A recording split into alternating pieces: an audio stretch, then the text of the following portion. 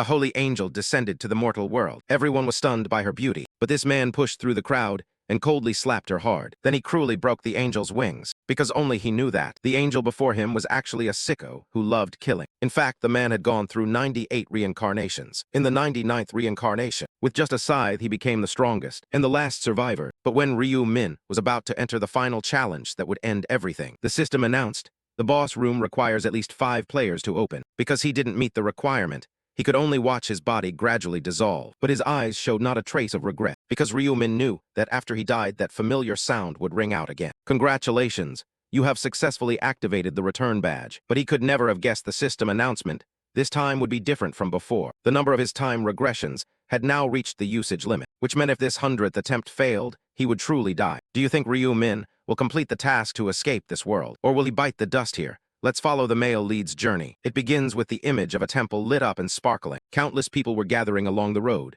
It's finally time, everyone. When there are 5 seconds left, count down with us. Among the bustling crowd, a hooded young man emitting a strong, mysterious aura stood amid the surrounding countdown. 5. Ryumin looked up with no expectation of what would come next. Beside him, the crowd kept counting. 4. Seeing this, he couldn't help but mutter anxiously, damn. He looked at his hands and realized something. He's back. They're trembling from his fearful emotions. I came back just before being dragged into that damned game. He clenched his fists. Even though he had reached the final round, the counting didn't stop. 3. Only Ryumin wasn't happy among those ushering in the new year. If possible, he'd want time to freeze, right now, too. His system interface appeared and informed him that the number of time reversal inscriptions used was 100. That moment finally arrived when he had to make up his mind. 1. After all, this is the last trial. No need to hide anymore, so he pulled his hood off. I'll end this game once and for all. Ryumin scanned the crowd to find companions. To do this, he needed 4 more people to reach the final round with him. Who would be the best teammates? A few minutes earlier, Yangmin boredly listened to his friends cheering. We finally grew up. The two in front chatted with delight. No need to pretend anymore, right? Of course. They were still boisterous like kids, making the young man who could only sigh. After graduation, what should I do? Try food delivery? Hey, that girl looks so much like Seo Aaron. Actress Seo Aaron? No way. The two in front kept bickering loudly. How is that, Aaron? Are you blind? The kid poking turned to his friend and asked Yangmin, what are you going to do? He suddenly said me. He replied very casually to the question. Did I mention I'm going to become a gangster? His friends looked concerned. Are you crazy? If you do that, one mistake and you could die, so you're serious. Yangmin shrugged. Come on, I said, drop it. You only live once, right? I just want to live my way. On the surface, they only smiled, but inside they all thought the same thing.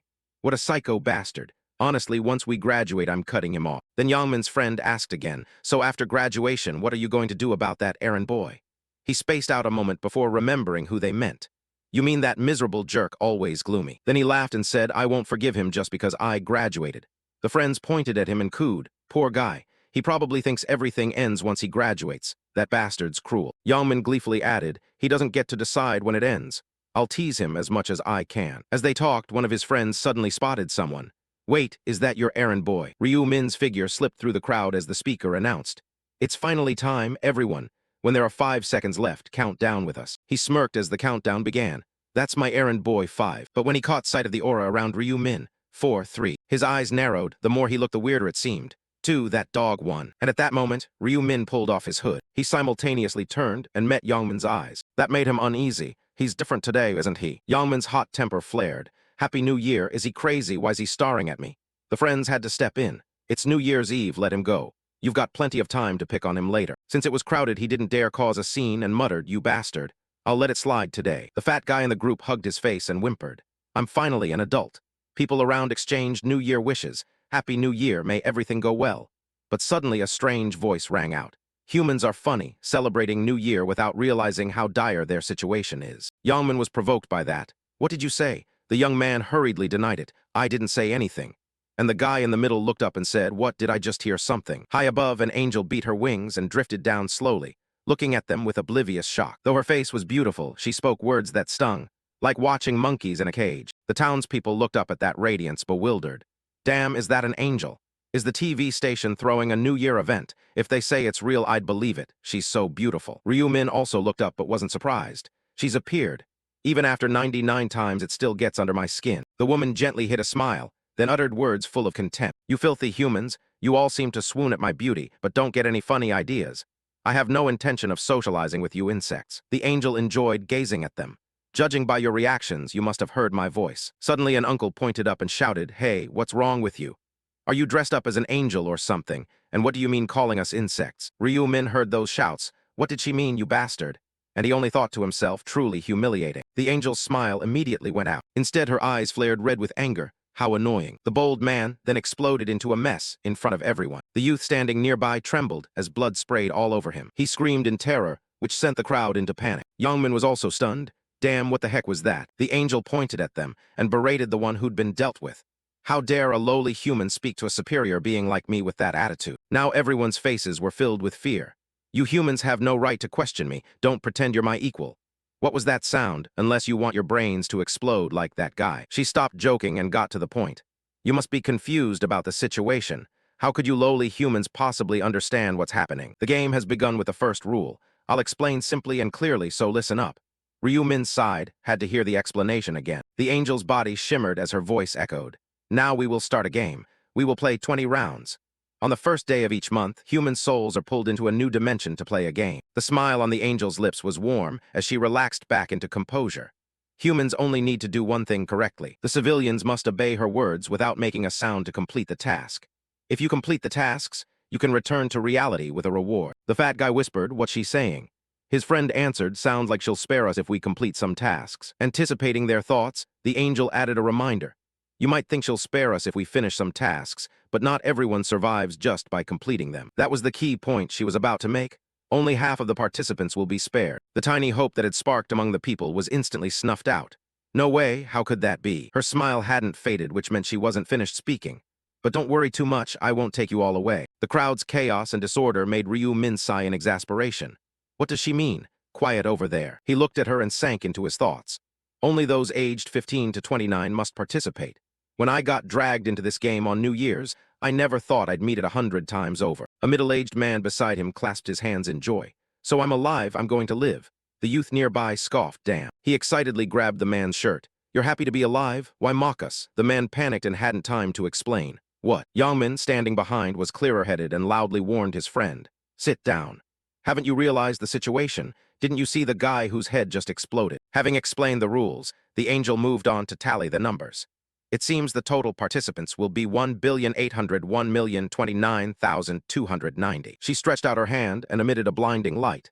Now my explanation is complete. Let's begin the game. Ryu Min was transported to a space of pure white. His face remained expressionless as the angel's voice rang in his head.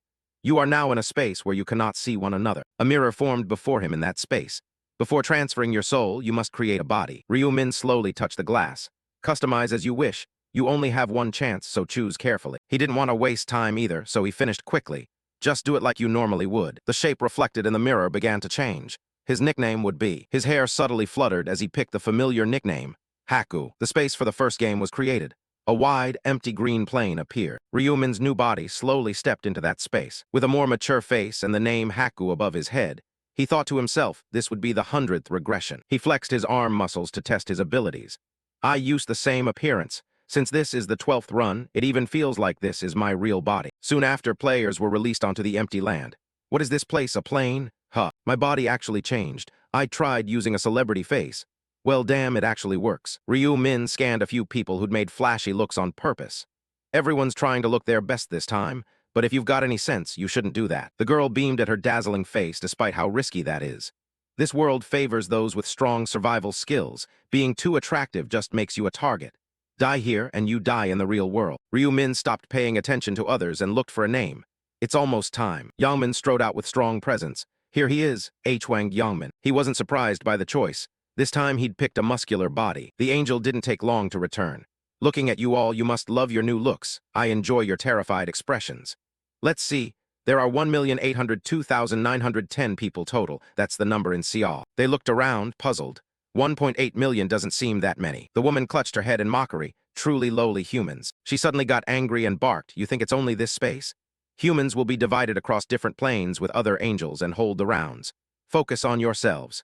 Before we really begin, I'll explain briefly. While she was still explaining, Ryu Min quickly figured out how it worked.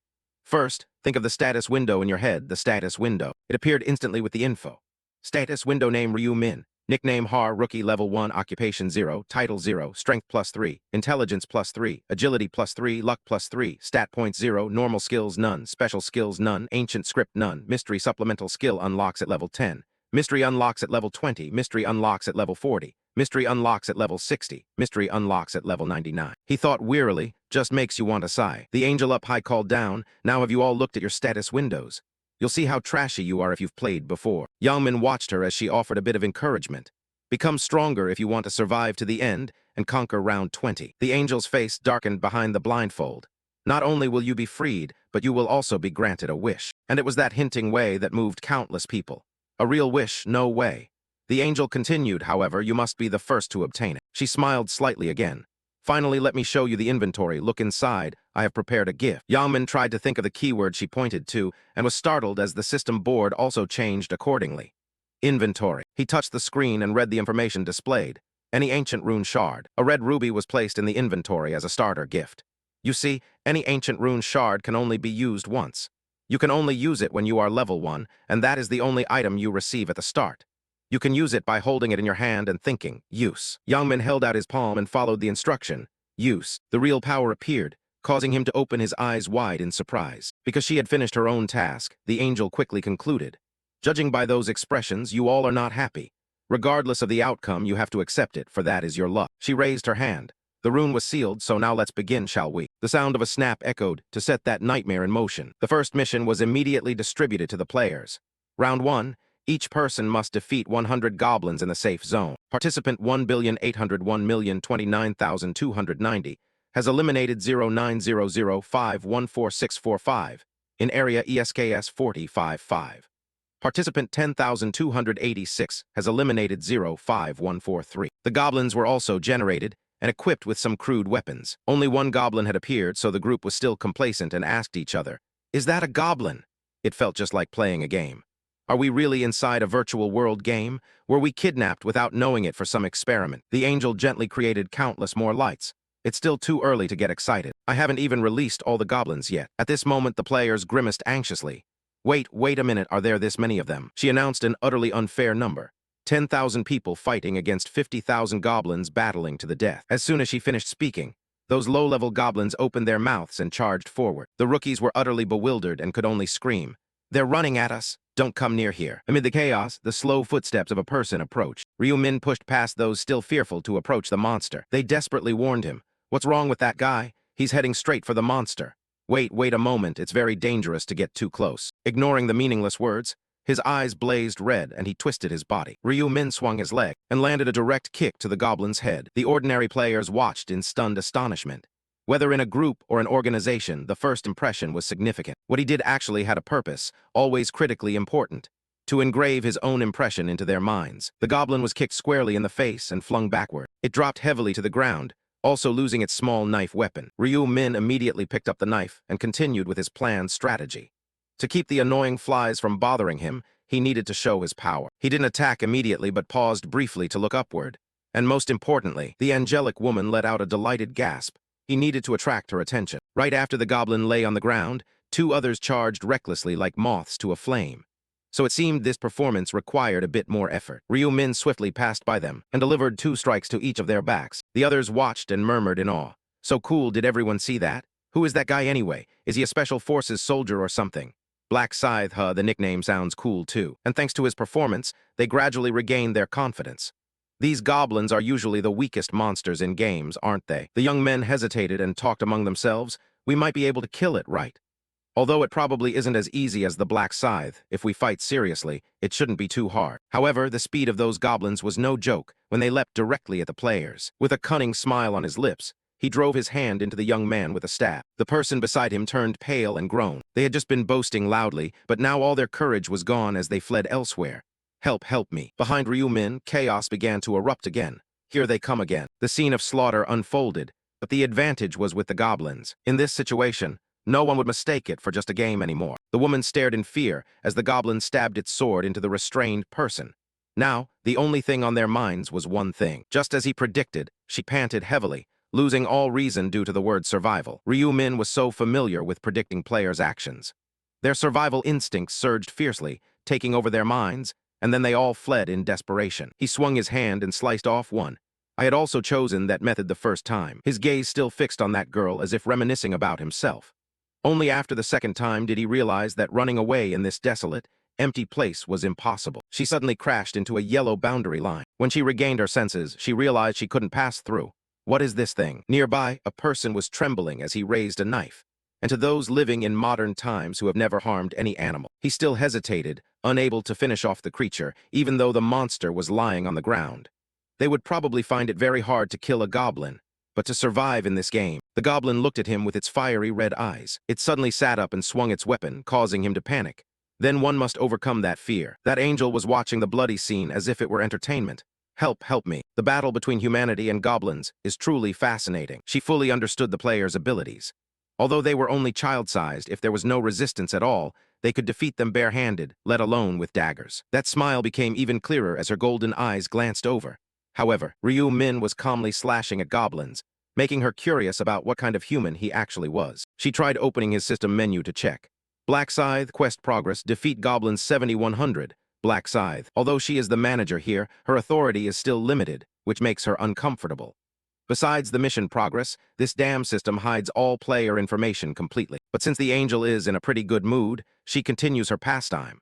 A star is fine, having to guide these pathetic humans really hurts my dignity. However, it seems there are still a few quite interesting ones, so I will stay a little longer to enjoy. The goblin was hit squarely in the face by Ryu Min's blade. The system continuously reports your progress. You have defeated a goblin. Experience plus 4%, gold plus 10. You have leveled up. Goblin defeat mission progress 75-100.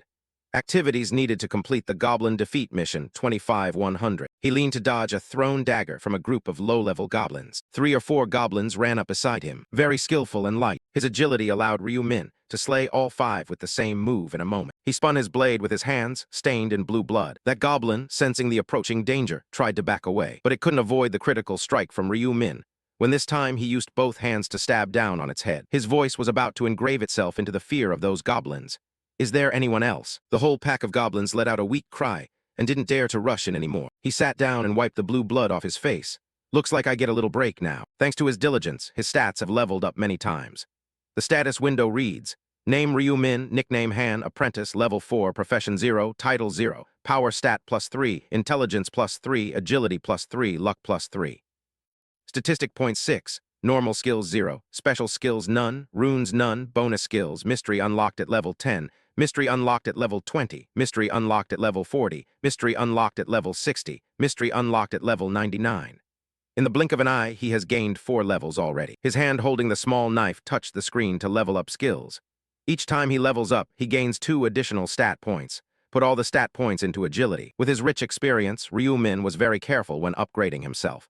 Besides increasing dodge rate, agility also boosts attack speed and movement speed.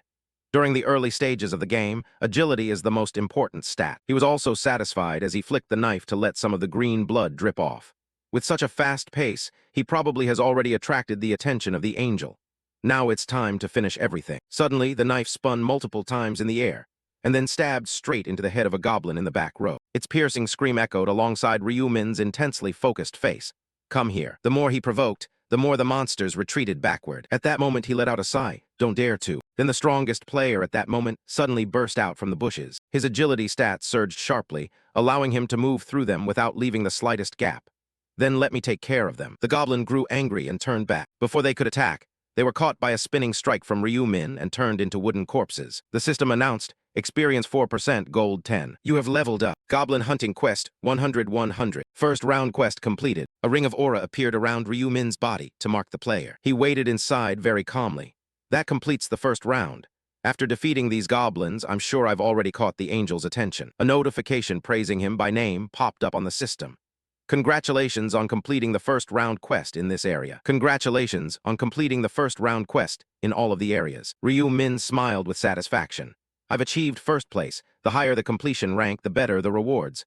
The top 3 ranks receive the best rewards. Just as he anticipated, the system gave him a choice. Congratulations on completing the first round quest in this area.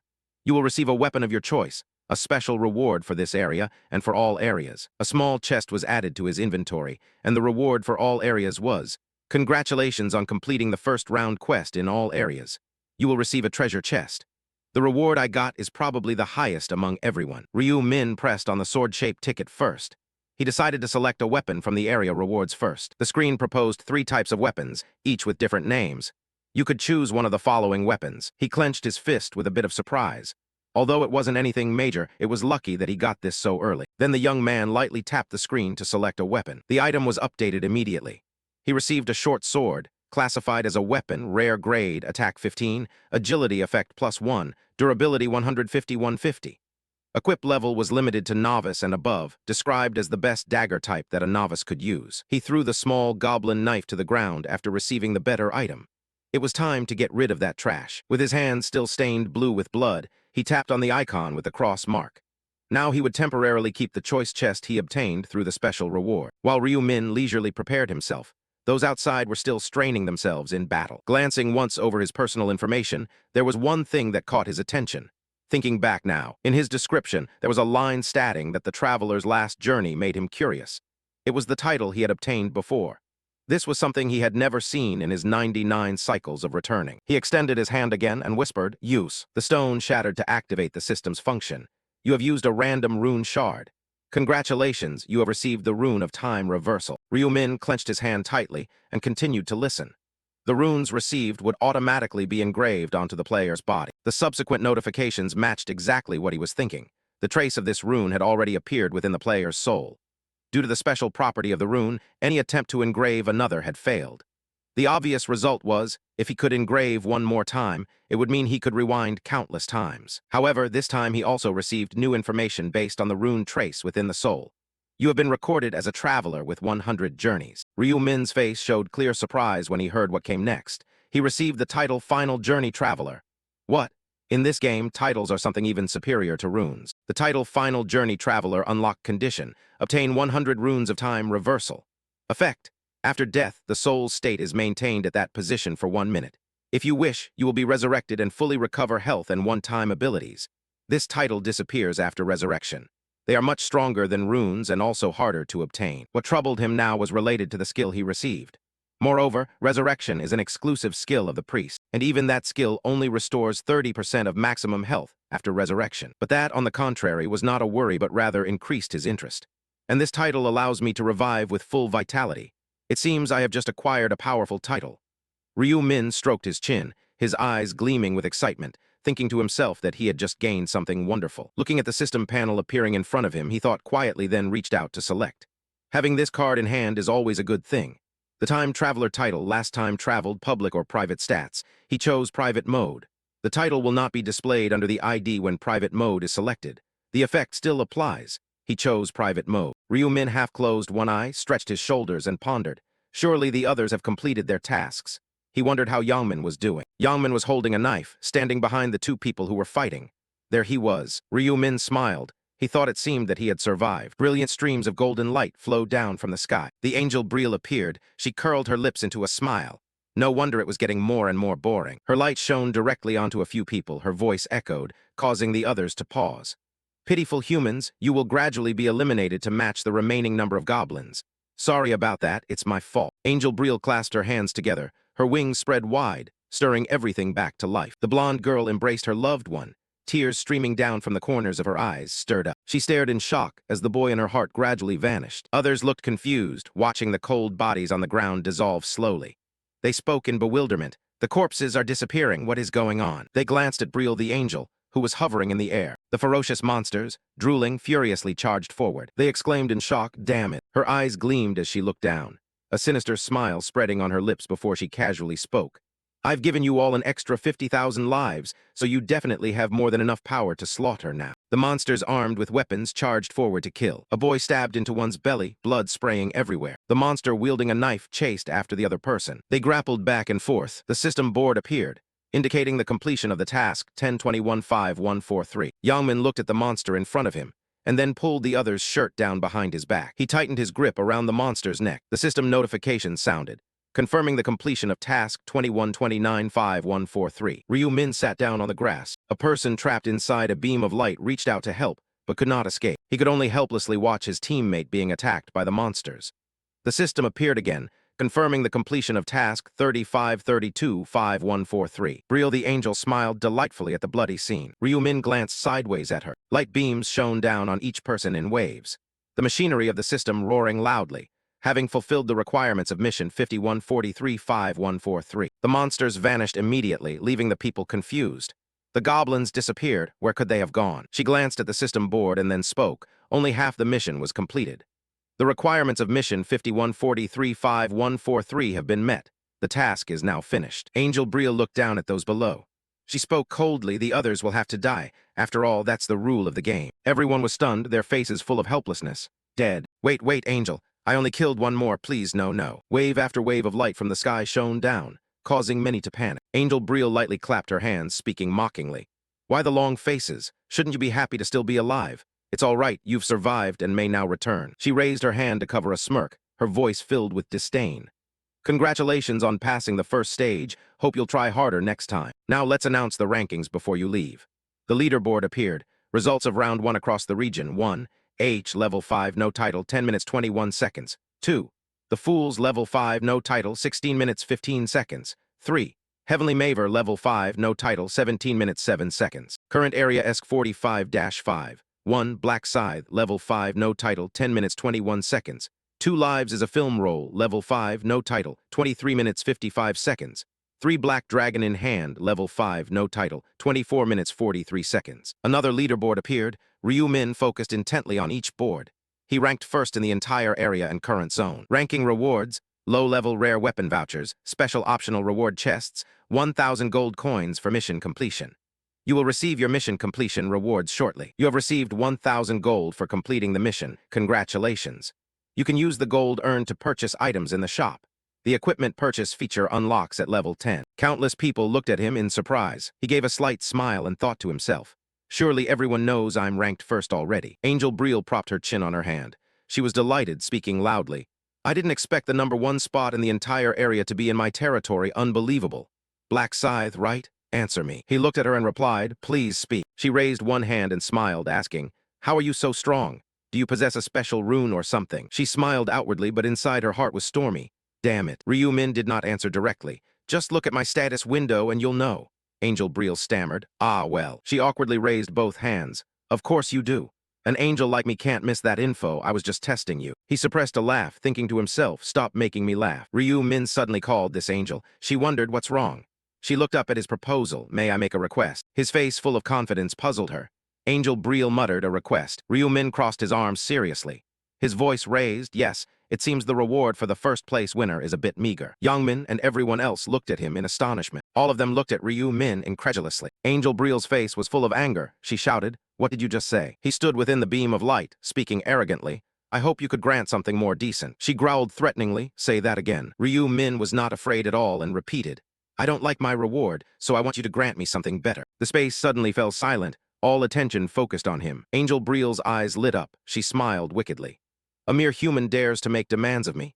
I had my eye on him because at first he was very energetic, but after killing just a few goblins, he already looks down on me. She extended her hand. I'll blow your head apart. Remembering that power had already been used, she angrily withdrew her hand and clenched it tightly. Damn it, I have already killed someone once with a one-time use ability. Arrogant human, do you think I can't kill you? Angel Brielle saw something. Wait. She spoke mysteriously, right? I know what to grant him now. Angel Brielle looked down at Ryu-min and asked back, do you want a better reward? She descended, her feet touching the grass. I usually refuse such requests immediately, but Angel Brielle slowly approached Ryu-min. I've reconsidered. Let's talk privately. Everyone else can wait a moment. Everyone heard her say that and began to stir. Is she really going to accommodate him? I never thought someone could barter with an angel. Should I give it a try? I want a different reward too, probably because he came in first. Whispers rose up. Youngmin glanced at Ryu-min. Drive me away. What kind of precious reward would that be? I'm really envious. He cast a cold look at him. He was puzzled by that gaze. Without explaining, Ryu-min walked away, leaving Youngmin stunned. He followed after Angel Brielle. She turned her head to look at him, annoyed, and asked, why don't you come closer? Are you planning to make me keep turning my head? Walk beside me. He immediately replied, yes. Her eyes narrowed, lips full of hatred as she thought. Stupid humans, they only obey when ordered and are a species that doesn't know obedience but is overly greedy. Angel Brielle turned and continued walking. Why should I exchange the system's gift to him? Even if it's possible, he's not the only exception. She glanced at Ryu Min with a sinister look, her lips curving into a cunning smile as she thought. He should accept what he's been given. I will show him the consequences of greed. Seeing a boulder ahead, Brielle Angel thought to herself, I will kill him the moment I step past that rock. The two of them kept walking, countless thoughts swirling in her mind. Of course, the likelihood of trouble was high. If I kill a player out of personal grudge without using a one-time supernatural ability, what if later the player complains about injustice and starts a rebellion? If that happens, those in power will hold me responsible because of my actions, claiming I broke the rules of the game. Brielle Angel's foot gradually approached the rock, so I need a place where no one is around. She smiled wickedly, without a hint of goodwill, thinking, damn fool, if you just kept your mouth shut, no one would have known what happened. Brielle Angel turned around, her expression strangely cheerful as she looked at Ryu Min, her voice full of seduction. You want a reward, right? Tell me, what do you want? A fist from him moved close to her face, leaving her stunned before she could finish her sentence. Ryu Min's strike came down mercilessly, directly onto Brielle Angel's face. Her face swelled up before she could even regain her senses. Brielle Angel's eyes showed sheer astonishment. She fell to the ground, her heart filled with hatred. A trail of yellow liquid dripped down Brielle Angel's face. She raised her hand to check, surprised. What is this? Did that damn human just hit me? She jumped up, her face twisted fearfully as she looked at Ryu Min. Damn human. He suddenly vanished without a trace. Angel Brielle was stunned, unaware that he had appeared behind her, then vanished. Ryu Min grabbed her wings. Angel Brielle looked back in alarm. With his other hand, he raised it to squeeze her neck. She screamed in fear, wait, what do you intend to do? Stop. His movements were extremely decisive. Angel Brielle's piercing screams rang out. She collapsed to the ground, her eyes lifeless, mouth wide open. Ryu Min seemed to feel some emotion. He used his hand to break off one side of Angel Brielle's wing. He looked at her coldly and said, don't be such a crybaby. Ryu Min grabbed the other wing, causing her to scream out in pain. The broken wing bled streams of yellow liquid. He spoke indifferently, now you can't run anymore. Angel Brielle gritted her teeth at him. Ryu Min asked casually, so does it hurt? She shouted, it hurts, doesn't it? A smile appeared on his lips, then he spoke calmly. If I had waited another 5 minutes, you would be the one asking that obvious question and laughing that contemptible laugh. Angel Brielle sat up abruptly, glaring at him as she shouted, are you crazy, human? What are you talking about? Ryu Min lifted both wings, revealing a hidden knife in one. He asked coldly, were you planning to use the knife concealed in your wing to kill me? Knowing he was right, he discarded the wings and replied casually, I knew it all along.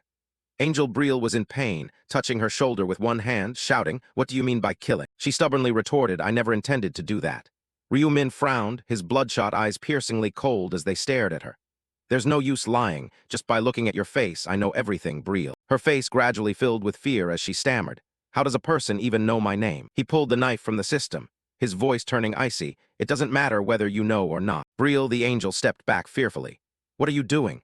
Why suddenly draw a weapon? Ryu Min examined the knife and questioned again, still not understanding why. She pointed her index finger at his face and threatened in a mocking tone, are you crazy enough to want your head to explode? I only need to snap my fingers and you will. He gripped her weakness and said, you no longer have the capability to kill anyone. Brielle the angel pursed her lips and fell silent. She continued to shout, do you think you can escape punishment? My companions surely won't sit idly by. Ryu Min grew bored of her words. Companions, my foot. Angels are all selfish, they don't care about others' problems. Whether you live or die, they won't give it a second thought. She didn't believe it, stammering, babbling nonsense. He stepped closer to her and then raised the knife, enough already, let me see you off properly. Brielle the angel just stood up. She quickly stepped back, waving her hand. Wait a moment, you won't gain anything from this. He replied, yes I will, but anyway you can't know that. She threatened, if you kill me you'll regret it, you won't be able to return. Ryu Min, as if knowing everything, said calmly, this system will automatically return me after finishing everything. She was shocked and helpless. How could you know this? Brielle the angel made a request, right? I will give you any information you want, just give me a chance. He bluntly refused, no need. Ryu Min added, if I needed information, I would have tortured you until I extracted everything I wanted. In this game environment, you have to be loyal to your own kind. Besides, the truth is you are just a pawn playing the role of a guide. She opened her eyes wide in surprise. Pawn. Brielle the angel raised her hand. She was astonished since when. Ryu Min lunged decisively and stabbed her. A piercing scream echoed through the forest. He glanced at Brielle the angel lying cold on the ground. She was completely gone. The system's machinery sound rang out. You have defeated an angel. It has been confirmed that you are the first player to defeat an angel. You have been awarded the title of the first to kill an angel. The system voice sounded again. You have been rewarded the blood angel and the first angel kill. A glass vial and a gem appeared in Ryu Min's hand. Indeed, this time I am the first. The system announced you have been awarded the rune of slaughter for the first angel kill. The item in his hand glowed, a golden light enveloping his entire body. That mechanical voice rang out again. the newly acquired rune was automatically imprinted onto the player's body. The system panel displayed the current rewards granted to the player who killed the first angel, the title First Angel Killer. The condition to obtain it is to be the first to kill an angel. Its effect: when fighting divine creatures, all stats double. The first time I knew about this reward was when I took revenge on an angel the 13th time, probably because this reward is limited to only one player. The Rune of Slaughter effect: each time a target is killed, all stats increase by 1%, up to a maximum of 100%. It lasts until the related game round ends. Each reward can be compared to a unique item. Ryu Min smiled as he looked at the system panel before him, silently thinking that if the angels found out he had obtained a rune, they would be very surprised. His eyes glowed red, and with that, he raised the glass vial in his hand, his mind full of calculations. The main reason why I killed the angel. Its use is shown in the system table. Blood Angel type, unique consumable item effect. Can change your profession to Death God, usage limited to level 10 and above. Explanation: item rewarded to the player who first kills the angel. Only the player who first kills the angel has the right to change their profession to the angel's nemesis, the Death God. Each badge appears. Starting from level 10, all players can possess a profession. There are a total of 30 different professions, and changing professions is also very easy. The bright blue shield lies on the ground, emitting a source of spiritual energy. You need to obtain an item that changes profession. Usually, this item is acquired through hunting or completing some simple conditions. The glass vial shines along with a glowing red profession above, but there are exceptions. That is when changing to a special profession, which is only given to players under special circumstances. The red profession stands above all other professions. And of course, those who have this special profession are on a completely different level compared to normal professions. Added stats, runes, leveling, skill system, and many other aspects. Everything is so good it's almost perfect. Ryu Min opened his inventory in the system. He thought to himself, and said out loud that he hadn't even completed the first round before already returning. He thought further, then decided to use the rewards earned by ranking first in all areas. The system displayed the selectable rewards. You can choose one of the rewards below. Please tap the reward you want. 1. Triple experience effect lasting for round 2. 2. 2,000 gold. 3. Information about round 2. Ryu Min set a goal and thought to himself, the important thing now is to quickly reach level 10 and change his class. He raised his hand to select a reward. The system immediately notified, you have chosen the triple experience effect. Round 2 has started and the effect has been automatically applied. Ryu Min glanced toward where Angel Brielle lay and pondered. This is the last time, so I have no other choice. I must get stronger at any cost. He approached her. The notification board appeared. Round 1 has ended. Across all areas, the number of survivors is 900,514,645. The current area ESX45-5 has 5,143 survivors. Souls will be transferred into bodies in the current dimensional space. February 1st, round 2 is starting. We will see you in the next round. Congratulations on surviving. Yangmin shouted angrily. He looked at the tall buildings in front of him, then suddenly paused. This is the sound of the New Year's bell. Yangmin frowned in confusion. He wondered what was happening here. He wondered if everyone else had collapsed like he did. People started to wake up, whispering spread quickly. Did I just faint? I just had an incredibly vivid dream. My head hurts as if it might split open. His mind was filled with confusion. His earlier dream had been very strange. Yangmin picked up his phone, suspicion stirring inside him. It was 5:20. Was time here passing just as it did in his dream? One by one, people across the city woke up groaning. Oh, my head. My limbs ache all over. He looked at the brown-haired guy and asked, have you guys woken up yet? The guy replied, questioning back. Yangmin, did I just faint? Yangmin answered, yeah, it's not just you, everyone here did. The brown-haired guy was surprised. Did we just sleep through a moment? The annoying one said, what's going on? I was about to say I just had a really weird dream. The other said, yeah, me too. Yangmin, did you dream too? He responded, I did, but... Yangmin glanced at everyone then said, I don't think so. Everyone clutched their heads in pounding pain, wondering, have we returned? Returned from that hell? I'm alive, am I really alive? But surely it was a devil already. His voice dropped. It was just a dream. Everyone spoke confusedly. So all those things were real. The devils and the rune of slaughter, all of it. The brown-haired guy suddenly asked, so are we going to be transported back there again early next month? The annoying guy growled, damn it. Looking at the guy across who hadn't woken up yet, Yangmin was puzzled. Hey, why hasn't this guy woken up? The prick with the messy hair also wondered aloud. Hey, Kim Tisik, wake up. That guy reached out and touched the one lying silently there. Hey, wake up, look. As Tisik was turned over, his face had already turned pale. The brown-haired guy panicked and put his hand on his nose. No way. The hand of that guy began trembling more and more. The brown-haired guy was frantic. Damn it, he's not breathing anymore, and I can't even feel his pulse. Yangmin was stunned. Tisik was dead. The brown-haired guy went pale. No way could it be that he died because he couldn't survive the game. The prick with messy hair looked equally pale. No way that's possible. He looked at those still lying motionless. So everyone who didn't wake up here. Yangmin glanced at the chaotic scene before him and wondered if they were all nothing but corpses. The prick with messy hair forced himself to stand up and spoke incredulously. It's unbelievable, only half survived. Is the next round going to be like this as well? Yangmin's face was filled with gloom, his hands trembling as he thought to himself, this is truly insane. Witnessing this string of events, Yangmin began to think frantically. Doesn't this mean that even if they were all born at the starting line, everyone must live equally? His eyes were wild as he broke into a delighted smile. Now there was no need to cry out that life was so unfair anymore. Then he turned to his comrades and spoke in a reassuring tone. Calm down, you bastards. All we need to do now is survive, so why get all twisted up? His two brothers were so frightened that their entire worldview shattered, leaving them no mind to consider his words. One of them sat on the ground, clutching his head and trembling uncontrollably. It was so unfair to have to die without even a chance to try. He nonchalantly replied as if nothing had happened. It's not just us. Everyone else has been caught up in this situation too. What's there to complain about regarding such injustice? Hearing this, the two were deeply shocked and cursed him silently, calling him a crazy bastard. The one with the short hair sighed and frowned, saying, damn it, you've simply lived your whole life like a thug until now. So naturally, you won't feel like you've lost anything even if you die here. Yangmin ignored his words and glanced around. I'm different. I still have many things I want to do. Seeing this, he asked, are you looking for something? He casually answered, I can't see that bastard anywhere. Upon hearing this, the one with the short hair asked again, who, the guy running errands for you? Yangmin silently wondered why he couldn't see his brother's figure. Where was that despicable bastard? He was pretty sure he saw him in that direction before losing consciousness. Could it be that he didn't even make it past the first round and died somewhere in some corner? Thinking so, he curled his lips into a smirk, confidently assuming, surely that's how it is.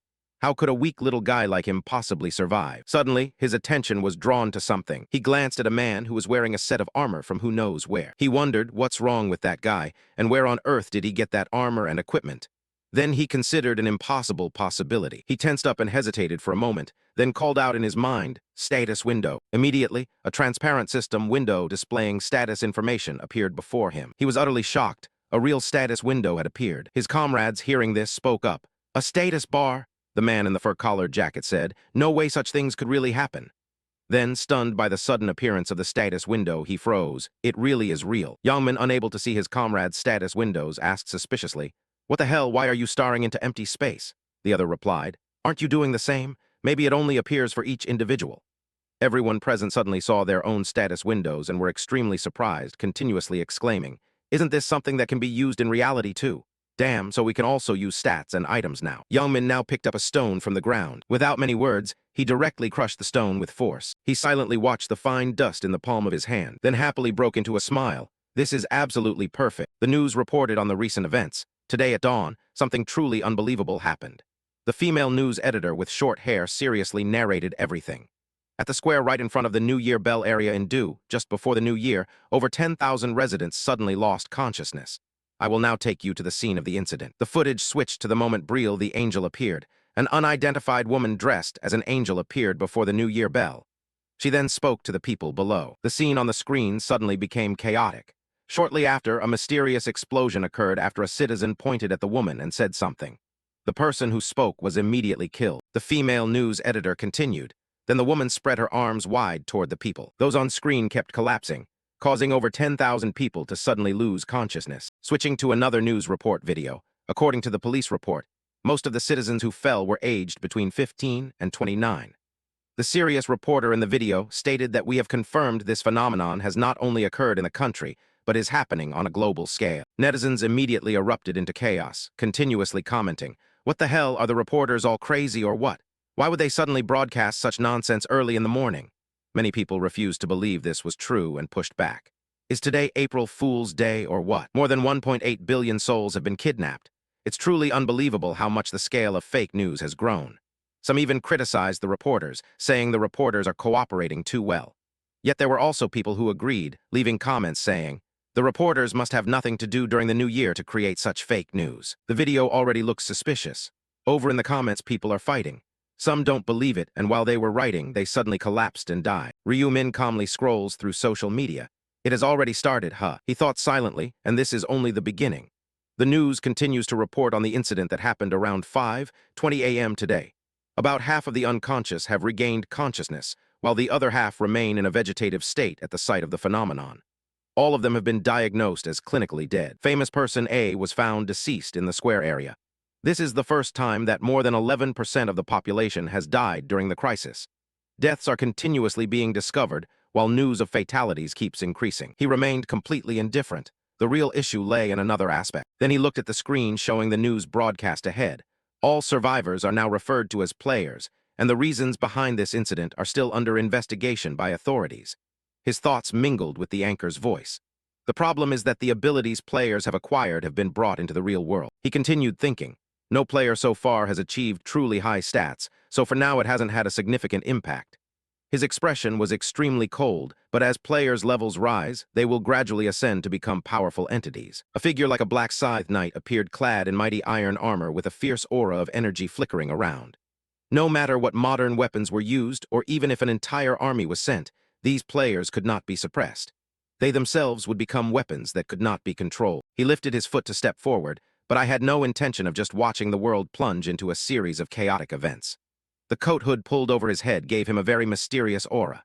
If I let things remain as they were, the world would probably perish before even reaching the 20th round. There was only one solution. Then his gaze sharpened. I needed to control all the players and with absolute certainty think with power above all else. As he thought, he recalled the times he had undergone regression himself. Of course, I would have to use methods different from previous regressions. A system notification appeared before him. To open the door and enter the boss room, you need at least 5 players. His complexion, hidden in shadows, gradually grew somber. I already had a few potential candidates in mind, and I also had several ways to recruit them. Then he immediately ended his thoughts on that matter and continued walking. But now was not the time to act hastily. There were more important tasks to attend to. By this time, he had traveled from the square back to the front door of his house. He gently opened the door and slowly stepped inside. His gaze fixed on something. It turned out to be a cup of noodles left behind by someone who had eaten it. That brat, he was eating instant cup noodles for dinner again. At that moment, he slowly opened the bedroom door. He saw a young man who looked almost like a younger version of himself, sleeping soundly. Seeing him sleep so peacefully, he couldn't help but smile gently. He could still sleep soundly even though his older brother hadn't come home yet. It turned out the young man who was sleeping was named Ryu-1 and was his younger brother. This person is my younger brother, and next year he will be a third-year high school student. He began to talk about his family. My family was nothing special. On the wall hung a photo frame of a family of 4 smiling joyfully and happily. However, my parents passed away in a traffic accident. Just like that, many things changed overnight. Under the table was a photo frame of 2 close brothers playing together. One of the most notable changes was that I became the sole guardian of Ryu-1. My younger brother's body showed many wounds that looked very serious. He slowly reached out and reapplied the personal tape on his brother. His eyes were very complex as he gazed for a long time. Suddenly, the whole room lit up, waking the deeply sleeping person and causing him to blink several times. After turning on the light, he sat beside the mattress and said to his younger brother, "It's time to get up." Seeing his older brother, Ryu-1 immediately spoke, "Brother." He reminded him, "It's morning." Hearing that, Ryu-1 looked at his phone and replied, "It's only 6 a.m., brother." Not letting his younger brother continue to drowse any longer, he pulled back the blanket, startling him awake. He was tidying up the blankets while saying, "We no longer have time to continue sleeping." His younger brother, hearing this, asked skeptically, "Why, what's wrong?" He simply replied, "I'll explain later, so change your clothes first, then we'll set off." Ryu-1 was still sleepy from being woken up too early, yawning repeatedly. "Where are we going? If you're going to say to watch the sunrise, I'd rather just sleep in." At this moment, he seriously reminded him, "Listen to your older brother." He said calmly, "Now is not the time to relax or doze off." Holding the clothes, he spoke frankly to his younger brother, "The world has fallen into chaos." Ryu-1, surprised, asked, "Didn't you say we were going to watch the New Year's celebration? What happened?" He didn't answer his brother's question, but directly left. "Just come with me first, I'll explain on the way." The two left the house and quickly walked along the deserted street. Ryu-1 glanced at his older brother with some tension and suspicion. He thought silently that whatever made him so serious, he wondered what had happened. Seeing his younger brother's gaze, he finally spoke. "Ryu-1, you don't know the global situation right now, do you?" He heard his older brother ask that and felt a bit panicked, quickly asking back, "Why would you say that? You're scaring me. Did something happen while I was asleep?" Hearing his brother ask that, he calmly reminded him to check the top search results. Ryu-1, full of curiosity, immediately picked up his phone to take a look. He scrolled through with disbelief and exclaimed, "What does this mean? Did an angel suddenly appear and kidnap people to another world?" He gently clarified the doubt, saying more precisely that their souls had been taken away. Hearing his brother say that, Ryu-1 asked in panic, "No way, even you?" He calmly confirmed, "That's right." Then he continued to explain that only after he hunted down 100 monsters called goblins could he survive and return. Hearing his brother say this, Ryu-1 worriedly asked, "What? Is that true? Are you hurt anywhere?" Ryu-min calmly reassured him not to worry about him. Ryu-1's face was filled with worry as he loudly exclaimed, "How could I not be concerned?" The scene shifted to the memory of when their parents passed away. So this is family. Only he and his older brother attended the funeral of the two of them. "You are the only one I have left." Ryu-1, tears streaming down his face, looked up at his older brother. Of course I know. His brother's figure was incredibly lonely, yet steadfast and trustworthy enough to fill the void their parents had left. Just like now, his silhouette is still as reliable and as lonely as ever. He needs to have an incredibly strong mindset for himself. No matter what he thinks, Ryu-1 feels deeply worried about his older brother. But having a strong mindset and killing 100 monsters are two completely different things.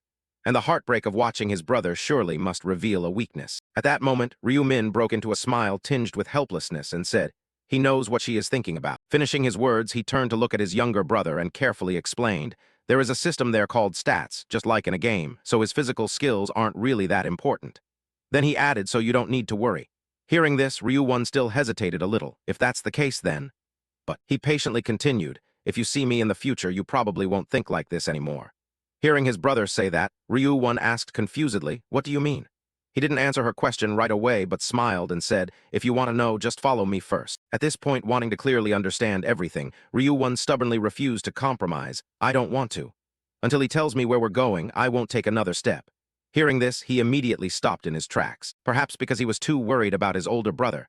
Ryu-1's gaze was firm as he said, "So please tell me." Looking at the wound on the back of Ryu-1's hand, he immediately fell into contemplation. Then finally he spoke, "Bang Tiju."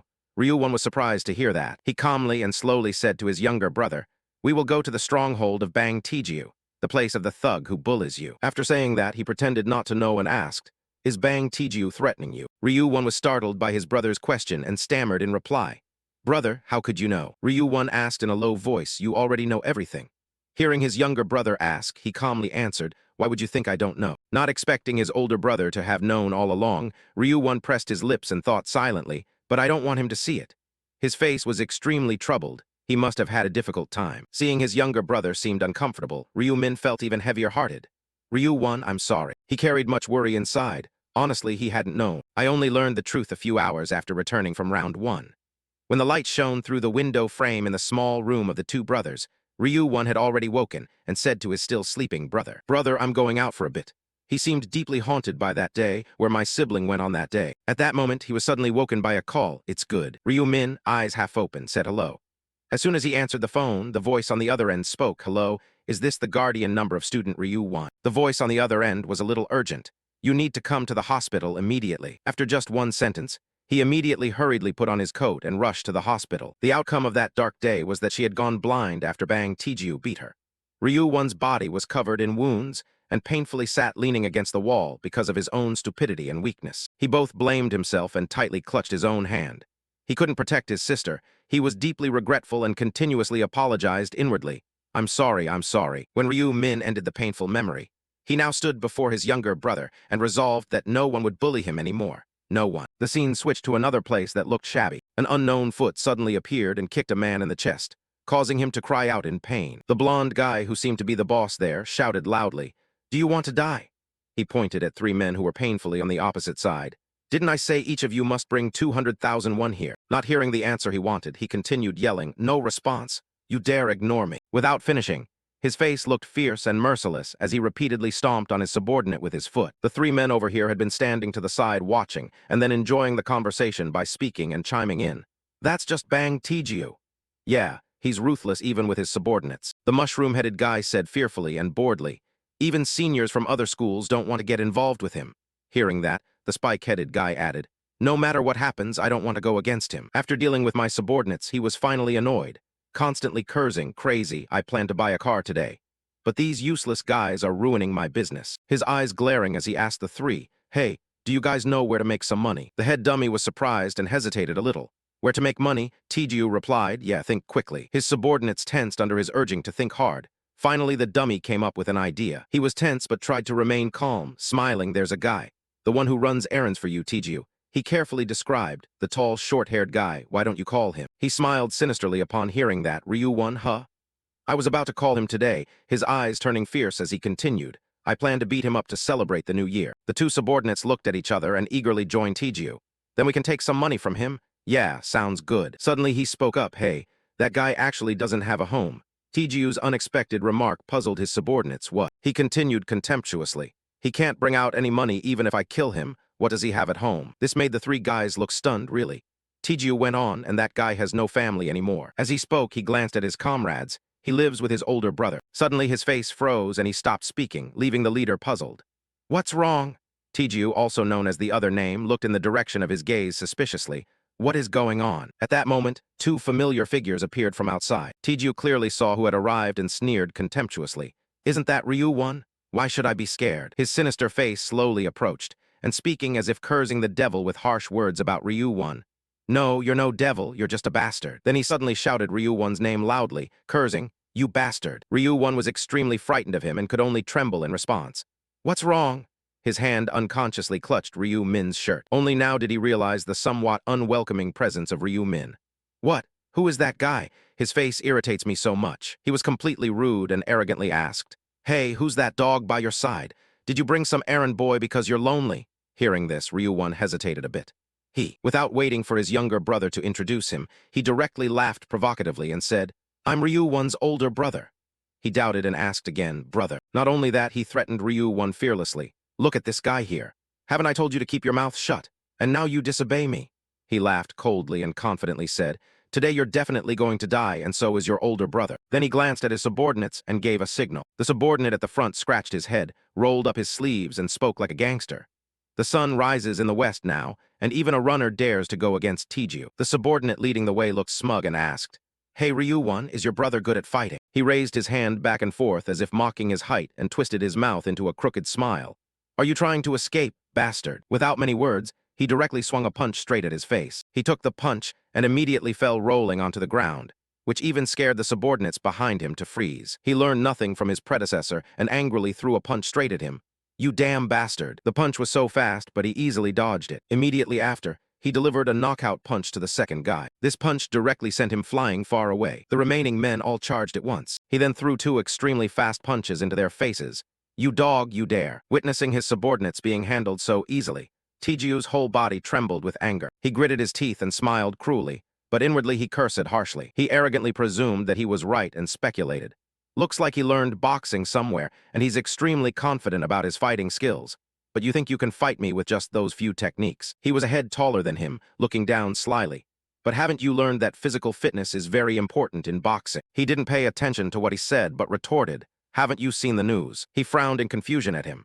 What news? Tiju asked, knowing full well that he hadn't seen the news and sighed in disappointment. He was provoked to outright anger by this and swung a punch straight at him.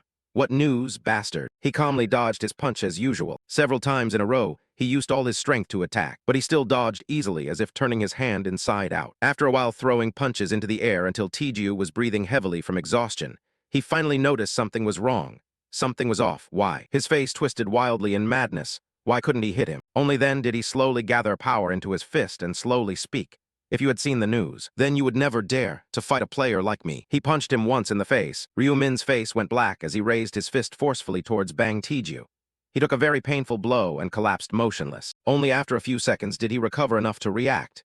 Bang Tiju angrily raised his fist and lunged forward. You bastard. But there was no one in front of him, not a single figure in sight. Where did you run off to? He turned around in panic. Impossible. Bang Tiju was punched again in the face. He held his face angrily and yelled, You dare hit me. He froze, seeing one of his teeth fall out. Bang Tiju yelled loudly, filled with extreme anger and resentment. I will kill you. He mustered all his strength and threw a punch toward Ryu-min.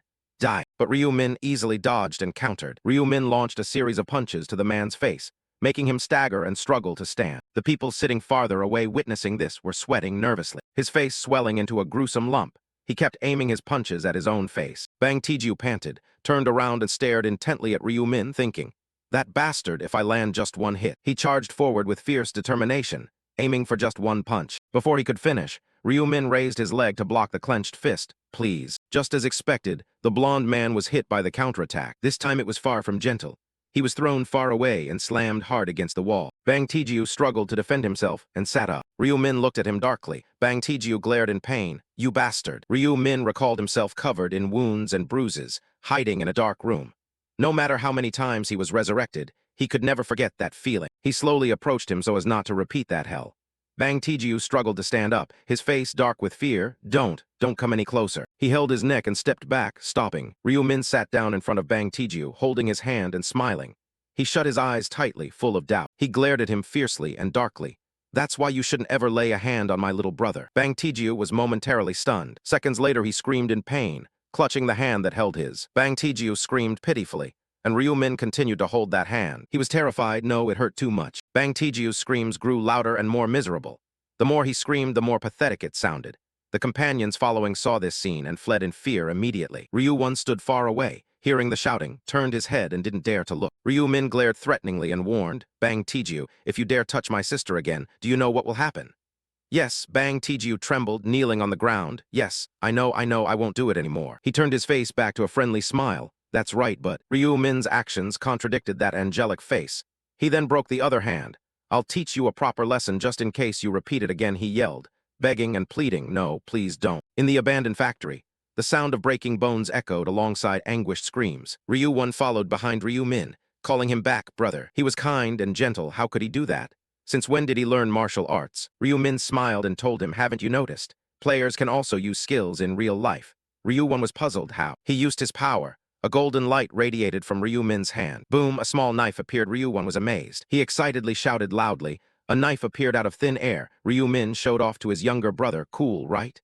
You can also summon weapons like this after receiving them." Ryu Won asked curiously, "So earlier when you moved extremely fast, was it like that too? That guy couldn't land a single punch on you?" Ryu Min answered, "Yes, my agility stat is 11. Ryu Won was still vague and asked, "Do you mean the stat in the game?" Ryu Min explained clearly, "Yep, an ordinary person has 3 points. A gymnast can go up to 10 points in agility." Ryu Won had countless questions, wondering what would happen if he leveled up. Ryu Min was at a loss, not knowing how he would know that. He wasn't at that level yet. He thought to himself in a low voice that he had to lie. Ryu Min recalled the past, remembering his younger brother being locked in a dark room. He didn't intend to reveal he was a regression player when he did so on his 11th regression. Ryu Won was kidnapped by another player. He thought quietly, even though he had avenged himself. He didn't want his brother to be humiliated like that because of him. Ryu Min turned around to look at Ryu Won, silently determined that he had to prepare to protect him in the upcoming battles. He must. Then suddenly his brother's stomach growled. Ryu Won felt a bit embarrassed, and Ryu Min thoughtfully invited him to eat. "Want to eat? You're hungry, right?" He agreed immediately, saying, "Yes." The scene shifted to in front of a convenience store. Inside, the two brothers invited each other to eat. Ryu Won called out to him, "Where are you going? The instant noodles are here." Ryu Min vaguely said he was going to the ATM. "Yeah, wait for me a moment." He inserted his card into the machine. Ryu Min looked at the screen that displayed the amount of money he had saved up until now. The ATM screen displayed an account balance of 133,202 won. Ryu Min took out the withdrawn money to show his younger brother. Ryu Won stared at the amount in astonishment. "You withdrew that much?" Ryu Min held the money and said, "I need to buy a few things." He pointed to the instant noodles and sausage stall. "From now on, we'll eat this, okay?" Ryu Won asked again. "Why these things?" He looked at the prices of the items on the counter and started sweating a bit. "Bro, everything here is at least 5,000 won. Ryu Min didn't care. "It's okay, you can have whatever you want." He smiled and turned to look. "It's New Year and you plan to eat only ramen." Ryu Won hesitated, not wanting to spend the money. "I know, but eating like this costs a lot, bro." Ryu Min urged his younger brother. "It's fine, just pick quickly." Ryu Won happily chose a dish. "Then let's eat this spicy beef dip, bro." He excitedly looked with sparkling eyes, craving it. "I want to eat that too, it looks so delicious." Ryu Min pointed. "Sometimes we'll go to a restaurant to eat, like Hanwoo beef." Ryu Won felt it was enough, not wanting to waste money. "No need for that, bro. This is already too much for me." Ryu Min gently looked at his younger brother and thought, "Wait just a few more days. I'll make you eat so much meat you'll get sick of it." Hot steam rose from the meat box. Ryu Won put a spoonful of rice and a piece of meat into his mouth. His eyes sparkled in amazement as he clasped his mouth, enchanted by the sensation. "This is so delicious." Ryu Min beside him happily looked at his brother. "Really? Eat more." Ryu Won looked at him questioningly. "Bro, thank you so much. Where are you going?" Ryu Min stood up. "Wait for me a moment." He left and Ryu Won watched him go. Suddenly, Ryu Min turned back, bringing a black pen and slammed it hard on the table. Ryu Won was dumbfounded as he looked at the pile of lottery tickets on the table, speechless. "Wait a minute, you withdrew all your money just to..." Are you planning to play the lottery with all of it? Ryu Min confidently replied, exactly. Ryu One next to him grew anxious. Wait, how many tickets did you buy? But Ryu Min remained calm and cheerful as he looked at his stack of lottery tickets. 20 tickets. Ryu One panicked and shouted, what? Why spend 100,000 on lottery tickets? You don't even know what you might get. Ryu Min put on a mysterious look. Just wait and see. Ryu One broke out in a sweat looking at his brother. What are you doing? He looked at the pile of tickets in even greater alarm. Why do you keep choosing the same numbers again and again? Ryu Min, why? Ryu Min confidently and surely looked at his younger brother. These are the winning numbers. The two of them went back home and turned on their phones to listen as the winning numbers were announced. Lottery draw number 1049 is about to begin today. Ryu One turned pale and sweat dripped down his face. We're done for. We've wasted 100,000. The program began the draw, the call to start rolling out. The more he grew disappointed and regretted the money wasted. We could have bought better food with that much money. Ryu Min didn't care and reminded him, could you stop biting your nails? The sound of lotto numbers being drawn rang continuously. The first lucky number is 3, and the second lucky number is 18. Ryu One froze. He suddenly heard the program announcing that the third lucky number was 9. The fourth lucky number was 38, and the fifth lucky number was 21. At the end, the winning number sequence appeared on the phone's screen, matching the lottery ticket number below. We will announce the numbers of the 1049th lottery once more.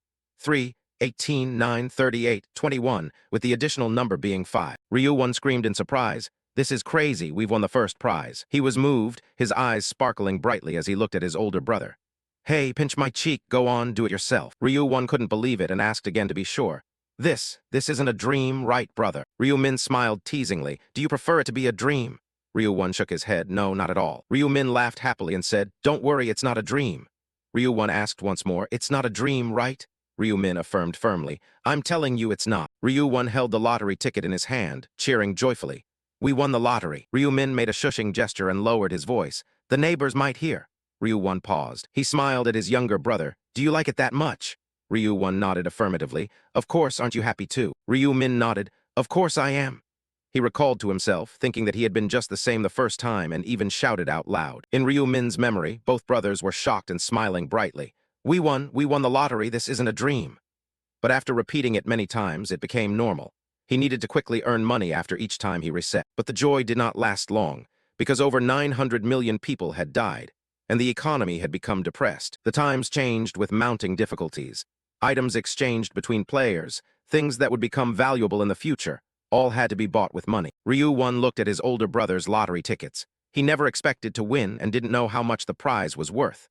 Ryu Min rested his chin on his hand and said, who knows? He estimated that winning this amount could be enough to shake the world. The scene shifted to a bright, clear sunny day in front of the Non-Hyop Bank. Ryu Min slowly walked inside. He no longer had any worries after winning the lottery countless times. He went to the counter and called a staff member over, saying, I'm here to cash in a winning ticket. The clerk smiled and congratulated him. Yes, sir, congratulations. He looked at Ryu Min and thought silently, he won the lottery. Looks like a student. He began the procedure. Can you tell me where you bought the ticket? He replied, the QS24 store, Yeonwi branch. The clerk was startled. What? He fell silent, thinking to himself, the QS24 Yeonwi branch is. He recalled some words his colleagues said. Did you hear? This time there are 115 winning tickets. What 115 that many? Another colleague added, crazy, right? But the craziest thing is that hundreds of those tickets all belong to one place. The clerk marveled and said, don't tell me one person bought all those tickets. He remembered his colleague's advice, forget it. If anyone says they bought tickets from the Yeonwi branch, call the president immediately. That's a VIP customer. Snapping back to reality, he was a little absent-minded. Ryu Min spoke up, apologizing. The staff member nervously said, I'm sorry, but could you wait a moment? Ryu Min replied, sure. After some time passed, an older gentleman appeared and thanked him for waiting. He greeted him with a handshake and introduced himself. I am Kwon Junho, chairman of Non-Hyop Bank. Ryu Min also introduced himself, shaking hands. I am Ryu Min. Kwon Junho congratulated him. So you are the lottery winner, congratulations. Ryu Min smiled and replied, thank you. He smiled, implying he wanted to chat. How about we go somewhere quieter? Please follow me. Kwon Junho led him to the lottery sales business office. The two entered, and an employee stood to greet them. Welcome, sir. She looked up curiously, wondering who was beside the chairman, his son perhaps. Kwon Junho pointed and introduced. He is a VIP guest here to claim a prize. Please ensure he is as comfortable as possible. The blonde, ponytailed woman stared at Ryu Min in amazement. So he's the one who won 100 tickets. The man then said, feel free to look around. He smiled and responded, yes, thank you, sir. She tried to calm herself, telling herself to stay composed. She smiled and got to work. Welcome, sir. please have a seat here. The blonde ponytail looked down with concern and asked, would you like something to drink? We have coffee, tea, fruit juice.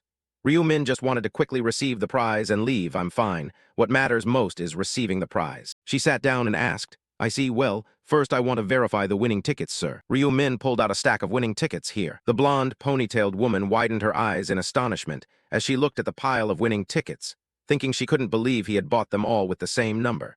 Did he see the future or something? She finished checking and looked up, saying, I have completed the verification, sir. All of them are first prize winning tickets. Ryu-min got straight to the point, so how much will I receive? She broke into a sweat. He listened emotionlessly to the amount he would get. Yes, sir, the prize is about 22.5 billion won. Ryu-min sat thinking and calculating. After taxes, he would have about 15 billion left. Everything happened quickly after he received the prize. Once he got the money, he started executing his plan. The first thing was to find a new place to live. After buying the house, he would invest a portion of the money in stocks, and that night he opened a stock trading account. Bitcoin would increase by about 500% in the next month. If he planned to invest in stocks after increasing his funds thanks to Bitcoin, and today, the two brothers had already moved into the new house. Ryu-min asked Ryu-won, how do you like the new house? Do you like it? Ryu-won was delighted, of course, it's beautiful. I've never seen such a big and nice house before. I probably have to take a picture to remember it. Ryu-min still felt it was a bit lacking. He wanted it to be more spacious and grand. This was the best place we could move into immediately, and security was good too. Ryu-won turned to ask in puzzlement, but why are you paying rent? With that much money, we should buy it outright. Ryu-min said the shocking sentence. He didn't have much money left, while Ryu-won stood still. Ryu-min proudly said he had already invested over 14 billion won in Bitcoin. Ryu-won looked dazed, unable to process quickly, looking at him in disbelief. What did you say? The two showed contrasting expressions. Ryu-won's face went pale and frozen, while the stubborn Ryu-min calmly comforted his brother. I know what you're about to say, but I haven't done anything reckless, okay? Ryu-min put his arm around his younger brother confidently. I can always make more money from the lottery. I've already seen the 4 numbers in a dream. Hearing this, Ryu-won's eyes sparkled brightly, thinking he had only heard rumors before about people dreaming the winning numbers. He grabbed his older brother, shaking him back and forth, reminding him, hey, you remember everything, right? Don't forget it, okay? Remember it. I won't forget, Ryu-min said, dizzy from the shaking. I'm feeling lightheaded here. He felt a bit annoyed, thinking there was no way he could forget after doing it countless times. Ryu-won got a little flustered. Sorry. Ryu-min turned towards the door and said, let's go have dinner, get ready to head out. Ryu-won asked curiously, where are we going out to eat, brother? Ryu-min smiled brightly at his brother. Haven't I told you? We're moving today. The scene changed to a fist punching hard into a wall, shattering bricks and stones. A young man wearing a blue jacket looked very angry as he vented his rage on the nearby wall. Yang-min smiled slyly, thinking to himself that he was right to boost all his strength stats. He raised his fist and continued to strike. Moreover, Yang-min punched the wall repeatedly with a delighted expression. I even have runes that can double the power. I was lucky with a random rune already. He laughed loudly while looking at the dents, thinking that even Tyson would be jealous seeing this punch. Yang-min's face darkened as he clenched his hands so tightly the veins stood out and trembled. Testing enough is done. Why not try actual combat? Yang-min banged on the door while shouting crazily, Ryu-min. He showed great anger when he couldn't hear any reply. That bastard probably isn't dead yet, but he didn't even pick up the phone. His face grew more and more ferocious, his eyes filled with red bloodshot veins. Just imagining that face and those eyes of his made him feel like erupting in flames, as if there were an eternal grudge involved. That arrogant devil, do you think I'll spare you? He swore that after you look at me like that, I will kill you. The thoughts in his head only made him angrier. The movements of his arm accelerated continuously. Although we are both players, a loser is still a loser. I have to teach you a lesson. But no matter how much he raged, the only response was a terrifying silence. Obviously, that bastard was hiding inside the house. Why won't he come out? Realizing this wasn't a good approach, Yang-min immediately changed tactics. Well then, a sinister smile spread across his face as he pressed his ear to the edge of the door, trying to listen to what was happening inside. Surely that bastard isn't home anymore. There's no choice. I'll go back. He seemed to be just waiting inside, ready to act immediately at the slightest sound. Try breathing once and I'll smash this door. And right at that moment, suddenly someone called out, Hey, student. Turning around, he saw some uncle standing there, apparently there for a while already. Judging by the uncle's expression, he seemed quite annoyed to be disturbed so early in the morning. What are you doing in front of someone else's house? Yang-min replied very rudely to the elder. Why do you care? Are you the owner or something? He's right, I am the homeowner. The direct answer made Yang-min jump and feel startled. Returning to the main point, so what are you doing here? Came to see a friend? The definition of friend made him pause a bit. The word friend immediately triggered an idea in his mind, and he wanted to use this to get information about Ryu-min. I'm a friend. Could you open the door for me? I lost contact with my friend. If you could open the door. The uncle cut in sharply, oh dear, then calmly added, it looks like your friend has left you behind. He tried to explain that the room was now empty. The student who used to live there had moved elsewhere. Only at this moment, Yangmin was stunned, quickly asked again, what, since when, where did he go? The uncle himself was helpless. He just moved out today, I don't know where he went. As soon as he learned this information, his hand unconsciously curled tightly into a fist because the fire inside him kept rising. That bastard, he ran away without saying a word, looking at the building outside, which was entirely covered in glass. Ryu-Won couldn't help but exclaim in awe, it was so tall. It was his first time here, everything seemed extremely unfamiliar. Since arriving, he hadn't been able to keep his mouth shut, especially with the revolving door at the entrance. Seeing Ryu-Min being handed a room card by the receptionist was even more surprising. They even had access cards. Then they even had guards checking identities strictly. His identity had been verified, and there was security as well. His eyes were full of delight toward this building. This place was really amazing. The elevator quickly opened, and Ryu-Min called to him, let's go. Yes. Entering the apartment he had rented, Ryu-Won felt even more overwhelmed. Just how big was this place? Ryu-Min, on the other hand, seemed very casual, softly replying, about 330 square meters, a number that truly startled him. That was really spacious. Just the two of us, isn't that a bit too large?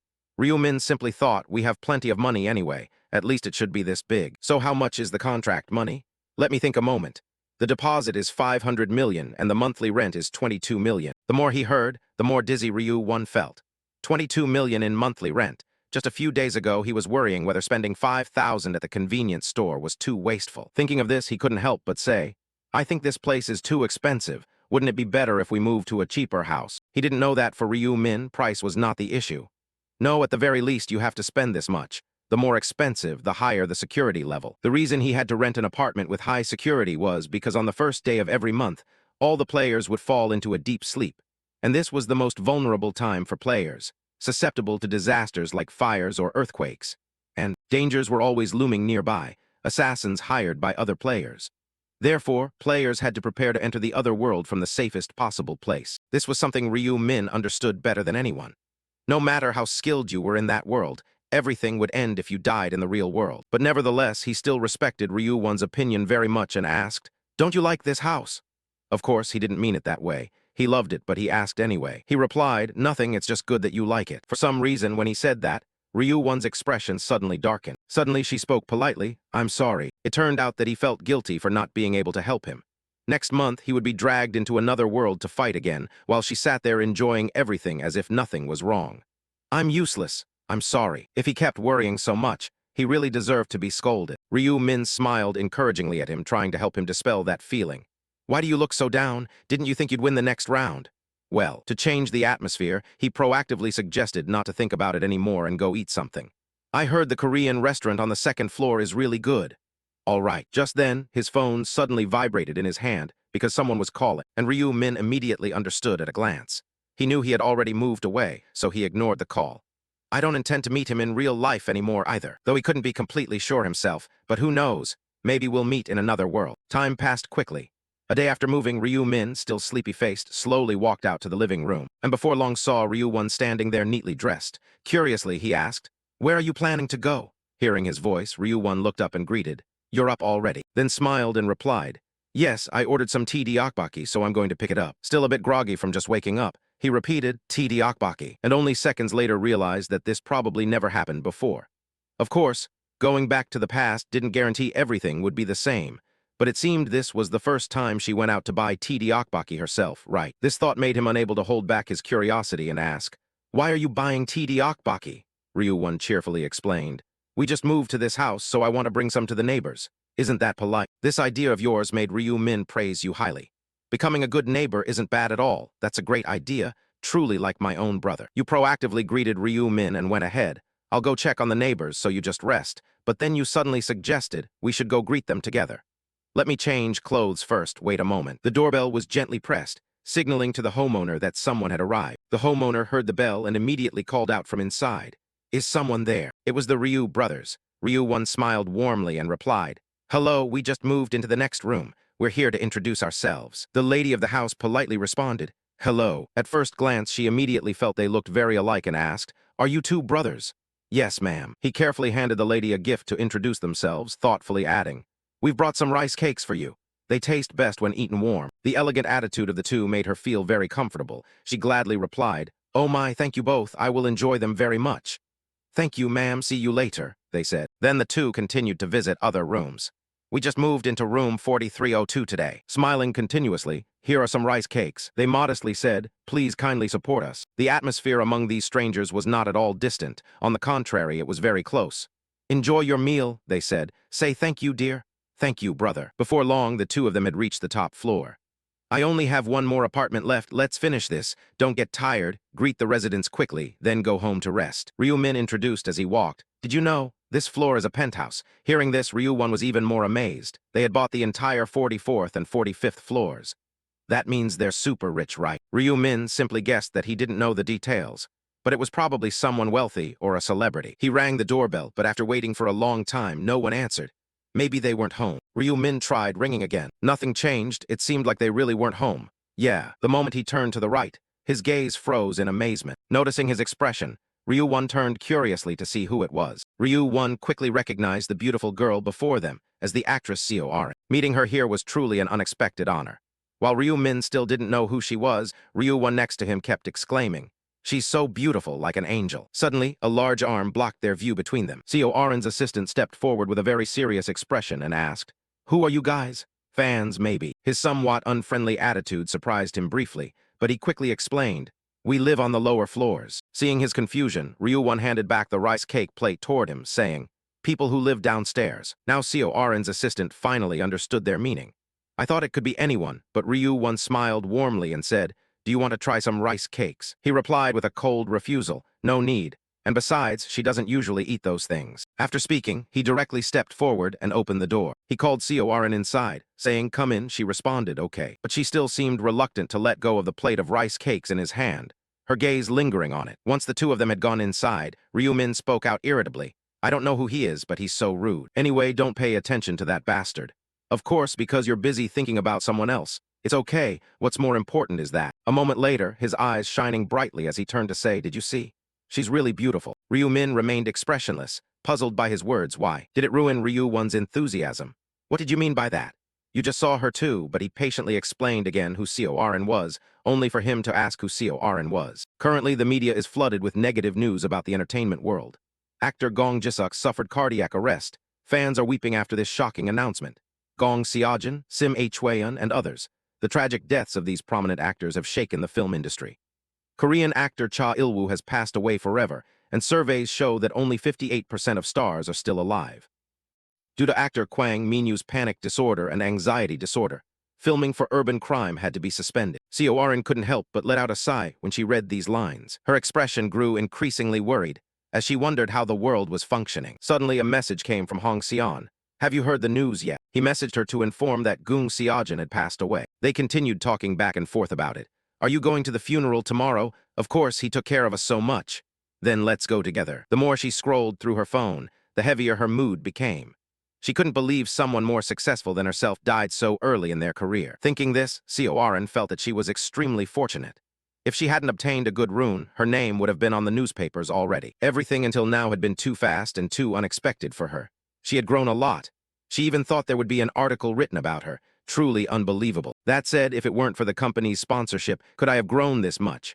This penthouse was also purchased for me by the company. Seo Arin was so caught up in those thoughts that she didn't notice when her assistant arrived. "What are you thinking about?" he suddenly spoke, making her startle slightly. "No, it's nothing." Seeing her expression, he knew what she was thinking and tried to encourage her. "It's okay. Like I said, you can tell me everything. I won't mind." Arin exhaled deeply and continued, "I'm just wondering why the world has ended up like this. How am I supposed to survive the next round? That's what I'm thinking about. But don't you still have me? Don't worry about the next round. I'm here. What is there to worry about?" Arin's assistant sensed she was overly anxious. "Trust me and get some rest." At that moment, the beautiful smile returned to her face. "Of course, who else can I trust but you?" Her assistant reflected inwardly.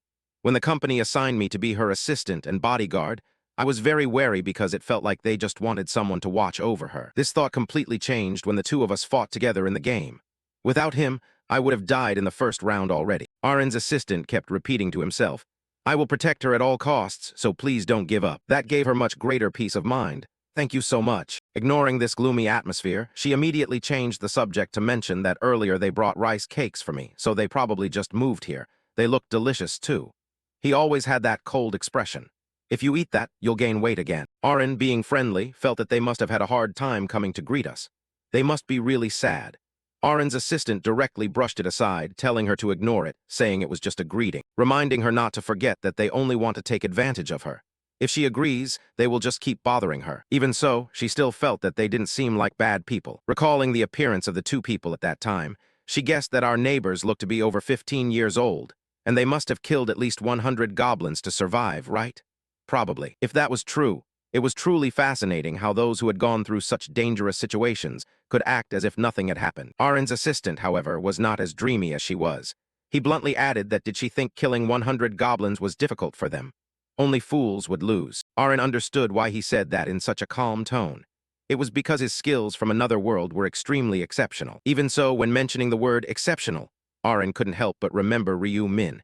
He wasn't as good as that person, Black Scythe. He even almost felt sorry for the goblins. A curiosity sparked within. Surely in real life he must have some kind of job. I wonder what he does. I might be able to survive the second round if I cooperate with someone skilled. Then I turned to worry about my own fate again. Last time I survived because of luck, but will I be able to survive next time? The vacuum cleaner's roar echoed through the house, breaking its silence. It was Tuesday, January 31st at 11 in the morning. Ryu-Won was cleaning the house, and quickly turned toward the door when he heard it open. He immediately saw Ryu-Min come in. "You're home, you're back." As soon as he saw him, he anxiously asked, "Did you earn anything this time?" Ryu-Min calmly replied, "This time I didn't make that much, probably about 1.5 billion. Last time it was 1.7 billion. And you still think that's too little? Are you joking? The bank hasn't said a word. This is the fourth time you've won. About that. I recall that at the bank, you amazed Kwon Junho, who exclaimed, 'You're back again, lucky customer.' He asked curiously, 'What's your secret?' I didn't try to hide it and directly told him, 'I already told you last time I received a prophetic dream.' My answer made him envious. 'That's impressive. I wish I could have a prophetic dream too.' Don't tell me you. Even Ryu-Won himself doesn't understand how I managed to do it. Anyway, I want to ask, so this time are you planning to invest all your money in Bitcoin again? Surely, it has already risen to 15 billion. Such a large amount made him worry. Hey, shouldn't we cash out now? I'm afraid we might lose everything. But Ryu-Min felt this was not the right time yet. Not at all. This matter was already within his calculations, so Ryu-Won shouldn't worry too much. He would handle everything. Let's just go eat something. The two of them quickly went to a nearby restaurant, and judging by his delighted expression, the food here must be really good. After eating, they went shopping a bit more.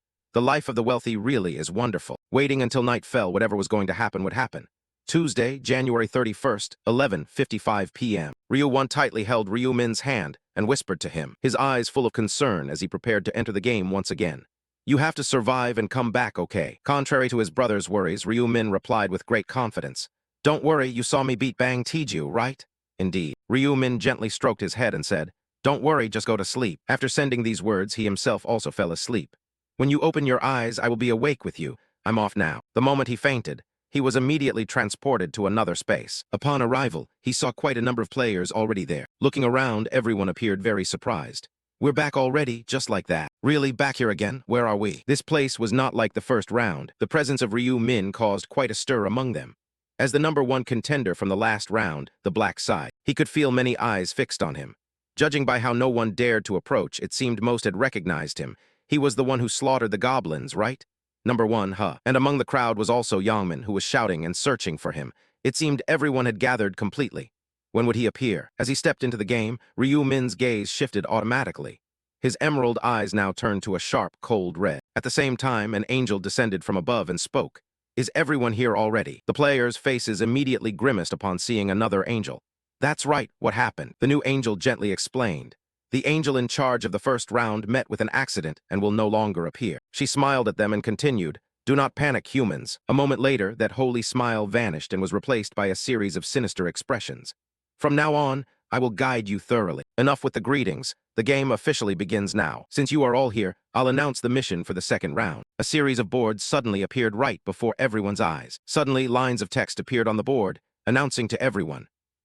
Round 2, main mission. Select a regional representative within 3 hours for the entire area. Number of participants, 900,514,645. Number of completions, no more than 900,514,645. Current area ESC45-5 has 5,143 participants, with 05143 completed. Suddenly, voices rang out, choosing a regional representative. Huh? What is this? I guess they're going to ask us to kill a few more monsters. Wait, look at the completed numbers. Does this mean everyone can survive this time? The angel seemed to notice everyone's confusion and immediately explained. You all look puzzled, so I will explain. The angel then pointed gently to the sky and explained to everyone. As you see, this round's challenge has nothing to do with fighting or infighting. You only need to choose a representative, and that's it. Now before you is a magic circle and a person holding a sword, the angel added. The regional representative can use their authority to command others.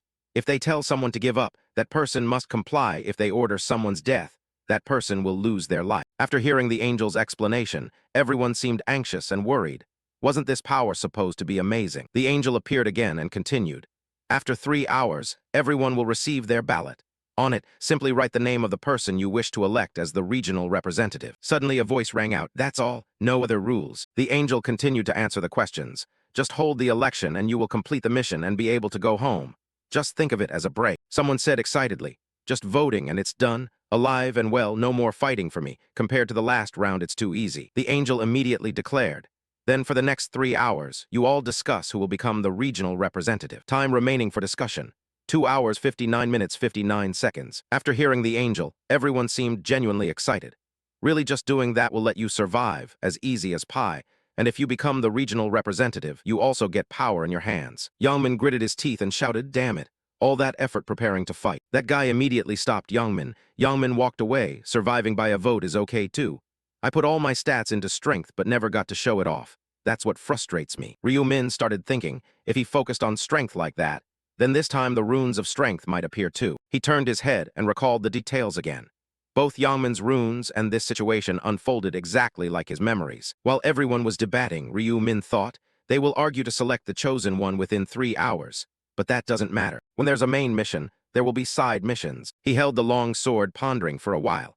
The side missions and hidden missions of level 2 upgrading come with a profession. Ryu Min gripped the sword tightly to do so. He told himself that goblins were getting closer, and he needed to reach level 10 as quickly as possible. A goblin appeared before him, and Ryu Min lured it here. In an instant, he leapt forward, striking the goblin with slashing knife blows. After defeating the goblin, the system notification appeared. You have defeated a hobgoblin. Current kills 100. Use triple experience buff. Experience increased by 9%.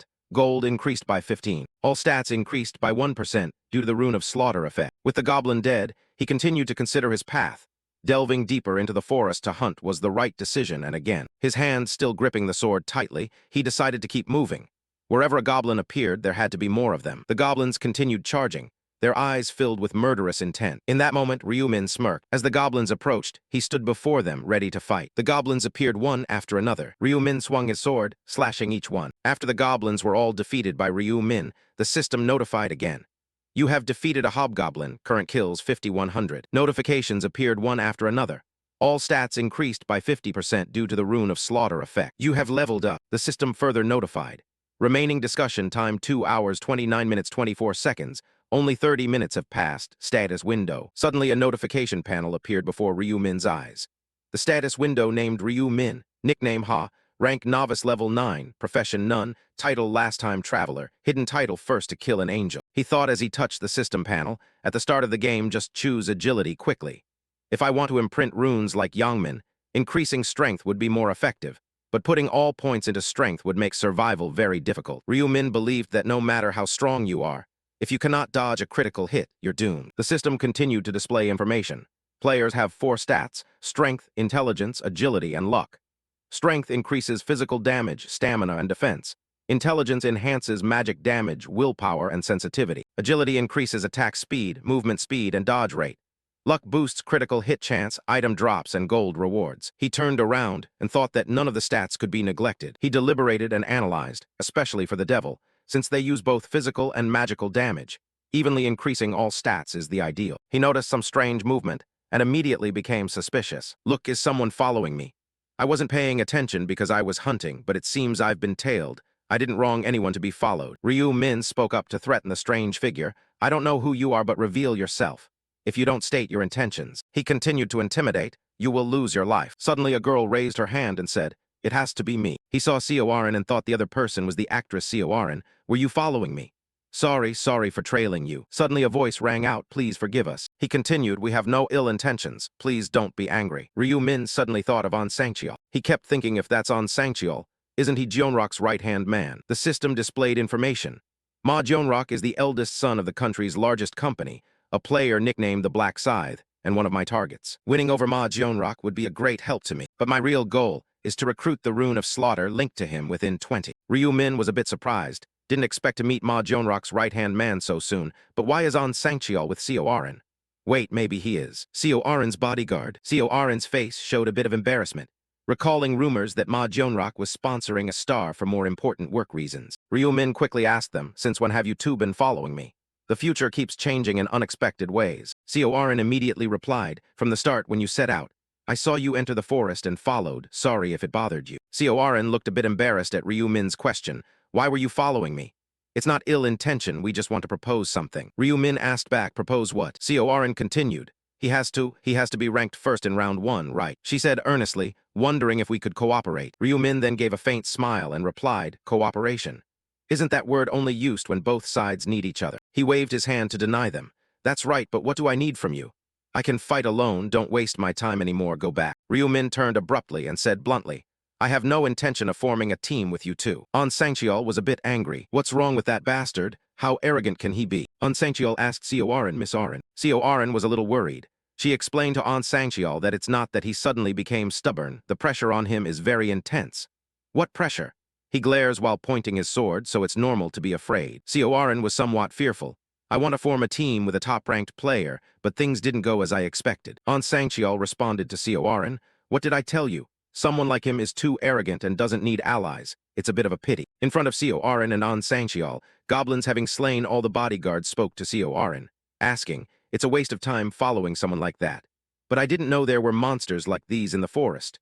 For the remaining time, let's go hunting, shall we? Corin smiled and replied to On Sangcheol, not bad, let's go bodyguard. Suddenly a white smoke appeared in the forest. The goblins were peering around, alert for any dangerous things. From behind, Ryu Min appeared, swinging his knife straight at the goblin.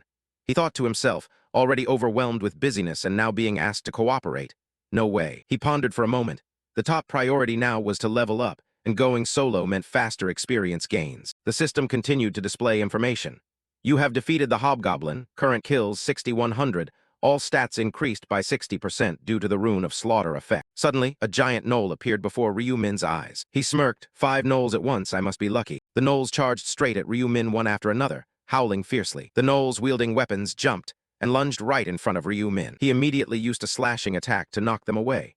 The gnolls then collapsed onto the ground. The system announced again, you have defeated the gnolls, current kills 65,100, all stats increased by 60% due to the Rune of Slaughter effect. You have leveled up, you have reached level 10. He looked decisively at the announcement board. You have met the requirements to level up. You can now use the store feature and have a hidden quest. Finally, a level up. He then looked at the game rules on the bulletin board. Round 2, side quest, level up before the voting time ends, obtain the level up item and receive the profession. If successful, receive a 50% discount coupon for daily items. Many seeing the side quest for the first time. Some people cried out in confusion, the level up item isn't leveling up enough? Where am I? It doesn't even tell me my profession. The notification kept popping up rapidly. Everyone knew that obtaining a profession was a good thing, but the issue was that no one knew how to acquire the upgrade item. The upgrade item was usually only obtained by completing special conditions. Information displaying the game rules appeared. Warriors needed to raise their strength attribute to at least level 10 and kill 30 monsters within that time. A notification appeared, indicating that the upgrade item had just been received. The game rules reminded that even the berserker had to go out and hunt bloodily within the specified time. Additional notes of the game rules appeared. Assassins needed to successfully assassinate monsters multiple times. In other words, each person had to complete activities related to their profession to receive the upgrade item. Ryu Min sat thinking under the tree. At first, he had also continuously hunted monsters and then hidden in the forest, which was how he obtained the hunter profession. He gripped the strange, glowing object in his hand firmly. But after learning about the death god profession, he decided to choose it right away. The mysterious glowing object in his hand. The system displayed, you have used an upgrade item. A notification continued to appear. Your profession cannot be changed, so please choose carefully. Do you want to upgrade to the death god profession? Yes or no? After hesitating for a moment, he decided to press the yes button. I don't even need to think about it. The strange, glowing object on his hand continued to shine even more brightly. The notification appeared again. You have leveled up to the Reaper profession. Notifications about the play cycle appeared, noting that your upgrade reward is the Rune of the Reaper. The Rune of the Reaper has effects. When used during the day, the weapon's attack power doubles. When used at night, attack speed increases by 50%. When resting at night, the chance of being detected by enemies is greatly reduced. The rune received automatically imprinted itself onto the player's body, and the diamond in his hand turned into a bright red light that enveloped the space. The system displayed information on the notice board. Ryu Min thought to himself, my upgrade reward is the Black Scythe. I now have both the rune and the weapon. Further notifications appeared one after another. You have received a 50% discount voucher for daily items due to completing a side quest. Your rank has advanced from novice to apprentice, and your rank has thus increased. The status window showed the name Ryu Min, nickname Hao, rank apprentice, level 10, Reaper profession, title last time traveler, hidden title first angel slayer. Hidden attributes strength 4, intelligence 4, agility 31, luck 4, attribute point 6, and bonus rune skills. Players are divided into 6 ranks. Grandmaster level 99, Master level 60, Proficient level 40, Normal level 20, Apprentice level 10, Novice level 1. Like other games, when you level up, the rewards increase and you gain new skills. You have learned the skills of the Devil profession, the Rune of Slaughter. The skill of the profession, the Rune of Slaughter, creates a rune effect visible only to the target and the caster. The target's remaining stamina will be displayed. The target takes 100% bonus damage each time the caster attacks.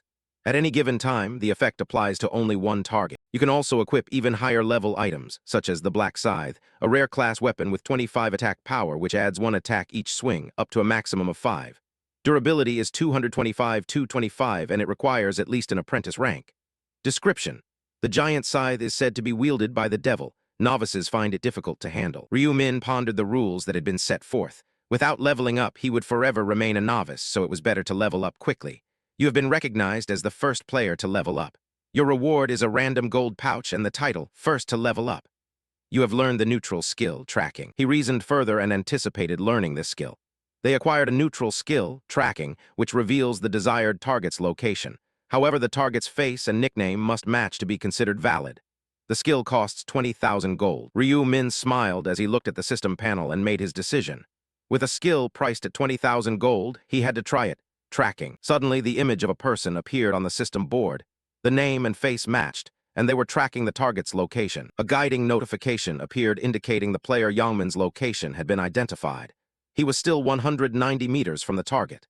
Follow the arrow in front of you to track the target. Rays of light surrounded Ryu Min as he examined ahead. 190 meters, huh? So that means he has entered the forest as well. He leaned on his hands, pondering everything. From the time he was 2 kilometers away until now, he's only 190 meters from the target. Should he secretly follow him? Meanwhile, Seo Arin and Ansangchiel were running away from this forest. Seo Arin could no longer stand, and suddenly collapsed to the ground. She breathed heavily and said to Ansangchiel, I can't run anymore, my legs just won't hold. We have to keep moving if they catch us. Ansangchiel worriedly helped Seo Arin and comforted her. Even if your leg hurts, you have to bear it. I'm sorry, the spot where the arrow hit really hurts. Ansangchiel, slightly angry, still explained to Seo Arin. It's just a theory, but they say that even if you get injured in this world, your body outside will be fine. If we can find a way to survive and escape here, you can return home. Seo Arin said firmly, I understand. I'll try to endure the pain. How could I run anywhere with that wound, right? Suddenly, Yangmin appeared and spoke up. Guess it's not painful enough yet, huh? Ansangchiel cursed, damn it. He gritted his teeth thinking, this girl moves too slowly. Now the whole group is caught. Now the only way is to fight, right? Yangmin smiled provocatively. Does the big brother want to fight us? Yangmin's comrades standing behind him continued to point provocatively. Open your eyes wide and see how many of us are here before deciding to fight. Ansangchiel shouted, why are you doing this? What have we done to you? Yangmin laughed, of course we didn't do anything. Then why did you suddenly attack us? Yangmin replied, it's just that we want something. Something like what? He said with a provoking face, which made Seo Arin a little stunned. The girl with the big brother. We're all men here. There's no reason for me to care about your big brother. We want Seo Arin. One of them wondered, is that girl really Seo Arin? Can't you tell just by looking? Her face clearly shows she is Seo Arin. Or maybe someone is mimicking her appearance. Seo Arin's face darkened, the other continued, so what? Looking alike is enough, am I right? Yangmin compromised. If your big brother lets Seo Arin stay, I will let him go. What do you think? Ansangchiel angrily thought, if the target was Seo Arin, they should have said so from the start. Otherwise, I would have left her behind without hesitation. He turned to look at Seo Arin and kept thinking, I don't intend to die for that girl, but there's one problem. If we can't protect Seoarin, Ma Jeonrok will be very disappointed in us. Suddenly, An Sangcheol stood ready to attack Yangmin. Yangmin sneered in surprise. What does that stance mean? You want to fight, brother? An Sangcheol shouted angrily. Do you guys realize that what you're doing now is a crime? A crime. A burst of laughter suddenly echoed. Yangmin replied, You're funny, brother. What law is there here to talk about? Are you planning to call the police when we return to the real world? He challenged, Go ahead and try if you're brave enough, but what proof do you have? This face might not even be my real face in the real world. An Sangcheol cursed angrily under his breath. He's right. This is so frustrating. He immediately thought of a way to appease Yangmin. Just talking won't make him back down. He has to drag his battered body and fight them. Suddenly, at the base of the tree, Ryu-min stood with arms crossed, watching everything. Suddenly, An Sangcheol was startled and turned around to ask, Are you the black side? What's Yangmin thinking? Since when has this guy? Ryu-min stepped forward and asked Seoarin and An Sangcheol, What are you two doing here? Yangmin, still unaware of what's happening, warned Ryu-min, Buddy, why don't you mind your own business? I ask, you answer. What's going on here? An Sangcheol shouted out bluntly, Their target is Seoarin, so they ambushed us. If you help us, I will never forget this favor, Black Scythe. Ryu-min asked coldly, Is what he said true? Yangmin replied, What's the difference if it's true or not? Yangmin added, This is none of your business. Suddenly, a stream of red runes appeared around Ryu-min. What's this? I know these people. Yangmin asked a little fearfully, What do you want to do? The red runes still surrounded Ryu-min, who said coldly, I won't let them get hurt. Yangmin gritted his teeth in anger and stared at him. Seoarin called out happily, Black Scythe, while An Sangcheol quickly thanked him, Thank you. Ryu-min stepped forward to protect the two of them, thinking to himself that doing so would also benefit him. He turned to look at An Sangcheol, quietly thinking that if he helped, Ma Jeonrok would have a good impression of him. He calculated that if a corporation like that owed him a favor, the reward would increase significantly, and he would be repaid generously. After that, Ryu-min looked over at Yangmin's group, and anyway, he didn't like those bastards. Seeing him like that, he cautiously threatened, What are you doing? I'll kill you if you come any closer. Ryu-min just looked coldly without saying anything. Then he sneered and asked, What's the matter? Don't want to fight me anymore. At that moment, Yangmin felt a bit scared. Damn it. What are you saying? He recalled what Ryu-min had done. You tore apart those goblins in the blink of an eye. Last time you even ranked #1. If it were me, would you want to fight a monster like that? Suddenly a sound startled him, snapping him out of his thoughts. It was Ryu-min swinging his black scythe down to the ground along with the words, If you don't want to fight, just say it straight. Min asked him, If I tell the truth, will you let me go? He crossed his arms and frankly replied, I'll consider it if you kneel down and beg for your life. In his mind, he understood Ryu-min's meaning. So you're asking me to humiliate myself. He hesitated amid the bewilderment of those around, as my friends were standing and watching, and right in front of Seoarin, then looked at Ryu-min and sighed silently. If I could, I'd rather not fight you, but you've really made me angry, damn it. Suddenly, Yangmin remembered something. Wait. He recalled that he was strong enough to punch through a wall with his bare hands, and thought that if lucky, he might even be able to take it down with a single punch. Then he smirked. Then Yangmin warmed up his limbs and said, You've crossed the line, bastard, while his men just stood there dumbfounded. He rotated his shoulders and started stepping toward Ryu-min. What do you want me to do, kneel and beg? Do you want to die? But in his mind, he was still calculating, right? I'll get this close and then punch him straight in the face, and thought that even it couldn't survive that blow. He wondered uncertainly, how could an ordinary person withstand a punch that could break a wall? At this moment, Ryu-min no longer stood still, but actively withdrew his weapon. Yangmin, seeing this, hesitated and stammered. What are you doing? Are you throwing your weapon aside? He confidently responded, If you fight me empty-handed while I have a weapon, isn't that a little unfair? Winning so easily would be boring. By now, Yangmin was provoked and mocked Ryu-min. You really are a ridiculous bastard. While he was speaking, Ryu-min quickly moved, which surprised him greatly. He swiftly ran to Yangmin. Yangmin also raised his fist with a victorious face, inwardly disdainful. Ryu-min, you stupid dog. You threw your weapon aside and exposed your head like that. He swung his fist straight at Ryu-min's head, die. But Ryu-min's speed and reflexes were much faster, so he dodged the punch. Not only dodging, Yangmin was also hit back in the face by him, and in the blink of an eye, he kicked him in the stomach. The kick sent him flying far backward, while Ryu-min casually retracted his leg, as if he hadn't used any effort at all. Yangmin knelt on the ground, supporting himself with trembling hands, cursing the bastard. He looked up, and Ryu-min's voice rang right in front of him. Don't curse like that anymore. As he spoke, he stepped forward and kicked the man, sending him flying backwards. It sounded foul to the ears, causing the man pain as he cried out. Seeing Yangmin struggling to rise and holding his face, he stopped and stood still, then immediately grabbed him by the collar. He punched repeatedly at various spots on his face. Yangmin couldn't do anything. He could only endure the blows in pain and realized this wasn't just punching. It felt like being struck in the face with a hammer. Looking up at Ryu-min, who was attacking frantically and frighteningly, he wondered, was this bastard as strong as him? He didn't have runes like he did. Watching those fists continue to fly, Youngmin was still immersed in thought. Why was he so strong? What he saw was Ryu Min's expressionless face and blazing red eyes. At this moment, his comrades could no longer stand by. They took up their weapons and bows, calling to Youngmin. One of them shouted to shoot that bastard, which caught Ryu Min's attention and made him pause. That arrow flew toward him. Oren shouted in alarm, "Black Scythe, dodge." He quickly dodged the arrow. The archer panicked and kept shooting arrows, yelling for Ryu Min to die. But he continued to evade the arrows shot at him. He moved deftly, dodging the attacks as he approached him. In an instant, he appeared beside him and asked, "Surely you only managed to hunt monsters and get a bow through luck, right?" Causing him to recoil in horror. Ryu Min raised his hand to reveal his scythe with a smile. "Bad luck for you, because now you've met me." That was also the moment he swung his scythe. The hand holding the bow was slashed and cut. The incident happened too fast for him to react. The pain surged, causing him to fall down screaming, "My hand." Nevertheless, he still cursed Ryu Min as a bastard. The two others behind, though fearful, still held weapons in their hands and spoke boldly.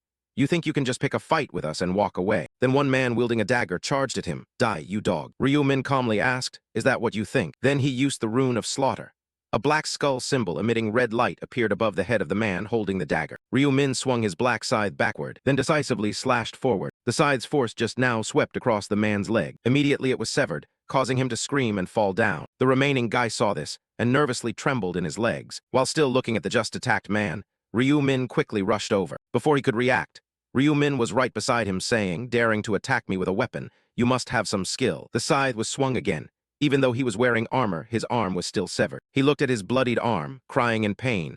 The same skull symbol appeared above his head.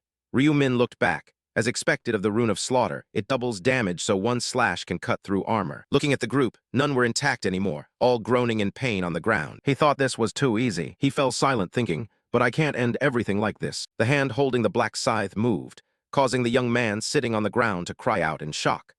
Ryu Min had decided he must engrave this fear deeper to make sure they no longer dared to come near him. The guy holding the bow, his thighs deeply slashed, lay trembling, unable to stand. The dagger wielder attacked weakly, pleading, begging him to please stop. The other one, pale-faced, earnestly begged, "I am about to die, please spare me." Ryu Min swung the blood-stained black scythe indifferently and said, "Enough talking, just coughing up a little blood won't kill you yet." He sighed in relief. That's the end of these guys next is. Then he glanced away, looking towards the tree trunk where Youngmin was hiding. He spoke, "Hiding is useless." The black scythe was swung again, no exceptions. The black scythe aimed at Youngmin's hand. His fate was the same as the other three, accompanied by a shrill scream. Ryu Min coldly said, "Stop crying like a child, I know this is nothing yet." Remembering the time in the past, when he and his friends had bullied him brutally, he knew that was nothing compared to what he had endured, and the pain you inflicted on me. Ryu Min then swung the black scythe mercilessly, cutting off Youngmin's other arm.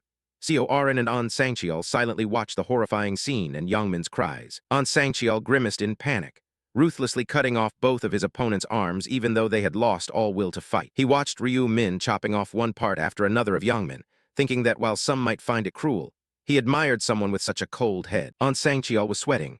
"That was the black scythe, you dare oppose the whole guild master." He stood up and asked, "Are you two all right?" Looking at the man before him, An Sangcheol replied, "Yes, thanks to you." Ryu Min pointed toward Youngmin's group and declared, "You don't need to worry about them anymore. As you see, they're all disabled, so it's best we start voting gradually." Oren and An Sangcheol immediately bowed their heads. "Thank you very much for helping us. We truly appreciate it." Oren looked up hesitantly and asked, "Still, won't they die soon?" He turned to look at them with contempt. "So what, they aren't even worth as much as animals." When he turned back, he saw her bowing her head hesitantly. She was too soft-hearted. Ryu Min wondered, why bother caring about these bastards' lives? As if she were some kind of saint, probably because she has to maintain her image as a celebrity. Suddenly An Sangcheol spoke, "You black scythe." He politely extended his hand and asked, "May I ask? I hope you don't mind." He put his hands in his pockets. "What's going on?" Seeing Youngmin's gang gasping for breath, he was curious why you spared them. "In this world, it's not a big deal if you killed them." Youngmin, looking pitiful, flinched sharply upon hearing those words. He smiled, the reason. He admired him inwardly, truly the right hand of Ma Jeonrak. Looking at this pitiful group, he answered simply, "Killing them wouldn't bring any benefit." An Sangcheol asked, "No benefit." He gave his reason.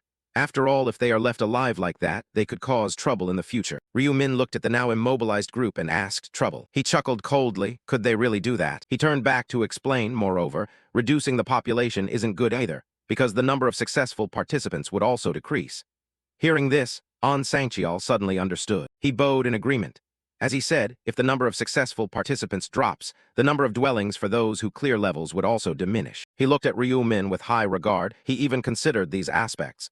His understanding of the game is truly different. He is indeed impressive. On Sangcheol's side, in relief, I see now. We will stop paying attention to this trash. Ryu Min immediately turned and left, saying, then I'm off. But On Sangcheol called him back. Wait, you black scythe. He wanted to repay the life debt. If you give me your account number, I will send a reward in the real world later. He didn't stop, replying curtly, no need. Watching his back as he walked away, On Sangcheol was suspicious. He helped others without expecting anything in return. He thought to himself that he would report this to the guild leader immediately. Yang Min's groans caught his attention. Although he wanted to kill them, he had to hold back, because as Black Scythe said, killing them wouldn't bring any benefit. He spat on Yang Min's head, insulting those bastards, then called out, "Let's go." Corin responded, understood. In the crowded place where everyone gathered to vote, it was noisy with arguments. Please, give me all the votes. Please vote for me. If you elect me as the district representative, I will do my job well. No, instead of him, I'm confident I can do better. Two men argued and pushed each other.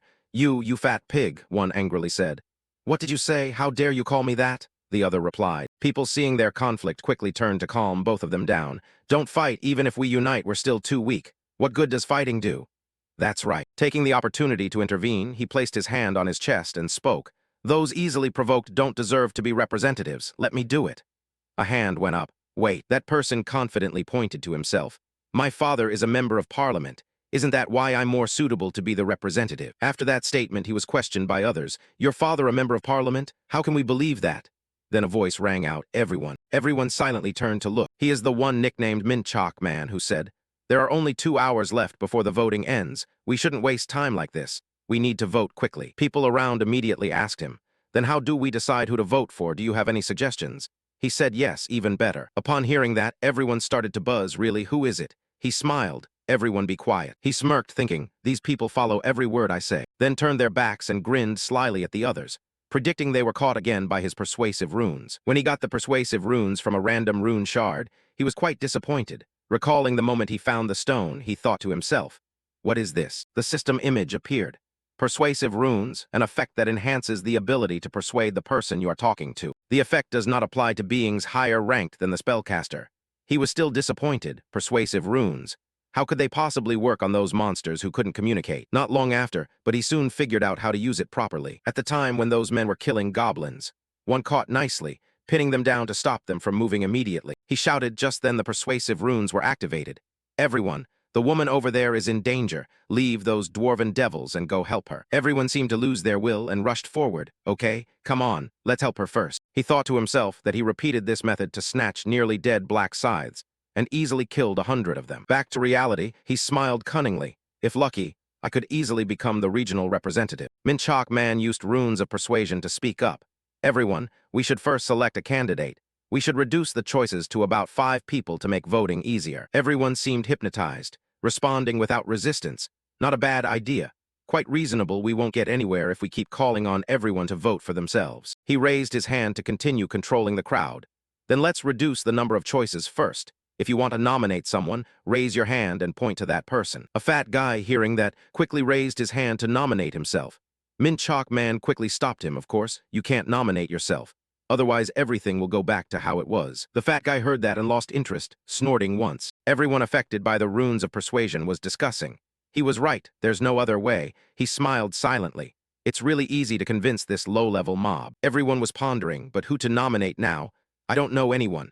And I don't want to see anyone but myself become the representative. He saw this and smiled silently, just as predicted. It's quiet. At this point, only those who stand out can be nominated. Suddenly, a man spoke up. I want to nominate Minchok Man as the representative. He felt proud the moment he was nominated. It was spot on. The man continued speaking. In the end, the representative should still be someone sensible and capable of leadership. He tried to appear surprised and turned around to ask, me. The other man went on to persuade those around him. Yes, he is currently managing the situation very well. Right. You agree too, don't you? Minchok Man, seeing this effect, smiled to himself, thinking another fool. He kept smiling and used runes to convince as he spoke. Thank you for esteeming me so highly. Does anyone? Before he could finish, someone else interrupted. I want to nominate Black Scythe. He watched as another was nominated and exclaimed, that's reasonable. How could the one who ranked first last round not be nominated? Since others had been nominated, everyone started speaking up one after another. Then I want to nominate the one who ranked second last round. Life is a documentary. I want to nominate third place, Rune of Slaughter on the right hand. Minchok Man continued to orchestrate the crowd. So we have 4 candidates, one more person. Is there anyone else? No one said anything. Seeing that, he clapped to get everyone's attention and said, then let's finalize the 4. Before voting, can each person give a speech? He continued using persuasive runes to speak. I'll go first. Minchok Man seemed very pleased with his ability. Convincing these pathetic ones was a piece of cake. He continued using runes to manipulate others. If given the chance to become the regional representative, I will. Suddenly a voice rang out. Stop spouting nonsense already. Minchok Man suddenly turned around. He was the second-ranked regional documentary film. Josik scratched his ear as he stepped forward to speak. I don't want to hear your nonsense anymore. Minchok Man tried using runes to persuade Josik. What are you doing? But it seemed he was immune. On the contrary, he asked, Hey, Minchok Man. He laughed, exposing him. Do you think the world is that simple? That everyone would completely follow a few words you spout? Minchok Man was startled, thinking, what did he discover my skill?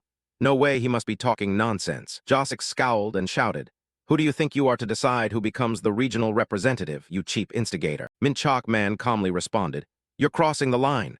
There's a saying that words reflect one's face and character. Do you need to say such insulting things? He thought to himself, yes, this must be enough. Josik shouted, you damned bastard. He grimaced and yelled, do you dare lecture me? I'm fed up already. The chocolate boy was stunned. The skill had no effect on him. Don't say it's impossible. Then Josik pointed at the crowd and ordered, hey, you idiots. Forget that candidate nonsense and vote for me. Or I'll kill all of you, okay? Minchok Man remained calm, sighed and said, you're honestly beyond saving. He stepped forward while speaking. Do you think people will listen if you talk like that? Stop humiliating yourself and step back. Josik fell silent upon hearing that. Suddenly he drew a knife, spun around and slashed at Minchok Man's face, fresh blood splattering everywhere. Everyone immediately panicked. Minchok Man clutched his neck to stop the bleeding, struggling to speak. Seeing this, Josik smirked arrogantly. I told you, crossing me means death. Minchok Man seemed to be in extreme agony, his eyes rolling back as he struggled to groan out words. He collapsed to the ground, seemingly lifeless. Josik pointed the knife at Minchok Man, blood still splattering, threatening everyone, if you don't vote for me, just prepare your graves. The crowd panicked wildly like headless snakes, screaming, he's dead. That guy killed Minchok Man, he's crazy murderer. Josik raised his knife, pointed at the crowd with a cold expression and said, so what? Anyone got objections, bring them on. The person who had nominated Minchok Man spoke up. Crazy guy, you must be mentally ill. Seeing this, Josik sneered arrogantly and said, if no one steps up, I'll come find you myself. He grabbed a blade and charged to kill all those who opposed him. Everyone screamed, help, help. He seemed to be having a manic outburst, exclaiming how perfect it was. No police, no informants, no cameras. He was like a butcher killing everyone present, thinking he could murder people without mercy. Josik brandished his knife threateningly, saying if they didn't vote for him, next time it would be their turn, understood. Everyone stepped back fearfully, his face smeared with blood. He thought that since they were afraid of being killed, they would vote for him, and if possible, he would become the regional representative. He thought of Ryu Min, the Black Scythe, planning to kill that annoying bastard first. By killing him, he would become top rank. The system sound rang out, Knoll defeated. Life count 265-100. The system displayed that all stats increased by 100% thanks to the Rune of Slaughter. Triple experience buff applied. You have leveled up. You are now level 16. I just reached level 16. Ryu Min stared intently at the strength board. He looked at the beasts he had slain, thinking silently that the higher the level, the slower the leveling speed. Although he had killed more than 200 monsters over 2 hours, he had only leveled up 6 times. He closed the system board and continued thinking that, on the bright side, monster hunting had become easier. Ryu Min thought about the 2 glowing red stones, realizing it was clearly because he possessed both the Rune of Death and the Rune of Slaughter. He sheathed his sword and quietly planned that the time had probably come. Then he stored his weapon into the space pocket. It was time to leave. The system continued to display. At the same time, the shifting circle appeared. The remaining voting time reached 0 hours, 0 minutes, and 0 seconds. It was time to vote, summoning the players in the area to the starting point. Those wounded players were also forced to be called out to the clearing. Some who were in the middle of a hunt were surprised to be summoned back. An Sangcheol and those who had just returned were startled by the scene here. What is that? Around that killer were bodies still reeking of blood, the corpses of players. What the hell happened here? Corin quickly covered her mouth in shock. Don't tell me that person killed them all. Ryu Min silently looked over. It seemed Josik was leading this time. That maniacal killer turned to him with a face covered in blood. Josik was the leader of the Josik gang and the second strongest fighter in his district. In truth, his personality was garbage. Then he curled his lip, a perverted smile making him think twice. Better defuse that bomb before it explodes. Ryu Min coldly glanced back as if to respond, but now was not the time. Hey Black Hook, where have you been? I've been waiting for you a long time. Ryu Min casually kept his hands in his pockets and asked, what do you want? He replied with a friendly air, nothing much, I just want to ask one thing. Josik seemed very confident as he proposed to him. I'll get straight to the point, come under my wing. The words made him raise an eyebrow and repeat, come under my wing. The man spun his dagger and smiled. I'll spare your life if you do it. But a snorting laugh from the Black Hook made him flinch. Ryu Min didn't hesitate and said bluntly, do you want to start fighting right now? He added his taunting laugh to rile him further. Kneel and beg me, then I'll spare you. Josik scowled and picked up his dagger. Damn, look at this psycho. Seems you still don't get the situation, but he continued to insist, if I become the district representative. But Ryu Min cut in uninterested. Is it so hard to understand what I'm saying? Deadly power coiled around his hand. A scythe appeared along with a powerful spell from Ryu Min. Or would you prefer to die here? Josik's heart trembled in panic. What is that? Where did he get that weapon? Damn, I picked the wrong guy. The man opposite him still asked coldly, what's wrong? Did the cat steal your tongue? He clenched his teeth in frustration, sweat mixing with the dried blood on his face. Though terrified, the man remained stubborn. Hey, I'm Josik, leader of the Josik gang. You think I'll kneel before someone like you? Josik dropped down, brandished his small knife and shouted, grab that weapon and come up here, you bastard. Ryu Min secretly smiled with satisfaction. He's still as stubborn as ever, joke's over. Facing a cowardly guy like him, he had to think carefully. If he revealed his power and got voted for, things would get complicated. He smirked slyly. I'll make Josik the representative so I can use him in round 3, besides. A red gleam in Ryu Min's eyes glanced upward. It's about time the angel showed up. No sooner had he finished than a pair of white wings fluttered down where they stood. You humans all gathered nicely. Have you? Everyone looked at her, and Ryu Min silently warned Josik while he still fumbled in confusion. You're lucky. The scythe was gently put away. Next time before challenging someone, check who they are unless you want to die early. Josik, his whole body smeared with blood, stood dazed and couldn't utter a word. He gritted his teeth and thought to himself, damn, almost had a heart attack. I'll let you live this time, just wait.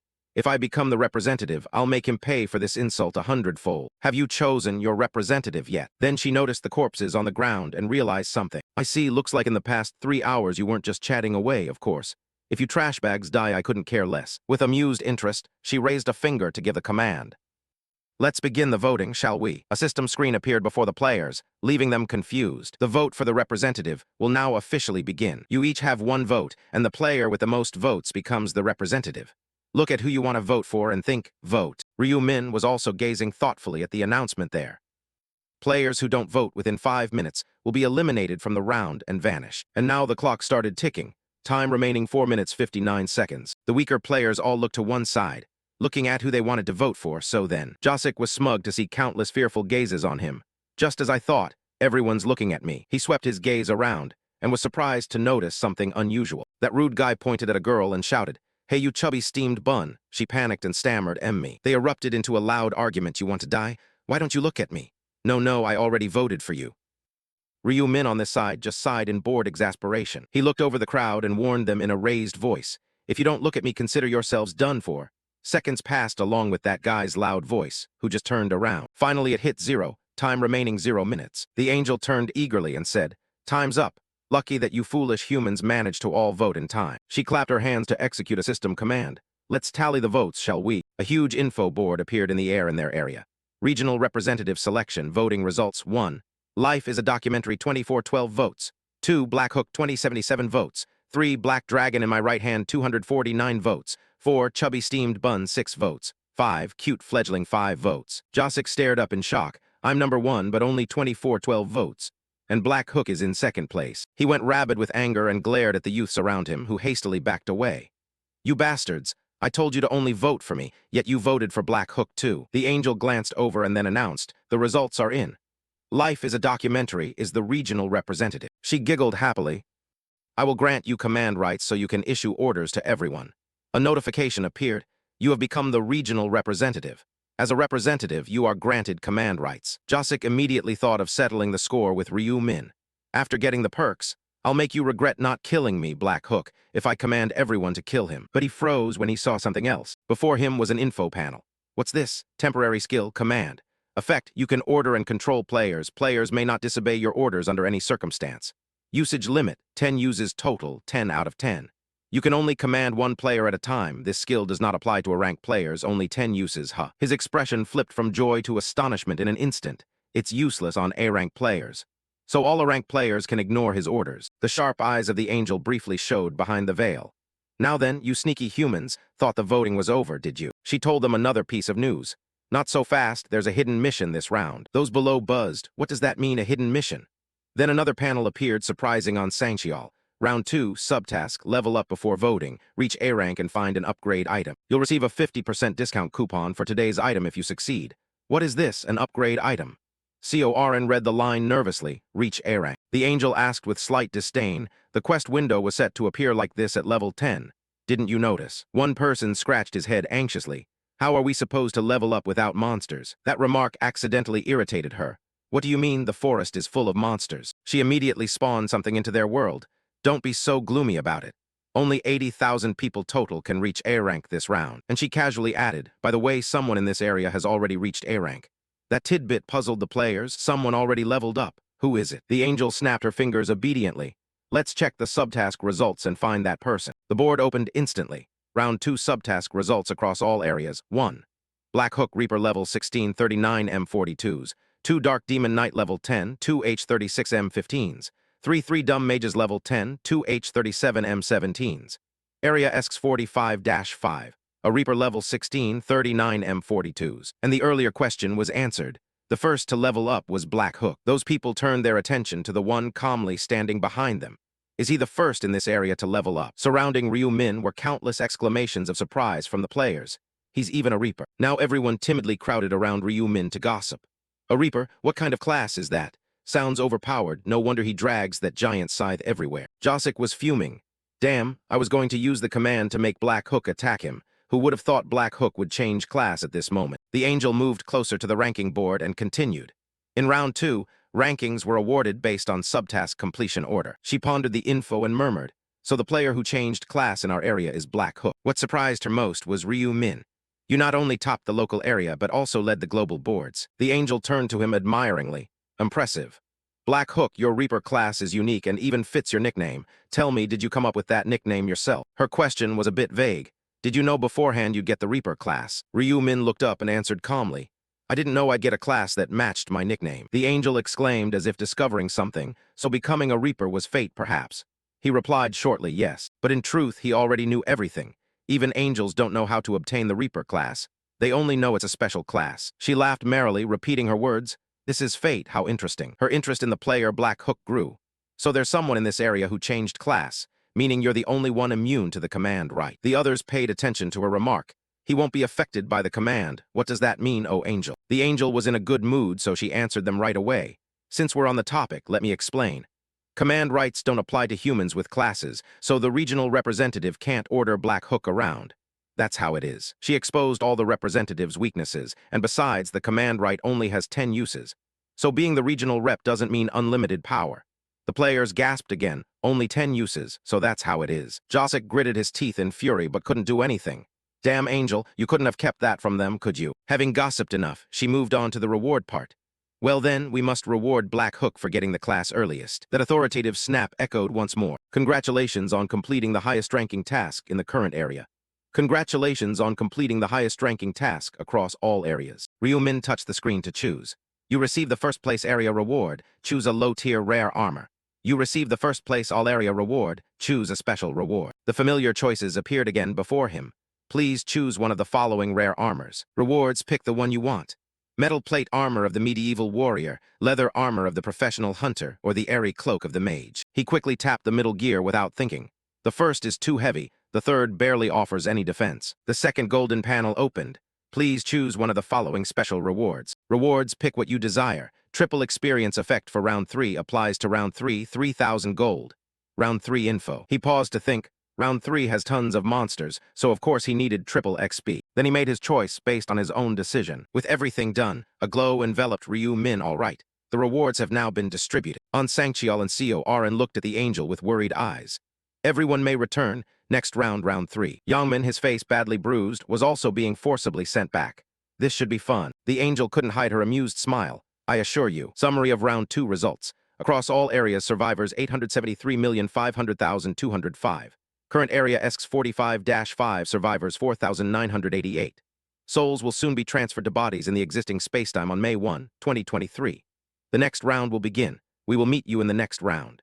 Congratulations on surviving. Souls will soon be transferred to bodies in the existing spacetime. Youngman sat up trembling in sheer terror. First, he hurriedly wiggled his fingers. He was also relieved when he checked his body. His hands were still intact. Just as he guessed, as long as he didn't die, his body would remain intact when he returned. But then Youngman's face darkened, and he told himself he would never pick a fight with Black Scythe again. Never. Damn it, I don't want to get involved with such a cold bastard anymore. Aun Sangcheol was in Seo Arin's room comforting her. You worked hard, Arin. The girl sat on the cushioned chair and replied, what did I do? You were the one who bore it all. Still innocent, she turned and said, thank you for protecting me. He hurriedly adjusted his tie and looked away. I'm your manager and bodyguard after all, so it's only natural. Seo Arin suddenly mentioned the person who saved them, and I also want to thank the Black Scythe once again. Is there any way to do that? Aun Sangcheol explained to her that we don't know his real appearance, so there's really no way to find him. It seems the Black Scythe also doesn't want his identity to be revealed. The girl still didn't understand his meaning. He didn't want to do that, right? Her manager clarified, did I ask him for his account number to compensate him? However, judging by how quickly he refused, he hesitated a little before speaking plainly. The Black Scythe knows that using his account number could reveal his real identity. Seo Arin immediately lowered her face, saddened. To ease her worries, he proposed another way. If she wants to thank him, why not look for him in the next round and then give him an item as a gift? Seo Arin quite agreed with that idea. That's a good idea. I have to think of a way to repay him properly. They paused their conversation as the room grew dark all around. Rest for today, we'll meet again tomorrow. Yes, goodbye. Afterward, Aun Sangcheol used the elevator to return. He suddenly noticed his phone vibrating in his jacket pocket. He raised the phone to his ear and carefully greeted, Chairman Ma Jeonrak. A cold voice came from the other end of the line, Director Aun Sangcheol. He asked with concern, you're not asleep yet? The other person responded cheerfully, I just got back and was drinking some whiskey. The elevator had already reached the 4th floor while they were still talking. I have already seen the summary of the results. Mr. Chairman, congratulations on having changed your profession to Dark Knight. The chairman responded modestly and then began to probe, saying, there's nothing worth congratulating. Is something wrong on your side? Aun Sangcheol carefully gave a brief report of everything. Seo Arin and I only managed to reach level 8, and meanwhile we were injured and could no longer go hunting. The person on the other end of the line was curious, injured. He went down to the parking basement and started looking for his car. Actually, I was intending to report this matter to you, sir. Is now a good time. The other person remained on the line but fell silent when he understood what Aun Sangcheol wanted to say. It was related to the Black Scythe. He stood looking at the city through the window and then ordered him, go to the hotel, I will listen directly. Aun Sangcheol responded very professionally, yes, I will be there within 20 minutes. Then he opened the car door to get inside, unaware of a shadowy figure hiding by the wall. The figure wore a hood covering their head, and watched as the tail end of the car slowly left the basement. Ryu Min watched after them, thinking, as predicted, he was headed to Ma Jeonrak's place. Rewinding 10 minutes earlier, while the younger brother was still dozing beside the bed, he had already woken up to check on some things. The system asked him, please think of the target you want to track and say their name. He immediately voiced the name in his mind, Aun Sangcheol. The system matched the name and the face, and started tracking the target's location. The system function helped Ryu Min immediately locate Aun Sangcheol. The target Aun Sangcheol's position had been found. The position was 9 meters away. He's quite close, isn't he? Is he still on the upper floor of the penthouse? Suddenly, the number below started to increase. It rose higher and higher, drawing his attention. Is the position changing? When it nearly reached 87, his curiosity grew even more. With the position changing so quickly, he must be using the elevator. Where is he going so early in the morning? A thought flashed through Ryu Min's mind. Could it be that he's heading to Ma Jeonrak's place? He quickly put on his jacket to leave the room immediately, wanting to confirm first. And now back to the present, Ryu Min was standing inside the parking garage. Luckily, as soon as he returned, he could investigate him right away. Tonight, the moon was almost entirely covered by dark clouds.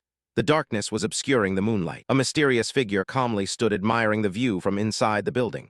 Tonight was a perfect night to tail someone. He turned and silently thought to himself, for now, I will endure and review the report first. Ma Jeonrak sat down in his expensive chair, faced with countless questions. Black Scythe, which player wouldn't know him? He ranked first in both the first and second rounds after all. His fingers tapped repeatedly on the chair's surface. Something related to the first rank was troubling him, and this didn't give him a good feeling. Then he stopped tapping as another suspicion arose. Could it be that he had a conflict with his subordinates? His flawless yet very firm hand was raised. If that was the case, I couldn't just sit idly and accept it. Causing trouble for my right-hand man was no different from challenging me. Ma Jionrok's face darkened at his own thoughts. He would not let stand anyone blocking his path, no matter who they were, even if they were top tier. After waiting for a while, the person he had been waiting for finally arrived and knocked on the door. A familiar voice came from outside the door. "Sir, are you in there?" "This is An Sangcheol," he replied. "Yes, please come in." Ma Jionrok stood up to welcome his right-hand man. "Unit Leader An, it's a pleasure to see you again." He stepped inside and politely said, "Likewise, Mr. Chairman." An Sangcheol was very pleased with him. "All thanks to you, Mr. Chairman," and he was as familiar with him as a colleague. "I haven't done anything. We aren't even in the same area anymore." Nevertheless, An Sangcheol bowed to express his sincerity. "Just having you here fills me with enthusiasm. Thank you." Ma Jionrok gestured to him. "You're good at flattering words, Unit Leader An Sangcheol. Please have a seat." He looked up with a smile. "It's not flattery, it's the truth. Although it's a bit late, congratulations on surviving." The two sat down and began to talk. Survived what? The second round was like a child's candy-grabbing game. An Sangcheol kept praising, "And I also wanted to congratulate you on your upgrade." He took a sip of wine and replied, "Not at all, I was just lucky." Before his esteemed chairman, he did not hesitate to offer kind words to him. They say luck is also a kind of skill, and ranking second and third across all regions isn't easy. Ma Jionrok smiled at him as he continued speaking. "It is my greatest honor to serve someone like you, Mr. Chairman." Then he gently put down his half-finished glass of wine and asked directly, "Hearing you praise me to the skis like that, I guess you're looking to gain something from me." Ma Jionrok lifted his face and slightly curled his lips, saying, "Let's hear it. You have a question for me, don't you?" An Sangcheol then got straight to the point with some hesitation. "If so, could you tell me where to find the upgrade items?" He leaned back in his chair and answered, "It's nothing special. They just dropped while I was hunting monsters." Though he said that, he actually had a secret hidden behind it. In truth, it was all thanks to the random Dark Knight's rune fragment he had obtained. Turning back a bit to when he was still inside that world and heard the angel's declaration.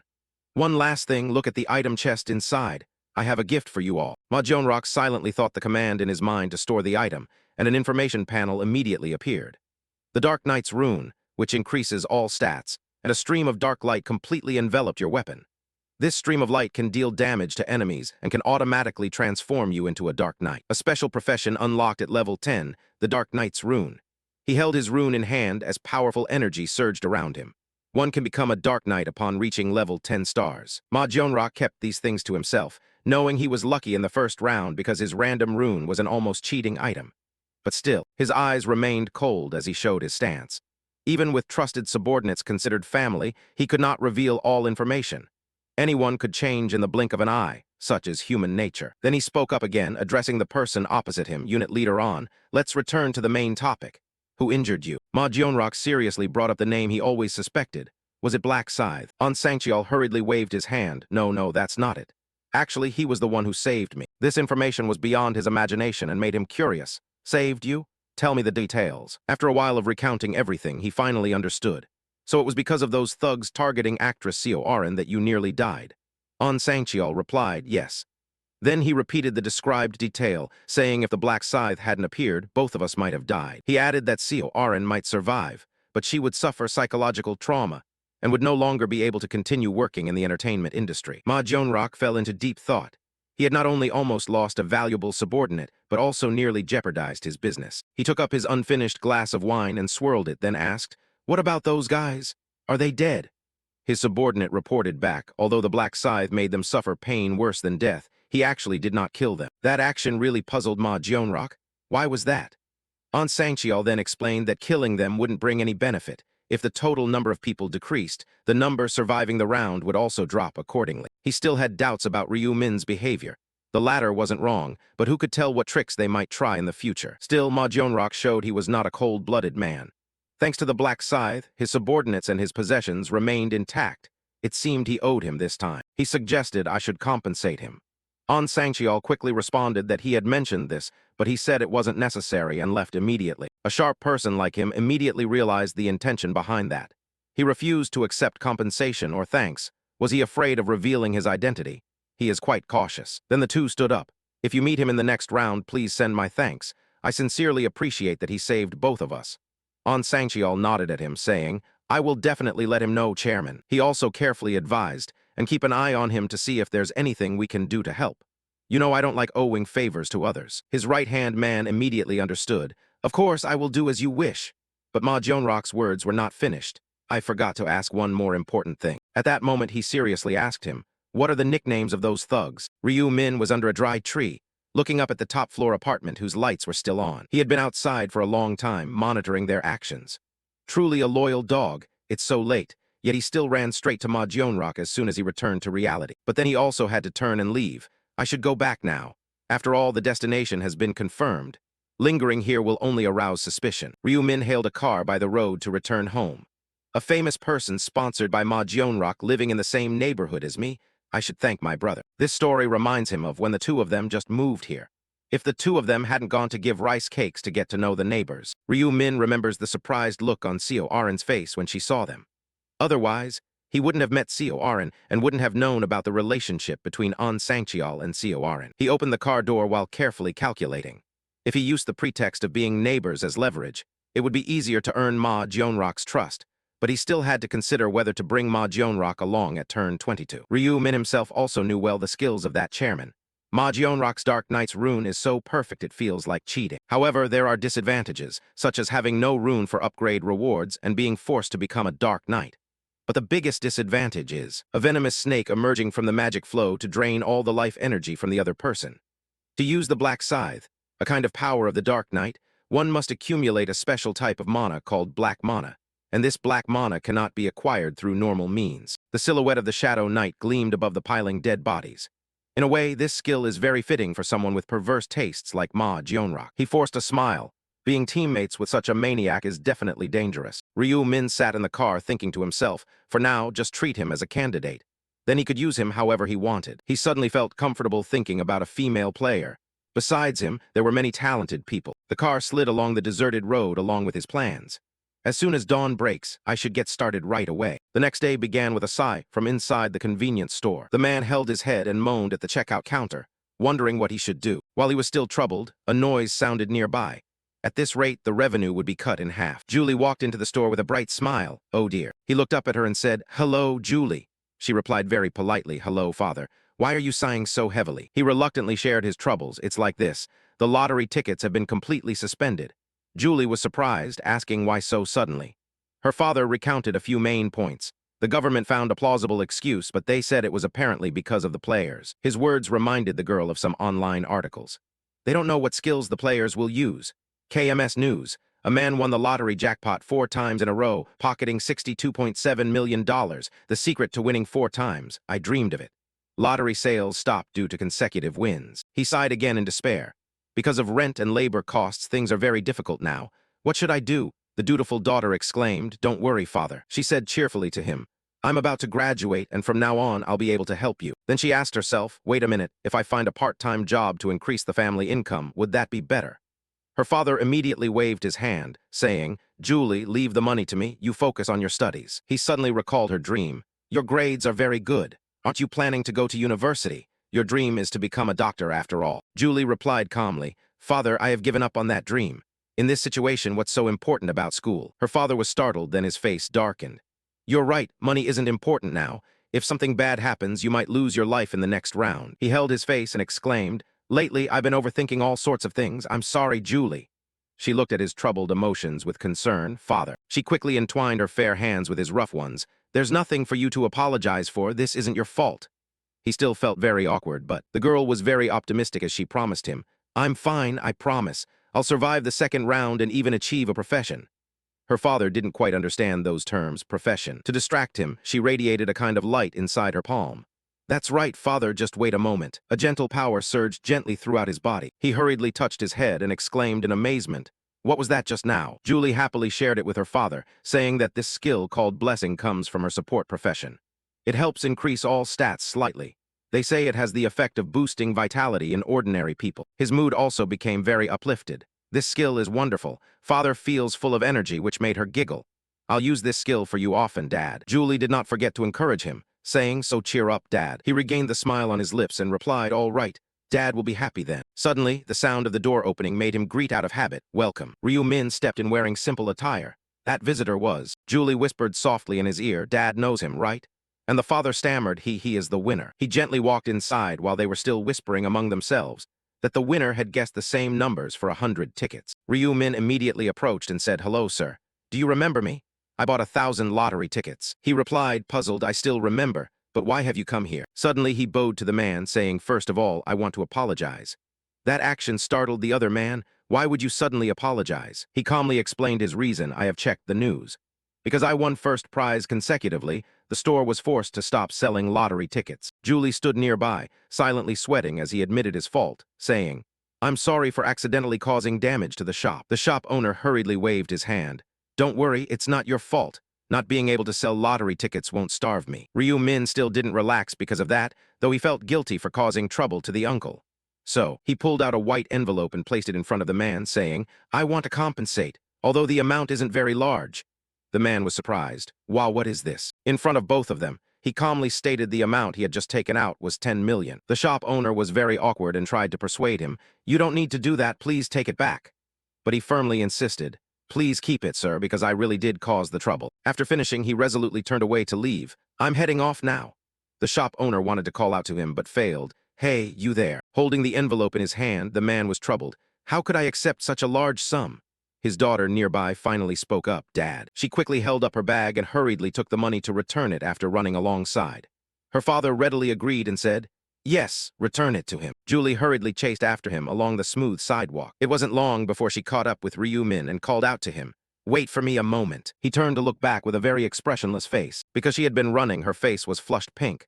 Ryu Min, is that you? She said. He responded in a strange tone, and you are. She immediately smiled brightly and then introduced herself. You don't know me, do you? I'm Min Julie, we're in the same class.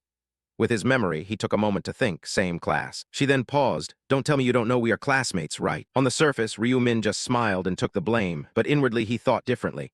I'm sorry, I'm not good with faces. Which was, of course, a lie. He actually knew her information very well.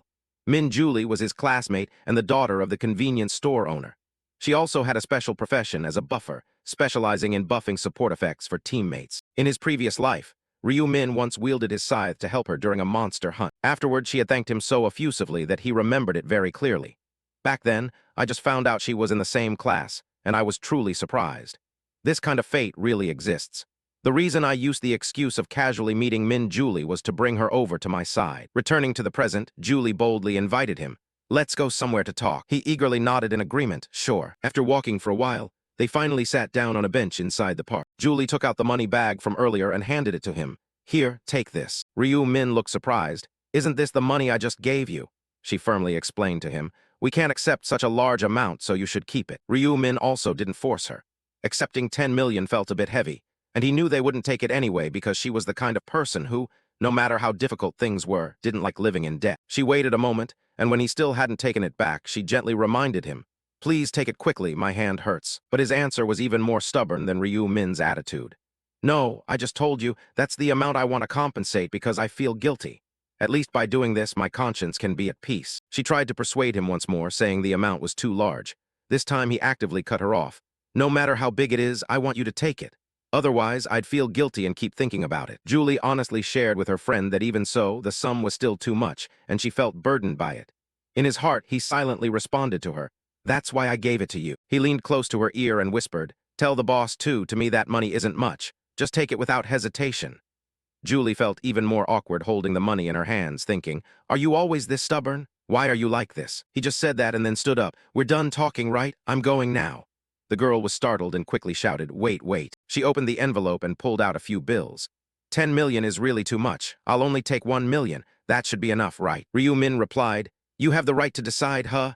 You should go ask the shop owner uncle then. Julie looked up at him nervously, but she was sure her father wouldn't be comfortable with that amount of money. At that moment, he suddenly noticed something. The convenience store owner is your dad.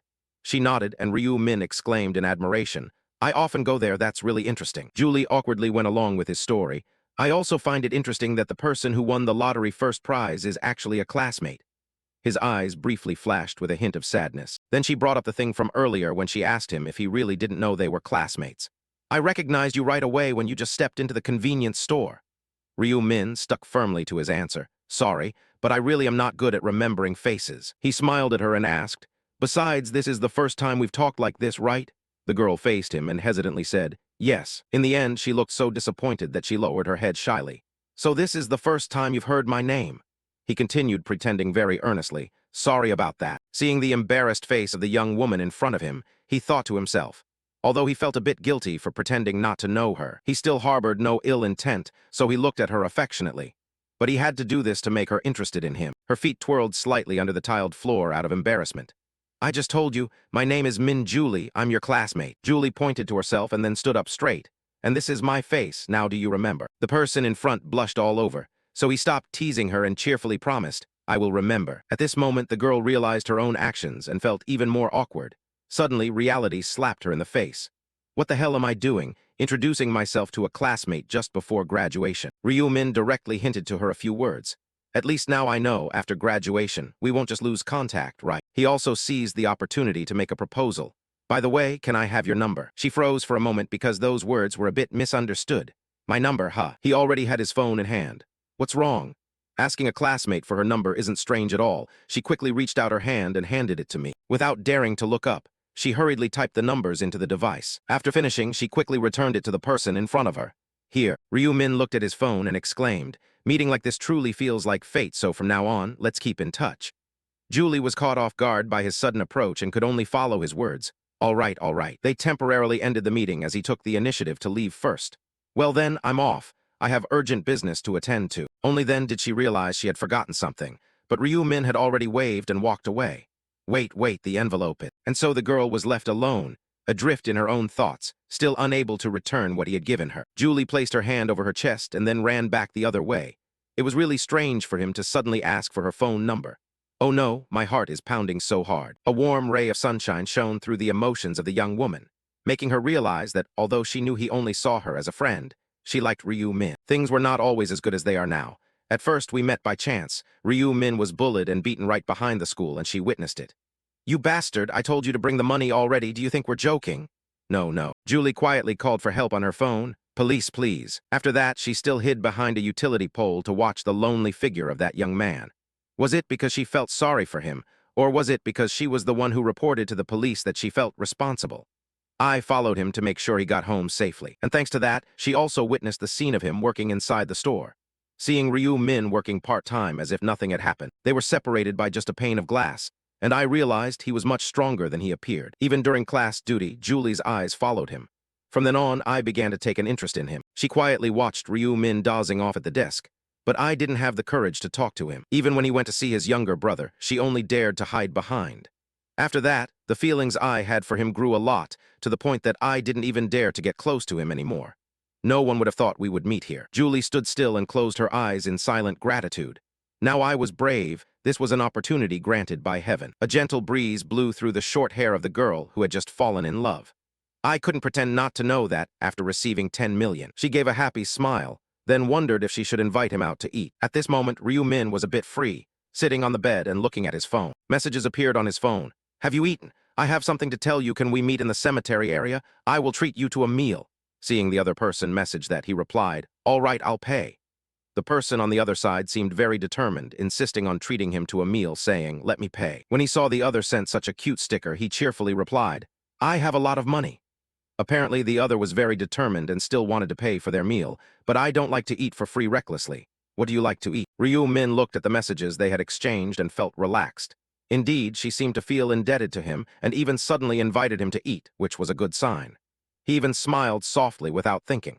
If he could naturally become close to her, it would be easier to turn her into an ally. After turning off his phone, he got out of bed and thought further.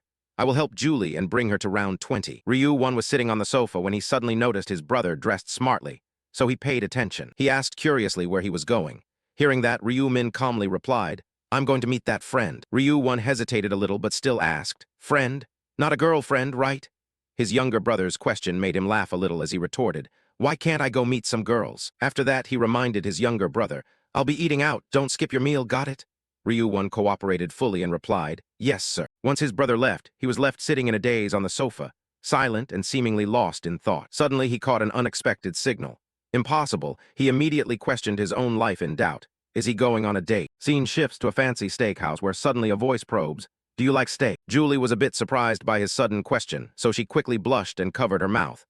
What did you say? Seeing her flustered like that, he remained completely calm and repeated the question, do you like steak? Feeling shy, she stammered a little as she replied, I really like that dish. He acted as if nothing was wrong and casually picked up his fork, saying, "Then eat up." After responding to him, she thought to herself with some amazement, not expecting that she would get to have a private meal with Ryu Min. Truly a lucky day. The two ate in silence under soft music and the chatter of other customers, surrounded by an awkward atmosphere. Only then did she realize the atmosphere was not very comfortable and was becoming increasingly awkward. She thought, "I have to say something. Come on, be brave." After a moment of thought, she came up with a topic to talk about and hurriedly asked him, "How did you manage to win the lottery so many times in a row? 4 times consecutively, right?" He was eating deliciously and hadn't noticed the awkwardness until she asked, at which point he looked at her. Then, without feeling shy, he made up a rather ridiculous excuse. It's thanks to my ancestors appearing in dreams to guide me. I'm really lucky." In Julie's imagination, the ancestors appeared with sparkling eyes and said, "Remember these numbers." She both imagined it and looked at him in surprise, asking, "In dreams? So how much have you made from those dreams?" His expression didn't change at all as he naturally continued speaking. "It seemed I wouldn't have to worry about money for the rest of my life, although I would still have to worry about staying alive." At that moment, she suddenly remembered a question she had been wondering about. "Now that it came to mind, I'm really curious. How was your first partner? Killing goblins must have been quite difficult, right?" In response to her question, he didn't deny it but answered, "Yes, it took quite a lot of time." She continued to ask for information about him. "Which area are you from?" He showed no discomfort and answered honestly, "I don't remember anymore, only that the last digit was 5. She seemed a bit regretful, smiled awkwardly, and said, "Mine ends with 7. What a pity, that means we won't get to meet." Hearing her say that, he gave a gentle smile and thought silently but didn't tell her. "Don't be disappointed, my friend. We will meet after all, because the areas will be merged as the number of survivors begins to decrease." Afterwards, the two continued exchanging usual small-talk questions to learn about each other. "What level are you?" "Level 10. I'm also level 10. Have you chosen a career yet?" "Not yet. How about you?" It seemed that after chatting for a while, they had become more comfortable with each other, so Julie naturally laughed and spoke. "Luckily, I already have the career change item. It's called a buffer." He repeated curiously, "Buffer." He smiled very happily while analyzing her name, meaning that he could give his teammates buff effects like in a game. As he spoke, he silently marveled to himself. Fortunately, this time she was also a buffer. She was very excited to show off her skills to him, so she immediately raised her hand to concentrate power. "Do you want to see?" she asked. "There is a type of effect called blessing that boosts all stats." Hearing this, he was very interested and said, "Really? Show me." Immediately after, she cast a skill that was elegant and colorful right on his forehead. Then before his eyes, system notifications appeared. "Blessing has increased all your stats by 50%. Blessing time limit, 2 hours 59 minutes 59 seconds. Seeing his stats buffed so highly by her, he was very pleased and thought, as expected of a special profession, such a good effect. He did not hesitate to praise her skill, saying, "Impressive indeed." As he finished speaking, he continued thinking that the skill's effect would double if she reached maximum level, so the stats would increase by 100%, but only if she achieved that maximum level. He looked at her very satisfied, and he was also glad she had buffed him. As he saw her friendly smile, he thought to himself that this had been his main goal from the beginning. At this moment, he thought again about the reward item he had received earlier. The reward he got from the first promotion side quest was a random gold pouch. As he thought about that reward item, he also pondered its function. Literally, it was a pouch that would give him a random amount of gold, which could be influenced by his luck stat. So the higher the luck, the more gold he would receive. After stopping his train of thought, he smiled appreciatively at her. "Really good effect, thank you, Julie." She didn't see it as a big deal, so she cheerfully told him to feel free to ask any time. "If you need truck fuck, just say the word. Using this skill doesn't tire me at all." Hearing her say that, he couldn't remain polite and replied, "Got it." Suddenly, he brought up the matter she wanted to talk about earlier. "Wasn't it you who said you had something to say?" At this, Julie suddenly remembered what she wanted to say and felt a little embarrassed. "Ah, right, I actually intended to mention it earlier." Then she smiled gently, deeply touched, and expressed her thanks to him. "Thank you so much for the 10 million. My father also asked me to pass on his gratitude." She seemed afraid he might misunderstand, so she quickly added, "And I'll try to repay you soon, no matter what happens." Upon hearing this, he felt a bit awkward, unsure of what to say, and awkwardly told her, "Is that all you wanted to say? I already told you not to worry about it." She was not upset at all when he refused her kindness but still enthusiastically suggested to him, "If you don't need money, then perhaps you want something else, right?" "I know." After finishing speaking, she immediately took out some item she wanted to give him and said, "Take this." He looked at what was in her hand and asked, "What is this?" She held the strange purple object in her hand and handed it to him, saying, "I got this while hunting. If you don't need money, then at least I should give you this." Her expression was very sincere, wanting him to accept it. "This is my token of goodwill, so don't refuse it anymore." After they finished eating, they parted ways and said goodbye to each other. The meal was wonderful. Well then, see you again later. He said goodbye while reminding her be careful at the next gateway. Okay. She smiled happily upon hearing him say that and replied, we must live to meet again. After saying goodbye to her, Ryu Min slowly walked alone along the brick-paved road. Then he opened the window of the warehouse system. At that moment, he began reading the lines of information about the item Julie had just given him. Low-level death color demon essence, classification, property, description. A beautiful purple stone from which he could feel the delicate mana inside.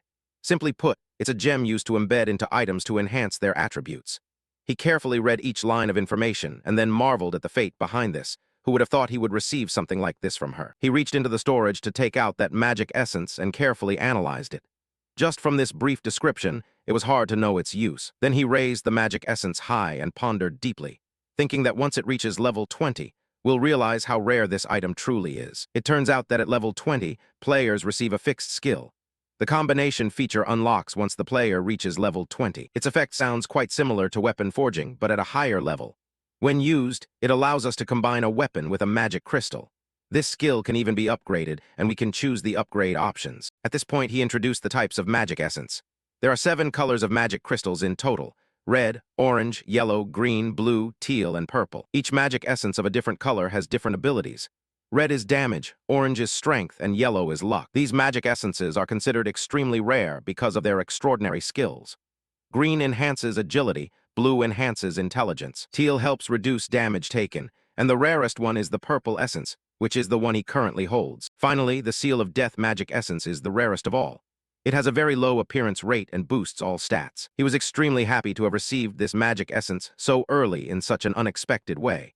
He felt very lucky to have suddenly come across one. At this moment, he suddenly realized that his luck was quite exceptional. His current luck index was truly very high. Then he thought further and put the precious magic essence crystal into his inventory. He would use the magic crystal upon reaching level 20. And now he decided to make good use of Julie's skill to open the blessing reward item. The time limit was 30 minutes and 58 seconds. I should open the gold pouch before the buff ends.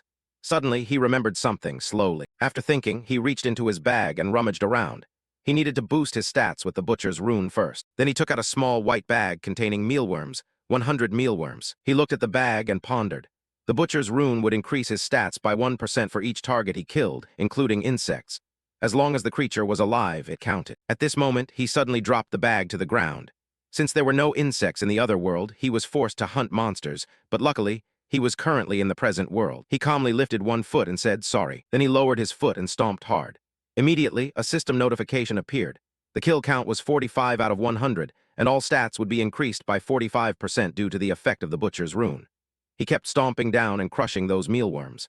The kill count reached 67 out of 100, and all stats would be increased by 67% thanks to the butcher's rune effect. Every time he stepped down, the number kept increasing continuously until it reached the maximum of 100. The death count had reached 100, and all stats would be increased by 100% due to the effect of the rune of the butcher. Then he immediately called up the status window. The status window showed the name Ryu Min, nickname Black Scythe. Apprentice rank level 16, occupation Reaper, titles, last hidden traveler, first hidden death god. Stats, strength plus 90, intelligence plus 9, agility plus 63, luck plus 45, stat points 0. Looking at the numbers appearing in the window, he finally noticed the change. His luck had increased from 15 points to 45. That meant he could expect a favorable outcome. Next, he called up his inventory, the storage space, and then took out the reward item, a bag of gold. Random gold bag, classification, consumable, rarity, rare, effect. Provides you with a random amount of gold ranging from 1 to 9,999. Usage requirements, must be used before the next round begins and rank must be above rookie. A limited item gifted to the first person who changes rank.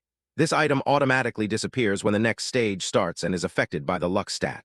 Now confident, he decided to use the reward item. The luck stat had already increased to the maximum possible level. Now, thinking so, he wasted no time and read the use command. Immediately after, the bag of gold in his hand began to float and rise in the air. He looked at it with a bit of anticipation, wondering how much he would earn. Even with the same stats, receiving different amounts of gold was normal, but it seemed he had calculated in advance, so he confidently guessed. Based on his luck so far, it would probably be between 3,000 and 6,000 gold. Suddenly, without knowing what he saw, his expression turned extremely surprised. A system message appeared. You have used a random gold bag. This notification made Ryu Min curious. They continuously notified him. You have used a random gold bag. You have earned 9,999 gold. He was somewhat surprised.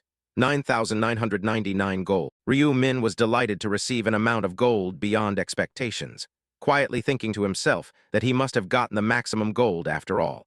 Receiving blessings is truly valuable. The system's summary notification displayed his total gold. So his total gold was 16,249. That should be enough to buy an epic grade item now. Just as he thought that, the system screen suddenly vanished. The item he wanted would only be available in 2 more weeks. So for now, he would hold on tightly to his gold. The bright morning sunlight shone into the building where the 2 brothers were staying. Ryu Min stepped into the house, took off his jacket, and said, "I'm home." Seeing him come back, Ryu Won was pressing his phone with a delighted tone as he called out. Ryu Won's hand holding the phone covered half his face, but his delighted expression like a puppy was still visible now. "How was your date?" Ryu's question made Ryu Min curious. Date. Ryu Won saw that his older brother didn't understand and felt a bit disappointed. Asking again, "Isn't it true that you went on a date with your girlfriend?" Ryu Min, sitting on the chair, avoided his younger brother's question, saying, "Stop talking nonsense. What are you eating for lunch today?" Seeing that, Ryu Won sat down next to his brother and answered with a happy expression. "I ordered black bean noodles." Ryu Won seemed unsatisfied and replied sulkily, "So what if it's black bean noodles? Do you know how much I've been wanting to eat that dish?" His words reminded his brother of the past. "That's right, just last month, the situation for the 2 of us was still very difficult." Ryu Min continued thinking that his Bitcoin investment had increased to $150 million, but like before, it might drop significantly 2 weeks later. When that time comes, it's best to let it go. Meanwhile, his younger brother Ryu Won sat beside him with sparkling eyes as he saw something. On the TV screen was an image of a car being shown, sparking an idea in Ryu Won. Before that, I should get a driver's license. In the exam room, everyone was focused on their own work, including Ryu Min, who was taking the theoretical test for a driver's license. It seemed the repetition made Ryu Min somewhat bored, so he sighed and thought silently, "How many times have I taken this test? Just do it for the sake of it and then leave." After speaking, he grabbed his jacket, stood up to leave, causing the supervisor to become curious. As Ryu Min's back slowly walked toward the door, it stirred even more thoughts in the supervisor's mind. What was wrong with him? When looking at Ryu Min's computer screen, the supervisor was startled. "Your score is 95. You passed the theoretical exam to get your commercial driver's license." His mind was filled with questions. Just a little time and he got 95 points. Ryu Min knew his results better than anyone. The outcome was clear, yet he only took 4 days to get his license. He proudly handed the glowing license to his younger brother, Ryu Won. "Too dazzling, I have more driving experience than anyone." Suddenly, Ryu Min pondered a bit about his own reality.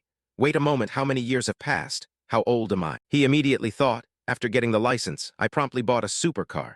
A Lamborghini Aventador. The red Lambo, which I didn't take long to choose since I had driven this model several times before. Ryu Min asked, "How long does direct import take?" The attendant responded cheerfully, "If you order today, you'll receive the car within a month." Holding the iPad, he said, "That works, I'll sign right now." Hearing Ryu Min finalize the order, the attendant visibly delighted, as if he was glowing all around. "Excellent, sir, you are truly sophisticated." His exaggerated attitude left him speechless. Time passed. 2 weeks later, on this beautiful day, the time was very appropriate. The moment had come. Holding his phone with some satisfaction, he thought, "It's time to say goodbye to my pile of Bitcoin." Ryu Won spoke up with curiosity when he saw his brother's dangerous, calculating expression. "Did something good happen? Why are you smiling like that?" Ryu Min, seated on the chair, replied, "Little brother, I just sold all my Bitcoins." Ryu Won sat down, surprised, and asked his brother, "Really? How much has the price increased?" Ryu Min calmly answered, $300 million. Hearing such an enormous figure made him startled. $300 million. His younger brother was restless, raising his voice to ask, "Your entire lottery winnings were only $60 million. How did it increase to 300 million? Meanwhile, Ryu Min still calmly answered all of his brother's questions with a look of obviousness. Of course it did. Ryu Won admired him while also recalling a month ago, when he wanted to invest in Bitcoin but his brother tried to stop him. Yet now he had earned so much. Ryu Min smiled and replied, "I didn't know it would surge this much." He thought silently. Last time it was at most $280 million. At this moment, Ryu Won had calmed down and asked his brother, "So, are you planning to stop now?" Ryu Min, still looking at his phone, answered, "Of course." Ryu Won held the cup of water in his hand and smiled, replying, "That's great." But before long, his brother spoke again, causing Ryu Won to almost spit out the coffee in his cup. "It's time to invest in stocks now." Ryu Won, partly worried for his older brother, asked, "Brother, you don't know anything about stocks. What are you planning to do now?" Ryu Min calmly reassured him with a calm demeanor, a smile flashing across his lips. Don't worry. Ryu Min casually fabricated a reason to soothe his younger brother's worries, saying, I dreamt about it. Startled and half-doubting, Ryu Won asked back, You dreamed that prophetic dream again? So this time, which stocks should I buy? Ryu Min replied confidently, Yeah, in the dream, I saw that if I buy now, it will be very profitable later. Hearing this from his brother, Ryu Won gave up and said, All right, then just do whatever you want. While looking at his younger brother, Ryu Min thought silently, Ryu Won is so worried, I can't blame him, but I do know the future. Then he looked at the screen, thinking about the company he wanted to invest in. The company he intended to invest in was, the phone screen displayed a long list of stock names. A company ranked 85th on KOSDAQ, valued at about $900 million, the consulting company Thien Ma. Ryu Min thought, Thien Ma Consulting is a company under the ownership of Ma Jeonrak. Although it was not very well known yet, after the fourth round, it would introduce a special system and develop rapidly. Finishing his recollection, Ryu Min silently approved of his decision. If he knew this company would become famous, there was no reason not to invest. As he thought this, holding the phone, he realized that if he could own more shares and gain operational control, he could influence the company as a major shareholder and make a considerable profit. Then Ryu Min tapped on the order bar. First, I will invest $280 million and acquire 31% ownership. Now, suddenly a voice interrupted his train of thought. Please. It turned out to be Ryu Won silently clasping his hands in prayer for his older brother. Please make his dream come true once more. That was as good as done. While thinking that, he looked at the screen displaying the purchase confirmation number 5,684,241. The purchase had been successfully processed. Without hesitation, Ryu Min considered what to do next. Now I just need to buy the items. As night fell and all the building lights went off, only the house of the two brothers remained lit. The light came from the desk lamp at midnight that same day. Accompanied by the system sounds, the system screen displayed various items appearing in the store. Ryu Min lay on the bed, his hands supporting his head, thinking that the gold he had been saving was all for today. His hand tapped on the equipment bar, silently marveling at the benefits of having plenty of gold. As long as he had gold, he could buy normal items and skills. There really was nothing more convenient. The screen displays the item you selected. Although they are all of normal level, that does not mean you can't buy rare and epic materials. The notification bar shows today's items. Today's items. Ryu Min was still lost in his own thoughts. This is a function to buy a random item that changes daily. Usually, it's hard to get exactly what you want, because you don't know which items the shop will sell. The random cards represent the items on sale because no one can predict which items will be sold. But for me, it's not a problem since I already know in advance what will be sold. Thinking that, Ryu Min clicked on today's items bar. And today is the day the epic item I need will be sold. The system panel displayed a series of information about the random items on sale. Bone necklace, necklace type, epic grade. Effect, adds 3 strength, increases attack speed by 1% each time an enemy is killed, up to a maximum of 25% until the round ends. Restriction, apprentice or above, durability 500. Price 600 gold. Sale time, 23:59:59. Purchase. Ryu Min's tone was joyful because the item he wanted had appeared. Here it is, the bone necklace. A smile flickered across his face. The item increases strength and attack speed, and considering its effects, it's quite cheap too. Now that I have the item I want, I should use it right. Ryu Min returned to the main page of the item inventory. The system screen popped up a discount coupon along with the usage rules for the 50% off item coupon obtained today after completing the leveling up quest. The 50% item discount coupon for today, a rare consumable type. Effect, you get 50% off when purchasing today's items. Restriction, valid only until the next round. Apprentice level or higher. Description, a limited reward item awarded to players who complete side quests in round 2. If not used by the next round, it will automatically expire. Ryu Min pondered for a moment, his hand already reaching for the purchase button. If I buy this ring after using the 50% discount coupon, the remaining gold after the purchase confused him. Gold, 13,949. Ryu Min jumped up. I still have a lot of gold left. He propped his chin, thinking while recalling the items he wanted to buy. Initially, I planned to buy a set of normal equipment with the remaining gold. Ryu Min recalculated a bit. In his mind, some desired support skills appeared. But if I save an extra 6,000 gold, I could buy another common skill. Common skills are still better than normal equipment. He propped his chin, a smile appearing on his face. I should hurry to earn another 6,000 gold. Luckily, round 3 has plenty of monsters. And then time passed. On May 1, 2023, the gem in the middle of the town emitted a purple light. Surrounded by countless townsfolk, but among them, some showed a golden glow. This day was bound to come. Players kept appearing continuously to clear debris in the area of the third round game, and at the center there was a large purple gem radiating a remarkably striking light. Damn it, I've been pulled into the other world again. After being forced to log into the game, players kept voicing their confusion. This isn't the forest this time, where am I? Some of them carefully observed their surroundings and commented. The houses were all destroyed, but it looked like a village. Upon hearing this remark, suddenly another voice interrupted to object. It's just a pile of rubble, what else could it be? They even noticed the tall city walls enclosing the area where they stood.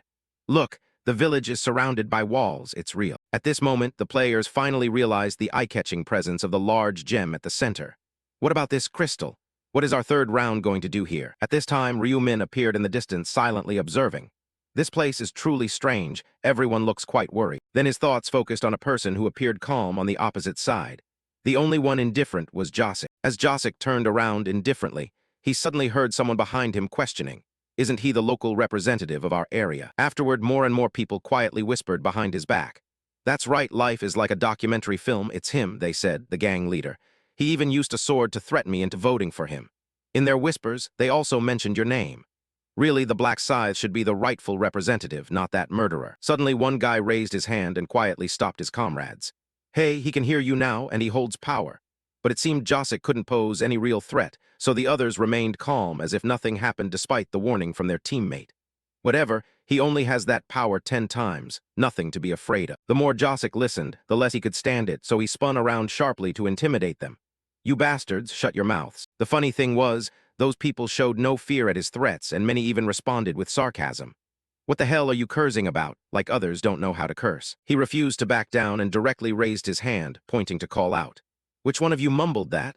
Only then did those people realize it was hard to back off. They stopped gathering and whispering. His face twisted ugly with anger, cursing silently. Damn it, I knew this would happen. If only that angel had kept her mouth shut. At that moment, a pair of polished leather shoes suddenly appeared. Yangmin immediately stood before him and bowed respectfully, greeting him. Many people recognized him and, full of curiosity, kept asking, "What is Yangmin doing?" He paid no attention to the questions around him, but boldly lifted his head to look at Josik and sincerely said, "Sir, life is like a film reel. Big brother Josik, gang leader Josik, senior Josik, I come to pay my respects to you." He calmly looked at him and then asked, "Senior, are you my junior brother?" Yangmin immediately responded, "Not yet, sir. I'm just a 20-year-old young man with a dream of becoming a gangster." Hearing this, Josik raised an eyebrow with a questioning look, thinking, he wants to become a gangster. Is this guy crazy? He put on an expression of deep admiration for him and said with a smile, "You are my role model, sir. I really want to join the Josik gang." Hearing that, before he could even finish asking, he was suddenly startled by the next action from him. "Why are you?" Yangmin then dropped to his knees and spoke with resolute words. "I will devote my whole life to following you, sir. Please accept me." Josik found this so amusing that he grinned broad and hearty. "I've met a lot of crazy guys in my life, but this is the first time I've met someone this extreme. I like his spirit already." Thinking so, he told him to stand up. "Get up."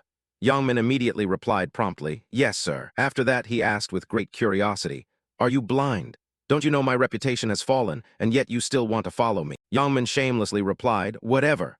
He clenched his fist tightly, patted his chest, and continued, "You are someone I respect." He faced Josik and spoke words deeply touching to the heart, saying that as long as he accepted him, he didn't care what others thought. Being praised and regarded as an idol like that, he could not help but smile.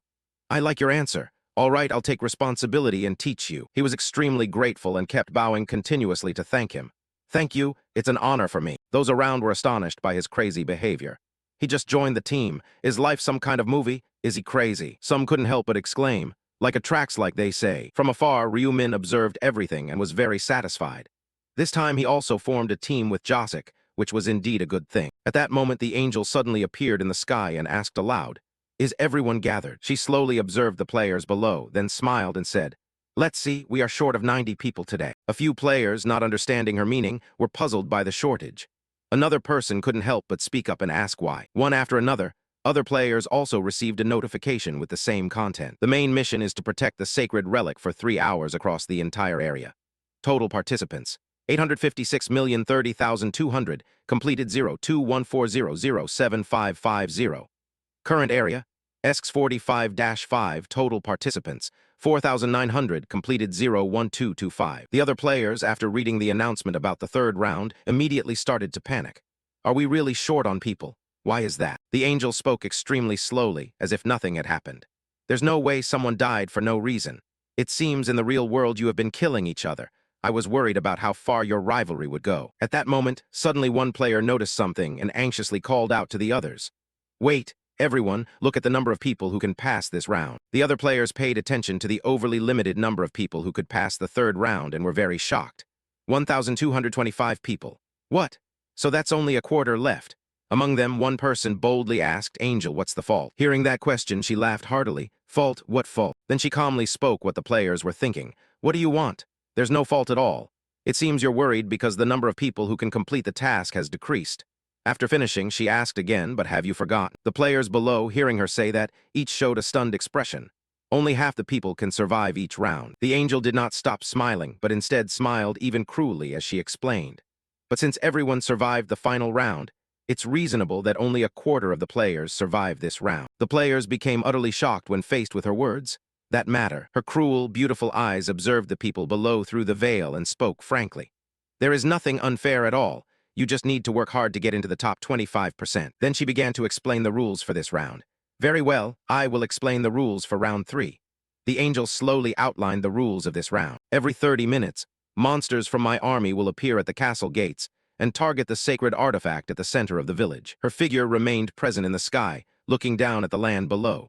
There will be 4 waves of attacks in total, and all must coordinate to protect the sacred artifact. She explained the importance of the purple gem. You will receive additional rewards if you protect the sacred artifact for 3 hours. If you fail, you will face severe penalties. She did not forget to mention player rankings. In the end, whether you successfully defend or not, rankings will be arranged according to the number of monsters you defeated. The players listened anxiously to her explanation of the rules, nervously watching the city gate. Due to the nature of this round, more monsters will appear than usual, but they only have strength left. It should be much easier, right? Jacek heard the ranking rules from her and smiled confidently with a slight smirk. So all I have to do is kill a lot of monsters, because I hold the power this round as easy as pie. Suddenly, she clasped her hands together, almost forgetting, and then added something incredibly cruel. The representative selected from the previous round is like a documentary film, isn't it? She continued speaking as if nothing had happened, happily saying that from this round onward, he can use the command right. But I bet everyone here is curious about what will happen next. After finishing, she emphasized, if the representative dies. An evil smile appeared on her face when mentioning this exciting matter. When the representative dies due to monsters or external circumstances, their position will be left vacant. However, what if they are killed by another player? Hearing this, Jacek was stunned, his eyes wide open to the fullest. As her words became increasingly suggestive, the players around him also started to have impure thoughts. In that case, the killer will immediately become the new representative and will receive all 10 uses of the command right. After speaking, she clapped her hands happily and said, so be it. Monsters will appear in 10 minutes. Coordinate with each other for the next 3 hours to survive. Finally, she added disdainfully and indifferently, although I'm not sure if you all can manage it. Then she turned into a point of light and disappeared, leaving only Jacek with a mood, as if he had swallowed something foul. He was extremely angry and shouted loudly towards the woman who had just disappeared. Then his eyes immediately focused on the murderous intent behind him. Instead of preparing to fight the monsters, the other players now raised their weapons against their own kind. Jacek, seeing their actions, was thoroughly furious and loudly drew his weapon to threaten them. You bastards, come here. I'll take you all down one by one. These players were filled with murderous intent directed at him without any fear. You act strong, but you only have 10 times to use the command right. The angel said, whoever kills this bastard will become the representative. There was even a shameless one who ambitiously said, if I become the new representative, that would be even better. Suddenly, a figure appeared at that moment. Ryu Min calmly held the weapon in his hand and slowly stepped forward from behind. Jacek was startled and panicked when he saw him approach, stammering, what are you doing, Black Scythe? He stood in line with him and spoke, don't be afraid, I just want to talk. But all Jacek caught was that he said he was scared, so he hesitated to retort. Scared? What are you talking about? Just say what you want. Then he continued, let me say first if you intend to make me bow down. But before he could finish, he was interrupted. I have a proposal. Seeing his hesitant expression, he did not beat around the bush but spoke directly. I guess you are facing difficulties. Then he directly made him an incredibly attractive offer. How about I protect you? Jacek was surprised and puzzled upon hearing this and asked again, what? He patiently repeated himself. I will protect you from other players, meaning I will be your personal bodyguard. The other players were also taken aback one after another. What? Black Scythe will protect the Life is documentary, run, so that means we have to face Black Scythe. At this moment, they hesitated slightly in confronting him. It was a bit. So what should we do now? Hearing those around cautiously avoiding him, Jacek couldn't help but think inwardly. He didn't expect the name Black Scythe to carry such influence. Judging by their reactions, this offer truly seemed very appealing, but he immediately regained his composure, thinking that everything comes with a price. With that in mind, he frowned and asked him, "So what do you want in return?" He gently said as if it were nothing, "Not much." Then his gaze became extremely sharp as he stated his condition. "You will have to obey all my orders, that is the condition." Jacek froze upon hearing that. "What?" He gritted his teeth, thinking silently that he was being asked to become his subordinate. He didn't immediately agree and instead probed, asking what reason I had to make this proposal. I replied sharply, "I can't say." He didn't give up and kept asking. "You say to follow orders, but what kind of orders are they?" I patiently responded. "That too I can't say. You just need to obey my orders unconditionally." Jacek felt bitter at my indifferent attitude and thought, "So you want me to follow you for life, huh? Damn it, you think I'm that easy to fool." But then he paused for a few seconds, then thought further. "Wait, what would happen if I refuse? He wouldn't just attack me out of nowhere in broad daylight, right?" While he was lost in thought, I decisively said, "Choose." Then I didn't forget to drop a hint, reminding him that others were also waiting on his decision. He hesitated for a moment. Finally, he made his choice. He would reject your offer. My eyes flashed coldly as I silently confirmed my suspicion. Surely no bastard would so easily lower his honor like that. The others couldn't help but smile happily when they saw his foolish choice. He refused, see? If he had agreed, he could already be out hunting. Probably his ego is too high to have to take orders. At this moment, the players also began to raise their weapons again, taking turns aiming at Jacek and speaking up. To him, honor is more important than life itself. Or perhaps he simply doesn't regard us at all. He calmly observed everyone's reactions without saying a word. The situation was identical to his previous life. Then he made the next decision. The thing to do now was to draw a line. Thinking that, he faced Jacek as if nothing had happened and spoke to draw the boundary. "Fine, if you refuse, then there's nothing more I can do. I won't interfere with what's going on here anymore." Then he decisively turned and walked away. Whether he lived or died was no longer any concern of his. At this point, the others who heard him spoke up, eagerly advanced, wanting to attack Jacek. "Did you hear that? Black Scythe no longer cares about you. Then let's deal with this gangster now." Jacek gritted his teeth in frustration, but could do nothing except lift his weapon. "Damn it, does that mean I have to accept that proposal?" At this time, the system also announced the start of the game. The first round would begin soon. Prepare for the monsters, stealthy attacks, and protect the sacred relic. Those who were about to gang up on Jacek were interrupted by this system announcement. "It's starting." The system issued a brief announcement about the game rules. In 30 minutes, regardless of how many monsters have been defeated, the second wave will still begin. At this point, other players started to panic and called on their teammates to cooperate in protecting that large purple gem. Everyone is guarding the sacred relic. Immediately afterward, the system also began counting down. The remaining time until the stage ends is 2 hours 59 minutes 59 seconds. While others were focused on keeping watch towards the city gate, Jacek suddenly had the thought that he couldn't fight alongside those he had grudges with. Then he turned around, looking to find another place to act. After all, it was a personal mission, so he would have to act alone. Suddenly, he noticed Ryu Min calmly walking towards another place. Where was that guy going? Jacek then stealthily followed Ryu Min for quite a long distance. He hid behind a building and watched him from afar. Was he also planning to fight alone? He was heading toward the city gate. At that moment, a sound signaled the official start of the game. Wave 1. The city gate was also slowly opening. The system announced the current number of players, 4,900. Then it announced the number of monsters in the first attack wave, 9,800 weakened goblins. These vicious, bloodthirsty goblin monsters with disgusting green skin appeared in increasing numbers from outside the city gate. When Jacek saw this number, he was directly stunned and showed visible panic. 9,800. The system kept popping up notifications. Due to the nature of the gate, the goblins only possessed 1/3 of their usual strength. Then they wished the players below good luck before disappearing, wishing you success. His pride completely vanished when he refused his offer. This was crazy.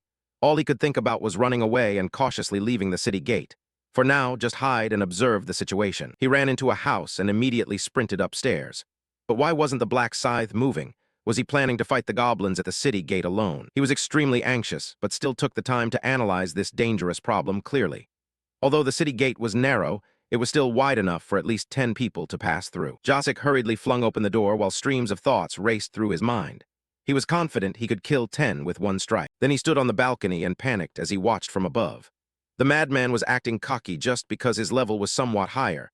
Without even looking, he knew he would fight a bit and then cut tail and run. From Ryu Min's side, the goblins bared their teeth and swiftly charged at him, wielding their weapons. Without hesitation or panic, he immediately raised his scythe high and took a stance ready to attack. Then he gently swung the weapon in his hand, instantly killing 3 or 4 goblins rushing at him. Then he calmly lifted his eyes to look up. Those goblins kept falling one group after another, starving and recklessly attacking without regard for their own lives. Suddenly, he lifted his foot, the bright crescent, immediately striking the sensitive points of their bodies. In one swift motion, he killed the entire group of goblins at a speed impossible to follow. Josik, who had been watching him fight from above, was utterly shocked.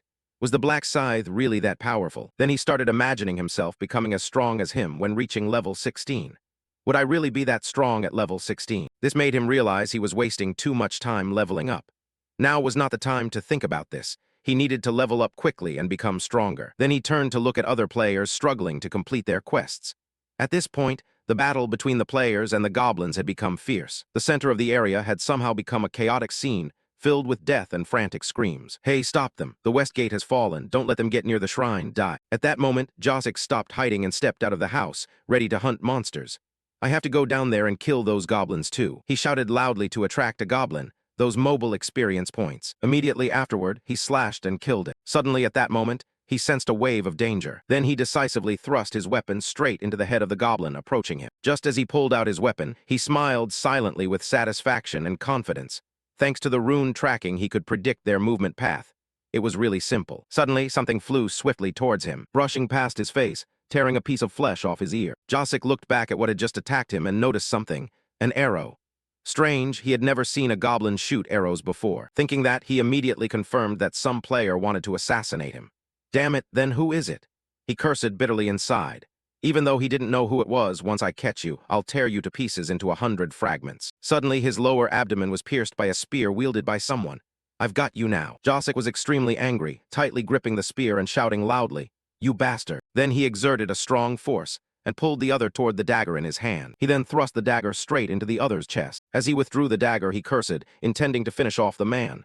"Die, you bastard." Suddenly, another arrow shot toward him, whizzing past his face. Then he looked towards the direction the arrow came from and discovered a man holding a bow. Without hesitation, Josik cruelly raised the spear in his hand and aimed at that man. The man, seeing this, panicked and drew his bow. In the end, before the man could shoot, Josik's spear pierced right through his head. After dealing with all the people around, he struggled to hold his stomach and think. Damn it, unexpectedly, what worried me was other players, not monsters. If I weren't the regional representative then, he would only regret now for being greedy for this position. Regional representative, my ass. If I had the choice, I would have thrown it to someone else already. Moreover, he started reconsidering Ryu Min's earlier offer. Could it be that I should accept the Black Scythe's help? But ultimately, he was still extremely proud, unwilling to yield to anyone. No, a man must have the pride of a man. He couldn't become anyone's subordinate. Some method to hunt peacefully without being disturbed by other players. Suddenly, he noticed a player on the opposite side slashing goblins. That guy was. He recognized that man held a quite high rank in this area, 3rd place currently, with a black dragon mounted on his right hand. Then he couldn't help but grin mischievously. That's right, it's him. He called out to the man from behind, "Hey." The man heard the voice and quickly turned around to ask, "What? Who's there?" Without giving him time to react, he used his command right to control the other man. The black dragon on the right hand, he cunningly ordered him, "From now on, protect me." Ryu Min swung his sword to strike the monster. The system sound rang out. Effect of the bone necklace activated, increasing attack speed by 25%. You have defeated the goblin. Current kill count 52-100. Has used the triple experience buff. All stats increased by 100% due to the effect of the rune butcher. Gold plus 3.3, bonus gold plus 1.66. He intently looked at the system panel, thinking about the status window. Ryu Min opened his inventory to check it out and exclaimed, "I've already earned nearly 2,000 gold." His face brightened, the corners of his lips slightly raised as he wondered, "At this rate, I'll easily gather 20,000 gold by the second attack wave." Monsters from afar began eyeing Ryu Min, but he remained calm and contemplative. "No, this round I must accumulate lots of gold and then buy 2 common skills. If I succeed, I'll obtain the Dark Knight's rune." He coldly cast a sharp, red-eyed glance over them. Ryu Min swung his scythe, striking a critical blow against the monsters. The monsters behind growled cautiously, and he sneered aloud. "Aren't you going to charge?" Ryu Min raised his scythe high and charged straight at them. "If not, I will strike first." A brilliant magical wave crashed down with a thunderous explosion, causing everyone to panic. "What's going on? What is that sound?" The monster suppressing the young man instantly vanished. The remaining ones also disappeared. The system screen showed, "You have successfully repelled the first attack wave." Everyone breathed a sigh of relief. "I'm alive." The system announced the number of surviving players is 3,933, and the number of players who died is 967. Surviving players will receive a reward of 500 gold. A young man sat down and said, "Before the second wave, we need to take a short break." Ryu Min stared thoughtfully at the people lying in the deep red pools of blood. 967 had died. Although they had weakened the goblins, they still couldn't be underestimated. He glanced around searching for someone, but where was he? Ryu Min looked at Josik, who was clenching his teeth tensely, then fell into deep thought. There he was, as expected, with Josik still alive. There's no way he could have survived this round. Panting heavily, he gripped his knife tightly, looked around, and shouted loudly, "Damn it." Josik frowned in thought, unaware that the enemy was sneaking up on him.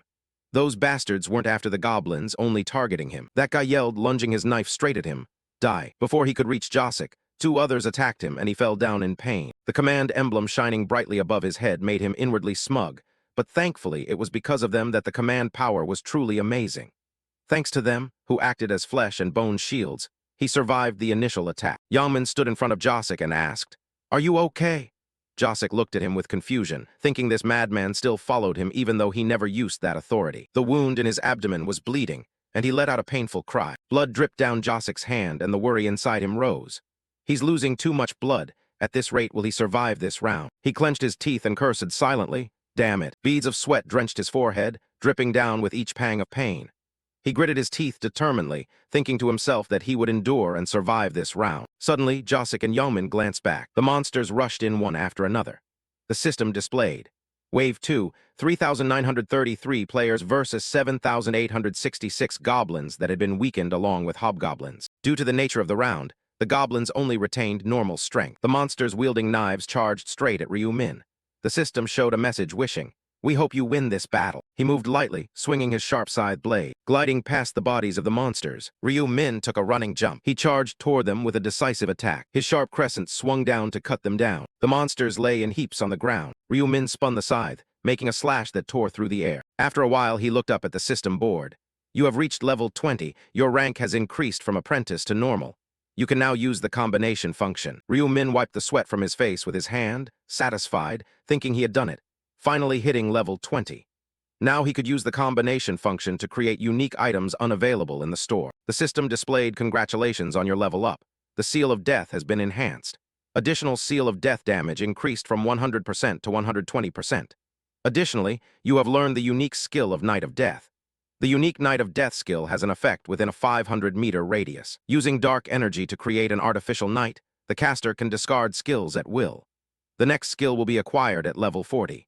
He read the system notification and reflected that the additional damage of the Seal of Death had already increased by 120%. Plus, he had learned a new skill. Moreover, Knight of Death suits the Dark Knight's rune very well because it grows stronger as night falls. The system displays the attributes of the Dark Knight's rune effect when used during the day. Weapon attack power doubles. When used at night, attack speed also increases by 50%.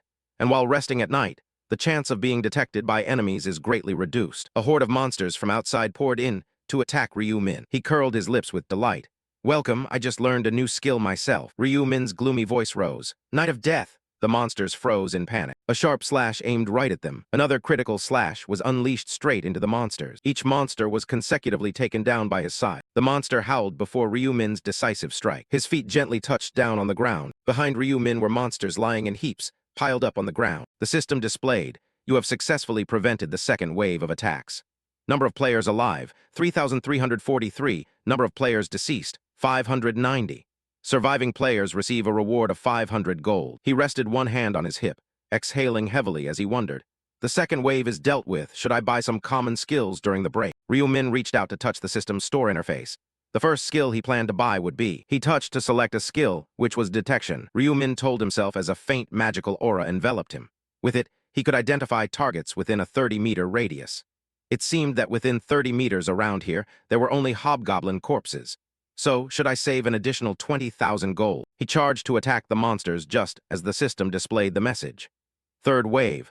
3,343 players and 6,686 hobgoblins weakened. Others also began rushing in, throwing punches at the monsters.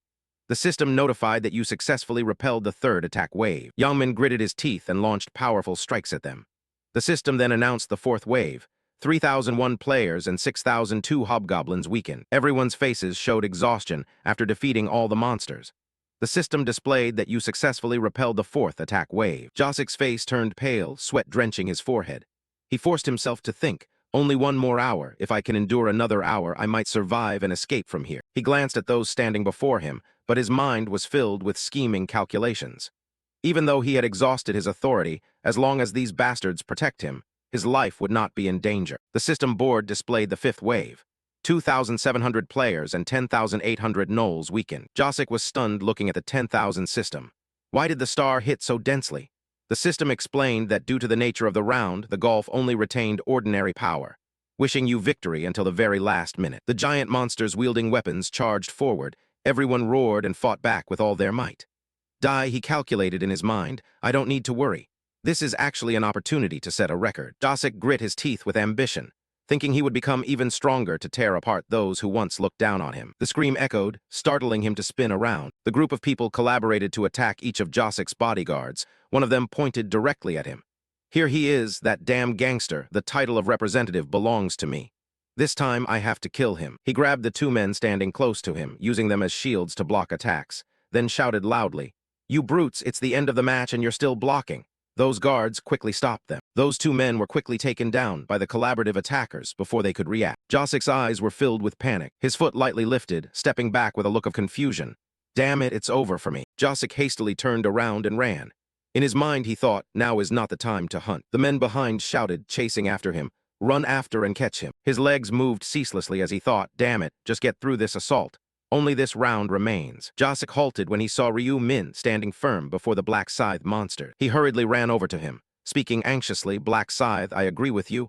I'll do whatever you say, please protect me." Ryu Min stared thoughtfully at Josik, then urgently said, "I'm telling you I accept the offer. Black Scythe, protect me." His eyes suddenly flashed a cold red light as he glared at him, then decisively spoke. "I refuse." Josik was stunned when he heard Ryu Min say indifferently, "I told you already, I don't care at all. Whether you live or die is your own problem." He anxiously shouted loudly, "Wait, but you're the one who offered me this. I said I would become your subordinate, didn't I? What are you refusing?" He turned and walked away, calling back, "I don't need a subordinate who has no authority in hand." Josik's face turned pale and he gritted his teeth in hatred, thinking, does that brat mean I'm useless? If I had known, I would have agreed earlier. He was surprised when he heard a voice call out from afar. "Everyone see that? He's already refused." The collaborators surrounding Josik sneered. "Lucky, I was just wondering what we'd do if the Black Scythe helped him." Life really is a documentary. The wound in his belly started bleeding painfully again. One of them said, "Now we can kill him whenever we want." Josik clenched the knife tightly in his hand and growled, "Even if I die, I'll kill at least one of you." Yangmin stepped forward and pushed one of the collaborators away. "Senior, you must be tired. I'm here to help you." He looked at him in confusion, Yangmin. He looked at him joyfully. "Right, I have you after all. If I survive and get out of here, I will take good care of you." Josik hadn't finished speaking before Yangmin punched him painfully in the face. He fell flat to the ground. Josik clutched his face in pain, crying out. He spoke, calling out, "Senior." Yangmin gave a dangerous smile as he spoke. "I'll kill you right now so you can leave in peace." Josik's collar was grabbed by him. He yelled out in rage, "You bastard." He threw a powerful punch into his face. Yangmin kept punching Josik's face relentlessly, making him scream miserably. His face was beaten until it was swollen and bleeding. Josik lay motionless, eyes wide with confusion and chaos. "Damn it, Cho Josik." He glanced at the man standing in front of him, smirking. Filled with rage, he thought, once again betrayed by this bastard. Yangmin raised his leg, gathering all his strength to deliver a fatal kick to Josik's body. The system announced that the regional representative was a documentary film that had been killed. The power of the representative was transferred to the one who delivered the blow. Player Hwang Yangmin is the new regional representative of ESC's 45-5. He clenched his fists tightly, shouting joyfully, "Now I'm the regional representative, I am the king here." The system displayed, "You have become the regional representative. You have received the commander's exclusive rights of the representative." Yangmin's mind was full of calculations. Now if I focus, I might be able to control Corin as I wish. His eyes narrowed. Yangmin glanced at Josik, who had fainted, and thought quietly, "I'll really use my command power well. Don't be too angry. Isn't this because Josik, the gang leader, kept running away all the time?" He turned his back and left with a mind full of sarcasm. So embarrassing. Yangmin turned to look at the cooperating group and pointed at Josik, saying, "Hey, do you guys see this? I beat him up badly. Didn't I say I had the upper hand?" They all said at once, "Huh, yeah, that's right, good." That whole group panicked as they looked at his bloodied hand and thought, "This bastard, killing with bare hands, causing goosebumps all over. Truly crazy. Who would have thought he actually died?" The crowd's barrage of questions stirred up the whole area. What's going on? Isn't this bastard always following and flattering that thug? Was he planning to betray all along? One was scared and frightened, while the guy next to him was unconvinced. wondering how someone like that could become the district representative. Whispers and lewd rumors spread everywhere. Everyone, we've changed representatives. That's right. Yangmin silently turned and dashed off, quickly calculating in his head. So now they're targeting me. But too bad, I know something that can help me get out of this situation. He ran over to Ryu Min and shouted loudly, "Black side." He asked aloud, "What's going on?" Yangmin spoke anxiously. "You've seen the announcement already, right? I'm the district representative now. I have the right to command." He asked in confusion, "So what?" He placed his hand on his chest, exchanging with a radiant smile. "The offer you made to life is like a documentary film. I will accept. In other words, I will obey you. In return, protect me." Yangmin contemplated in his mind.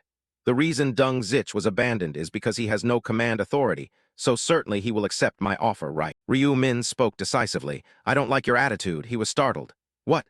He coldly proposed, "If you kneel and beg me, then I might consider." Yangmin slumped down, pointing both hands at himself. "Didn't you hear what I said? I do have the right to command." He looked at him indifferently. "So what? What do you want me to do? It seems you misunderstand something. But the one at a disadvantage here is you, not me." He fell silent in thought. Ryu Min smirked. "You want me to protect you? Then kneel and beg." Yangmin grit his teeth, glancing at the group behind him. He suddenly spun around, locking his gaze onto him. Yangmin knelt on the ground, bowing his head respectfully before Ryu Min and pleaded, "I will do whatever you say, so please let me become your subordinate." His reddened eyes narrowed as he said, "Please, Black Scythe." Ryu Min looked at him quietly and judged, "I've seen this scene so many times that I'm sick of it." However, unlike with Josik, Wang Yangmin is still useful, at least for now. His voice rang out, "All right, I agree to your proposal." Yangmin bowed repeatedly in gratitude, saying, thank you, ha." Ryu Min glared at him. "Come on, I don't want to see that miserable face of yours." The other man looked embarrassed. "What?" He casually brushed past Yangmin without even looking back. The murmurs of everyone around rose again. How did things end up like this? Black Scythe will protect Yangmin? That's crazy. Or maybe we should all attack him at once. One man holding a spear nervously objected. "Haven't you seen Black Scythe fight? He can take on multiple people at once. We don't stand a chance against that kind of monster." Ryu Min spoke coldly, surprising everyone there. "Let me help you decide." His sharp eyes scanned each person before he said, "You have two choices. You can give up your title as regional representatives and return as is to hunt some monsters." Ryu Min brandished his scythe in front of them threateningly. "Or you can die at my hands." His face turned terrifying, his voice low and cold with darkness. "If possible, I advise you to choose the first option. But the second is fine too, because those who dare to raise a sword against me are no longer human in my eyes." One man fearfully hid a dagger behind his back and looked at Ryu Min. The others, equally terrified, hurriedly turned and fled. "I am leaving now." "Me too." Yangmin dug his feet into the ground, his eyes fixed on a terrifying scene before him, thinking to himself that it was truly impressive. He did not expect that just a few words from the Black Scythe could make them falter. He stood up and looked pensively at Ryu Min's back. As an opponent, he was formidable, but as an ally, there was no one more reliable. His face remained calm as he silently guessed that, with this atmosphere, everything was about to end. Ryu Min glanced at those still struggling to fend off the monsters and thought to himself that they had safely cleared the fifth wave. But he slightly curled his lips with malice, thinking that if things ended just like this, it would be quite unsatisfying. He called out to Yangmin. He stepped closer, responding, "Yes, Black Scythe." He coldly issued an order. "Do as I say, as you promised." He asked, "What should I do?" "Just give the orders." Ryu Min turned around, his blood-red eyes sharply scanning him as he commanded to use the command skill 10 times and to destroy the relic. He asked confusedly, "What? The relic?" In his bewilderment, he thought that if the relic was destroyed, Yangmin suddenly recalled the angel's warning. If you fail to protect it, you will suffer severe punishment. He clenched his teeth with inner turmoil, wondering why using the command skill 10 times could not turn Corin into his slave. Yangmin was confused. "Can I ask why not?" Ryu Min didn't explain, but ordered him to shut up and do as he said. He suggested that instead of 10 times, could I use 9 times? He answered indifferently, "I won't repeat it. If you don't want to die, make your choice." He spoke hesitantly. "I understand. I will follow your orders." The authoritative man spoke up, adding that he would designate someone for him to use the right of command. Ryu Min said thoughtfully, "Sim Sungjiu, Little Chili Pepper, don't bother me. Spring, summer, autumn, command these 10 people to destroy the relic." Yangmin was stunned. What did you say?" He suddenly looked at the group facing him, wondering inwardly. "My friend is among them too. Did you do this on purpose?" The one at the front glared at Yangmin. "No way," he said helplessly. "Sorry guys, it's the order of the Black Scythe. I hope you understand me." His eyes brightened as he murmured under his breath, "Don't bother me, Sim Sungjiu." Each character appeared above that group, leaving them stunned. Yangmin whispered again, "Little Chili Pepper, spring, summer, autumn." He ordered them to destroy the relic. The system alerted with a warning. The relic is under attack. Someone was confused. What is this? A loud explosion sounded. A group of people surrounded the area, raising weapons high to destroy the relic. Everyone standing at a distance immediately shouted to stop them. Hey, what are you guys doing? Stop immediately. They froze, staring at that group of people, then shouted loudly. What are those guys doing? Do they want to be punished? Someone stop them quickly or it's going to break. One of them rushed forward and tightly grabbed the person attacking the relic. Stop smashing it. Stop right now. Is there anyone who can stop them? Another one, without hesitation, swung his knife and attacked that group. The relic started to develop cracks along its surface. Soon the relic shattered into pieces. The system announced the relic had broken. The main mission had failed. The system displayed a punishment notice for the failure. The agent of divine punishment will be summoned within 30 minutes. Why is the whole crowd in panic? What is this agent of divine punishment? The system appeared. Survive under the agent of divine punishment. The round will not end until time runs out. Someone anxiously asked if this was a boss. Ryu Min smirked with interest, looking at the words on the hidden side quest system board. Round 3, side quest. Resist the agent of divine punishment and survive. Completion reward, 3,000 gold coins. Time left, 0 hours 29 minutes 29 seconds. The crowd excitedly chatted. The system said if we survive, we get 3,000 gold. I told you, guarding the relic only gave 2,000 gold. This way is much more profitable. I agree with that too. Ryu Min, deep in thought, observed everyone celebrating. The mission completion was more rewarding than the prize after clearing the 5th wave, which is why I was so intoxicated that Youngmin broke the relic. But the reason I didn't personally smash the relic was because the crowd gasped when the system suddenly announced that it had detected players attacking the relic. 10 players attacking the relic would be punished. The system displayed that all stats would be permanently reduced by 50%. Those attacking the relic turned pale and hastily objected. What? Stats reduced? We were only following orders. Damn it. The brown-haired archer angrily pointed at Youngmin's face and shouted, Youngmin, you bastard! He was flustered, apologizing. I'm sorry, who knew there? Be such a punishment. He was stunned when the system continued to announce that the regional representative would also be punished for failing to protect the relic. Youngmin was filled with confusion upon receiving the message from the system. All stats would be permanently reduced by 50%. He angrily kicked the wall hard, swearing under his breath. Ryu Min, standing at a distance, observed the chaotic scene ahead, thinking to himself that the permanent stat reduction was directly related to survival and therefore a lethal blow. Now it was time to prepare to summon the agent of divine punishment. He shouted once and immediately the system interface appeared. Shop. Ryu Min reached out to select items, reminding himself to use the leftover gold to buy common items. The system displays attributes. The Assassin's Hood, a common tier armor helmet, defense 20, agility +3, durability 250, restriction. Use from common tier or above. The Assassin's Hood always smells like blood as if it were never washed. The cunning long boots, common tier thick type, defense 15, agility effect plus action speed plus 5%, durability 250, restriction. Use from common tier or above. The long black boots are tight and seem cramped but surprisingly comfortable to wear.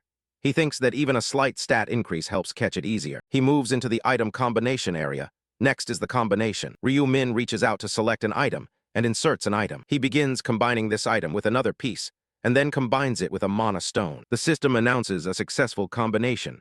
The option to add +1 to all stats has been added to the bone necklace. Ryu Min gazes intently at the combination panel, thinking that since he can embed 1 mana stone per equipment, he will apply the same method to the remaining items. The system chimes, successful combination.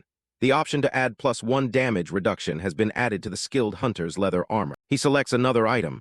The system displays a successful combination.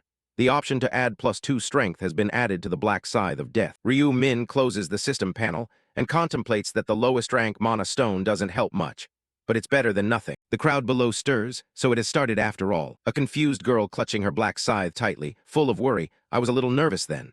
The man nearby clapped and encouraged. Just try to hold on for 30 minutes. Youngmin gritted his teeth and looked around. The people nearby whispered in agreement. He was right. We just need to keep running. Ryu Min raised his head, deep in thought. Well, running away from the agent of divine punishment isn't easy. In my previous life, out of 2,700 people, about 500 survived. Each person collapsed on the ground, losing their combat state. Just trying to survive was already very difficult. At first, the agent of divine punishment was such a formidable monster that it took 5 level 40 players to stand a chance against it. He looked up at the brightly glowing rift in the sky, but I intended to kill it right away to claim the big reward. Ryu Min recalled the moment he defeated Briel the Angel because he had the title for killing Briel. The system announced the title. The first to kill the angel, the condition to earn it was to be the first to kill an angel. The effect during battles with divine creatures was that all stats would double. The title, First to Kill the Angel, would double all stats when fighting divine creatures. A dazzling angel appeared, spreading its wings wide, and the Agent of Divine Punishment is a divine creature. The Agent of Divine Punishment's imposing presence attracted all eyes, causing the crowd to stir. Is that really the Agent of Divine Punishment? So if we just avoid it, we'll survive? Isn't that too easy? I thought at least some monsters would appear. Yaman relaxed and exhaled a breath. Damn, you scared me just now. The guy nearby raised his hand to look around but couldn't see anything. The bell on the Agent of Divine Punishment's staff gently trembled. The Agent of Divine Punishment took a step forward. The agent glanced at the staff and then raised it high. The staff slammed down on the ground, releasing a powerful stream of magic. The magical energy gradually expanded, shocking everyone. Everyone stared in astonishment at the dazzling light covering the entire space as the system announced, "The Agent of Divine Punishment has established a boundary." The people inside the magical boundary panicked, trying to break free but to no avail. What the hell is this? Boundary area, the system displayed. Unless the one who created the zone lifts it, you are not permitted to leave. The faces of the relic destroyers gradually turned pale, and with worry they asked, "Can't we leave? Are we trapped inside here?" The system responded, "The attributes of those within the boundary have decreased by 50%. Those inside pounded on the magical boundary, calling for help. "Please get us out of here." Ryu Min gazed thoughtfully at them. Nearly 300 people had been captured. One person wondered aloud, "What is that huge orb?" He felt regretful and thought to himself, "It's truly unfortunate, but I can't save those 300 people." The Agent of Divine Punishment looked down silently. In a moment, thousands of swords appeared surrounding the divine being. He turned his head away with a smirk. "So it's starting now." Those caught within the magic circle screamed in pain as countless swords rushed toward them. They shouted and desperately tried to dodge the swift, sharp blades. Damn it. Does it want us to throw these things? Even to the naked eye, they're hard to see. Countless swords continued to emerge relentlessly from the Agent of Divine Punishment. Cries echoed everywhere as numerous bodies fell under the rain of swords within the limited area. Once trapped inside, avoiding the shafts of light was nearly impossible. The atmosphere grew gloomy, but on the other hand, as long as you could avoid them, nothing else was difficult anymore. Suddenly, Ryu Min slipped away. While everyone was distracted, this was his chance. He cast a calculating glance at the Agent of Divine Punishment. Just as expected when hunting humans, it paid no attention to its back. The moment it lowers its shield, I will strike. The swords continued to relentlessly attack those inside the magic circle. Ryu Min looked up at the magical barrier and a thought flashed through his mind. This is the moment. He gradually advanced toward the back of the Agent of Divine Punishment, thinking he didn't have to worry about it turning around since it no longer had ears. Ryu Min tightly gripped the scythe in his hand and dashed toward the Agent of Divine Punishment. In his mind, the distance between him and it was 5 meters, a marked rune on the agent, as he vocalized the seal of death. Ryu Min's sharp scythe aimed straight at the Agent of Divine Punishment. "I have to finish it with the very first strike." The agent spun to look back, eyes wide open with astonishment. He swung the scythe at the Agent of Divine Punishment. Now, being cautious was already too late. The agent screamed in pain as streams of water flowed down its head. This move was truly perfect. Ryu Min spun around and slashed once more. I hit its eye directly. His foot landed on the ground. Ryu Min glanced at the Agent of Divine Punishment, wailing pitifully. He thought to himself as he saw the stamina bar above the agent's head, thanks to the seal of death. Now, it only had 60% stamina left. Just one strike reducing its stamina by 40% wasn't bad at all. Ryu Min immediately ran off without looking back. Surely now it intended to establish a boundary zone to search for him. The Agent of Divine Punishment raised its weapon. The system displayed that the agent had established a boundary zone. He leapt swiftly out of the magical circle and glanced back. But once it realized the boundary zone could not trap anything, it would destroy the boundary. As fast as lightning, Ryu Min charged straight at the Agent of Divine Punishment. His sharp eyes locked firmly onto the agent, since he had already taken one of its eyes. Ryu Min swung the scythe, creating a sharp magical wave that hurtled straight at the Agent of Divine Punishment. So he had to take out the other eye as well. The god cried out in pain, his body increasingly covered with wounds. He gently landed on the ground. The system display of the Agent of Divine Punishment had established a boundary. The stats of players inside that boundary had decreased by 50%. Ryu Min smirked, thinking it didn't really matter. Missing an eye, now it was just a punching bag. The Agent of Divine Punishment roared angrily, generating a series of sharp swords. Frowning, he thought to himself. It seemed the god intended to shoot beams of light in all directions to kill him. The god's swords flew up, and Ryu Min stood behind, raising his voice, Knight of Death. Dark magic surged, swallowing the swords. The Agent of Divine Punishment was astonished. Ryu Min leapt up, swinging the scythe into the god. Light cannot conquer darkness because the system of this world was designed that way. His eyes turned bloodshot as he slashed the scythe toward the Agent of Divine Punishment.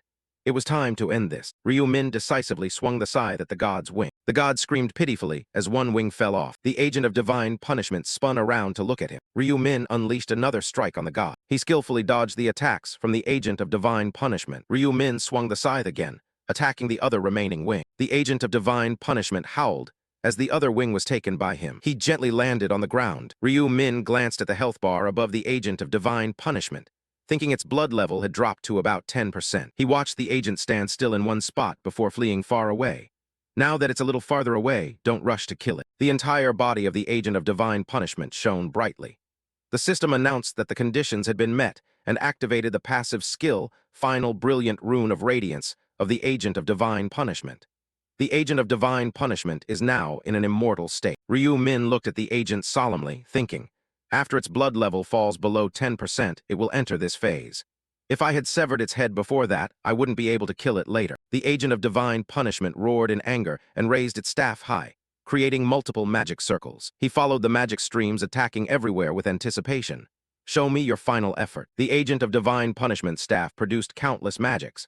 The system sounded, 50 seconds left of the final brilliant rune of radiance. The agent crazily attacked all around, with the system counting down 30 seconds. The agent of divine punishment slammed its staff to the ground, and the system announced 10 seconds, then 5 seconds. Ryu Min smirked, watching the system's countdown. 1 second. All of the agent of divine punishment's magic was withdrawn. The system displayed that the immortal state was lifted. Immediately, he lunged straight at the agent. Ryu Min coldly raised his scythe with eyes sharp as a blade. He struck decisively at the agent of divine punishment. The system continuously announced that you have defeated the agent of divine punishment. You have leveled up. You have leveled up. You have leveled up. Gold increased by 8,200. Bonus gold 4,100. Ryu Min calmly watched the agent of divine punishment fall. The system displayed confirmation that you are the first to kill the agent of divine punishment. The system notified that it has awarded the title, Challenger of the Agent of Divine Punishment. He watched the body of the agent of divine punishment gradually fall to the ground. The system displayed the title, Challenger of the Agent of Divine Punishment. The unlock condition, become the first to kill the agent of divine punishment. Effect, reduces damage from divine creatures by 80%. 2 items appeared in Ryu Min's hand, and the system announced, you have been rewarded condensed ether for the first kill of the agent of divine punishment. You have been rewarded a rune of radiance for the first kill of the agent of divine punishment. He clenched the 2 items in the palm of his hand.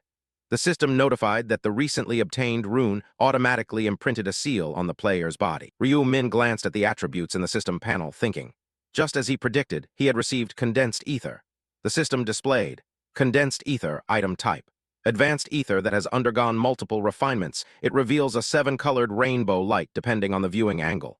He pondered, this is the only reason for me to kill the agent of divine punishment. He looked at the items in his bag, reflecting that condensed ether is needed to create god-level items. Ryu Min focused intently on the item he just received. He was also rewarded with the rune of radiance. The system displayed that the intelligence effect would increase by 1, and the effectiveness of divine skill abilities would increase by 1% per level. Since he was at level 30, his intelligence would increase by 30, and the skill effectiveness would go up by 30%. He smiled slightly. Soon he wouldn't have to worry about intelligence anymore. The system announced that the hidden side quest was completed, rewarding 3,000 gold. Everyone looked at Ryu Min joyfully, relieved that they had survived.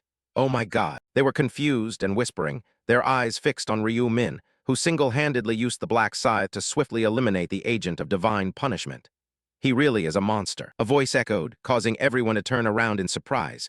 It was truly unbelievable. Another angel hovered in the air, clasped his hands, looked at Ryu Min, and said, defeating the agent of divine punishment alone, this is the first time Oliver here has acknowledged the power of a human. Oliver the angel flew closer to him and asked with interest, should I interview you a little? Black Scythe player, why did you want to kill the agent of divine punishment? Ryu Min exhaled, thinking those questions were ridiculous.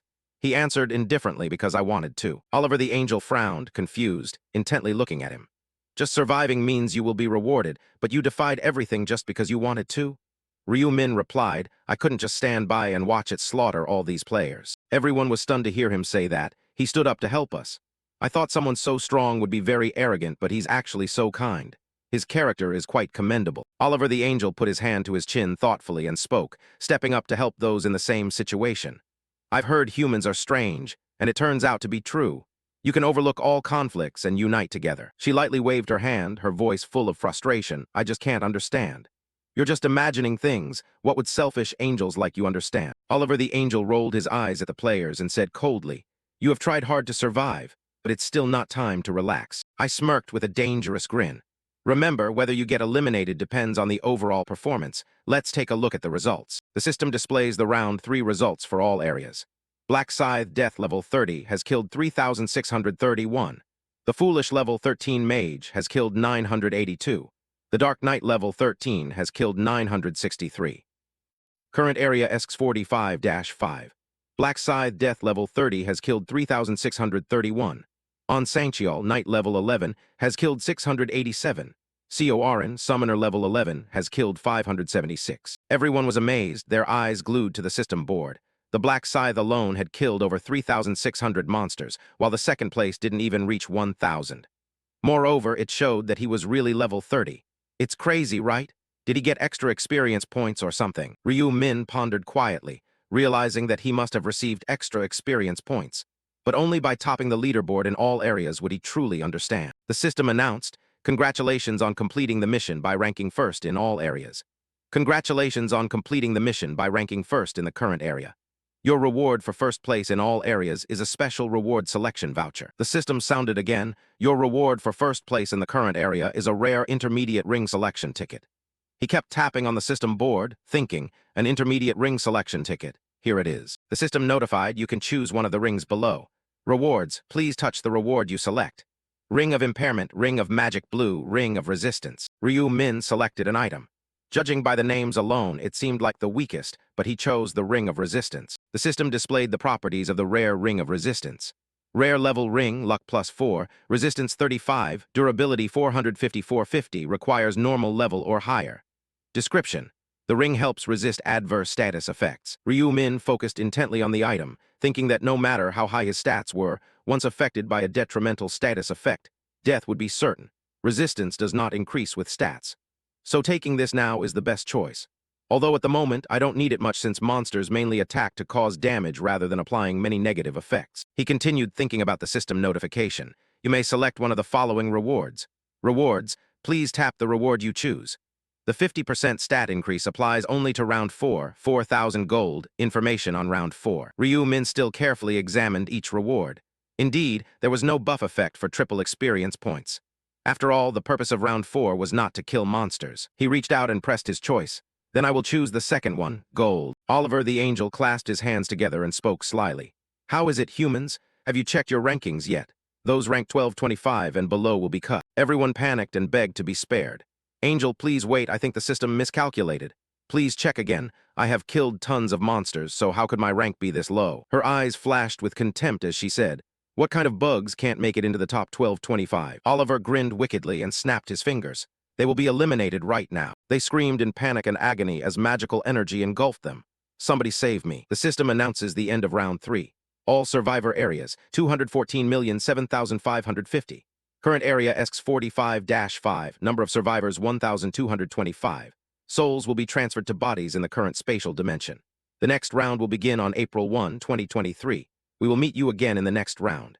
Congratulations on surviving." Corin woke up with a start, gasping for breath on her bed. She looked down at her hands and then touched her face with joy, thinking, "I'm back.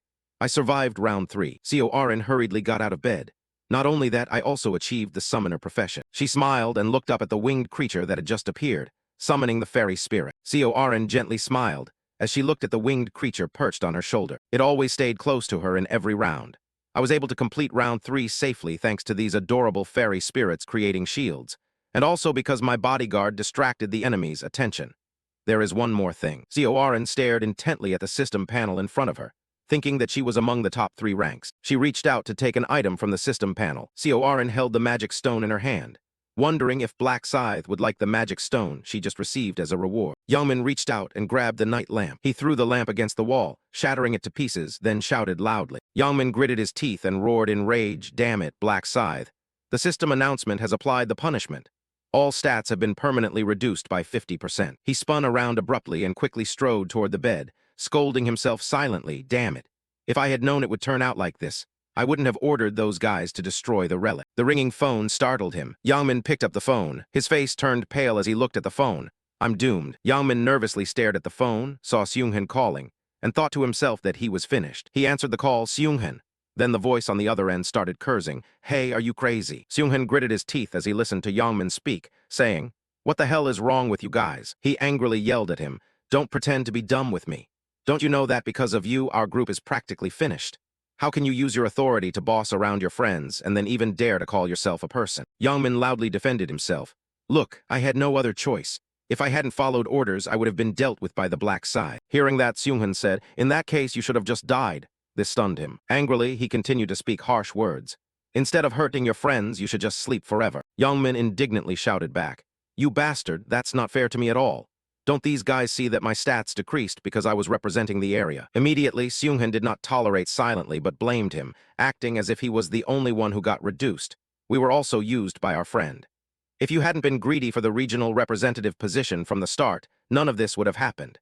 You traitorous bastard. His voice over the phone seemed to lose composure, rendering Yongmin silent and speechless.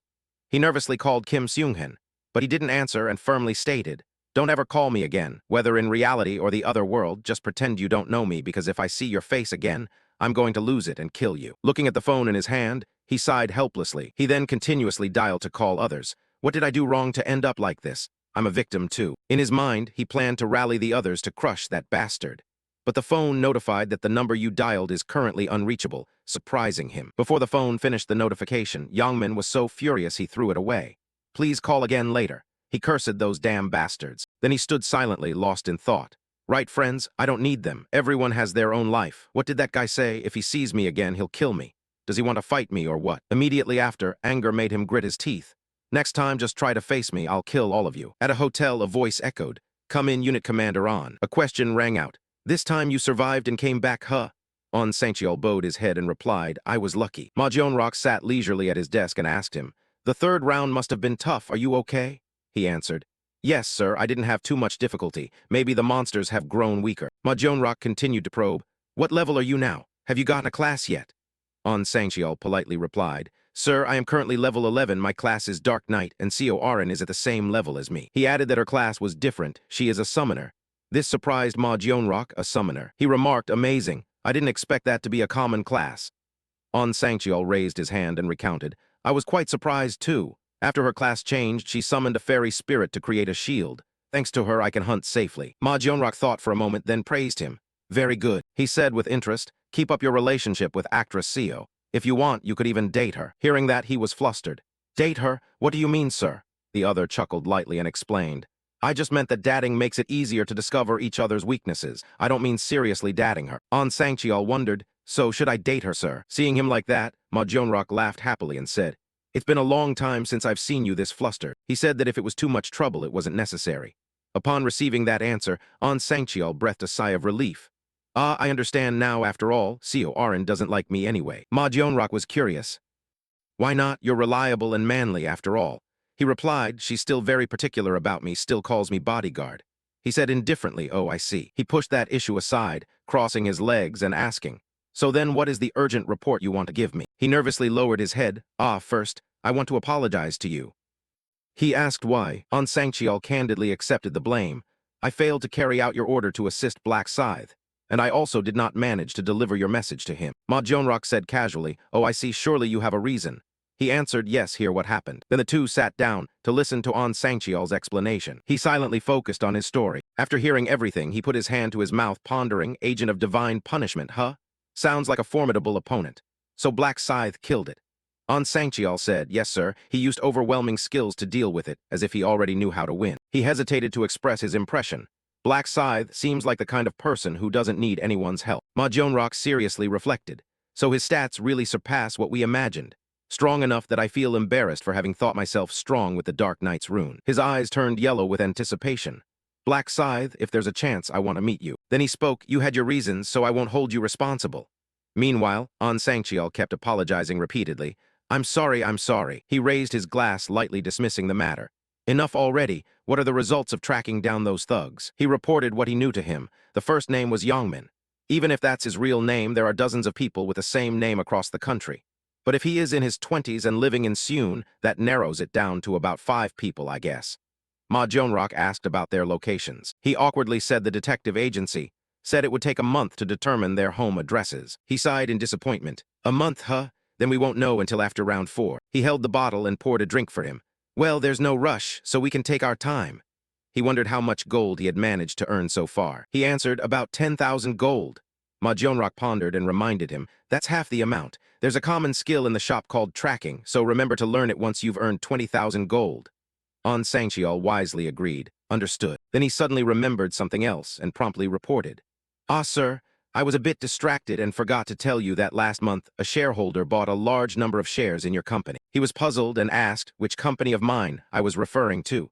He quickly answered that the Devil Consulting Company was the one you are currently focusing on. Ma Jionrak put the glass of wine down on the table and asked how much stake that person held. An Sangcheol revealed, please don't be too surprised. It is as much as 31%. He was stunned. What? Someone bought as much as 31% of the shares. He confirmed, yes, even I couldn't believe my eyes when I saw the screen. He thought Devil Consulting Company's market value is 90 billion. So 31% means that person invested 28 billion. Can one person really have that much money? His eyes turned yellow again as he concentrated. Is this some rich guy I don't know about? Or is it done by my own brothers? Then Ma Jionrak reached for his phone. No matter what, he was sure that person invested as much as 31% to be able to participate directly in management. Holding the phone in his hand, he asked Unit Chief An Sangcheol, what is the contact information of this major shareholder? Another person was also holding a phone, waiting. That was Ryu Min, eagerly anticipating. It was about time he contacted me. I couldn't call him first. As a major shareholder, I had to save face. Suddenly, Ryu-won rushed in hastily. Brother, which floor are you at? Startling him so much that he dropped his phone on the floor. He sat up in pain, wondering why he was being asked that question out of the blue. Ryu-won hurriedly said that there was this kid who was extremely arrogant and kept bragging that his brother's level was very high. He grumbled, telling how they kept mocking him and said that his brother was already level 11 and had obtained a profession. Hearing that, Ryu Min sighed helplessly, saying level 11 is higher than yours, so don't worry. Ryu-won was doubtful, asking if that was true and what level he was. He put his hand on his neck, awkwardly thinking about how to tell her, since telling the truth might cause a lot of trouble. After that, he lied that he was level 12. Ryu-won was excited and asked if that was really true and if he also had a profession. He said, of course, which made Ryu-won eagerly curious. What is it? What is it? What profession do you have? But Ryu-min decisively pulled the blanket over himself and lay down, keeping it a secret. This made Ryu-won disappointed, saying, come on, we're brothers, how can you have secrets? He coldly replied, of course I have, go outside, I need to sleep a bit more.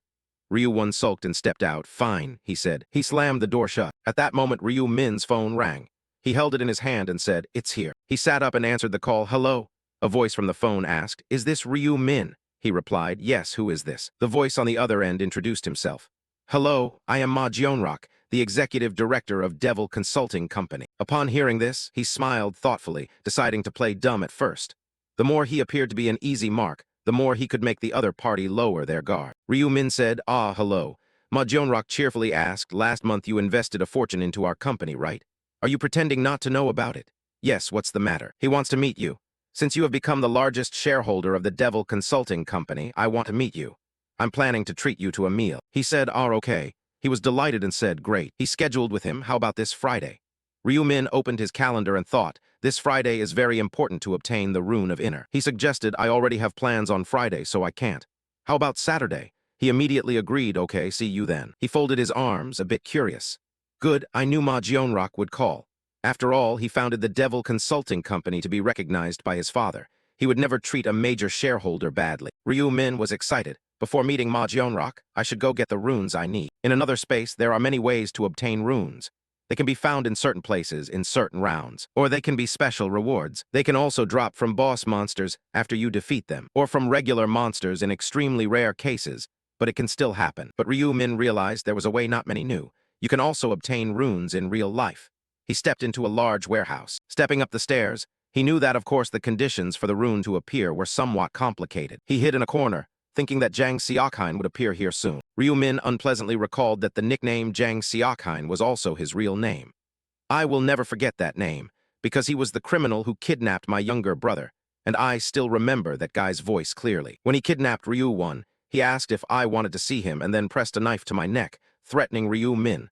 So there had to be a corresponding price. Something like giving me the hidden information that others didn't know. At that time, I tried to explain, what nonsense is this? How could I possibly know any such information? He laughed when he heard that from me. Then he turned and glared at Ryu Min. Don't lie to me, you're a fake time traveler. I was stunned. How could he know that? While I was confused, Jang Xiaokine came closer and said, you're wondering how I knew, right? I have the Rune of Inner. I use it to fake read your brother's thoughts. Of course, I also know what you're thinking right now. After that, he lay motionless in a pool of blood on the ground, and I helped Ryu one up and left. Since that incident, I have been seeking revenge against Jang Xiaokine from the 11th time travel until now. That is why my goal no longer carries any personal grudge at all. But then he put on the mask, his eyes full of determination. I will obtain the Rune of Inner before that guy. Immediately, the warehouse door was opened, and Jang Xiaokine entered carrying a woman with him. It was today, right in this place. He threw her down onto the mattress on the floor, then used his hand to peel the tape off her mouth, saying, I'll take the tape off, so don't scream, understand? As soon as the tape was removed, she immediately begged in fear, please spare me, I beg you. He pointed dismissively and said, damn it, I let you open your mouth, but you can only say that much. Try saying something different. Jang Xiaokine frowned, holding the tape in his hand. Help me, I have a little child, I'll give you money. I don't want to hear any of that nonsense. That made the woman tremble with fear. I'm sorry, I apologize. He threw the tape away and asked, sorry for what? The woman knelt down, clasping her hands together, and replied, Sir, you're doing this because of the way I looked at you disrespectfully the other day, right? I'm truly sorry. Hearing this, he stepped forward and interrogated, That's right. Why did you do something that makes you feel guilty? He said, I was in a bad mood that day, don't you know? 2 nights ago, Jang Xiaokine was wandering the streets. As he walked, he thought, which girl should I choose today? I feel like just one woman can help me relieve all my problems. Then he noticed a girl with a beautiful figure. He turned back to look at her back, then followed her into an alley, glancing around. Seeing no one around, Jang Xiaokine quickened his pace toward the girl. He immediately emitted a light that appeared and blocked the girl's path, leaving her shocked. He used his hand to make her eyes unable to see anything, causing her to panic. My eyes, I can't see anything at all. Her belongings and buttons fell to the ground amid screams. Who are you, Chihan? After doing the bad deed, he left, leaving the girl triumphant. Truly, it was a pleasure. The current situation makes me want to act freely as much as I want. It's just too good. He used to be in a re-education center.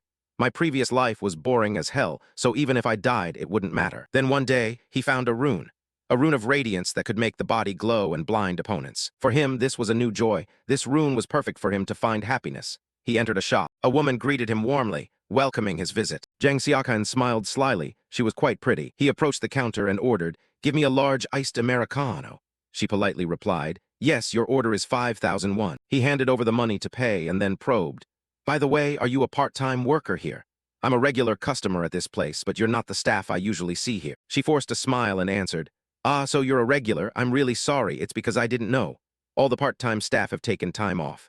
You know how it is now. The world has become truly strange. Hearing that, he thought it made sense.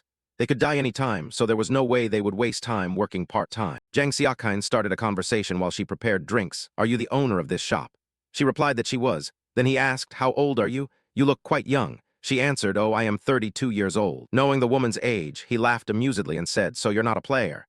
She responded, yes, I'm relieved too. Then he directly approached and said, may I have your phone number? I already like you. This made her quite confused. Seeing her awkwardly looking at him, he quietly asked what's wrong. Then he showed a displeased attitude. Why are you making that face? Do you hate my face that much? She was embarrassed and asked, what? He shouted loudly, are you really disgusted by the spots on my face that much? Jang Xiaokine angrily slammed his fist on the table and cursed, this is so annoying. I'm not drinking that cup of coffee, so give me my money back. It's disgusting. Seeing his attitude, the woman cautiously, fearfully handed the money back to him. Here, your refund. Immediately, he rudely snatched the bill back. Jang Xiaokine aggressively stormed out of the shop, cursing the bitch who, just because she was a bit pretty, judged others by their looks and looked down on them. In his anger, he decided, I will make you pay for looking down on me with that contemptible gaze. Then, as she stepped outside the store, he struck her unconscious with a stick. Back in the present, she could only kneel and plead with him. I'm sorry, sir. He lectured the woman. You shouldn't look down on others just because of their appearance, understand? She obediently listened. Yes, I won't do that anymore. Suddenly, Jang Xiaokine turned his face away, showing displeasure. This won't do. You don't seem sincere. Then he pushed the woman down. He grabbed both her hands. Do you think I don't know? You're just pretending to apologize so you can be released. She kept begging, please let me go. A figure appeared in the distance. He raised his hand toward the woman with a sinister smile. You admit your mistake, right? If you do, then pay the price for your wrongdoing. She struggled and cried out, I'm sorry, it's my fault, okay? While he smugly touched her, that's right, so stay still. The figure was approaching them. A voice rang out, you stay right there, understood? Hearing the voice, Jang Xiaokine was startled and dumbfounded. He was confused and suspicious. What the heck is this? I thought no one was here. Is he a detective or something? He quickly turned around and shouted, "Damn it, who is it?" The voice replied calmly, "Don't swear." Ryu Min appeared, holding a black scythe in hand, saying, "Anyway, you were going to shout and curse yourself shortly." Jang Xiaokine stood stunned. "What is that huge scythe? And a white mask, too." He sneered and looked at him, saying, "You crazy bastard, do you think this is a playground for your little tricks?" Ryu Min raised the scythe. "It seems you still don't fully understand the situation.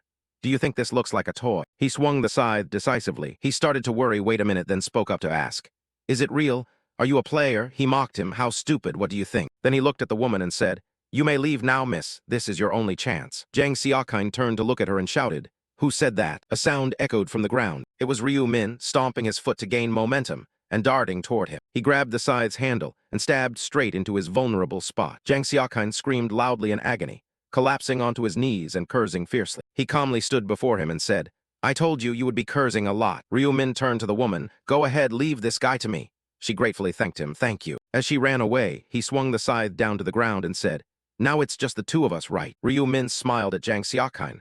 "Now the real game begins." He angrily grabbed the dagger from the ground, stood up and cursed, "Damn you, I'll kill you, you bastard." He stood still, watching him provoke. "Your attitude's not bad. If you gave up this soon, what fun would there be?" He shouted back, "You bastard, how dare you laugh in my face." Then Jang Xiaokine wildly swung his knife to attack, but he dodged all of them. He kept attacking continuously and began to lose strength, feeling bewildered inside. What the hell is this? Did he dodge all my attacks? Dodging his attack, he glanced at the dagger. Unexpectedly, you even brought along a goblin's dagger. Then he decisively swung the scythe to chop at his hand. His severed arm caused Jang Xiaokine to scream in pain. Seeing him like that, Ryu Min put one hand into his pants pocket and asked, "Does it hurt?" Watching him tremble while clutching his arm, he said, "I haven't even started yet." Then he moved with very high speed. In the blink of an eye, he rushed past and cut off Jang Xiaokine's other arm. Hearing his screams, he coldly said, "Look at your overreaction." At that moment, he trembled all over in fear, thinking that at this rate, he would be killed. If he wanted to stay alive and escape from here, he looked at him and realized that to find a way out, he had to blind him. Then he used his ability to create a light that blinded others, saying, "Die, brat." Just as he fiercely charged, he suddenly froze. Jang Xiaokine was bewildered. What was happening? Why was it ineffective? Ryu Min looked at him silently. "Try to shine whatever amount of light you want. It's useless. Night of Death does not allow any source of light to exist." He had planned in advance, knowing that Guy would use this move. So he activated the Seal of Death skill beforehand and smiled. He decided in his mind that even if there was no Night of Death, he would still cut off this guy's wrists and ankles first. Immediately, he swung the scythe. Ryu Min decisively severed both legs of Jang Xiaokine. He collapsed with a scream of utter terror. With fear and pain, he shed tears and questioned him, "You devil, why are you treating me like this?" "Why?" He spoke up, "Why?" At the same time, the scythe moved, stabbing straight into his thigh. Ryu Min withdrew the scythe and asked back, "Then why do people exterminate pests?" He answered his own question, "Because letting them live only causes harm." Each word of his was like a stab into the man's body. But Jang Xiaokine still did not change his attitude and continued to arrogantly curse. "Damn it, you lunatic." Seeing that, he said, "Let's see how long you can keep that attitude." Then there was only the sound of blood and screams flooding the room. Jang Xiaokine lay face down on the ground with countless stab wounds covering his body. In his mind, he wondered, "Damn it, why is this guy doing this to me? What grudge do I have against him?" He was frustrated, thinking, "This isn't fair at all, truly unfair." He bit his lip tightly, hesitated, and thought that instead of enduring this, maybe he should just commit suicide. Tears streamed down his face as he squeezed his eyes shut, preparing to bite his tongue to kill himself. "Fine, let's just die already." But then Ryu Min's scythe was pressed against Jang Xiaokine's neck, startling him. He raised his head and looked at him suspiciously. With cold eyes, he looked down and said, "What's wrong, planning to bite your tongue and commit suicide? Do you think I'll just let you go like that?" He declared that until you kneel and beg me to set you free, you are not allowed to die. Then the scythe swung down on him once again, and so it kept swinging continuously, striking every part of Jang Xiaokine's body. His face turned pale from the torture. "I have to make this pain stop." His lips trembled as he said, "Kill me, please." Ryu Min stood looking, asking, "What did you say?" He pleaded with him, "Kill me, please." He wondered, "Are you serious about this?" Jang Xiaokine was still lying on the ground, begging, "Please kill me." He sighed. He lifted the scythe onto his shoulder and asked him, "You don't know why I have to go this far, do you? After all, you and I are complete strangers." Ryu Min revealed to him that they couldn't really be considered complete strangers. "Jang Xiaokine, here's the thing, we have met before." He was stunned. How does he know his name? He was curious and said, "Don't tell me you have something to do with that woman." He turned away and answered, "No, I have nothing to do with her." He wondered then why. Ryu Min explained, "You kidnapped my younger brother and threatened me so I would reveal hidden information to you." He didn't know and asked, "Did I really do that?" He calmly replied, of course you don't remember, since it's a matter of the future that hasn't happened yet. He added, for me this matter is in the past. If I don't intervene now, you will obtain the rune of inner. Ryu-min told him that a rune is hidden here. Do you know the condition for it to appear? It's when it hears the true voice of another person. He still looked confused, the true voice. He explained that the voice comes from the heart, sincere and without deceit. He looked at him with disdain. If I hadn't appeared here, you would have raped and threatened that woman. She would then use her true voice to beg you to spare her, and you would obtain the rune of inner and use it to commit even more crimes. Jang Xiaokine remained silent before his accusations. This has been proven many times through my regressions. But even without that, your previous 1 or 2 convictions already show that you are a damn despicable bastard. He pleaded, if I am worthy of death, please kill me quickly. But he refused, no, I will not touch you. It shocked him because he could not end the pain right now. He raised the handle of the black scythe. Ryu-min pressed it firmly across Jang Xiaokine's mouth to silence him. He looked at him with loathing. What do you think I've been doing all this time? I've been waiting for you to stop breathing on your own. He was in pain but couldn't beg. I told him to kill me quickly. This pain is unbearable. Didn't you want to have the rune of inner thoughts? Didn't you want to hear the true voice coming from my heart? He squeezed his eyes shut, feeling the pain. So why did you stop me from speaking? Why didn't I let you speak? I read his thoughts and answered because I wanted to try the rune of inner thoughts. Jang Xiaokine widened his eyes. What? He said indifferently, sorry, but I already got the rune. Don't you remember you sincerely begged me to kill you?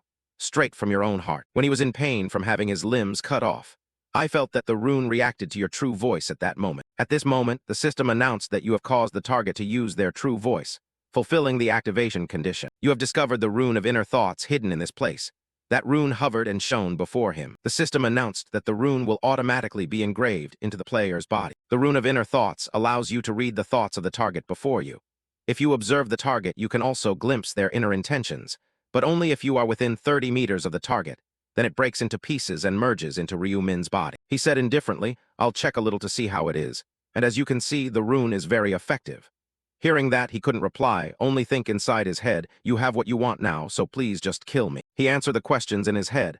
Well, I can't just kill you that easily. That wouldn't be fair to your victims. The last thing Jang Xiaokine could think of was that damn devil thing. His body was completely motionless. He stood up, looked at the motionless corpse, thought the guy was dead, with no witnesses, but he still needed to clean up this mess.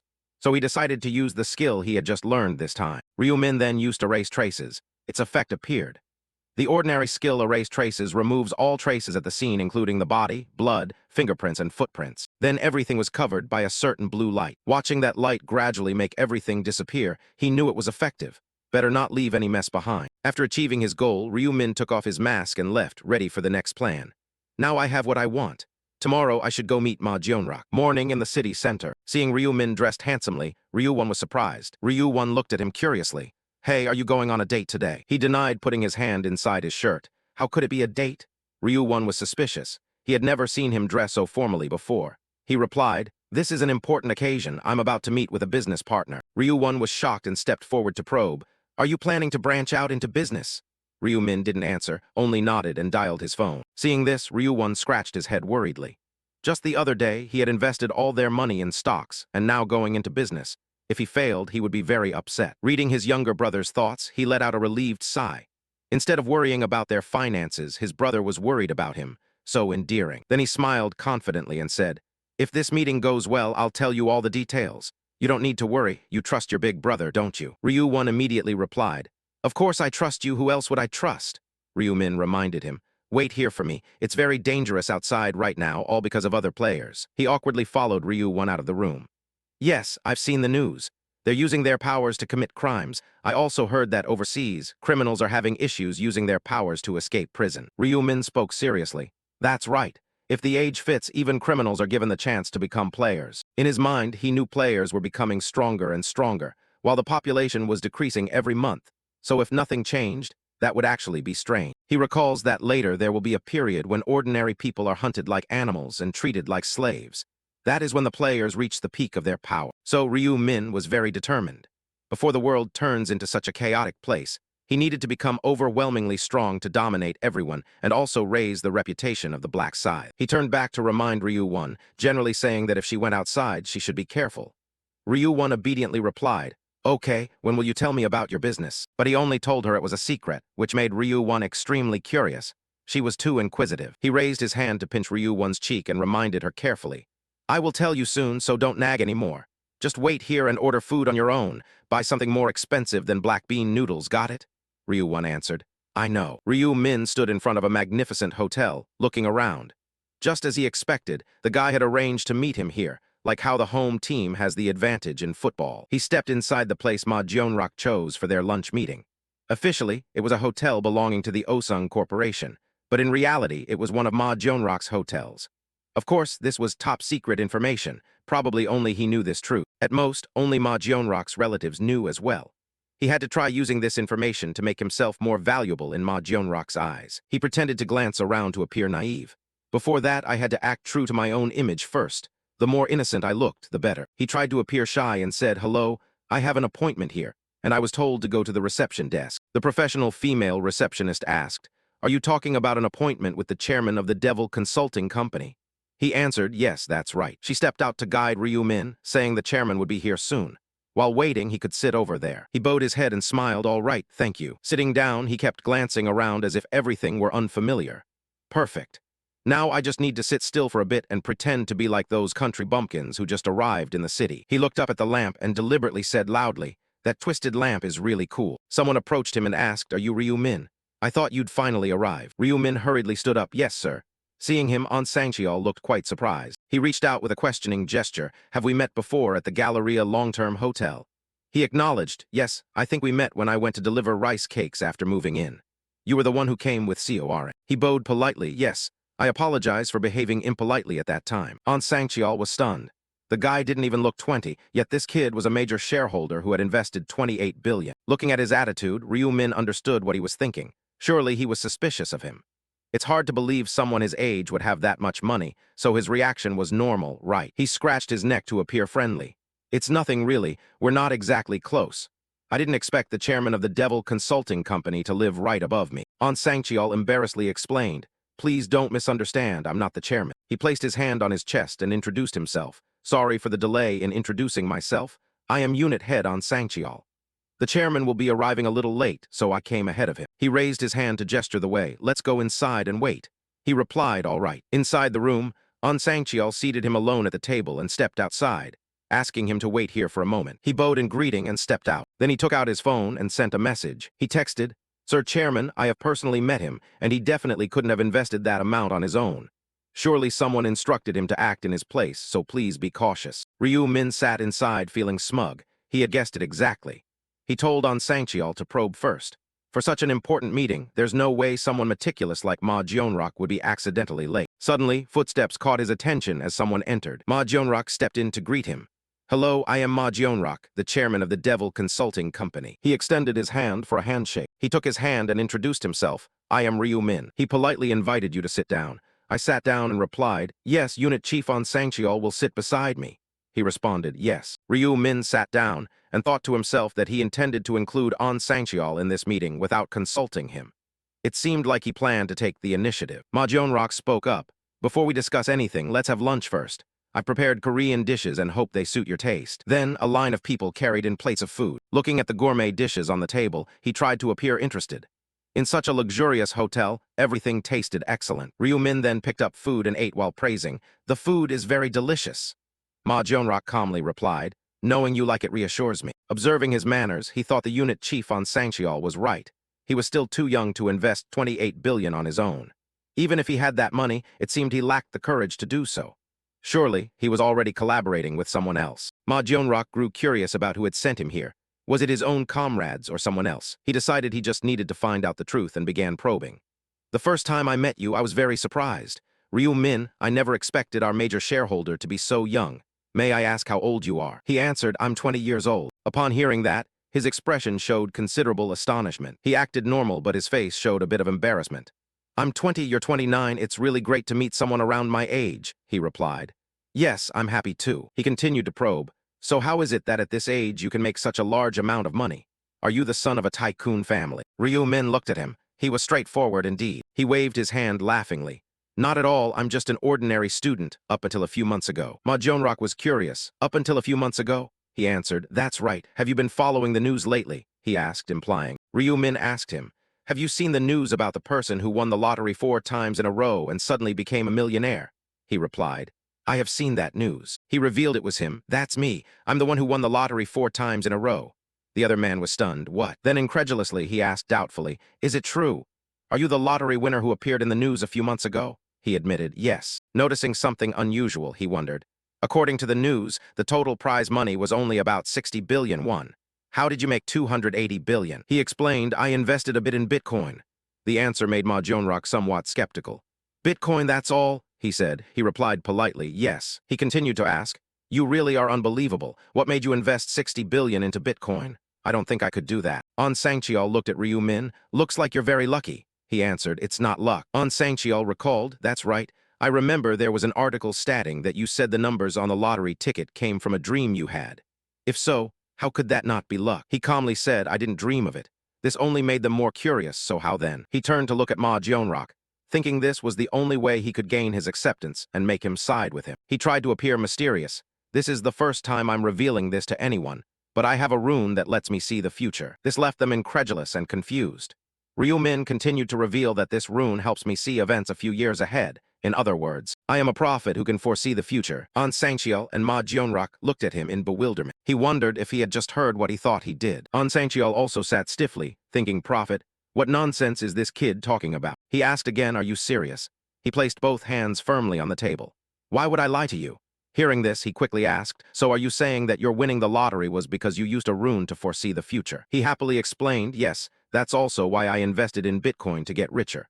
Because I could see the future, I was confident to invest all my money into it. He looked at him with disbelief and said, if you don't mind, can you prove it to me?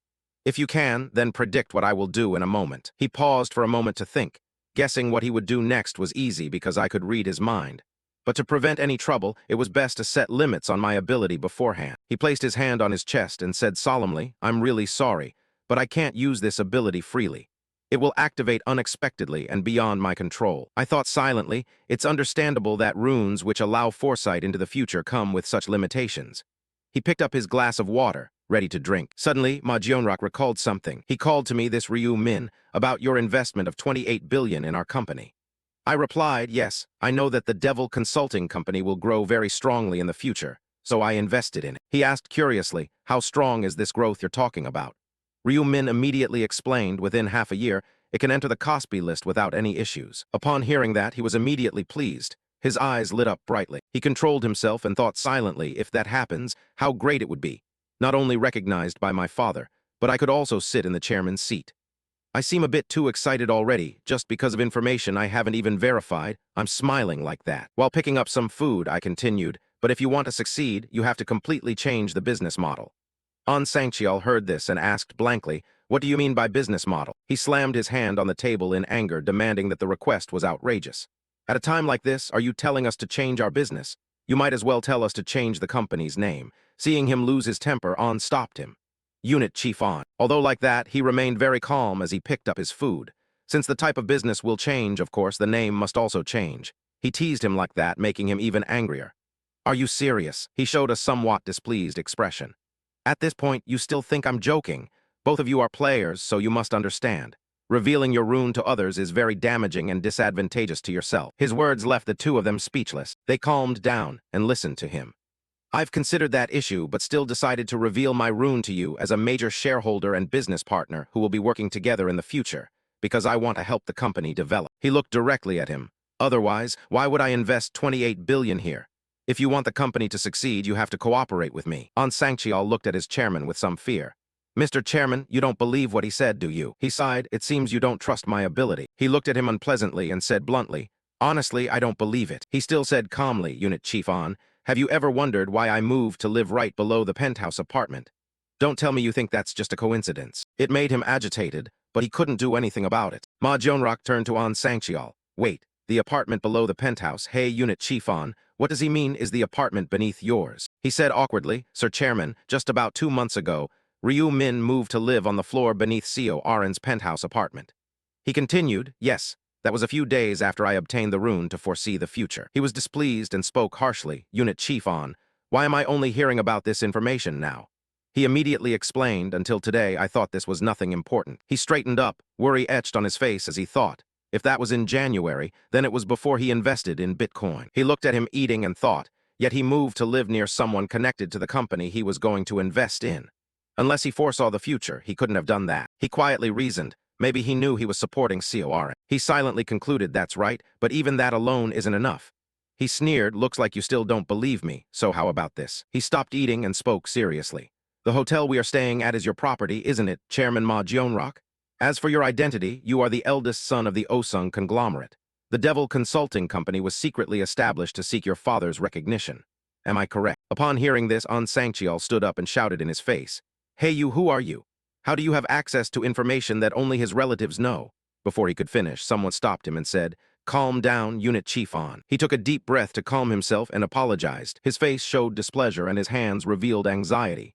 That's right, everything you said is accurate. He was serious, yet he said, However, if you claim to have learned these things by looking into the future, that alone is not enough to convince me. As Unit Chief An said, anyone among my relatives knows this information. He looked directly at him and said, Actually, I suspect you are a third party sent here to trap me. And in this situation, you still expect me to trust you and change my business. He spoke with a rather calm tone. Even if I don't say it clearly, you know my answer, don't you? All of this seems utterly absurd. Ma Jeonrock smiled lightly. I also want to believe that your rune of looking into the future exists so it can help the company grow. Who wouldn't want to believe that? He even used his hands to describe his words so I could understand better. But what you're telling me sounds very hard to believe. Ryu Min, thank you for investing in our company, but I need to call a shareholders meeting to review this proposal. He said with a confident tone, of course. You will be the one to convince them. Then he stood up, bowed to me, apologizing that he couldn't help me, and said he would leave now. I frowned and said, Wait a moment, Mr. Chairman. He sat down, looked at me, and asked, Do you have anything else you want to say? I lowered my head and thought, Is this really the only way? Then I decided, how about this? I will tell you information about round 4. He asked curiously, round 4. I had successfully excited him. You even have information about round 4. I replied happily, yes, the rune that looks into the future has already helped me see everything. I know what tragedy will happen. This information should be enough to prove my capability, right? An Sangcheol bowed his head to him, saying, I apologize, Mr. Chairman. Earlier I was too agitated and shouted in front of you. He was holding a phone, waved his hand, and said cheerfully, It's okay. You did that because you care about me. He stammered and said, Then I just remembered something else, can I tell you? He replied, Whatever you want to say, just say it. He spoke all his thoughts honestly. I was quite skeptical about Ryu Min. He could see the future. If he truly had such an ability, he could just keep quiet and enjoy a comfortable life. Why would he want to help us? He began to show a displeased expression. Didn't he say he wanted to grow together with a company? It seems like he wants to earn even more money. He put his hand on his chin and said, What's his reason for doing that? If he had 28 billion, that would already be a huge sum. He could relax and wouldn't need to work for his entire life. An Sangcheol was trying to convince him. Surely that still wasn't enough for him. Human greed is bottomless. Even so, it's still extremely dangerous. And whether such an unbelievable rune truly exists remains a suspicion. He replied slowly, I agree with that, but he placed his hand on his chest and said, If he really is a prophet who can foresee the future, then we need to make him an ally. He stood up and said, Just think about it. If we always have information about the next round and can prepare in advance, how useful would that be? And if, during that time, it also helps the company develop, then it can be considered a benefit. He wanted to ask further, but whether he truly is a prophet. He asked back about that, He smiled happily. We just need to wait and see, right? Ryu Min went outside. He walked while thinking about something. He looked around and thought to himself, After round 4 ends, he will surely know that I am the prophet. I tangled myself up, but I didn't reveal to him any important information, such as side quests or how to climb the leaderboard. He pictured the 3 of them sitting at the dining table earlier. The task of round 4 wasn't to kill monsters. Instead, there would be a massacre among the players. He couldn't let his guard down for even a moment. Ryu Min put his hands in his pockets and thought seriously. That should be enough to prove that he is the prophet. He reasoned smartly. Then their attitude toward him would change. They would treat him well and try to protect him because he is the prophet. He thought while staring into the distance. Having the prophet on your side is always better than siding with others. Ryu Min picked up his phone. Now that I've played the role of the prophet, should I just perform it fully in the future? Then he started typing something on the keyboard. So first, who should I contact? On the pedestrian street, Julie was running desperately, thinking that at this rate she would be late. The traffic light turned red. She was afraid of being late for her appointment. So she said silently, come on, change to green. She wondered as she looked at the red car. What is that car doing? It's blocking the shop's frontage. What kind of careless person is that? The window of that car slowly rolled down. He called out loudly to Julie. She saw it and panicked Ryu Min. The traffic light had already turned green. She quickly walked past him. She moved closer to the car. Is this your car? He cheerfully said. Sorry for stopping right in front of the store. Please go ahead inside. While you're in there, we'll take a quick drive around. Julie was still surprised, but agreed. The car started moving, looking really cool on the outside. She timidly said to him, "This is my first time sitting in a car like this." He smiled in response. "Oh, really? Same here. I just bought this car recently, so you understand." "So that's how it is." She looked at him and asked, "How much does a car like this cost?" He focused on driving and said, "Not too much, about 900 million. She was shocked and repeated, 900 million? Not too much. Please, come on. Do you know how many convenience stores I could open with 900 million? He spoke as if it was nothing to him. Compared to the money I won from the lottery, this isn't really much. Then she thought to herself, that's true, Ryu-min has become rich. He has 6 billion after all.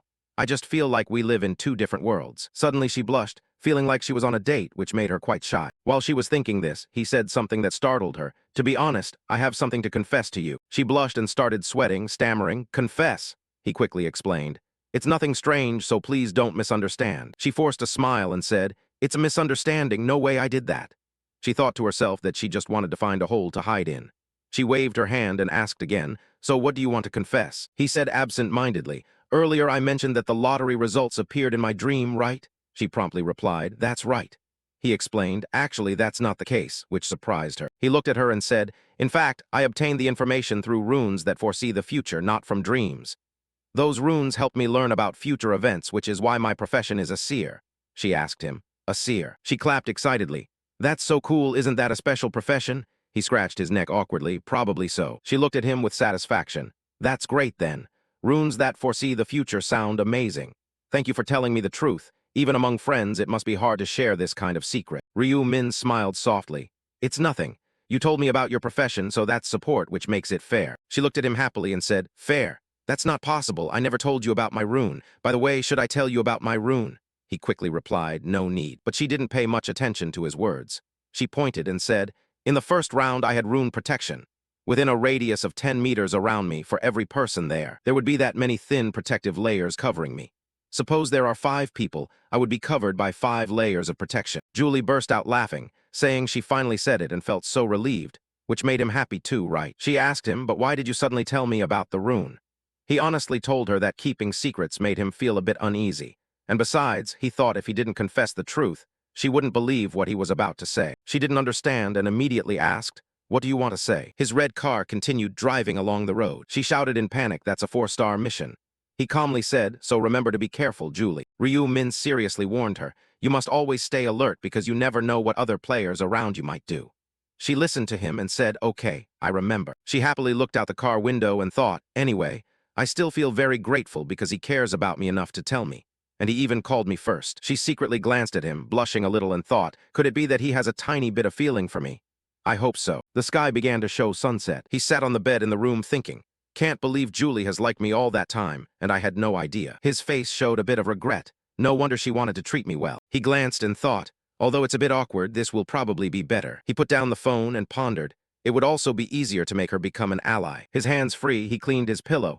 She would also trust his prophecies more. Then he neatly covered himself with the blanket, closed his eyes, and felt that one matter was settled.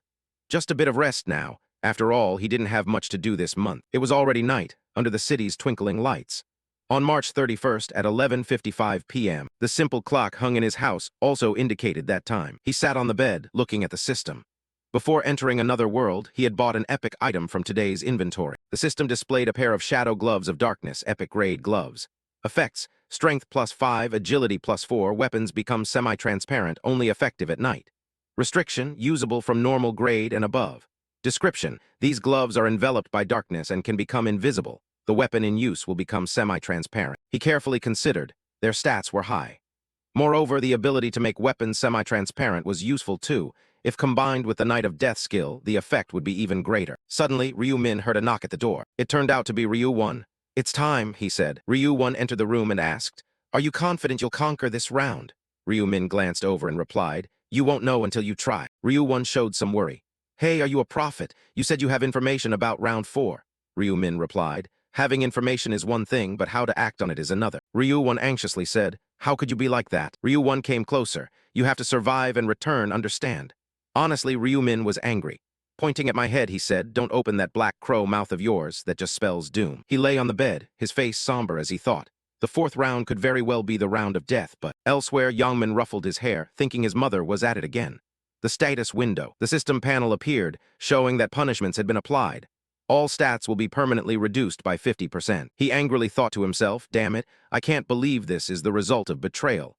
I don't even have 10 command rights left. How am I supposed to get through the 4th round? His mind was very upset. He gritted his teeth, walking and thinking that those wanting to steal the regional representative spot might be targeting him, or some old friends might come back to take revenge. Suddenly, he looked up at the sky and then realized, besides, where exactly is this place? He fidgeted, looking around. What kind of mission starts in a damn place like this? All this white stuff around makes me feel like a lab rat. When he saw Ryu Min, he immediately thought, damn, that evil devil surely knew everything would turn out like this. Yang Min bitterly recalled how he manipulated others to destroy relics. Ryu Min said, both the 10 command rights were wrong and the relics were ruined. Looking back at that, he had no qualms about killing the agent of Divine Punishment's avatar. It was just too suspicious. His face darkened. He stood behind Ryu Min, thinking that if he were strong enough, he would have smashed that bastard's face to pieces already. Although angry, he couldn't do anything. It was really frustrating to see, but he had no choice. If he at least wanted to save his own life, he had to team up with that devil. Calm down and walk over here. Black Scythe Ryu Min turned and said, what is it? His face was strained. Our previous deal should still be valid, right? He asked with doubt. Deal? Didn't you say that if I became your subordinate, you would protect me? He gave a wry smile. I no longer need a subordinate like you. He didn't believe what he just said. What? He stood with arms crossed, saying, you have no more command rights to use. What's the point of holding on to being a regional representative without command rights? Not to mention most players already have professions now. Even if you have command rights, they don't really matter much. He spoke at length, leaving him stunned, but he smiled lightly. You have no value left, you're just a moving target practice. He was angry, silently thinking, moving target practice. Just as he was in a state of fear, he suddenly heard someone's voice and immediately turned around. Ryu Min crossed his arms with a confident look. Don't worry too much, you're only a moving target in name. There won't be many who actually want to kill you. He was flustered, walking over to you. Won't they target me? You then explained, as you know the fate of players who hold the role of regional representative, everyone already understands clearly that being a regional representative is no easy privilege. Ryu Min spoke seriously to him, and the more levels a person gains, the fewer people they can command with their authority. Compared to the risks, it's simply not worth it. Yang Min hesitated in thought. The Black Scythe's words were correct. If possible, he too would want to give up this command right. Corin gently approached him. Seeing this, Yang Min blushed, thinking, why are those people here? Corin cheerfully exclaimed, hello, Black Scythe. An Sangqial's expression was similar to hers, greeting him, do you still remember us? He replied, of course. Yang Min froze for a moment. What's going on? His face looked somewhat mocking. You once saved us from the thug standing right here. We wanted to thank you once again. Yang Min angrily said, what thug? Ryu Min timely stopped him. He wore an unhappy look. One thank you is enough. No need to look for me again. An Sangqial replied, we still feel grateful to you, and our company's president also wants to express thanks for saving us. He was about to say something more, then stopped abruptly saying, as for our president, let's drop it. I don't care, so stop there. Corin saw him and quickly took the initiative to say, Black Scythe, this is a small token of my gratitude for saving us. She held up a beautiful, sparkling purple stone and said, please accept this. He thought to himself that it was the lowest rank purple magic stone. Truly an unexpected bargain. She was flustered, thinking that just saying thank you wouldn't be enough, so Ryu Min took the stone from her hand, thinking that it was good of her, and thanked her. Looking at the stone, he thought, since she gave me such a magnificent item, I can't refuse. When I return, I must try to create a low-rank magic stone myself. She looked at his face anxiously, wondering if he liked it. She looked at him shyly, worried that he might think she gave him a worthless stone and get angry. He thought to himself, just as I thought, she doesn't know the value of magic stones. Well, if she did, she wouldn't have given it to me. Yang Min looked at him and whispered that he also had something similar. Hearing that, he thought, so he has magic stones too. He put his hand on his cheek, thinking it might be called a black diamond. Ryu Min was a bit surprised. What? Black diamond? Ryu Min analyzed it. A black diamond is an item that drops from monsters at a very low rate. It's even harder to obtain than a magic stone.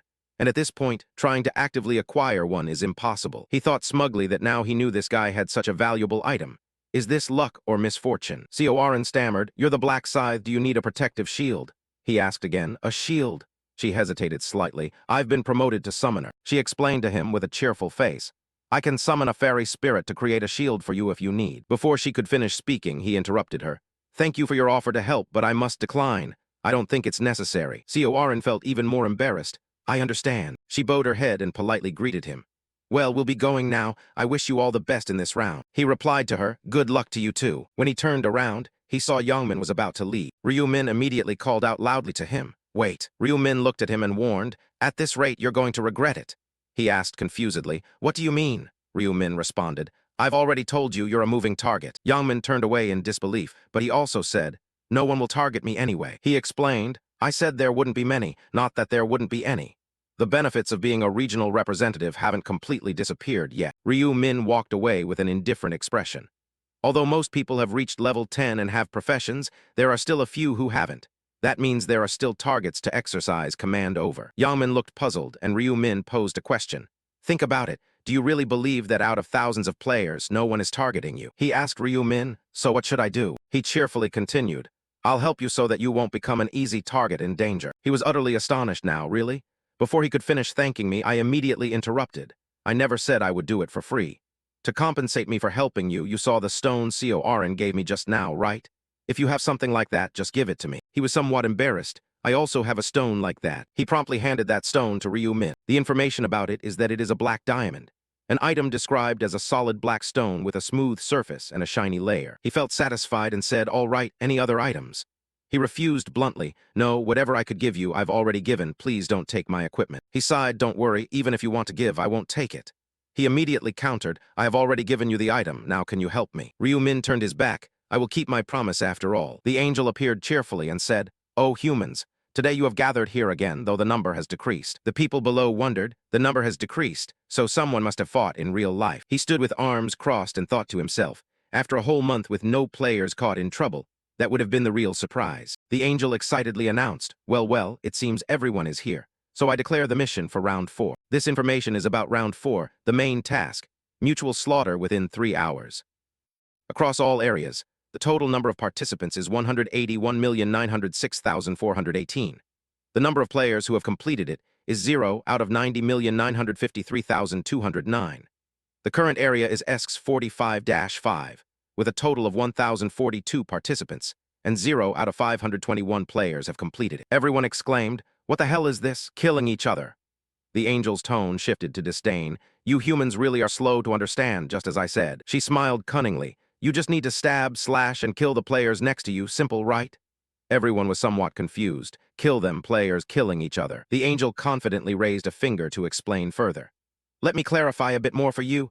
The goal of this round is to reduce the number of players by making you kill each other. Unlike previous rounds, this time, there will be no monsters at all." Everyone suspiciously raised questions. "No monsters, but I need to level up and become stronger." A tall young man said, "Sir Angel, if half of us survive, then each person only needs to kill one other, right?" The angel put a finger to her lips with a smile. "That's a secret. If I told you everything, where would the fun be?" Ryu Min below thought irritably to himself. She only received orders not to reveal anything from her superiors. He was unhappy now, standing and observing while cursing.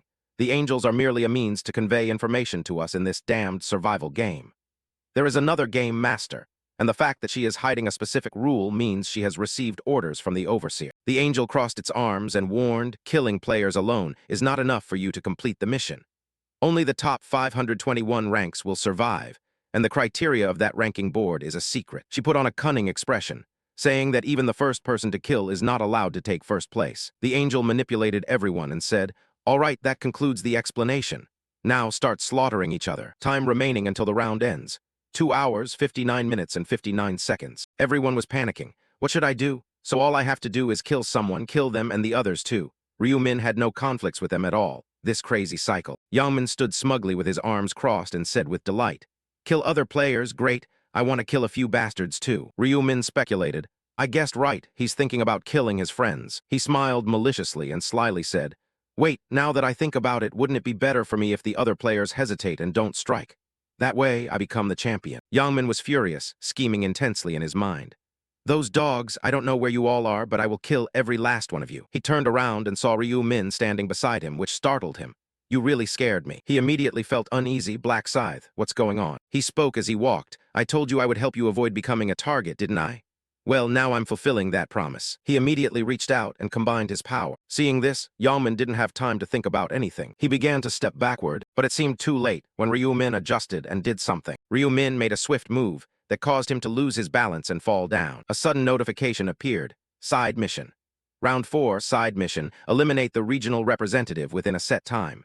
Completing the mission rewards you with a lowest rank mana stone draw token. The system announced, You have completed the side mission and have been awarded the lowest rank Mana Stone Draw Token. The lowest rank Mana Stone Draw Token is a rare grade item that randomly provides between 1 and 5 lowest rank Mana Stones. It is restricted for use until the next round for participants of apprentice rank or higher. Description: a limited time item that randomly grants you Mana Stones. When you reach the next round, this item will automatically disappear, and it is affected by your luck stat. He was quietly pleased. Good, I got the reward I wanted. I killed Youngman to get the side mission reward, although that wasn't the only reason. The blonde young man shouted, someone's dead. I saw it, Black Scythe killed him. He cast a displeased glance. Not long ago, they were the ones aiming for the regional representative position and wanted to kill him. Truly a bunch of hypocrites, and now they pretend to be decent. Everyone looked at him and shouted, hey Black Scythe, you can't just go around killing people like that. Don't you have any humanity at all? Murderer, you're a murderer. Ryu Min thought to himself, they're not wrong to call me a murderer. I killed Jang Xiaokine. Not only that, I will continue killing countless others until round 20. He stood there silently for a moment. I've never killed anyone without reason, especially in this round. I have no choice but to kill to get through it, whether I like it or not. The announcement for round 4 came in. Main mission, kill each other within 3 hours.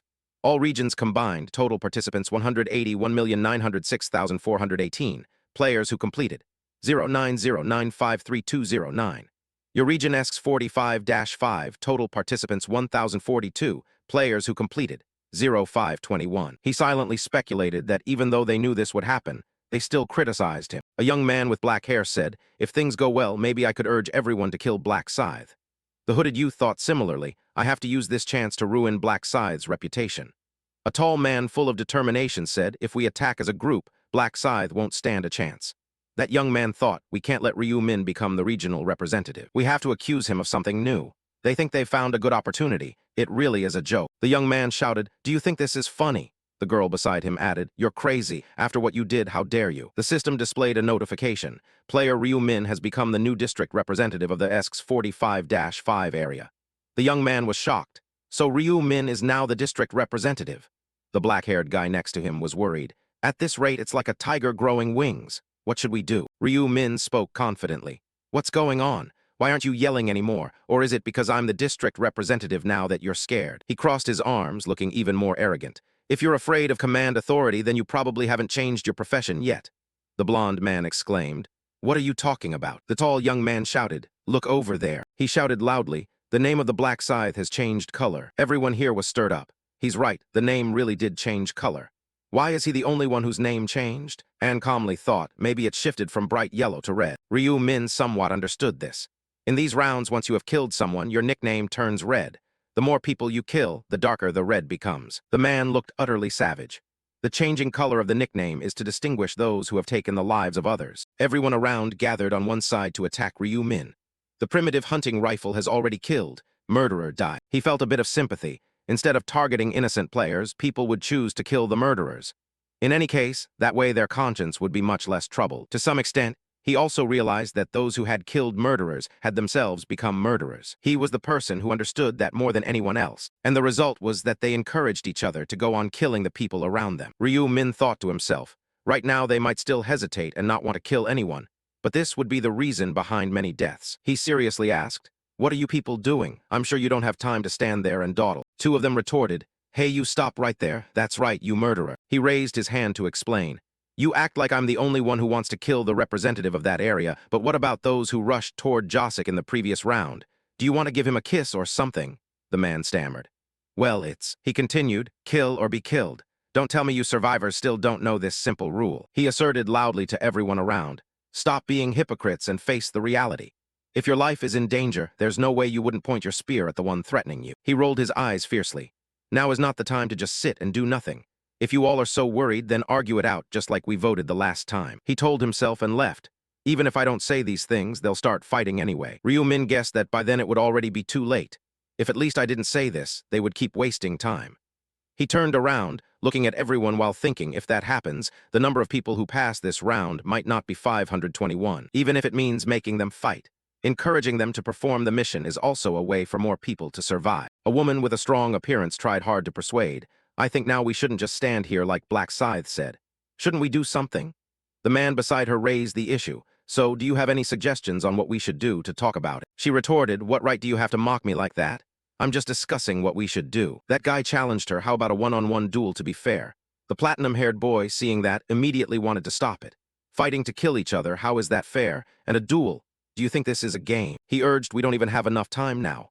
The other man shouted angrily, what did you just say? And so, everyone kept arguing with each other nonstop. Corin hesitated and asked, hey bodyguard, what should we do? Is it really true that we have to kill someone, as Black Scythe said? An Sangcheol looked at her and replied kindly, of course it is. Otherwise, we ourselves would be killed. Why would we care about the lives of strangers we don't even know? He silently advised, I completely agree with Black Scythe's words, Aaron. You should also make up your mind because killing someone is not a pleasant experience. She looked at him and worriedly said, you talk as if you've killed someone before. He frowned, no, not at all. I'm just guessing. She looked around awkwardly and asked, so who should we kill? He replied, let's just see how things go. Right now everyone is arguing loudly. Stop behaving like this. We need to decide who to kill and get it over with. Then tell me, who would you kill? Those who have already killed are perfect targets. Focus on those whose nicknames have turned red. Who gave you the right to decide that? The long-haired man expressed his opinion. You mean we should kill Black Scythe, huh? The black-haired man said smugly. Black Scythe is clearly crazy. How could you kill someone who's already reached level 30? The blonde young man pondered. I bet even if we all attacked him at once, we wouldn't be able to kill him. The brown-haired man was more cautious. Be quiet, what if he hears us? Ryu Min was extremely frustrated and powerless, thinking, I can hear everything. They were arguing when suddenly they froze. The gray-haired man shouted, what the hell are you talking about? Life is precious. Even if that person is a murderer, we shouldn't kill anyone. The man wearing a hat added, this guy is right. If we kill someone, we ourselves will become murderers just like him. The young man argued back. So what do you want us to do? Someone has to die before I can continue living, right? The nearby man stopped him, saying, stop arguing. Let's just agree to kill some criminals, okay? The strong-willed girl spoke up. How can we tell who is a criminal? Are you going to ask those with a criminal record to raise their hands? They won't resist voluntarily turning themselves in. The long-haired man shouted angrily. Who the hell do you think you are, looking down on others like that? Why don't you offer your own opinion? She immediately insulted him. How dare you curse at me, you bastard? Should I just kill you right now? He was unafraid, replying, what, you bastard? If you're so good, try it, you bitch. A young man among them tried to fan the flames. You two, stop talking and just fight. He became increasingly irritated. Who the hell do you think you are, provoking us? She pointed directly at him. You guys hiding behind others and provoking people are the worst, you despicable bastard. He used his magic and you just said something. Damn it, these bastards. I will kill all of you, and she was also preparing an attack. Ryu Min shook his head in frustration. It was really chaotic. They kept talking endlessly but couldn't do anything yet. He calmly observed that there was nothing to worry about.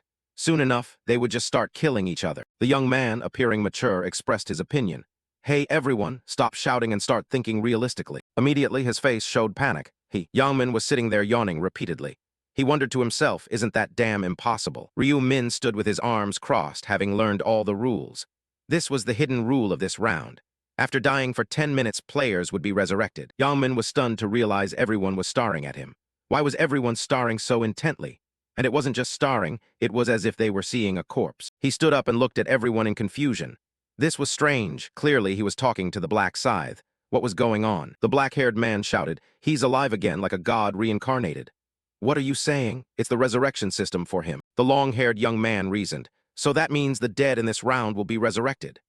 The woman beside him had a resentful expression and said, then killing them doesn't really matter, does it? The young man held up a knife with a dangerous expression. If they were to come back to life, then surely it would be fine. The woman with her hair tied up high walked over to stop them, saying, everyone calm down. She tried to prevent it, saying that we're not even sure if they can be resurrected, so don't rush. Suddenly, she was unexpectedly attacked from behind by someone. The guy plunged his sharp wolf-claw weapon into her repeatedly and shouted, or you can sleep first, you bastard, go die. He stopped, stared at the bloody dagger, and took a heavy breath. He didn't stop yelling, come on, wake up, we still have another fight to settle. Those outside watching all felt a chill and looked at him with disgust. In front of the crowd surrounding him lay a head of disheveled hair motionless on the ground. Everyone circling broke into a sweat in shock. The people outside whispered excitedly, but she's not coming back to life.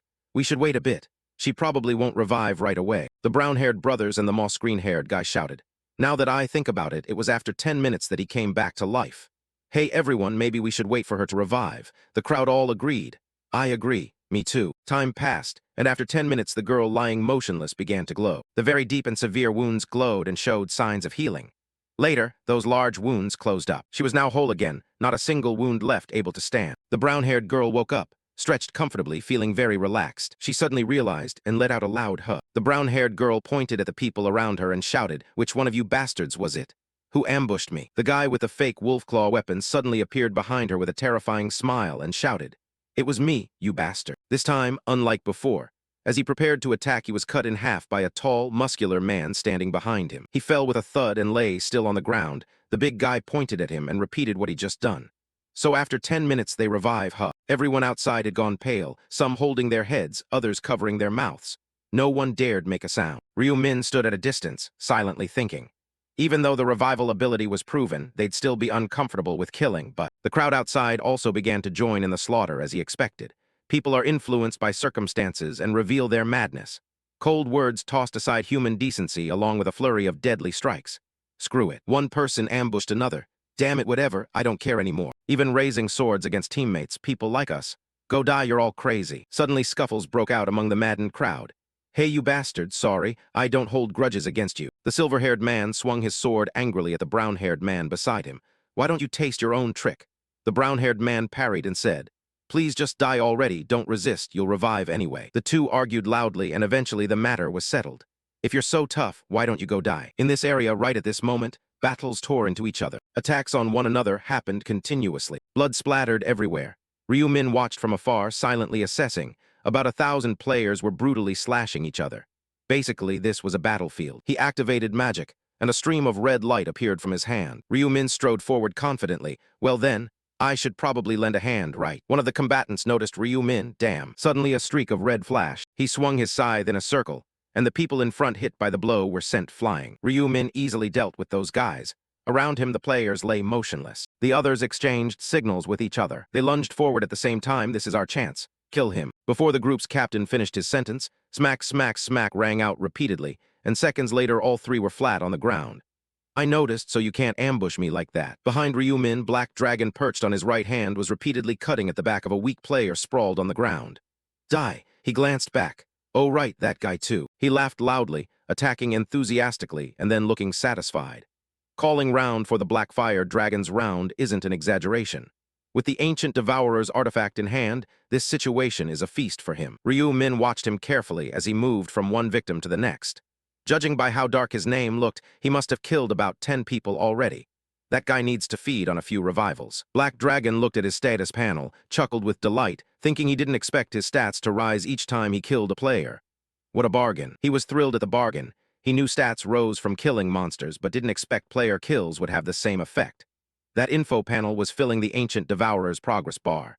The Ancient Devourer's effect. The progress bar increases each time you kill an enemy. When it's full, you receive a random stat. The enemy's level determines how much the progress increases. Black Dragon went mad killing people, using any means necessary. He even wore a grin and shouted gleefully, "Die, die, die." The Ancient Devourer's progress bar kept rising. It's increasing a lot. Could it be because of their levels? Black Dragon turned, grinning widely. They're the same rank as me, and yet my bar jumps so much more. His eyes widened with glee thinking about beating Black Scythe. If I kill Black Scythe, how much will the bar jump? It'll probably fill instantly and I'll get a stat. With that thought he looked for Ryu Min, but then reconsidered. Nah, poking that big name might bring disaster. He switched targets to the low-level small group. I should take out these trash and level up more. No sooner said than done. Black Dragon smiled and ambushed one. "Sorry, I don't take grudges against you." He drew his blade and swung, thinking this really is stress relief. Black Dragon continued with another target, still delivering powerful swings. Because of that thug eye can't even hunt properly. He didn't notice someone sneaking up behind to ambush. This round's definitely mine. The ambusher rushed in to stab, but Black Dragon easily dodged to the side. Others gain nothing from killing players. He grinned fiercely and swung down. His stats rose and he got stronger. The Ancient Devourer's progress bar continued to increase. Those who were killed began to revive, some immobile, some collapsing and clutching their heads. Black Dragon was thrilled. Best of all, his prey kept reviving and offering themselves up. He targeted those revived players, taking a running swing. What better opportunity is there? The sound of killing rang out and another person was gone. Having cleaned up here, Black Dragon turned to the nearby melees. How many have I killed now? Kill more to climb the leaderboard, or should I head that way now? Suddenly footsteps approached him from afar. Ryu Min strolled forward calmly, causing him to exclaim, "Black Scythe." Black Dragon panicked and looked around. Ryu Min drew near and said succinctly, "Meet your death." Those who had been fighting all stopped, staring around in shock and confusion. What is this? What's happening? Why did it suddenly get dark? Black Dragon broke into a sweat, silently watching Ryu Min, his scythe turning half-transparent. Whatever it is, I must be extremely careful. A familiar red slash appeared. From Black Dragon's vantage point, he could see Ryu Min looming above, looking down. Only later did he realize Ryu Min's single slash had decapitated him. He was dead. No wonder he's Black Scythe. I should have avoided him. The scene shifted slightly. The clash of blades rang out. The melee showed no sign of ending. Every player was trying to kill another. Die, die, you bastard, go on and die for me. Yangmin, freshly revived, looked around in a daze. He saw a girl who had revived with him, yawning. She revived. So everyone really comes back after 10 minutes. Yangmin's thoughts turned nasty again, and he smiled as brightly as before. Perfect. He clenched his fist, thinking they set this ring up to make us slaughter each other. This is my chance to get revenge on the bastards who stabbed me in the back. I'll kill you all. Yangmin pushed into the fighting area, glancing around. Seunghan, where are you? Where is he? He grinned with delight. There he is. Before Yangmin, Seunghan trembled, drawing his bow. The idiot scared stiff just over a tiny stat penalty. He ran up smiling. Seunghan turned to look back. Yangmin greeted him with a straight punch to the face. Nice to see you, you dead dog. Seunghan was knocked away, his arrows scattering on the ground. He trembled in pain, holding his face as Yangmin's voice rang out. Hey Seunghan, you lucky strike of a family. Seunghan's face went bruised, blood from his nose. Yangmin even grabbed his collar and said, you said if we met again you'd kill me, right? Yangmin laughed menacingly, raising his fist with a pitiful scream. So why don't you try killing me now, huh? He let Seunghan drop, finally done. What a relief. Yangmin glanced back and said, where are the rest of you bastards? The melee seemed to just be starting, growing more intense and cruel. If hell exists, does it look like this? The strong bully the weak. You with a powerful weapon go cut down those without proper gear, die. Seoarin stood huddled in a corner, gripping her sword, in a place filled with violence where people only hate one another. Onsangcheol beside her asked with concern, Aaron, are you okay? Seoarin forced a smile. I'm fine, I'm not tired, but I'm a bit shaken up. He turned his head thinking he could endure some of it, but Seoarin would struggle.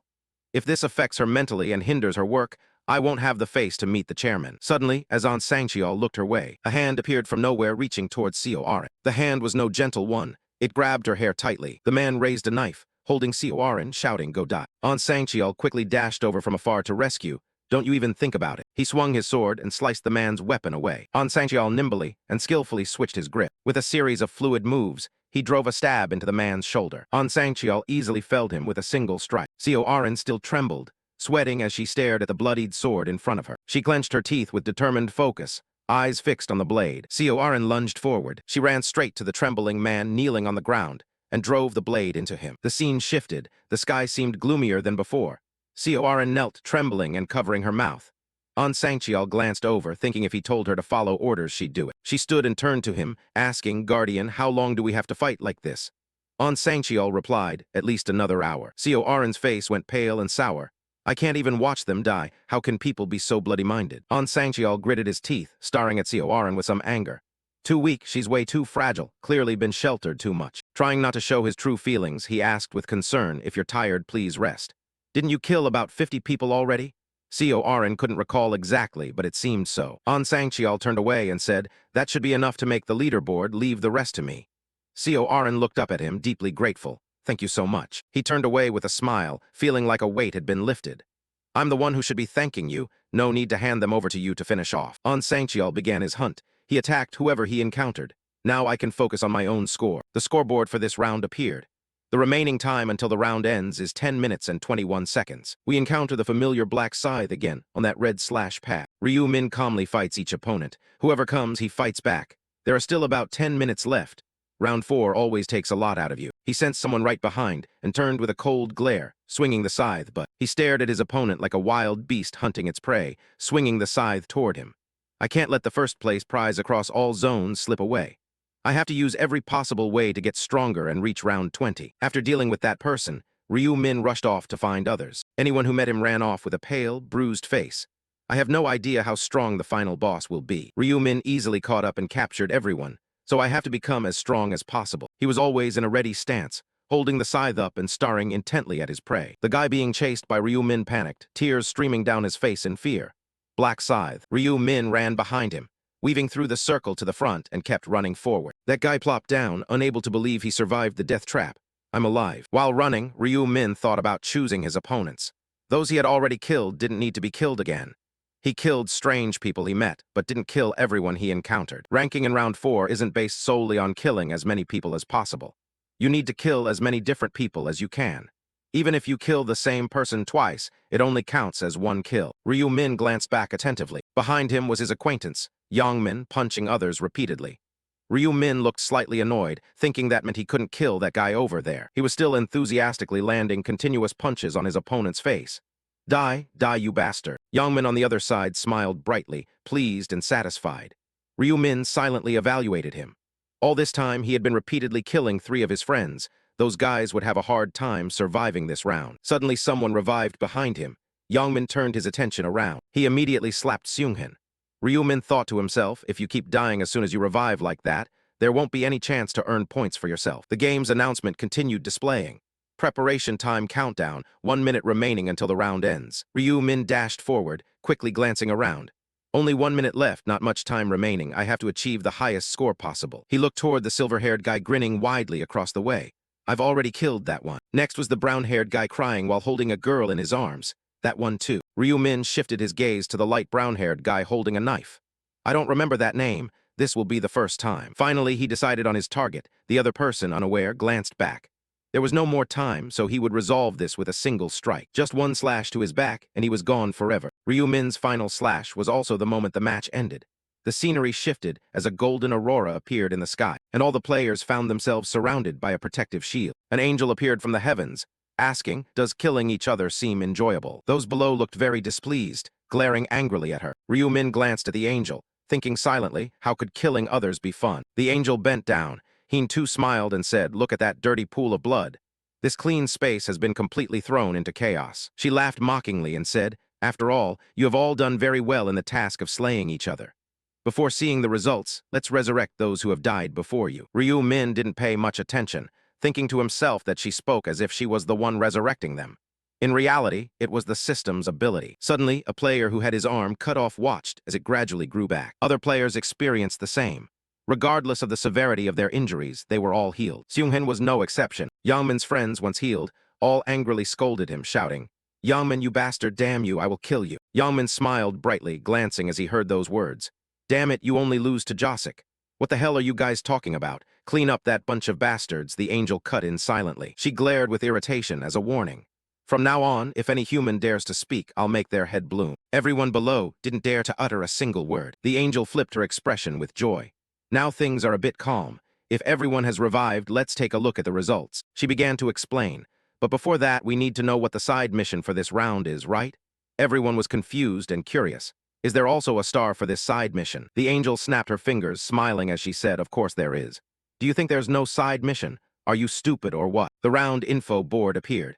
Round 4 side mission is to eliminate the regional representatives within a certain time frame. Completing the task rewards a lowest rank mana stone draw token. Everyone had a board in front of them. None had eliminated the regional representatives yet. Is that the side mission? She explained, adding mockery. That's right, foolish humans. Only one person in this area has completed the side mission. The name called was Ryu Min, known as Black Scythe. The crowd turned to look at him, Black Scythe. Now thinking back, wasn't he the one who killed Yang Min at first? Yang Min's face darkened, grinding his teeth in frustration. Damn it, so becoming the regional representative this round is a good thing. He frowned and turned to look at the board without saying anything. The people outside all glanced at Yang Min, thinking to themselves that if they had known this would happen, they would have killed Yang Min already. His face turned dark purple as he thought, am I dead? Dead at the hands of the Black Scythe. On the announcement board appeared the phrase, skill temporarily unavailable. Yang Min panicked, there's nothing left. His temporary command power was gone. He recalled what Ryu Min had said, I will help you so you won't become an easy target. Yang Min was somewhat puzzled. He said he would help me avoid becoming a target, but then he took the representative position from me. An angel's voice rang out, now let's see the final result. She opened her eyes slightly, a smile forming. That's right, you're all curious about how the results are calculated, aren't you? Everyone was unsettled when the announcement was made. Some sighed deeply and slumped in regret. Rankings are based on the number of different people you have killed. Even if you kill the same person multiple times, it only counts as one kill. People were shocked by the emphasis on different individuals. Doesn't that mean you just have to kill as many distinct people as possible? The angel laughed scornfully, you simple-minded fools. Do you really think it's that easy? She snapped her fingers and said, here are the results. The summary information table appeared, summarizing the results of round 4 across all regions. Black Scythe of Death level 30, 722 kills. Foolish Devil Mage level 13, 521 kills. Dark Fiendish Cavalier level 13, 433 kills. The current region asks 45-5. Black Scythe of Death level 30, 722 kills. Cute Little Bird Warrior level 11, 211 kills. On Sangcheol Cavalier level 11, 209 kills. She seemed surprised and let out an "oh." This time Black Scythe also took first place, huh? Ryu Min showed no emotion, no expression, just looked at her with cold, sharp eyes. Everyone who heard the announcement after was stunned, shocked beyond belief that he had killed more than 700 people. Is humanly possible to do that? Aren't there about 1,000 people in total when we all combine? So he alone killed 70% of the people here. Truly insane. The angel laughed joyfully. Just you alone killed as many as 722 people. You're very skilled. In that case, you deserve a reward, right? Next, the announcement board also appeared. Congratulations, you have ranked first in this mission in your region. Congratulations for ranking first in this mission across all regions. The reward for first place in your region is a mid-level rare armor selection token. The reward for first place across all regions is a mid-level special reward selection token. Ryu Min read through and seemed pleased. The mid-level armor selection token is very good. It's time for me to change my armor. The system continues to transfer, and you can choose one of the rare armors below. Select the reward you want: polished bronze armor, blood red assassin suit, robe of darkness. Ryu Min selects. I will choose the second one, the blood red assassin suit. The information panel of the blood red assassin suit appears. Blood red assassin suit, a rare armor type, defense 60, agility +4, attack speed +5%. Speed +5%, durability 600, usage restricted to normal level or above. Description: a blood-colored suit worn by some assassin. Sometimes it will be soaked with the scent of blood. He turns to the side and looks at the system panel. Next is the special reward. The system appears for him to choose. You can select one of the special rewards below. Choice rewards. Desire 1 is a buff that increases stats by 50%, limited to round 5. 2 is 5,000 gold. 3 is information about round 5. Ryu Min thinks the side mission rewards for round 5 are very good, but the difficulty is a bit high. He immediately makes a decision and selects. Considering the difficulty, increasing stats will help him a lot. Returning to the angel, who continues speaking, have you all seen your rankings? Let me tell you, in our area there are 30 people tied at rank 521. All who are lower will be eliminated. She smiles slyly. Now let's begin the elimination process. Those who do not meet the standard are gradually fading away. No, they scream in panic. Wait a moment, Angel, are we really going to die this time? One by one they vanished, Yongmin's friends among them. I don't want to die. Angel, please help us, give me a chance, help me. He smiled in astonishment. I made it through just barely. On Cor inside, she trembled, covering her ears tightly. Aunt Sangcheol still wore a cold expression, watching them disappear. Please help me, I don't want to die. Ryu Min closed his eyes and listened solemnly to the cries of despair. The elimination phase ended the silence, and he looked up. The summary board for round 4 appeared. Round 4 ends all regions. Survivors, 90,953,209. Your region asks 45-5 has 521 survivors after a moment. Your soul will be transferred to a body in the current dimensional space. Round 5 will begin at midnight on May 1, 2023.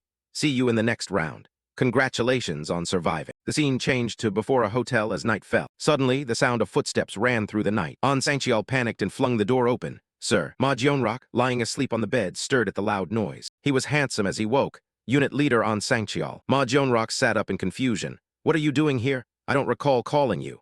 An Sangcheol gasped hurriedly. I couldn't contact you, so I took the liberty of barging in. I thought something bad might have happened to you. He winked and smiled confidently. Not at all. Did you think I'd die in round 4? Didn't you see the results? An Sangcheol scratched his ear nervously, sweating. I did see your name on the ranking board, but I still feel worried. After all, the last round was truly insane, wasn't it? Ma Jeonrak was still a bit dazed, holding his face. So as soon as I got back, I immediately passed out on the bed. My spirit is just so exhausted. An Sangcheol said seriously, that's right, 433 people have died. He suddenly got serious, his eyes turning cold and sharp. If you count the repeated deaths, there might be even more. I've gotten that strong already. What kind of monster is Black Scythe? Is he even human? He speculated with some curiosity. Do you think he's still an active soldier in special forces? Someone with such skills and courage in Korea? I keep thinking about that. Ma Jeonrak silently thought about Black Scythe. The more he thought, the more he admired him. No matter what his true identity was, if he could cooperate with him, it would make me feel very reassured. He did not know Ryu Min's other identity in the real world. So later, he would have to ask that fairy about Black Scythe. An Sangcheol added worriedly, but sir, the 4th round went exactly as that fairy said, which is truly astonishing. Honestly, until I saw it with my own eyes, I doubted that guy. Ma Jeonrak agreed. Me too. He recalled the words of the real-world fairy Ryu Min. The mission of round 4 was not monster hunting. It was a massacre among the players. Ma Jionrok was somewhat confused. Massacre. At that time, Ryu Min seriously analyzed the situation. Indeed, it was a disaster, and the players needed to kill each other. He had to stay vigilant. On Sangcheol requested an audience. Now, what should we do, sir? Ma Jionrok hadn't formed a clear plan yet. What do you mean? He asked him. Regarding the prophet Ryu Min, do you really want to make him a business partner? Ma Jionrok firmly held up his jacket. Of course, he is the major shareholder with 31% of the shares. What rights do I have? In reality, the company is basically in Ryu Min's hands now. On Sangcheol raised his hand in confusion. So you're going to follow his advice and switch to another industry? Ma Jionrok put on his jacket and stepped out onto the balcony. Talking won't change anything. In that case, the company can develop further. As he walked out, he said, besides that, we need to win him over to our side. Don't underestimate him or feel arrogant just because he's young. Ma Jionrok gazed thoughtfully at the scenery. Even if you dislike his attitude, you must flatter him and follow all his instructions. That's the only way. He turned around and smiled at An Sangcheol. Only then can we reap all the sweet benefits from the honey jar named the prophet. Do you understand? He bowed respectfully, signaling understanding. Yes, sir. From now on, I will be more careful when dealing with Ryu Min. The sky was gradually lightening, and their conversation was nearing an end. Very well, call him immediately. What should I say to him? Ma Jionrok suggested that to celebrate our survival, we should throw a party tonight and told him to bring any family members along if he has any. Should I invite Miss Seo to the party as well? An Sangcheol seems to have some bias against her. What about Seo Arin? He is incredibly handsome and gentle in the early morning sunlight. Moments like these call for having someone famous join in our celebration, don't you think? The scenery changed beside the coffee shop. Ryu Min had been standing here waiting for some time. He smiled and waved, calling out, over here. Julie stepped forward to greet him. Ryu Min, you look well. He smiled in return. You too. She asked with concern, are you okay? Suddenly inviting me out like this. Ryu Min replied casually, I'm fine. I just thought we should go out to eat and celebrate successfully passing this round. Don't worry, it's on me. Julie teased, then I'll make good use of having a wealthy friend. Of course, if you don't mind. The red car started moving down the road. She laughed and said, thank you, Lord Fairy. Thanks to you, I can prepare for round 4. Ryu Min wondered, don't you think I'm lying? Julie trusted him completely, but you would never do that. What would you gain by lying to me? Ryu Min responded cheerfully, thanks for trusting me. She felt a bit awkward, thank you. Come on, I'm the one who should be grateful. If you hadn't told me I needed to kill at least 30 people, I would have been dead by now. Thank you. Inside, Julie thought to herself that he really had no reason to be grateful to her at all. He thought that even if he hadn't revealed anything, she would have survived thanks to the protective rune.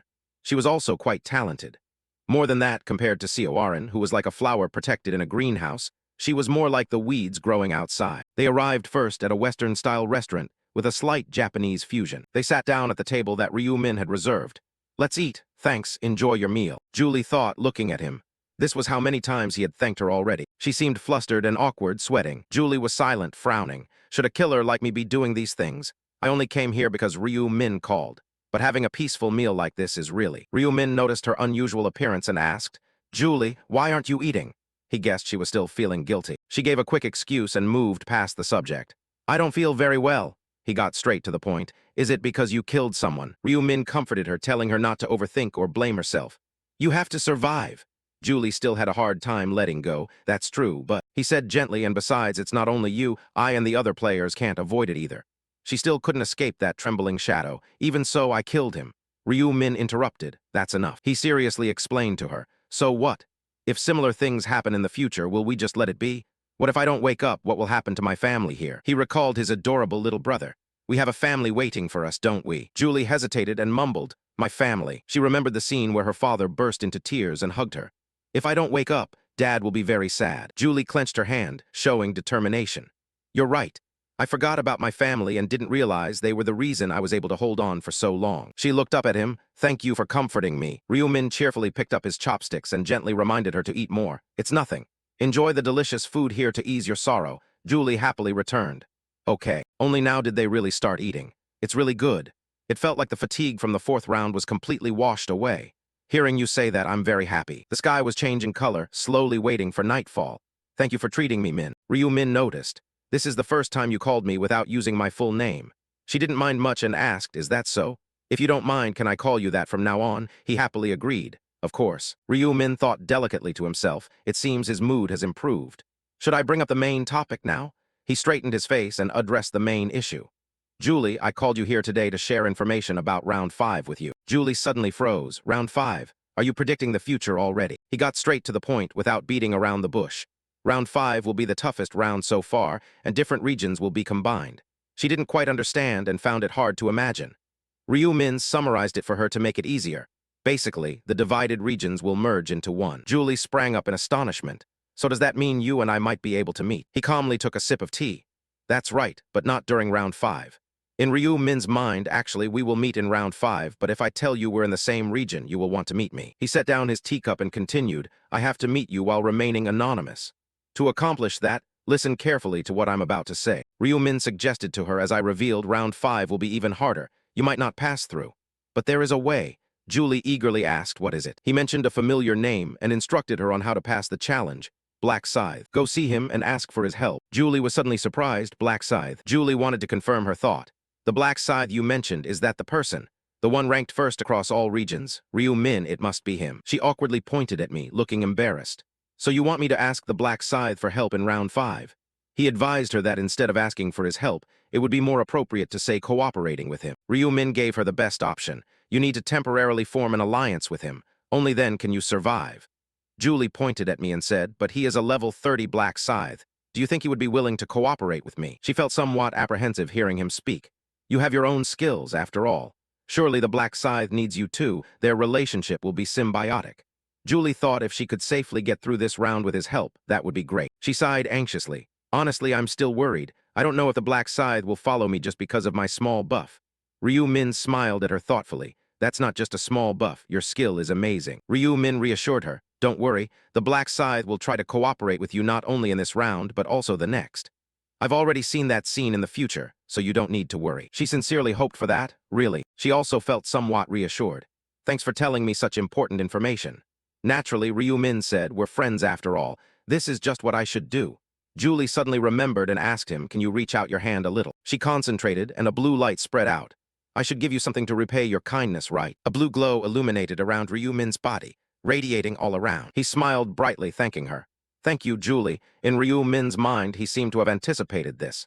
He guessed that she would buff him because he knew her nature. She didn't like owing others. Julie blushed with embarrassment. On this side, he finally achieved his goal. Now he can go home and use that. The system information panel appeared. All stats had increased by 50% thanks to the effect of the blessed skill. A white pouch was thrown onto the table by someone. The current kill count was 100. All stats had increased by 50% due to the effect of the rune of slaughter. Ryu Min had arrived home and sat in a chair deep in thought. Empowered by the bless effect from Julie and the additional stats from the rune of slaughter after killing 100 worms, he observed the information panel before him, silently judging that his stats had probably increased quite a lot. Status window. Status window of Ryu Min, nickname Black Scythe, common rank, level 30, Grim Reaper profession, title time traveler, hidden. First to kill angel, hidden. Punishment god, challenger, hidden. Strength plus 93, intelligence plus 111, agility plus 105, luck plus 84 stat points. The thing Ryu Min noticed most was that luck was at 84 stars. He drew a random card. It seemed that with such high luck, he could expect to draw something good. What he drew was the lowest rank mana stone draw token, a rare tier item. Its effect is to randomly grant from 1 to 5 lowest rank mana stones. Use is restricted until the next round from apprentice rank upwards. It is described as a limited time item that randomly provides you with mana stones. If you don't use it by the next round, the item will automatically disappear. Its effectiveness is influenced by the luck stat. Ryu Min held it carefully, observing and thinking about how to use it. If I were an ordinary person, I'd probably pray to the gods to receive a better item. He smirked quietly to himself. But forget about praying to that damn so-called deity. Ryu Min recalled what the angel once said. Now we will start playing a game, and we will play 20 rounds. On the first day of every month, human souls are sent to another dimension to play this game. He imagined a scene where God hurled a bunch of swords at the people and speculated, I don't know who that is, but this situation must have been caused by a god. Who else could capture 1.8 billion people and throw them into a deadly game? Whoever is behind all this must be a god who's mocking humanity. Ryu Min frowned seriously. If after passing the final round I can turn one of my wishes into reality, I will wish that the damn deity who created this gruesome game dies a fitting death. The ticket in his hand disappeared and seemed to transform into a rectangular shape. He had used the lowest rank mana stone draw token. The system announced congratulations. Congratulations, you have drawn 5 lowest rank mana stones. Items obtained. 2 lowest rank red mana stones, 1 lowest rank yellow mana stone, 1 lowest rank green mana stone, and 1 lowest rank purple mana stone. He looked a bit surprised. 5 stones, 5 is already the maximum quantity. Ryu Min smiled brightly. I got the best result thanks to cursing, not praying to the gods. I was lucky too. Now comes the main part. He pressed the button. All right, let's start combining. First, I'll put 2 lowest rank red mana stones together and press combine. The system displayed combination successful. You have created a low rank red mana stone. Ryu Min received the result in hand. When combining mana stones of the same color and rank like this, you can get a higher rank mana stone along with the stones you already have, from CORN and the stones drawn from the tokens. Notification sounds kept appearing. Combination successful, you have created a low-rank purple mana stone. He thought of a new approach. Next, if I combine mana stones with a combination item, the success rate is extremely high. Combination successful, the assassin's hood has had its damage increased by 2%.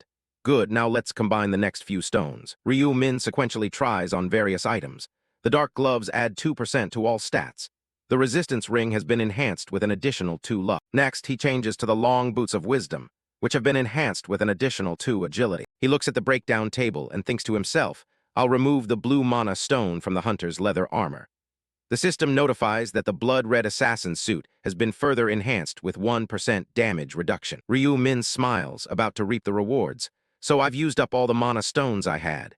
Using the information to trade for that buff is definitely worth it. Dusk gradually falls. The sky darkens near the large apartment complex. Now it's time to prepare to meet Ma Jionra. Ryu-Won appears with a bewildered and astonished expression. Then, he looks somewhat flustered and awkward. The chairman of the company he invested in is the heir to the Osung conglomerate. Ryu Min confirms that he was invited to the party as their business partner and that they will collaborate in the future. He trembles fearfully, his face pale and eyes shining as he looks at him. Can you really go to a place like that? Ryu Min carefully tightens his tie. He says he can bring family along, so there's no need to worry. Your tie is crooked. The doorbell rings. Ryu-Won stiffens in shock. They're here, Ryu Min says. Let's go. The two of them go to open the door, Ryu Min calm and composed as usual, while Ryu-Won is tense and uneasy. Ryu-Won is surprised, his eyes wide open. An Sangcheol stood at the door and bowed. Hello, I am here to accompany you. Ryu-Won wiped sweat and clung tightly to him. That's the person we met before. An Sangcheol asked. This is Ryu Min, raising his hand to introduce. He's my younger brother. He handed an invitation card to Ryu-Won. Sorry for not introducing myself to you sooner. I am An Sangcheol. We have met before, haven't we? Here's my business card. He reached out to accept it. Yes. An Sangcheol appeared apologetic. Although I have already admitted my fault to your older brother, I sincerely apologize for treating you rudely before. Seeing this, Ryu-Won did not harbor strong resentment against him. An Sangcheol raised his hand and bowed, inviting them to proceed. Just consider this party as an apology, so I hope you won't mind. Let's go now. The car is waiting for you too. The sky had grown completely dark. The lights of Ma Jionrak's hotel shined brightly, illuminating a dark corner. The two brothers were led by An Sangcheol, who showed them the way inside. Suddenly, a voice from somewhere caught their attention. Shareholder Ryu Min. Ma Jionrak smiled as he came down the stairs to greet them. I'm glad to see you are still alive. Ryu Min smiled in return. Me too. Ma Jionrak noticed the person standing next to him. Is this your relative? He introduced. Yes, this is my younger brother, Ryu-Won. He smiled warmly and shook hands. Nice to meet you. I am Ma Jionrak from the Devil Consulting Company. You have to use your right hand to shake. Ryu-Won stiffened but extended his hand. Hello. Ma Jionrak asked curiously, is your younger brother also a player? Ryu-Won shook his head. No, he's not a player. Ryu Min looked at his younger brother with a smile. He's only 14 years old now. Ma Jionrak looked at Ryu-Won and said, it really is lucky. If you were just 1 year older, you wouldn't have been able to avoid this deadly game. I'm quite envious of you. Ryu Min showed no expression, but in his mind, he despised the notion. Envious, really. He led everyone inside, inviting them to take this way. Although somewhat simple, we carefully prepared this feast. In one room, the banquet table was fully set, and the dishes were served with 2 attendants standing ready beside it. The food was beautifully arranged and looked incredibly delicious. Standing next to the table were the waitress and the private chef, performing and preparing the dishes. Ryu-Won stared in astonishment, eyes sparkling at everything before him. Ma Jionrak raised his hand, inviting everyone to feel at ease. You must be hungry. We didn't prepare much, but surely it's enough to fill your stomach. Ryu-Won was dizzy and confused, thinking, is he joking with me? He smiled warmly and began the meal. Please enjoy the food first. Suddenly, the room's door shifted. Ryu Min, alert, turned around immediately. He looked back with bewildered surprise. CORN, dressed elegantly and exuding charisma, stepped inside. Was CORN invited as well? She glanced to the side, looking over. Ma Jionrak stood up from his chair and said, finally, you have arrived. Miss CORN. She hurriedly apologized to him first. Sorry, sir, I had to attend the funeral of a fellow actor, so I'm late. He also showed a friendly gesture, forgiving her. You don't need to worry, we understand. More importantly, this is the major shareholder of our company I told you about. She habitually tucked her hair back to introduce herself. Hello, I am actress Seoarin. Ryu Min gently pulled Ryu-won, who was still wide-eyed. Weren't you two the ones who brought rice cakes when you first moved here? He replied on his behalf. Yes, that's right. She then appeared cheerful with them, but inside she was suspicious. So I'm the neighbor of the major shareholder. How wonderful. He looks even younger than me but has already become a major shareholder of the company. Is the chairman joking with me? Ryu-won turned to ask his brother nervously. Hey brother, that person is Seoarin, right? His attitude made Ryu-min realize one thing. Ryu-won still didn't know about the relationship between Ma Jeonrak and Seoarin. Seeing her suddenly appear like this must have surprised his younger brother a lot. He looked at his younger brother's flushed face and thought, but more importantly, which person wouldn't naturally react like this after seeing her appearance? To avoid suspicion, he also told himself that he should pretend to be somewhat interested as well. Ma Jeonrak noticed them and slightly curled his lips in a quiet smile. The boy was indeed still young. Turns out the fairy isn't so different from anyone else after all. Calling Seoarin here was a wise decision. He immediately wore his signature smile and extended his hand in invitation. You must all be hungry by now. Please enjoy the meal without any worries. Everyone sat down together at the table to savor the lavish feast. Ryu-won was extremely excited every time he sampled a dish. Brother, the meat is so tender it melts in my mouth. He was pleased too and laughed, saying, Really? Then eat plenty. Ma Jeonrak waited until they had eaten a while before starting to probe. Big shareholder, does the food suit your taste? I told the chef to pay special attention to these dishes. He was still serving food to his younger brother when he suddenly turned to reply, It's delicious. Then he shifted the conversation to someone else.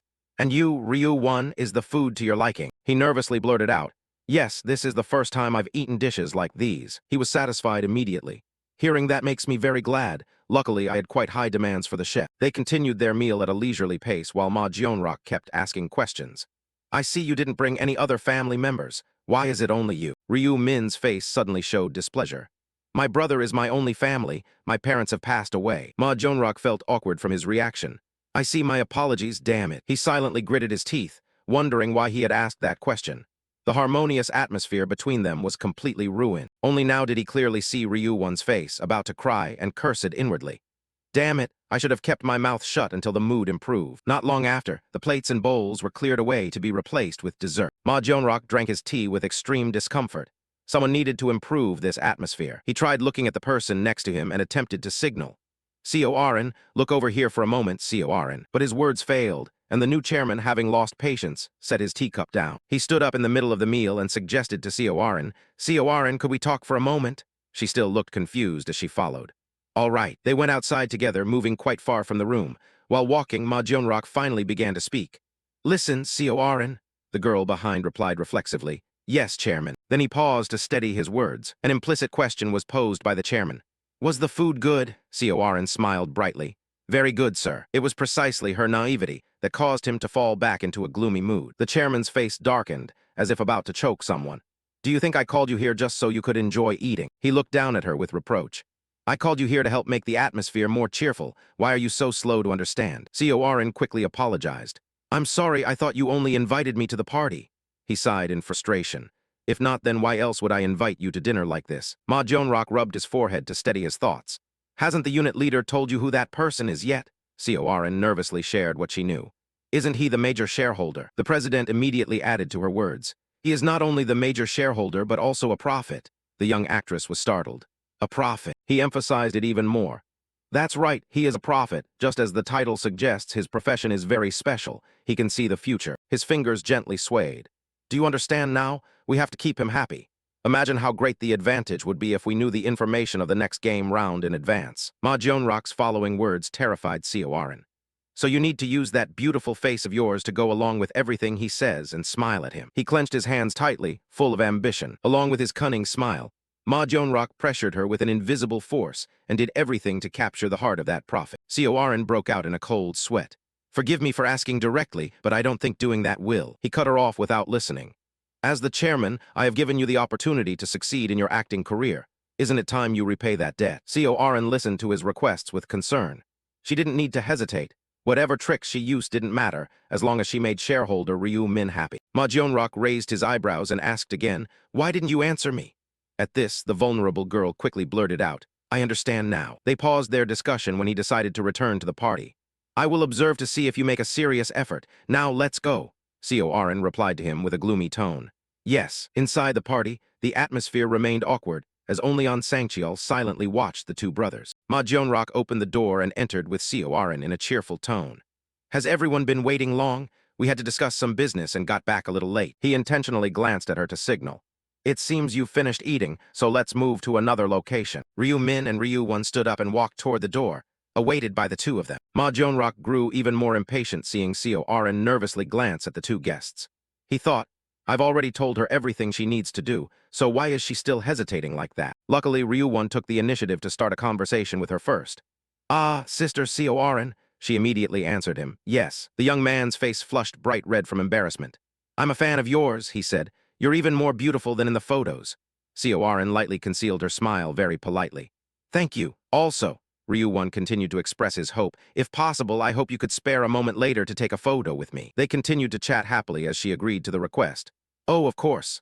Ma Jeonrok immediately thought, is the younger brother showing more interest than that guy? We need to change our plan. Seorin's phone suddenly vibrated repeatedly in her hand. She lifted the phone to check it. A message from the chairman appeared right before her eyes. Change the target. Befriend the younger brother first. Seorin's face clearly showed discomfort. He was a fan with very pure intentions, but she had to deceive him. Ryu Min, who walked ahead, also glanced toward her direction. Ma Jeonrok was very pleased with his plan at this moment. If we can pull the younger brother to our side, the older brother will have no choice but to join us automatically. That way, we can easily obtain information about the next round. He raised his hand to direct their gaze toward the inner room. This was a private room prepared for VIP guests. Of course, here you can order as many drinks and snacks as you like along with music. The room was decorated in red lighting. The furnishings were simple, but exuded an air of distinguished elegance befitting esteemed guests. Ryu Won suddenly wondered, oh, about the drinks, if it's alcoholic beverages, I'm only a high school student. He immediately waved his hand and made another suggestion. It's okay, you can have other kinds of drinks. He then ordered An Sangcheol, the unit chief beside them, to bring a special VIP dish here and a non-alcoholic drink for the student Ryu Won as well. He immediately nodded. Yes, Mr. Chairman. The room door gently closed very softly. At this moment, Ryu Min sighed and spoke up. Chairman Ma Jeonrok, I also can't drink alcohol. He was surprised but replied, oh, I see. If you're already of age, you should take this opportunity to try it. After hearing his answer, he turned to Seorin and said, Hey, Miss Seorin, could you go outside and take a photo with my younger brother? The gentle girl immediately agreed.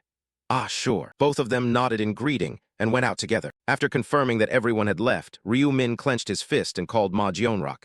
Mr. Chairman? He wondered, what's the matter? The calm face from earlier completely changed into a more angry expression. Do you think I am lenient? Ma Jeonrok still didn't understand his intention. What do you mean? Min crossed his arms and clarified to him. Have you forgotten that my profession is a black scythe? I can see the future. Do you really think I don't know about the conversation between you and Seorin? He was so shocked by your words that he couldn't say anything. How can we possibly cooperate in business like this? Mr. Chairman, you shouldn't be hiding anything from me. Ma Jeonrok was immensely surprised. He knew about the conversation between me and Seorin. How is that possible? Can he also see the future like that? They were in a private room face to face. You told Seorin to win my favor. The chairman quickly apologized to you. If that made you uncomfortable, I'm truly sorry. I just wanted her to become your friend. Ryu Min didn't care at all because what made him angry was something else. But he even wants to take advantage of my younger brother. That's crossing the line. He throbbed sharply, hit in a vulnerable spot. He even knows about this too. Although his ego was very high, he still bowed his head and said, I'm truly sorry. I made a foolish decision. Certain Kai, I will fix all the things that upset you. Ryu Min didn't make it difficult for him and accepted immediately. Since he apologized sincerely, I will let this slide this time. The words you said to Seorin, I will pretend I never heard them. Then he raised his face and said, thank you for giving me another chance. At that moment, An Sangcheol also arrived just in time. Mr. Chairman, I'm back. But this time Ma Jeonrok seemed awkward and ordered him, you go outside. He was surprised. What? Ma Jeonrok cleared his throat softly to signal him. I have something to discuss with this VIP guest. An Sangcheol understood the hint and immediately left. I got it. He gently closed the door of the room. Now with only the two of them looking at each other, he felt even more tense. Damn it. I intended to use Seorin to ease the atmosphere but ended up making things worse. Ryu Min suddenly asked him, do you want information about the next round? Ma Jeonrok was startled and replied, of course, you even know about this. The person facing him continued, the reason I accepted your invitation to the party was to give you the information about round 5. He shrugged, clearly showing his discomfort. But if you keep treating me this way, whether giving you information or cooperating with you will be very difficult. Ma Jongrak gently persuaded him. I sincerely apologize to you. Please forgive this mistake of mine. With his firm attitude, he directly reminded him, Mr. Chairman, don't hide anything from me. In the future, please trust me unconditionally. Because he was asserting the right to speak, he continued to issue orders. I hope you also stop questioning how the company operates. And please convince the other shareholders at the shareholder meeting. The chairman must comply. I will do everything to control the other shareholders. Considering everything settled more smoothly, Ryu Min smiled again. That's good. He must do his best to help the company grow. At this point, he began to mention what Ma Jongrak needed. I will tell you the information you want to know about the 5th round. But even just starting, it already made him tense again. The difficulty of the 5th round is the highest compared to all the rounds we've ever experienced. Seeing his reaction, he reassured him further. There's no need to worry. If it were me, I wouldn't face any big problems. He was eager to hear more. So, what is the mission of the 5th round? Ryu Min held up 3 fingers. The task was to kill 300 orcs, but it wasn't that simple. And there was one more important thing. He needed to remind him that the zones would be merged. Ma Jongrak opened his eyes wide in surprise. The zones. The reason for this was carefully explained by him. Because the number of players had significantly decreased, the separated zones would start to merge into one. He asked with some anticipation, so we can meet players from other zones, like Black Scythe, for example. But Ryu Min shook his head and firmly stated that he would not be in the same area as the player named Black Scythe. Ma Jongrak didn't probe further but asked aside, I see. Do you know Black Scythe's identity? He chuckled silently and answered as usual, I don't know who he is, but you'll soon meet him. Yet in his heart he thought, we are already meeting, aren't we? Ryu Min's eyes turned serious once again, and there was one more thing. To increase his credibility, he said things the other didn't expect. You are chasing someone, right? The one named Yongmin. Ma Jongrak was stunned. You knew about that too. He calmly folded his arms and repeated what he said before. I've told you, it's useless to try to hide anything from me. At this point, the chairman completely trusted him. Just as I thought, the rune that peers into the future surpasses imagination. You are a seer, if only you knew who that person really is. Then a harsh word was spoken. Don't investigate any further. Ma Jongrak was curious, is there a reason for that? Ryu Min turned away and hinted at him. If you touch that guy, you will suffer great losses. The chairman wanted to hear more clearly. May I know exactly why? But he tactfully refused. I can only tell you that much. Ma Jongrak fell into deep thought to consider this. Seeing him working so hard, he secretly laughed inwardly. Actually, I keep that guy alive because he is still useful. Ma Jongrak was also very clear-headed and agreed immediately. I understand, we will stop investigating Yongmin. Then he left first. Let's start the party again. This time, let's not drink alcohol. To keep the atmosphere harmonious, let me call the others back here. Ryu Min nodded. All right. After leaving the conversation, Ma Jongrak sighed with his icy cold gaze. Phew, tonight I have to go unwind to clear my mind. Outside, heavy rain was pouring, making the road slippery, when a strange man hurried out of an alley. One side of his shirt was already soaked with blood, but he kept running frantically in the rain. His mouth was wide open, gasping desperately for breath due to losing blood. Looking closely now, his hand was missing, and all around him was a dead end. He stood watching the lightning flash, turning the whole sky above him white. A steady footstep echoed amidst the roaring sound of the rain. The man turned around in horror and was about to scream out loud. A cold blade swung high, then it slashed down deeply across his legs in 2 places. Now even his legs were severed, causing him to stagger. His whole body trembled before collapsing flat on the ground. A terrified scream rang out, but someone covered his mouth, silencing him. Soaked, Ma Jongrak ordered the man, if he didn't want his tongue cut out. The man crawled on the ground in fear. Why are you doing this to me? What did I do wrong? The cold chairman spun his sword back and questioned him in return. A child rapist like you still tries to deny it, don't you really know? That man cried desperately, raising one hand to shield himself. Wait a minute, that happened a long time ago. Why are you attacking me now? My prison time is over, I am now free. I'm just an old man. Without listening to that person's excuses, the sword was swung down again. Ma Jongrak mercilessly stabbed straight into the man's shoulder. His face darkened as he continued to warn him. If you don't want to die slowly and painfully, stop talking and keep your mouth shut. If you cause more witnesses because of you, the number of bodies will increase. The other man, overcome with pain and fear, quickly fell silent under his command. A dark power radiated from Ma Jongrak's body. Exactly, even though he's an old man, his ears aren't deaf yet. It's no good for scum like him to still be alive, is it? It coiled around the sword that was stabbing into the man's flesh. Then that powerful energy grew stronger and stronger, gathering around where the sword was embedded. The man's tears streamed in terror. What is this? Then the magical force tightly clamped his mouth and face, preventing him from speaking. Gradually, those strange things engulfed every part of the unlucky man's body. His arms stretched out, desperately seeking help. Countless venomous snakes gnawed at every fragment of the old man's soul, causing him to groan in agony. Ma Jionrock watched that scene with discomfort in his heart. If it weren't for his own dark mana needing replenishment, he would have killed trash like him immediately. He gently lowered his sword to let mana flow into it. There was no other way. To use the dark scythe, he needed dark mana. Ma Jionrock raised his sword high once again, knowing that to replenish dark mana, he had to take the lives of others. With just a swing of his hand, the slash cut through the slimy mess on the ground. Now that guy could finally die. The bloodied arm also collapsed and lost its vitality. And as he killed the person, the body was not very intact. The wounds torn open allowed him to absorb more dark mana than killing monsters. Ma Jionrock thought to himself with pleasure from the beginning, as he was someone who liked killing criminals. He brushed his still wet hair back and laughed heartily. Isn't being a dark knight such a perfect profession? Then his sword was brought close to the corpse again. Cleaning this trash down here really helped relieve some of his tension. He silently commanded in his mind for the absorption rune to slowly emit and devour. But after waiting for a while, the flow of magic only circled around the dead body with no other movement. He felt a little disappointed, just as he thought it couldn't swallow the corpse. The dark scythe only devours the life force of living targets. The trash bin behind him suddenly shook. His eyes opened wide and then darted sharply backward. A calico cat hurried through the rain. Perhaps it was the cause of the noise earlier. Ma Jionrock let out a sigh of relief. There could be no witnesses. The situation in the dark alley was deliberately created by him. He had dragged the man into a dead end to avoid others' eyes. And it was still dawn. No, there must be someone there. Then he suddenly remembered someone, the prophet Ryu Min. He could see this scene through runes that glimpsed the future. His body was still drenched by the pouring rain, but Ma Jionrock had only one concern. If that's the case, then the boy already knew he was a serial killer and still approached him. He silently curled his lips into a mocking smile. Interesting. Out of habit, he picked up the phone to call his right hand, unit leader on Sangcheol. Come here and help me deal with some trash. Time flew, and 2 weeks had passed since the party with Ma Jionrock. Ryu Min sat on his bed, idly scrolling through his phone. He didn't have anything specific to do, so he mostly stayed home, constantly thinking about the future. He needed a break like this. The screen displayed player news about changing the world and stuff like that.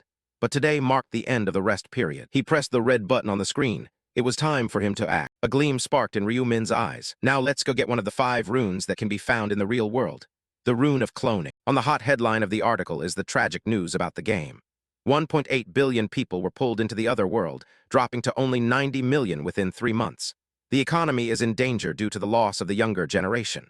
Schools nationwide are closing. Endless sorrow. Parents and siblings all over the world are immersed in grief. That fat guy sat on the chair and clicked his tongue. It's only the 4th round, and already a bunch of people have died. Truly useless bunch. Then he sneered with delight as he continued scrolling through the news. The number of deaths caused by players suddenly soared after the 4th round. 45 minutes ago, thousands of surveillance cameras were destroyed. The city became lawless at night. 55 minutes ago, players opposing the government had established an online community. 2 hours ago, the public's anxiety grew steadily. The emergency solution was issued 3 hours ago. Criminal psychology experts believe people lose the motivation to work because it's truly a mess.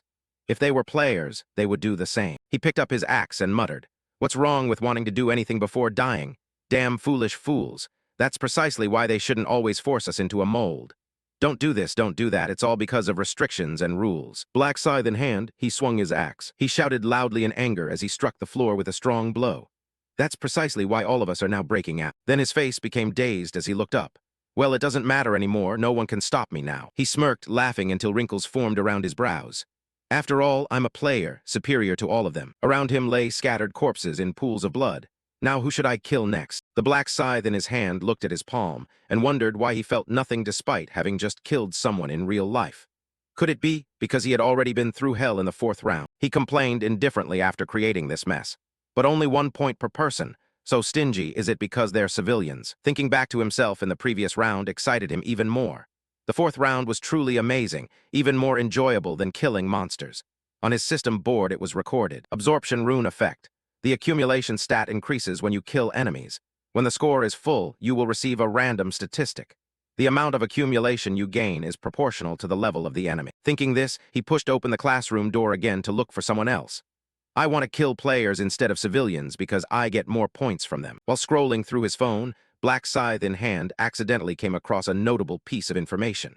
Could it be that there was an online community forum for players? Players rebelling against the government had formed an online community 2 hours ago. This was exactly what he had been hopping for, so an idea popped into his mind. Could he join the forum and meet other players to kill people? That way, he would earn many more points. Upon clicking it, countless questions appeared. Joining the forum described it as the nation's first online forum aimed at helping players. Players change the world. Welcome to BCW, yes or no? The BCW Guide is conducting interviews to accept new members to ensure that only players join the community. Yes or no, please honestly answer all the following questions. There will be consequences if you do not comply. 1. Please enter your name, address, and phone number. 2. Please enter your level, class in the other world, and your username. 3. Please enter your region. 4. Please enter your rings. 5. Please type I agree if you consent to participate in the interview. Black Scythe in hand silently clicked his tongue. What they wanted all his personal information and an interview too. What a hassle. Nevertheless, he quickly filled in his information, reasoning that he had to get in here to be able to meet other players. While he was still sitting at the keyboard typing, his bizarre thoughts grew even more smug. Other players would never imagine there could be a player out there killing others. After completing the procedures, he went to a shop nestled amidst lush greenery. Is this really the place? The screen clearly displayed a message from the interviewer. Please come to the Welcome Cafe in Wabu, Namyang before noon. You may wear anything you want. Looking up at the sign in front, he knew he had arrived at the right place. This was it. But the black scythe in his hand flared with a hint of irritation. Damn it, they called me out to this godforsaken place where not even a bus passes. In such an uneasy mood, he opened the door and stepped inside. He vowed to kill that damned interviewer if provoked. The interior was clean and elegant, which made him a bit uneasy. What the Daker was more modern than he expected. The man in his 30s sitting at the table soon noticed the newcomer. Were the other two the only guests? He quickly stood up and asked, "Are you the person we have the interview appointment with?" The black scythe in his hand stopped moving and he replied, "Yes." The man intentionally stepped closer and spoke warmly, "What's your username?"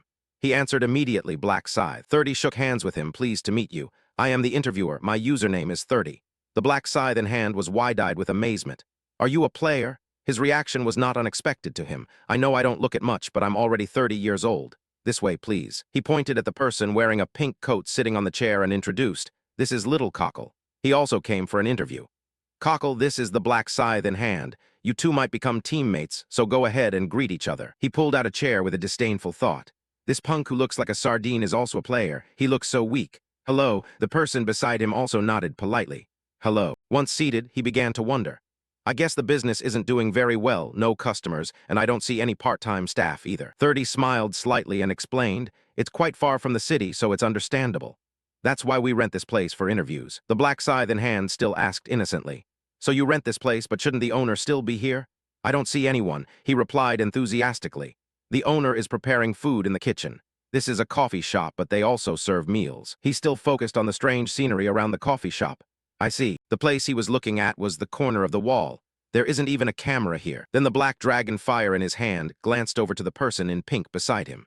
"If I kill these two and run away, no one would know." However, he reassured himself, "Not only must I kill the two of them, I cannot miss this opportunity." "Aren't we interviewing?"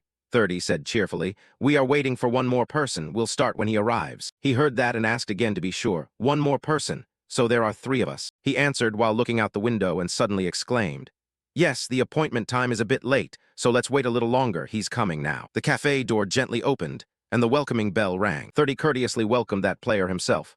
"You're here for the interview?" he asked. "Yes," was the reply. Then he asked, "What is your username?" An unexpected name was spoken that made him quickly cover his mouth in shock. Black Scythe. Time rewound to a few days earlier during an online meeting in front of a computer screen. "Welcome, Jammy. Nice to meet you." "Welcome, Poppering." The chairman clasped his hands together and smiled to begin. "Everyone is here except Jam made of honey. Now let's start the meeting for the 3rd week of April. Lost Yark, you speak first." The person called out immediately responded, "Yes." The chairman asked him how many people participated in the forum this week. Lost Yark seriously reported, "About 2,000. The chairman remarked, "More than last week," and he agreed with that observation. The number of players is gradually decreasing month by month, but the number of forum participants is increasing every week. Lost Yark voiced his own speculation, "I think the article about us attracted them." The chairman immediately wondered who hired the journalist. Jammy raised his hand to take responsibility. "It's me, Chairman." He looked surprised. "I understand now. I didn't expect you to have connections in this field." She then smiled amusedly and explained further, "It's a new connection." The chairman continued to maintain a smile and said, "Wonderful. I couldn't ask for more from a long-time member." "So Lost Yark, out of 2,000 people, how many actually have skills?" He immediately replied, "If we exclude players without a class and those below level 10, we have about 1,200 people, a fairly large number for the chairman to ponder. So how many are truly useful?" Lost Yark then put on his glasses and picked up the tablet. I will talk about that. He scrolled through the lines of information on the device and began to read. A notable player is Black Scythe Hoa Trong Tae from the ESC's 45-5 region. He is a normal level 10 warrior, but earned third place in his area. The chairman tried to consider that. Third place, he must have a good rune for his level. Either that, or he's lying. Lost Yark expressed his satisfaction again. But I think he's skilled enough to be selected as a candidate for the executive position. The reporting continues. That's right, anyone else? He scrolls some more and then stops. Another person is Little Cockle. He comes from the ESC 122-7 region, always ranking between 4th and 10th. Lost Yark also reports another encouraging figure. Beyond those two, 50 players are in the top 100 of their region. The chairman's eyes light up. That's quite a number. It seems I will be busy interviewing everyone. Suddenly, the conversation shifts to someone else.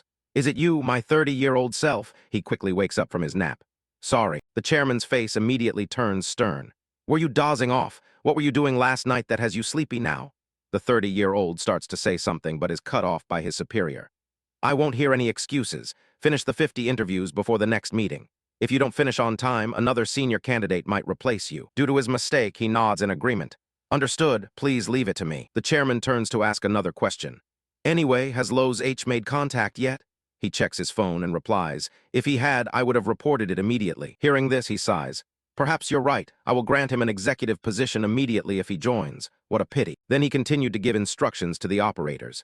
Jamie, can you ask that journalist to write an additional article? We might need more promotional strategies to attract Black Scythe to participate. She smiled with eyes squeezed shut and gestured with her hand. Of course, as long as there's money. He was very generous and immediately agreed. Don't worry about that. I will reward you for your dedication. Jamie happily beamed. Thank you, Chairman. He was about to say something else, but then we moved on to the next topic. However, Lost Yark suddenly exclaimed in surprise, Wait, Chairman. A renowned figure has just requested to join the forum. The chairman immediately paused with curiosity. Who is it? His subordinate's hands trembled as he hastily gave the name. Black Scythe. All the operators snapped to attention upon hearing of the presence of the top server. Back then, at this moment, the 30-year-old awkwardly shook hands with the person in front of him. Very pleased to meet you. It wasn't too difficult getting here, was it? He coolly brushed off that remark. It was difficult. He quickly rubbed the back of his neck and forced a smile.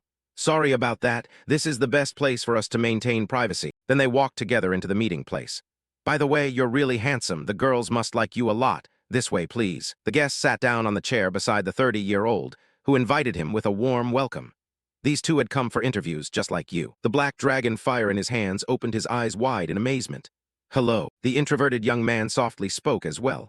Hello. Sitting in front of them was a stranger who claimed his identity. I am Black Scythe. Ryu Min revealed his sly smile from beneath his hat. I am Little Cockle. That bastard sure is funny. Black Fire Dragon was sweating profusely. Was that person Black Scythe, the one who had killed me 5 times? I really wanted to ask him if we had ever met in real life, because why would he be so fond of killing me? The 30-year-old reminded him. What's with Black Fire Dragon? Aren't you going to introduce yourself? He quickly lowered his head and whispered, Hello, I am Black Fire Dragon. The fake Black Scythe nodded as if he had heard. His reaction made Black Fire Dragon grit his teeth in greater fear. What? He didn't even respond. I thought he would recognize me if I said the player's name. Or could it be that he couldn't remember my name despite having killed me 5 times? Ryu Min beside them sipped his drink while silently observing their every move. Had I really behaved so arrogantly? I was also impersonating, but this guy was a real con artist. He actually already knew the identity of the person in front of him. His player name was Rubingbong. He was a professional swindler who used all sorts of tricks and schemes to make money. This alias in the future has the potential to create another copy. Currently, he isn't exactly a big problem, but later he will acquire the rune of cloning and become famous. More accurately, infamous. Because he uses the rune of cloning to carry out all kinds of crimes. He carefully calculated in his mind. This is the bitter reality that even criminals can gain power from the other world. But it's good that I met him as planned. I will take advantage of him to obtain the rune of cloning. The 30-year-old took out his computer and began, have introductions finished. Then I will start by confirming personal information. Let's begin with Little Cockle. Ryu Min feigned extreme shyness as he said, My name is Kim Seung-hyun. I'm 20 years old. I just graduated from graduate school, so I currently do not have a job. The 30-year-old operator recorded the information very carefully. It says here you are a level 13 assassin, is that correct? He promptly replied, yes. Then he asked further, you are also ranked 4th in your regional rankings. Correct. Although he outwardly appeared embarrassed, inside Ryu Min silently cursed, absolutely not, it's all lies. Of course, except for the player's name. During a gathering with the crowd, he saw a player with that name and decided to steal it. Little Cockle really is a name that exists. In other words, I'm also impersonating someone else, but I have to do this to meet the condition to obtain the rune of cloning. As far as he could remember, In Hong had personally stabbed a girl in the stomach. The rune of cloning requires the recipient to kill someone at the place where the rune is hidden while impersonating another. The other remained very calm to make himself look as cold as Ryu Min. In the past, that bastard had killed someone while pretending to be Ryu Min and had obtained the rune of cloning. Then 30 looked at Hyangtek. All right, next is the Black Scythe Fire, he immediately answered. My name is Sim Hyangtek. I am 16 years old and currently a high school student. The man exclaimed in surprise but had opposite thoughts in his head. You are the youngest here. This fat pig is a high school student, huh? That's terribly filthy. 30 looked at the person in front of him and wondered if he could still look down on him like that, knowing Sim Hyangtek had killed his classmate. That was not something an ordinary high school student could do. He also repeated the same question. You are a level 10 warrior and were ranked 3rd in your region before, right? Black Scythe Fire slammed his hand on the table. So what? You think I'm lying? He shrugged and explained, it's just part of the process. Sorry if you feel offended. Then at 30 began the interview with the final person. It's your turn. Black Scythe, your name is In Hong. Glancing at him, then said, Kim In Hong, 28 years old, I am a fund manager. I have never fallen out of the top ranks in my area and I am currently at level 30. Surely you know my profession is Knight of Death, right? Is there anything else you want me to confirm? The operator naturally did not dare to argue back and only forced a smile. Nothing else, thank you. Ryu Min kept eating the strawberries in the glass but was very dissatisfied. A fund manager, my ass? He should be a manager of some swindlers. Then he would use the name Black Scythe to borrow money from other players. 30 put down his computer and became serious again. That's all I need you to confirm about your identities. Now let's start the interview. Just tell me why you want to join BCW. You go first, Little Cockle. Ryu Min twirled the straw to show his awkwardness. For me, currently the world is very dangerous. Going outside alone is scary, and there are many other reasons. I think living with other players would be better. He turned to the person next to him. Okay, next, Black Dragon Fire. Hyangtek, think carefully. You can't say you came here to kill other players. Then he casually borrowed the previous person's reason. I'm similar to Little Cockle. I can't go to school anymore, and I'm also worried about the next round of play. When he turned to In Hong, the 30-year-old showed a bit of enthusiasm. Is that so? What about you? The Black Scythe raised his eyebrow and replied, I only registered because I saw there was a forum. It sparked my interest. The 30-year-old forced a smile. So that's it. Meanwhile, Ryu Min stared intently at him, knowing he would surely pass the test. No matter what he said, because he was the Black Scythe. He adjusted his posture seriously, then smiled. All right, everyone's answers are quite satisfactory. Next is the final part of the interview. As he spoke these words, the 30-year-old's attitude grew very excited. Killing someone, you must kill another person to pass this final part of the interview. Ryu Min was shocked. Kill someone, but why? He calmly said again, you probably don't understand. All right, let me help enlighten you. His eyes widened with discomfort. You must have seen the posts. The government has started cracking down on our players and turning their backs on us. They fear us because we are stronger than them. The 30-year-old's hands clenched with ambition. However, our players will soon dominate the world. That world will become a much quicker reality if we all cooperate. A broad smile blossomed on his face. So we have no reason to be hindered by the law. We need to show the government that players are now the law by defying the rules set by the government. Ryu Min was still very confused and covered his mouth. Is that the reason we have to kill someone? 30-year-old emphasized further. Yes, that's how we show the government our resolve. Even Hyangtek froze in shock, while Kim In Hong remained calm to show them that we are not controlled by the law. 30-year-old finished speaking and returned to his gentle smile. Do you understand now? Little Cockle replied very softly. Yes. He raised a finger and reminded them of one thing. If any of you do not want to complete this final part of the interview, you may leave right now. However, leaving also means you will no longer be able to request our help later. He wiped the cream off his mouth, not very surprised. His point was that anyone who leaves will be blacklisted. They do this to pressure us into killing people, making it difficult for us to ever leave this community afterwards. Black Scythe Hyangtek and Kim In Hong Jai both pondered silently for a moment, but did not object. 30-year-old clapped his hands satisfiedly. It seemed like you all were ready. Good, then I will take that as everyone's agreement. We will begin the final part now. Hyangtek asked, what do you mean by begin? Begin killing. But there is no one here to kill. He immediately replied, you don't need to worry about that. 30-year-old smirked and spoke cryptically. I've prepared everything already. Outside, heavy rain was pouring. Black clouds covered the sky, adding to the chill in the atmosphere. The interview part is also done, so at 30 he finally took the initiative to stand up. Shall we go now? All right. At that moment, a petite girl stepped out from the shop's door. Have you guys left already? You can stay longer if you want, since you've rented the whole place anyway. He cheerfully chatted with her. No, we're in a hurry. By the way, is there a bathroom here? The girl enthusiastically pointed out, it's over in that corner. At 30 responded while rummaging in his pocket. Thanks, by the way, can I ask you a favor while you're at it? She was curious. What is it? Then he took out his key and handed it to her. Could you please take the car out of the parking lot for me? I'm in a hurry right now. The girl innocently took it and agreed immediately. Of course, don't worry. After that, she took her red umbrella and stepped outside into the rain. The car was slowly unlocked as she approached nearer inside. Then she folded her umbrella and prepared to get behind the wheel. The heavy rain made her unaware of a rough hand reaching toward her ear. Then all 10 fingers clenched tightly around the little girl's neck, causing her to scream in terror. The man kept squeezing her neck tightly as she helplessly struggled. The girl's small hand trembled violently, and her screams gradually grew faint. At 30, held the unconscious body in his arms, then smirked effortlessly. Ryu Min exclaimed in shock, What did you just do? Hyang-taek was equally surprised. Why her? After placing the girl inside, he calmly urged them. What else are you waiting for? Get in the car. The car door closed, and the arm still dripping with the girl's tears slightly trembled. All 3 interviewees felt equally mixed emotions.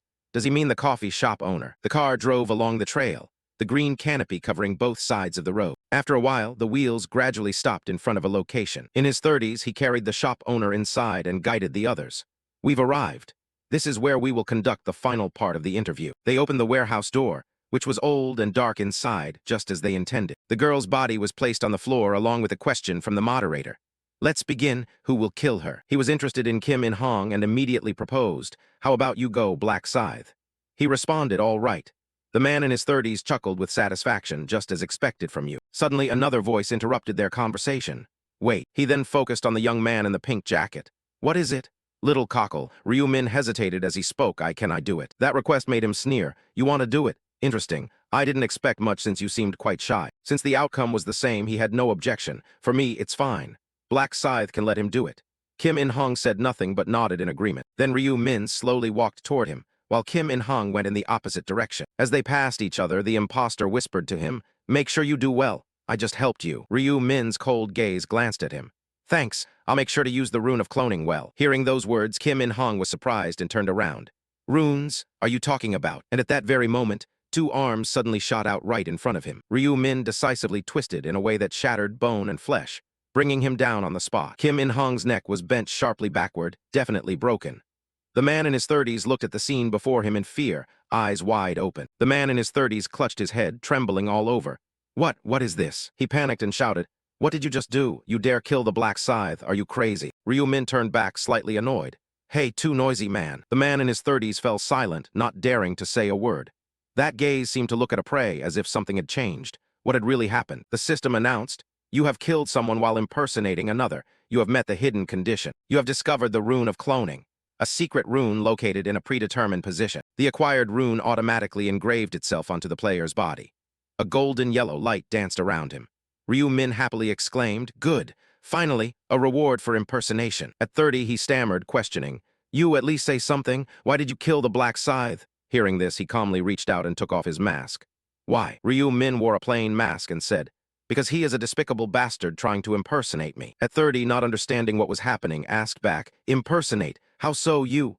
Then he pointed to the shop owner. At 30, asked urgently, Did you have to kill that woman, or why did you kill the Black Scythe? Answer me quickly. Ryu Min, still indifferent, took the black bag beside her. Because he is trash. And I'm trash too. He covered the coffee shop owner's head with that bag. That contemptuous remark stunned at 30. Huh, if you're so good, say it again. He pulled out a weapon, his face twisted with anger. You just said that. Ryu Min remained silent, summoning out a scythe. A blood-red aura enveloped the weapon, surprising at 30. Holding the oversized scythe, he spoke. I said you're trash, so am I wrong? At 30, froze, unable to move. What was that scythe? Could it be his main weapon? Looking at the bizarre scythe, he searched through his memory vault. He had never seen a player wield such a large scythe. No, wait. As if realizing something, at 30's mouth opened wide enough to fit an egg. A player wielding a giant scythe. The words just spoken by the person in front of him replayed in his head. Because he is a despicable bastard trying to impersonate me. Impersonate? Wait a minute. Ryu Min looked at the person who seemed to have gradually realized and spoke. Do you understand now who the Black Scythe is? He stammered in response. You are the Black Scythe. Ryu Min looked at that pale face and added, I'm sorry for lying. The man's hand trembled uncontrollably. So it was true. This person was not the little cockle I knew. He was the real Black Scythe. He knelt down pleading. Lord Black Scythe, I deeply apologize for mistaking you. It's just that you acted too well. Please, please spare me. A stroke swept through, and the 30-year-old's head flew off before he even understood what was happening. His head rolled all the way down to Hyangtek's feet before finally stopping. The 30-year-old died with eyes wide open, his pupils dilated and then constricted. Even though Hyangtek had dealt with a classmate, he couldn't avoid this chilling sensation. He looked at Ryu Min, realizing this was the true Black Scythe. He was on a completely different level. Cold sweat poured down Hyangtek. He couldn't even properly see the motion of the scythe swing. Suddenly, Ryu Min pointed the scythe directly at Hyangtek's face. Now only you and I remain. What do you think my next move will be? If you have any last denials, say them now. Hyangtek trembled, not sure if it was from habit or nervousness, his voice stammering. I won't say meaningless words like spare my life. There is only one question I've always wanted to ask if I ever got the chance to meet you. Ryu Min already knew that question. You're wondering why I killed you 5 times in round 4, aren't you? He was slightly startled, then hesitantly replied, why yes. Ryu Min did not hesitate to explain calmly. The reason was simple. He wanted to keep him within his control. Hyangtek doubted, how could I be controlled by you? Ryu Min replied indifferently. He seemed to be the most skilled person among those I'd met at the time. I just need to eliminate competition. Seeing his silence, he asked again, anything else? Seeing you still remain utterly silent, he was losing patience. Now he could finally rest in peace. After a long moment, Hyangtek finally spoke. May I ask one last question? What is it? He stammered as if trying to buy time. Why do you want to kill me? Ryu Min did not hide the truth but stated plainly. Because you're trash. And me, what have I done? Isn't it you who came all this way to kill this girl? Hyangtek tried to deny it. But I haven't done anything yet. Ryu Min continued. Not done anything, you've just been standing there watching the whole time. The atmosphere was filled only with Ryu Min's cold, contemptuous snort. Finally he said, fine, unlike those bastards, your only crime is standing by indifferently. I'll give you a chance to live. Upon hearing this, he rejoiced with a visible expression of relief. Really? Truly. Ryu Min tapped his black scythe against the floor, the sharp tip striking the ground with a piercing sound. He stated the conditions for Hyangtek's survival. He must now give up everything he has. Though he looked arrogant, the moment he was threatened, he laid all his equipment out on the floor. He remarked that this guy actually had many useful things. Looking at all these items, an idea to make money popped into Ryu Min's mind. If I sell all the items he bought at the shop, I could earn about 2,000 gold. Hyangtek scratched his head and said, I even handed you the equipment I use. This really is my entire property. I have nothing else left. Ryu Min picked up 2 amber-colored gemstones. What did I say? Seeing that he didn't take anything more, Hyangtek stood shyly beside him and asked, You aren't taking anything else? I don't need them, you can use those. You just nodded obediently. Yes, sir. Watching Hyangtek busily pack up, Ryu Min thought to himself, anyway, I can't resell those things to the shop. After putting all the items into the space pouch, Hyangtek turned and asked, So you will spare my life as promised, right? Ryu Min nodded, of course I'll let you live. A gentleman keeps his word. Hyangtek was slightly surprised, then immediately bowed sincerely and thanked him, thank you very much. He stopped, feeling embarrassed, damn it. He kicked the bodies of the other 2 and said, from now on live properly. Go handle these corpses if you want, yes. He bent down to the shop owner. Ryu Min said again, I will take this girl with me. Hyangtek offered to help. Ryu Min flatly declined, no need, how could I trust you? Get lost. Hyangtek stood there watching the man slowly leave, supporting the shop owner. Only then did he breathe a sigh of relief, thinking he was going to die like that, but he spared my life. Although I lost some valuable items, nothing is more precious than life. Hyangtek rolled up his sleeve and wiped the sweat under his chin, silently wondering why he felt such an emptiness inside right now. He stood there asking himself what he had really done wrong. The guy stole his item just because he was standing and watching. Hyangtek gritted his teeth, the victim mentality rising. This was truly unfair. Recalling the image of Ryu Min leaving without permission, a murderous intent flared up in him for a moment. Isn't it true that he was completely on guard? The black scythe got a strike to the back with a pole and didn't even die. The flame of greed rose quietly, urging Hyangtek to act. What should I do?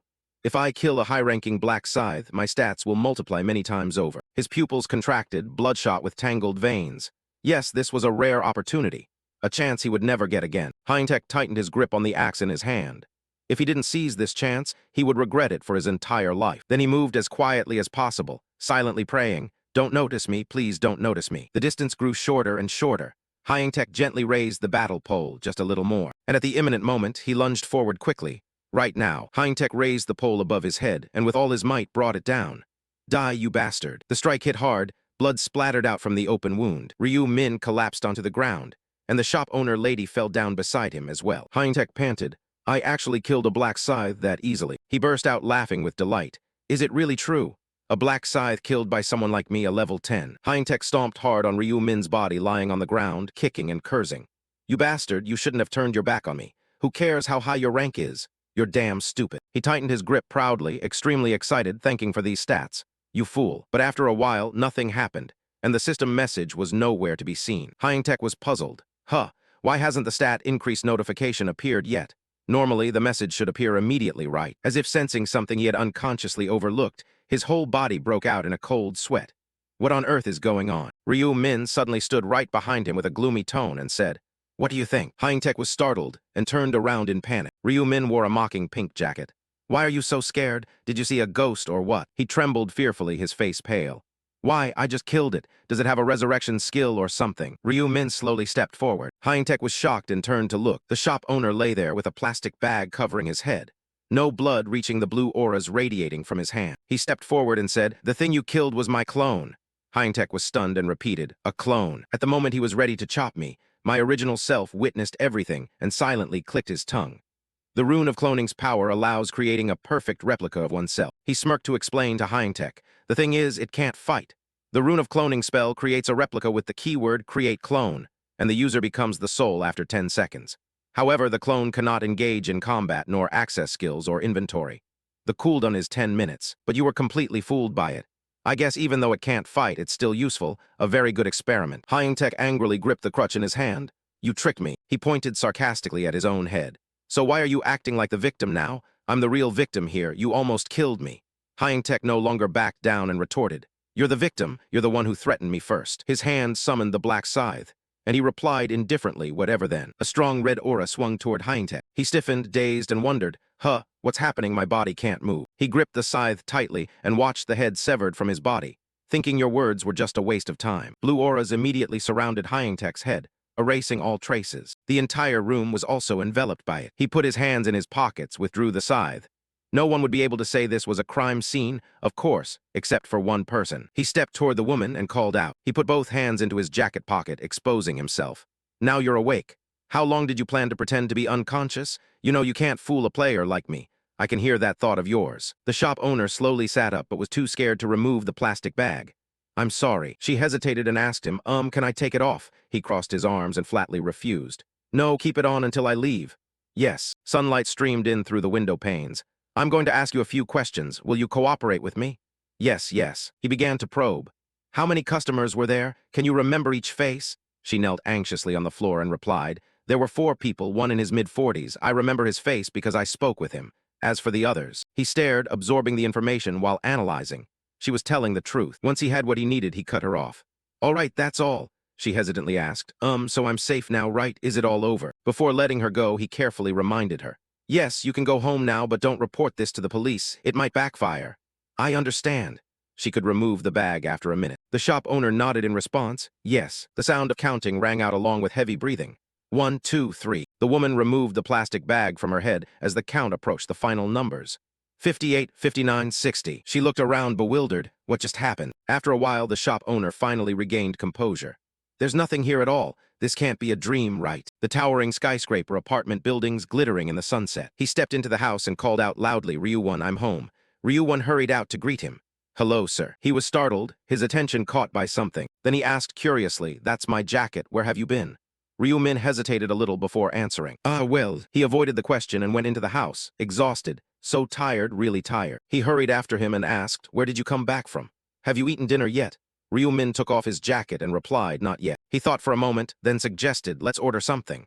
Ryu Min nodded in agreement. "Yeah, order whatever you want to eat." Looking at the jacket and recalling the violent scenes just now, he couldn't help but sigh. "It's spotless, but I can't give it back to him." Then he threw the jacket away, which shocked him greatly. Ryu-1 was confused and ran over.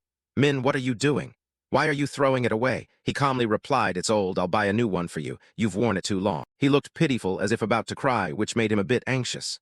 "I'll buy you a better one, okay?" He turned his face away with a sigh. No need. School is closed and I can't go outside anyway." He looked at him with a hint of sadness. It must be frustrating to be stuck at home and unable to go to school because of something like Hindtech. Then he suggested, "Gani, do you want to go out and play with me tomorrow?" Hearing that, his face immediately brightened. So easy to console. Ryu Min told Rugan that they'd have dinner quickly and go to bed early, and he happily agreed at once. The next day, Ryu-1's face sparkled with delight at all the sights before him. It had been a long time since he last came here. He looked at his excited face and thought quietly that life had been tough lately, so he hadn't been able to take him out. The two brothers stood out in the crowd. Is this place still open? These days, there are far more places closed than open. In times like these, hope is an important belief. Suddenly, he noticed a family laughing and chatting happily. His eyes looked at him with deep meaning. Ryu-1 suddenly grabbed his arm and pointed ahead. Mr. Min, you go over there first, hurry up. They both arrived at an exhibition area filled with panda stuffed animals. He shyly clipped a panda hairpin onto his head. How do I look? His eyes sparkled as he took out a few more. You look super cool. So cute, pick that one. He happily looked around. So many cute things here. He held up the shiny black card like a dominant CEO. Yes, whatever you like, just take it. The two happily walked and talked. What do you want to do now? We have to do everything there is here. The two moved on to ride the roller coaster, then switched to the bumper boats, visited the pandas. Ryu-1 took out his phone and snapped pictures rapidly, praising non-stop. Twin pandas, so cute. He looked at him with silent pride for making the right decision.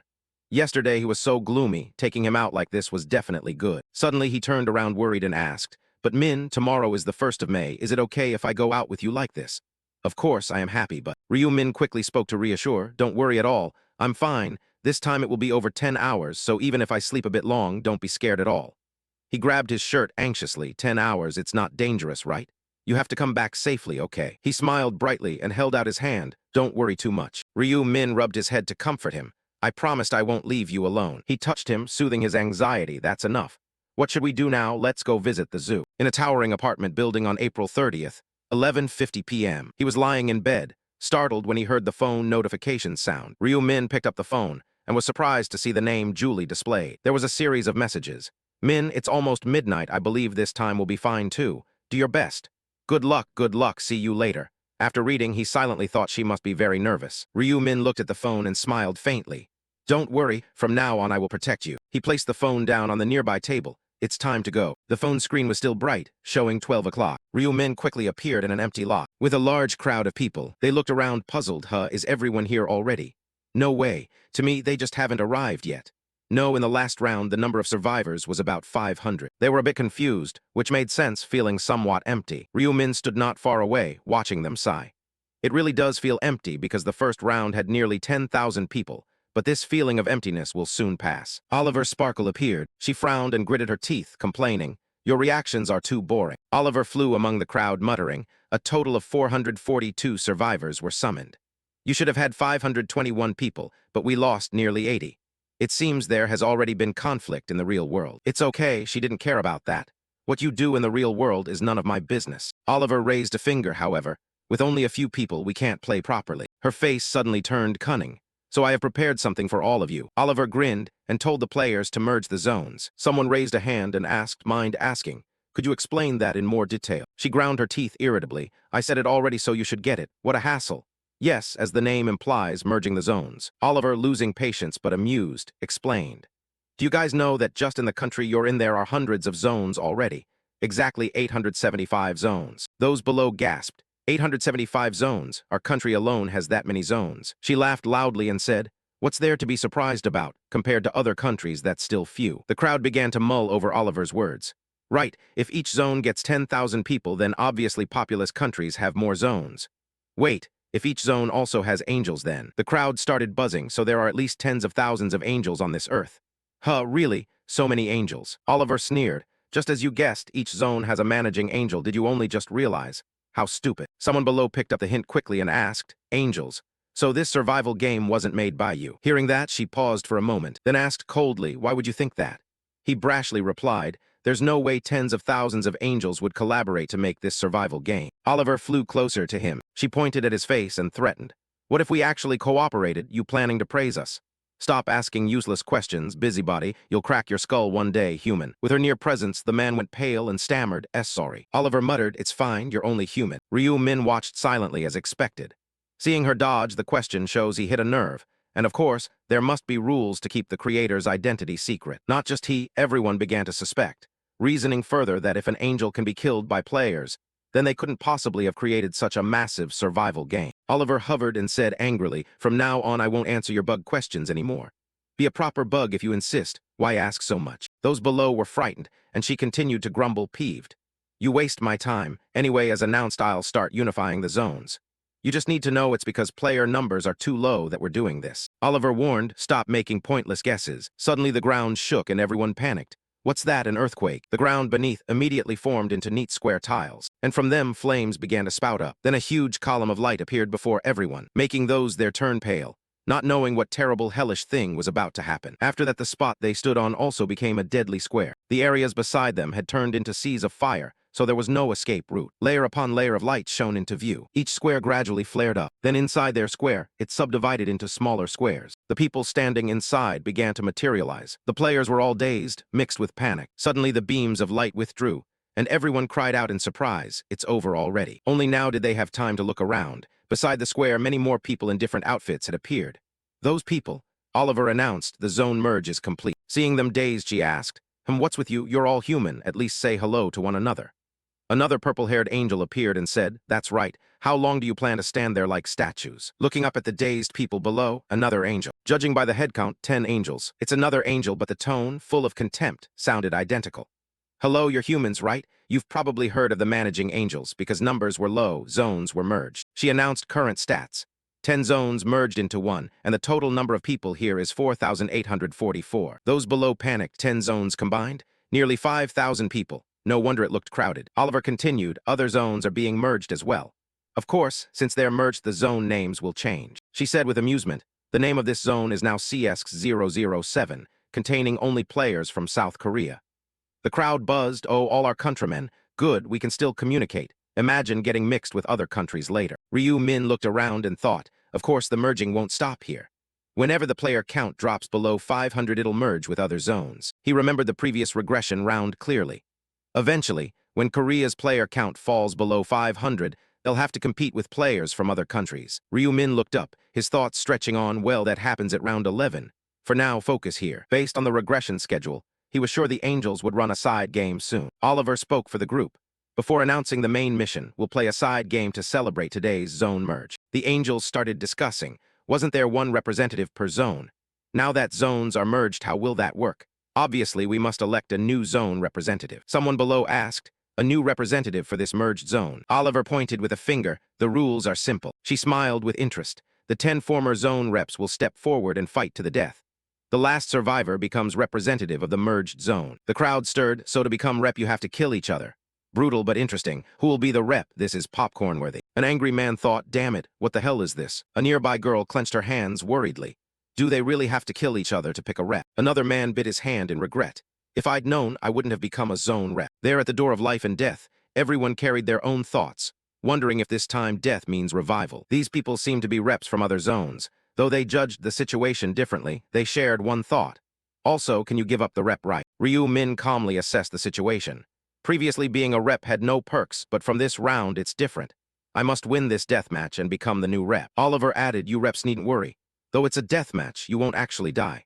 After the game ends, all dead representatives will be resurrected. Someone loudly rejoiced inwardly. So we get resurrected this time too. But everyone fell silent, brooding over the vague rules of this new round. Oliver crossed her arms and explained, judging by those expressions, it seems you think being the rep has no benefit, right?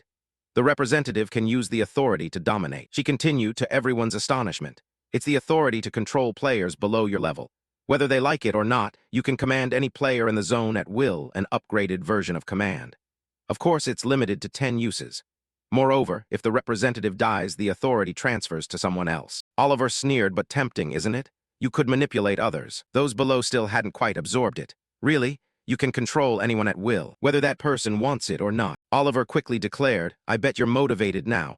Once you're ready, we'll start the side game. Another angel said thoughtfully, since the zones have merged, we also need to decide which angel will be the representative. When she finished, all the angels fell silent.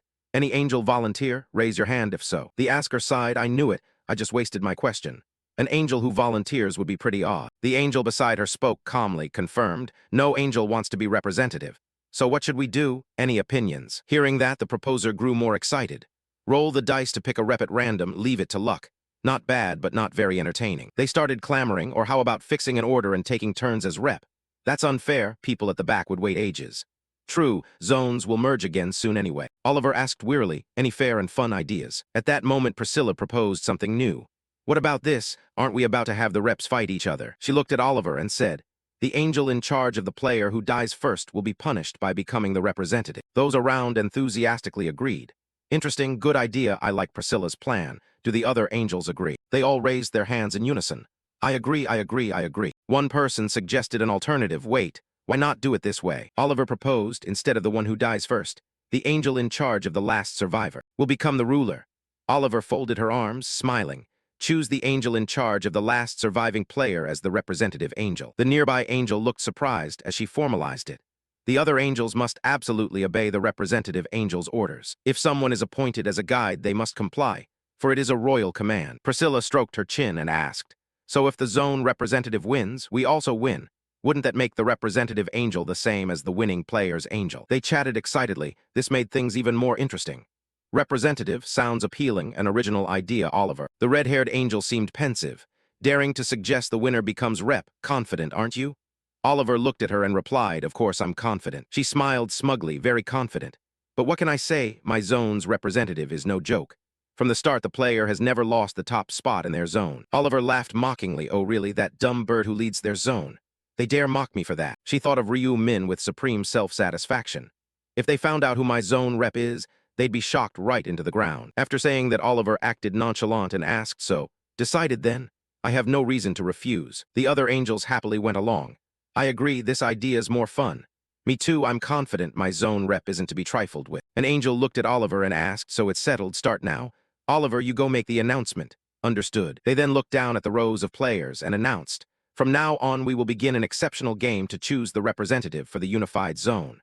All zone representatives gather here and await orders. Those words immediately made some prominent people break out in a cold sweat and clench their fists. Others looked up at the angels with heightened vigilance. Ryu Min merely fell silent, his face going cold. After a moment, 10 representatives were separated out, including Ryu Min. Oliver smiled faintly and waved her hand. The ground beneath them immediately shook violently. Flames suddenly blazed up, and a patterned circular stone floor began to appear. Gradually, stone pillars sprang up around the floor and the players. At last, a round arena fully formed in the middle of the empty ground. The 10 inside wore expressions of shock mixed with bewilderment at the sight. Oliver looked down from above and explained again.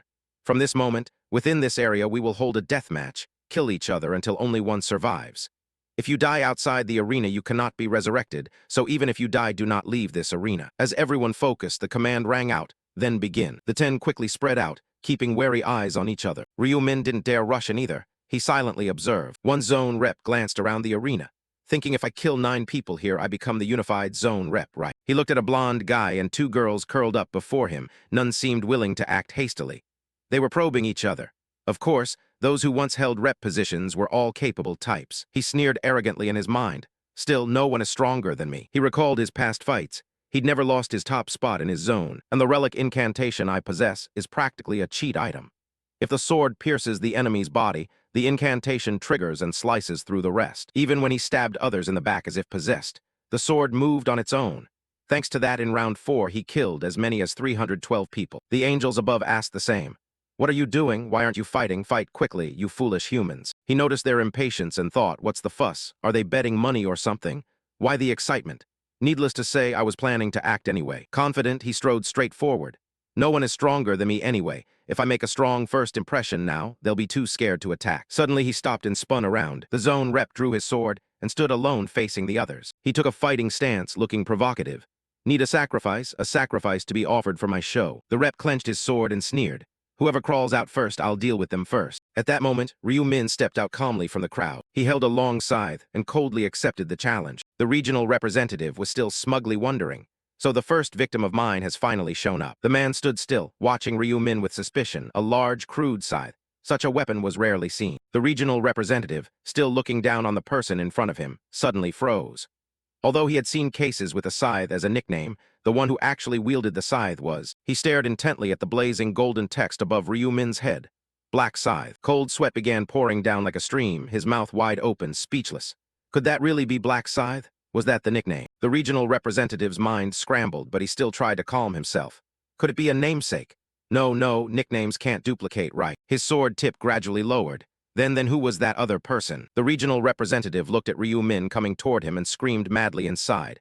That truly is Black Scythe. The top of the entire regional rankings. Level 30. The angels flying high above looked down. curious why that player had suddenly gone dumbfounded just after eagerly moving forward. Oliver glanced at the red-haired woman anxiously biting her nails and asked mockingly, "Priscilla, isn't that guy your regional representative?" She didn't answer, but her expression showed extreme agitation. What was that foolish human up to now? She looked at the current situation of the two below and wondered why they were just standing still like that. Suddenly, a mocking laugh rang out, cutting through her line of thought. The red-haired angel turned irritably, her face cold with questioning. "Oliver, do you find the situation really amusing now?" Oliver laughed triumphantly, looking at her. "Sorry, but it's just too funny." Oliver pointed down to the guy and explained, "Look at that human. Look at him trembling like a scared dog at the sight of my area's representative. Your area's representative." Now paying close attention to Ryu Min, that giant black scythe is indeed very impressive. That massive scythe truly is remarkable, but to see it for the first time and not feel an aura strong enough to cause fear. She thought so and immediately turned to question Oliver. "So you mean my area's representative is afraid of yours?" Oliver acted as if it was obvious and replied, "Doesn't it really look that way?" The red-haired angel still refused to accept the truth and argued, "Don't talk nonsense, Oliver. You must think number one in that area is a joke. My area's representative hasn't lost the top spot since round one." Oliver gently rubbed his cheek, his eyes full of provocation as he looked at her. "That area number one? That area is just anyone's to claim. My representative has never missed the top position in the entire area, right?" The other angels were also very surprised when they heard this, looking down. "Huh, the top spot in the entire area? Where did that come from?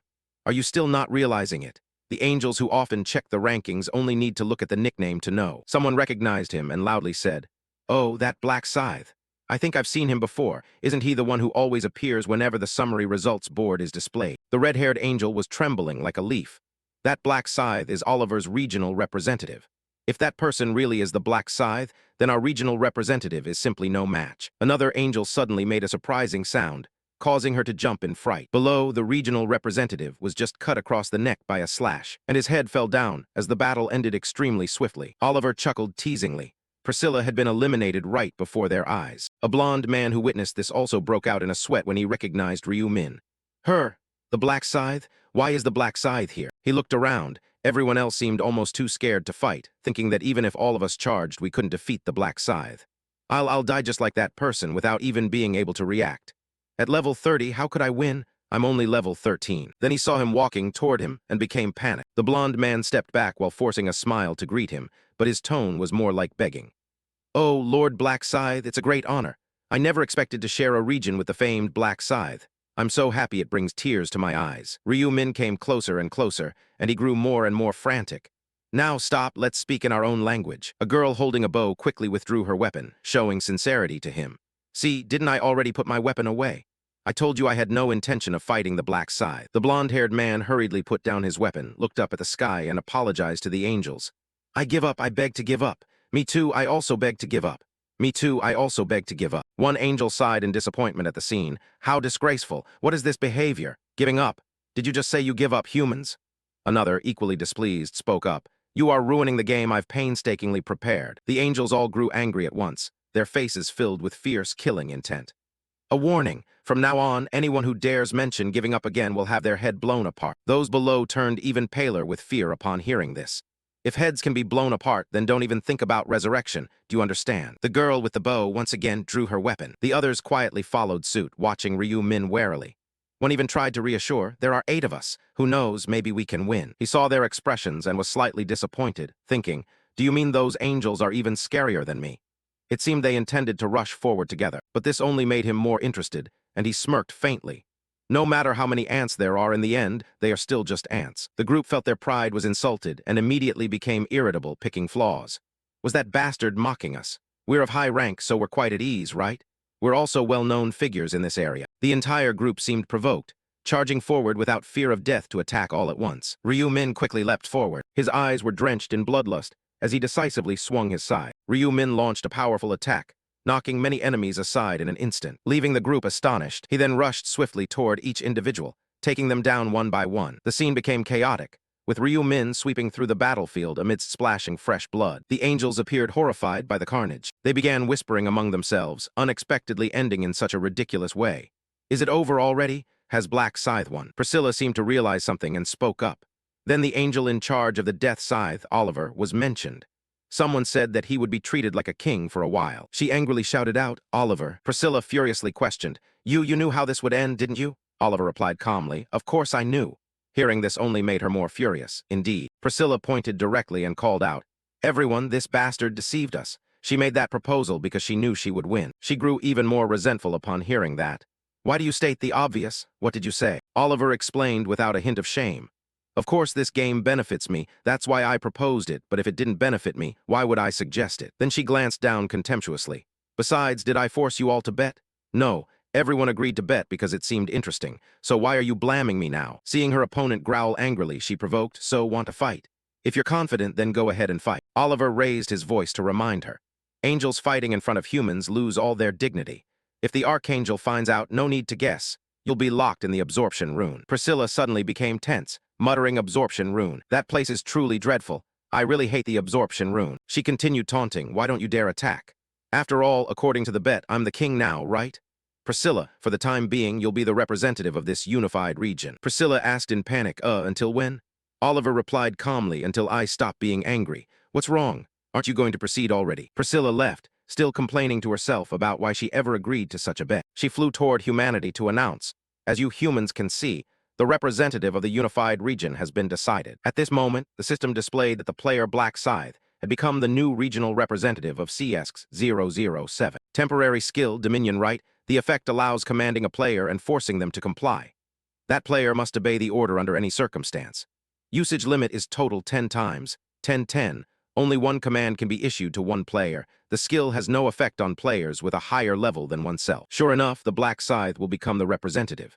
Since Black Scythe is level 30, if desired, he can control anyone. It is unwise to anger him. She looked down from above and declared, all right. Since the outcome is decided, I will revive the players who have died. Then the glowing feathered wings shed a few feathers. The souls of those who had just passed away suddenly began to shine. The man who had been knocked out earlier was panting in fear. The group who had just been revived were equally surprised. What's happening? I clearly remember my body was severed. Priscilla, showing impatience, explained that you were killed by the Death Scythe. The new unified regional representative is the Death Scythe. They finally had a vague realization. Ah, so it ended up like this after all. She continued to announce, since there is a new regional representative, I will revoke the representative rights of those who have been revived. The group looked disappointed when they heard Priscilla's words. But don't regret too much. The opportunity to regain the representative position is always available. Priscilla snapped her fingers and instructed, the minigame has ended. Now I will guide you on the official mission. Each person has their own information board. New information has been updated for round 5. The main task, each person must eliminate 300 orcs within 10 hours. The side quest, collect 4 balance stones. Success will be rewarded across the entire area. Number of participants, 77,310,228. Number completed, 019327557. Corresponding zone, CX-007. Number of participants, 4,884. Number completed, 01211. Some skeptics asked, what's this? Eliminate 300 orcs, then why are so few people completing it? Only about a quarter. Priscilla noticed their doubts and immediately threatened. Why so much dissatisfaction? Dissatisfied because so few have completed it. Want me to lower it even more? The crowd reluctantly accepted. She reassured everyone, until now I've only given you easy tasks. So this time I already reduced the number of completions required and prepared a harder challenge. But don't lose heart. They gradually regained their spirits, but eliminating 300 orcs is not a difficult task. Orcs in the game are just like small fry. Hearing this, Priscilla rubbed her temples in frustration and said, you will experience it yourselves and then understand how difficult it is. I won't say more. Earlier, 2 people asked suspiciously, Angel, what is the side quest? Why is its reward marked with a question mark? She helplessly explained. Unlike previous rounds, this time the side quest is public, but as you can see, the reward remains a secret. He was equally dissatisfied, always secrets whenever possible. Ryu Min pondered quietly for a moment. The reward for the side quest in round 5 was the balance rune, one of the 18 essential runes required. Only one person per area could receive this side quest reward. Of course, since it was one per area, other players also had chances to obtain the balance rune, but the difficulty was even higher than that of the main quest. Ryu Min's expression hardened as he thought to himself, moreover, even if someone completed the side quest, how many could meet the conditions required by the balance rune? Priscilla quickly clarified everyone's doubts. The side quest for this round was to collect balance stones. If you collected all 4 stones, you would immediately receive the question mark reward, but only one person could claim it. Their faces twisted unpleasantly upon hearing that, because there were only 4 balance stones in the area. Someone asked, what if no one finds all 4? Does that mean the side quest is basically void? Priscilla smiled deceitfully. Exactly, but don't worry, because players can kill others to steal balanced stones. They were surprised. Can you kill to steal? Like being the representative of this area. She turned back and reminded them, yes, of course you cannot steal other items. This only applies to balanced stones. Also, unlike previous rounds, killing means no revival. You're dead for good. Priscilla left her final words before the mission began. So, we have announced everything that needed to be announced. You all must do your best. The remaining time until the end of the round is 9 hours, 59 minutes and 59 seconds. Ryu-min looked at her figure leaving and immediately showed disdain. In the end, she disappeared in an annoying way. He began planning. First, I have to quickly eliminate 300 orcs as fast as possible, then set a record. Thinking that, he quickly burst forward and left. Ryu-min ignored the chatter all around. Everyone had to turn their heads to watch his figure glide past. They whispered and murmured.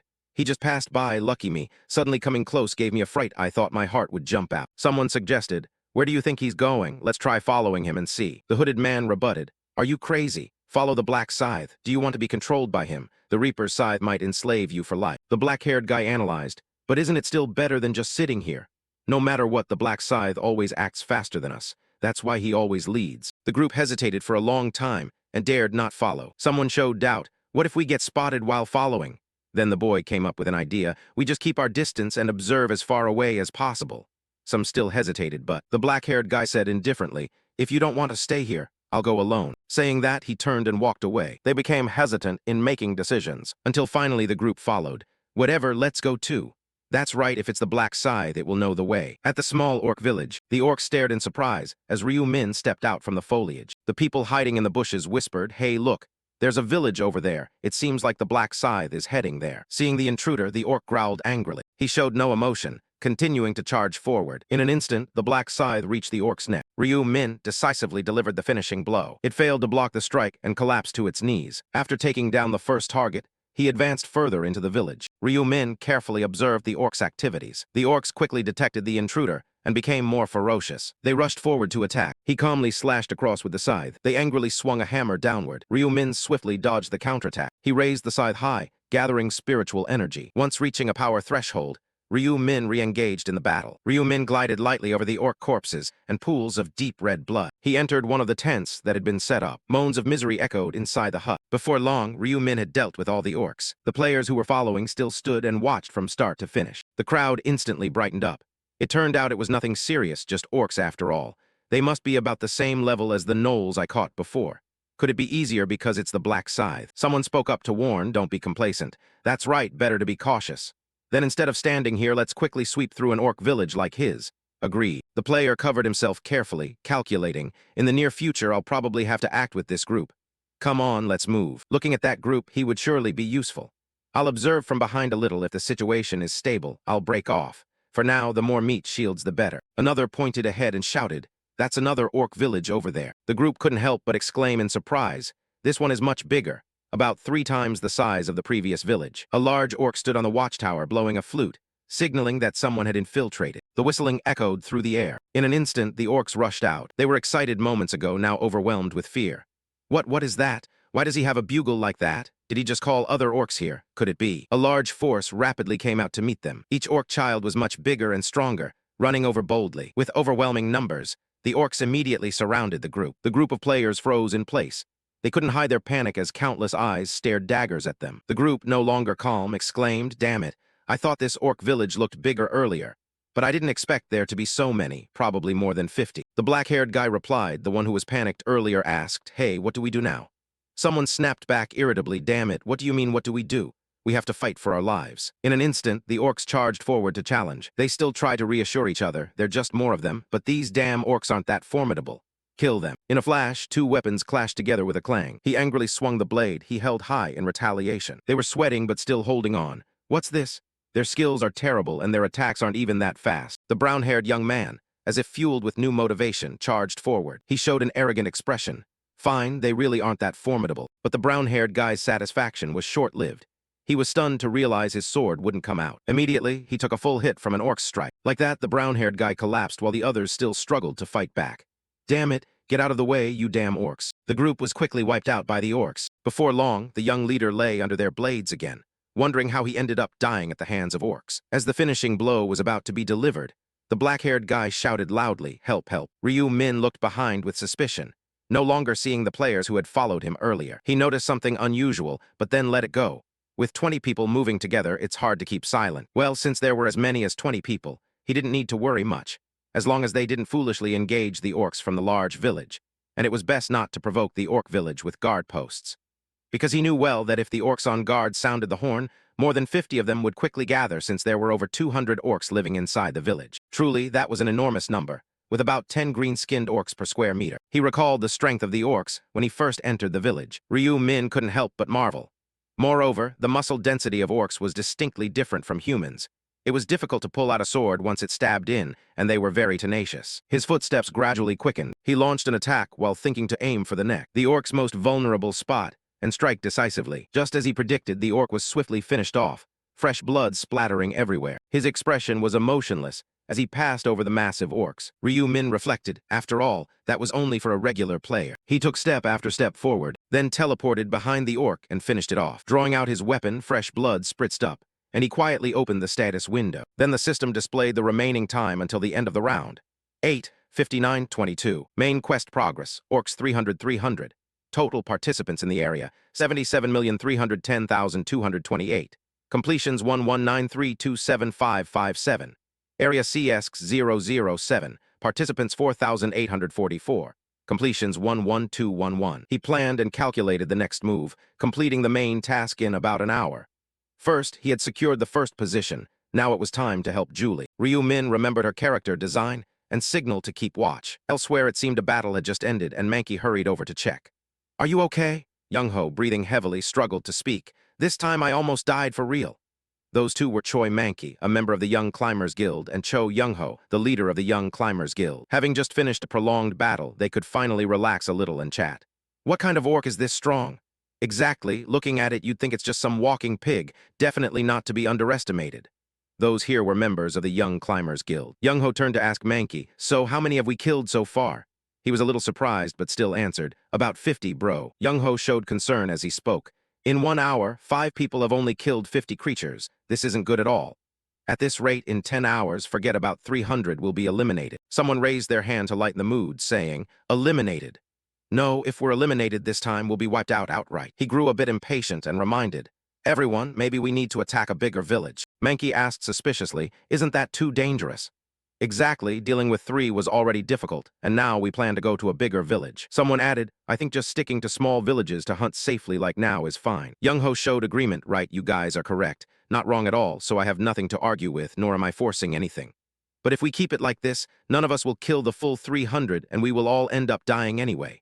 No matter how difficult, every choice carries risks." Suddenly Young-ho hesitated, but he spoke seriously. "Listen carefully. Being on a sinking ship means no future." Footsteps echoed through the space. The forest had long since been stained with blood. When they arrived, Mankey raised his hand forward as a signal.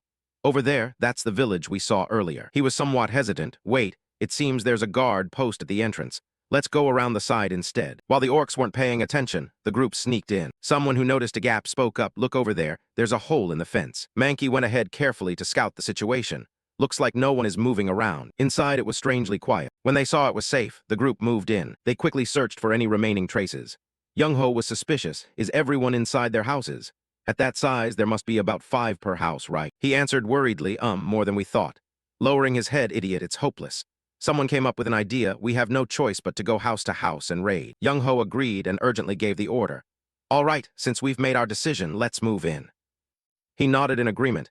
"Yeah, with just 5 of us, we just need to take advantage of the element of surprise to deal with them easily." He carefully reminded them, "Start from this house. When I give the signal, everyone rushes in." The group prepared to take combat positions, unable to hide their tense expressions. Then they resolutely advanced inside. Approaching the door, Young-ho pressed his ear close to listen. Then the group quickly broke down the door and entered. Everyone's faces were filled with panic at that moment. They were startled and shouted loudly, 10 of them. The orcs saw strangers and immediately became aggressive, wielding their maces to counterattack. Someone shouted in fear, "There are too many of them, what should we do?" He calmly reassured them, "First, let's just kill them one by one." Young-ho ordered everyone, "Left side first." They responded, "Yes." The young climbing team moved agilely, supporting each other. Everyone quickly cleared the way for Young-ho to advance forward. An orc was struck down, collapsing to the ground. After diverting the orc's attention, Mankey charged from behind to attack. He seized the opportunity quickly to finish it off. causing the orc to fall lifelessly to the floor. The orcs became furious, roaring angrily. It flew swiftly towards them. The orc stared intensely at Mankey in front of it. In an instant, it clawed and tore Mankey's shoulder. Young-ho saw him collapse and panicked, shouting loudly, "Mankey." He immediately lunged forward with his sword, slashing the orc's neck. "You damn pigs, die." One strike pierced straight through its neck. The massive orc was quickly defeated, to the astonishment of everyone present. Seeing their comrades die, they became even more ferocious. He and his teammates surrounded Mankey to protect him. The orc mob stared at them, preparing for the imminent battle. Young-ho silently thought tensely for a moment. Only 8 remained now, but could they handle them with this number? One member spoke up to advise, "Boss, this isn't good, let's retreat." He showed agreement. "I was just thinking the same." Having said that, the group hurriedly fled and withdrew. The fierce orcs chased after them, capturing them. The door was quickly torn open, but just stepping out the door, they were frozen by the scene in front of them. The sound coming from the tent must have been heard by the nearby ones. They all simultaneously stepped out to surround the young climbers. Facing an orc mob, the members of the association were stunned and spoke up. "How many are there?" "At least 10. They gradually sank into despair. "It's over, everything is over. Has it really ended?" Young-ho didn't give up. He calmly ordered, "Raise your weapons." The bloodless group looked awkwardly at their boss. "Now it's really over. The time spent with everyone has truly been enjoyable." Young-ho became as serious as ever. "Does anyone know why they haven't killed us yet?" He then told everyone, "If you want to know, quickly observe the expressions of those orcs." The orcs laughed heartily among themselves, and they couldn't help but tremble before that sight. He pointed at them and said, "These guys are mocking us. We tremble like mice, so they find it amusing." Young-ho loudly provoked, "Are you angry?" Being looked down on by orcs and treated like a joke, just like monkeys trapped in a zoo. He quickly lifted everyone's spirits. "Don't give up now. Everyone, grab your weapons and kill just one target. That way, even if we die, we won't be ashamed." Someone immediately grasped their sword and replied, "I understand, big brother." Each of them raised their weapons with determination. "Sorry for showing you this shameful side, big brother. Even if I die, I will stay by your side." The orc group lost their earlier amusement and began to take things seriously. Young-ho whispered to his comrades, "When I give the signal, we will gang up on them one by one, understood?" They replied, "Yes, big brother." After his rallying call, the group charged forward, catching the orcs by surprise. "Then let's rush forward." The orcs suddenly startled, then burst into laughter, as if something very amusing happened. For some unknown reason, they started to retreat. When they looked back, the orcs had vanished without a trace. Someone exclaimed in surprise, "What is going on? Why are the orcs acting like this?" The whole group turned their heads upon hearing the shout, "Everyone!" Young-ho was resisting the orcs at the place where the group had just entered their tent. They stood there staring. He maintained a confident expression. Now only 8 remain. Charge. Upon hearing the order, they immediately dashed forward. "Yes, big brother." After a tiring battle, they finally triumphed and cheered. "We defeated all 8 of them again." Everyone enthusiastically turned to praise Young-ho. "Big brother, did we do it? It was big brother who made it happen." "That's right, if not for big brother, we would have given up long ago and been wiped out." He modestly replied, "Don't say that. It was because everyone had the strong will to fight desperately that we succeeded. Otherwise, I would have died here as well." Young-ho turned to ask Maki, "Hey Maki, how is your wound?" You replied with effort, "It still hurts, but I can bear it. It's okay." He helped you up and reminded, "First, you need to rest quickly. Remember absolutely not to move. Everyone else hide here too. I'll scout to see if there's a way out." Someone anxiously asked again, "Won't it be dangerous?" "Don't worry about me, just stay quietly right here." They saw Young-ho leave, then called out, "Be careful, big brother." He observed the surroundings and couldn't help but doubt. "How strange, why is it so quiet? There's been no sign of anyone until now." Young-ho continued searching for clues. His gaze focused on the scene before him. "What is that over there?" Young-ho could hardly believe his eyes. He was stunned by the thousands of dead bodies lying before him. Young-ho stepped forward wondering, what exactly is this? He kept doubting the identity of the one behind this atrocity. Who would do such a horrific thing? Young-ho couldn't help but be shocked when he saw the person in front of him. "Hey, that person is." He couldn't believe it and exclaimed, "Black Scythe." Ryu-min turned his head to look back. Someone had already arrived at the village. He looked at the information displayed on the man before him, whose nickname was Young-ho. Ryu-min recalled something. Was this guy really Young-ho, the mercenary king? He pondered deeply. Among the melee classes, mercenaries are a kind of angelic class. They can use a variety of weapons and have similar skill sets, but there is one clear difference. That is, they become stronger when signing a pact with others. For this reason, most players with the mercenary profession form groups with acquaintances or sign pacts with the mercenary king. Young-ho was also the person he was thinking of. The mercenary king is the only class that can command mercenaries through a pact, and when mercenaries sign a pact with the mercenary king, they receive additional effects. Therefore, for mercenaries, there is no reason not to sign a pact. Ryu-min held his scythe, silently thinking that the man before him, Young-ho, was indeed that unique class, the mercenary king. Seeing Young-ho flustered made him think they couldn't have expected to meet the mercenary king in a place like this. Noticing Ryu Min's gaze, Young-ho spoke up. Ah, hello to you, Black Scythe. Ryu Min asked in surprise. You know me? Young-ho immediately replied, of course, who doesn't know Black Scythe, the one who always tops the ranking charts. Inside him, he was as surprised as a fan who had just met their idol. I didn't expect to meet the #1 ranked player in the entire region here. If I suddenly reach out my hand for a handshake, would he feel uncomfortable? Ryu Min carefully assessed him in his mind. He didn't seem like the kind of person who would stab others in the back. He seemed to sink into his own thoughts. Perhaps that's why he could achieve the professional title of Mercenary King. To become the king of mercenaries, one must have a kind heart and the mindset of a leader. Young-ho stood there muttering, so let's talk a little then. Seeing Ryu Min stand still staring at him, he awkwardly asked, did you kill all the orcs here?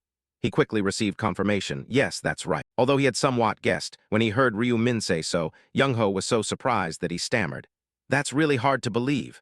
Truly, the player who is always ranked #1 is different. Then he bowed at a 90-degree angle. Thank you. Thanks to you distracting the orcs, I survived. Ryu Min calmly replied, I didn't even know you were here. Even so, Young-ho was very grateful. I know you didn't mean it, but I still received your help, right? Seeing his insistence, Ryu Min sighed and closed his eyes, replying, all right, if you're done here, you should quickly lead your comrades away.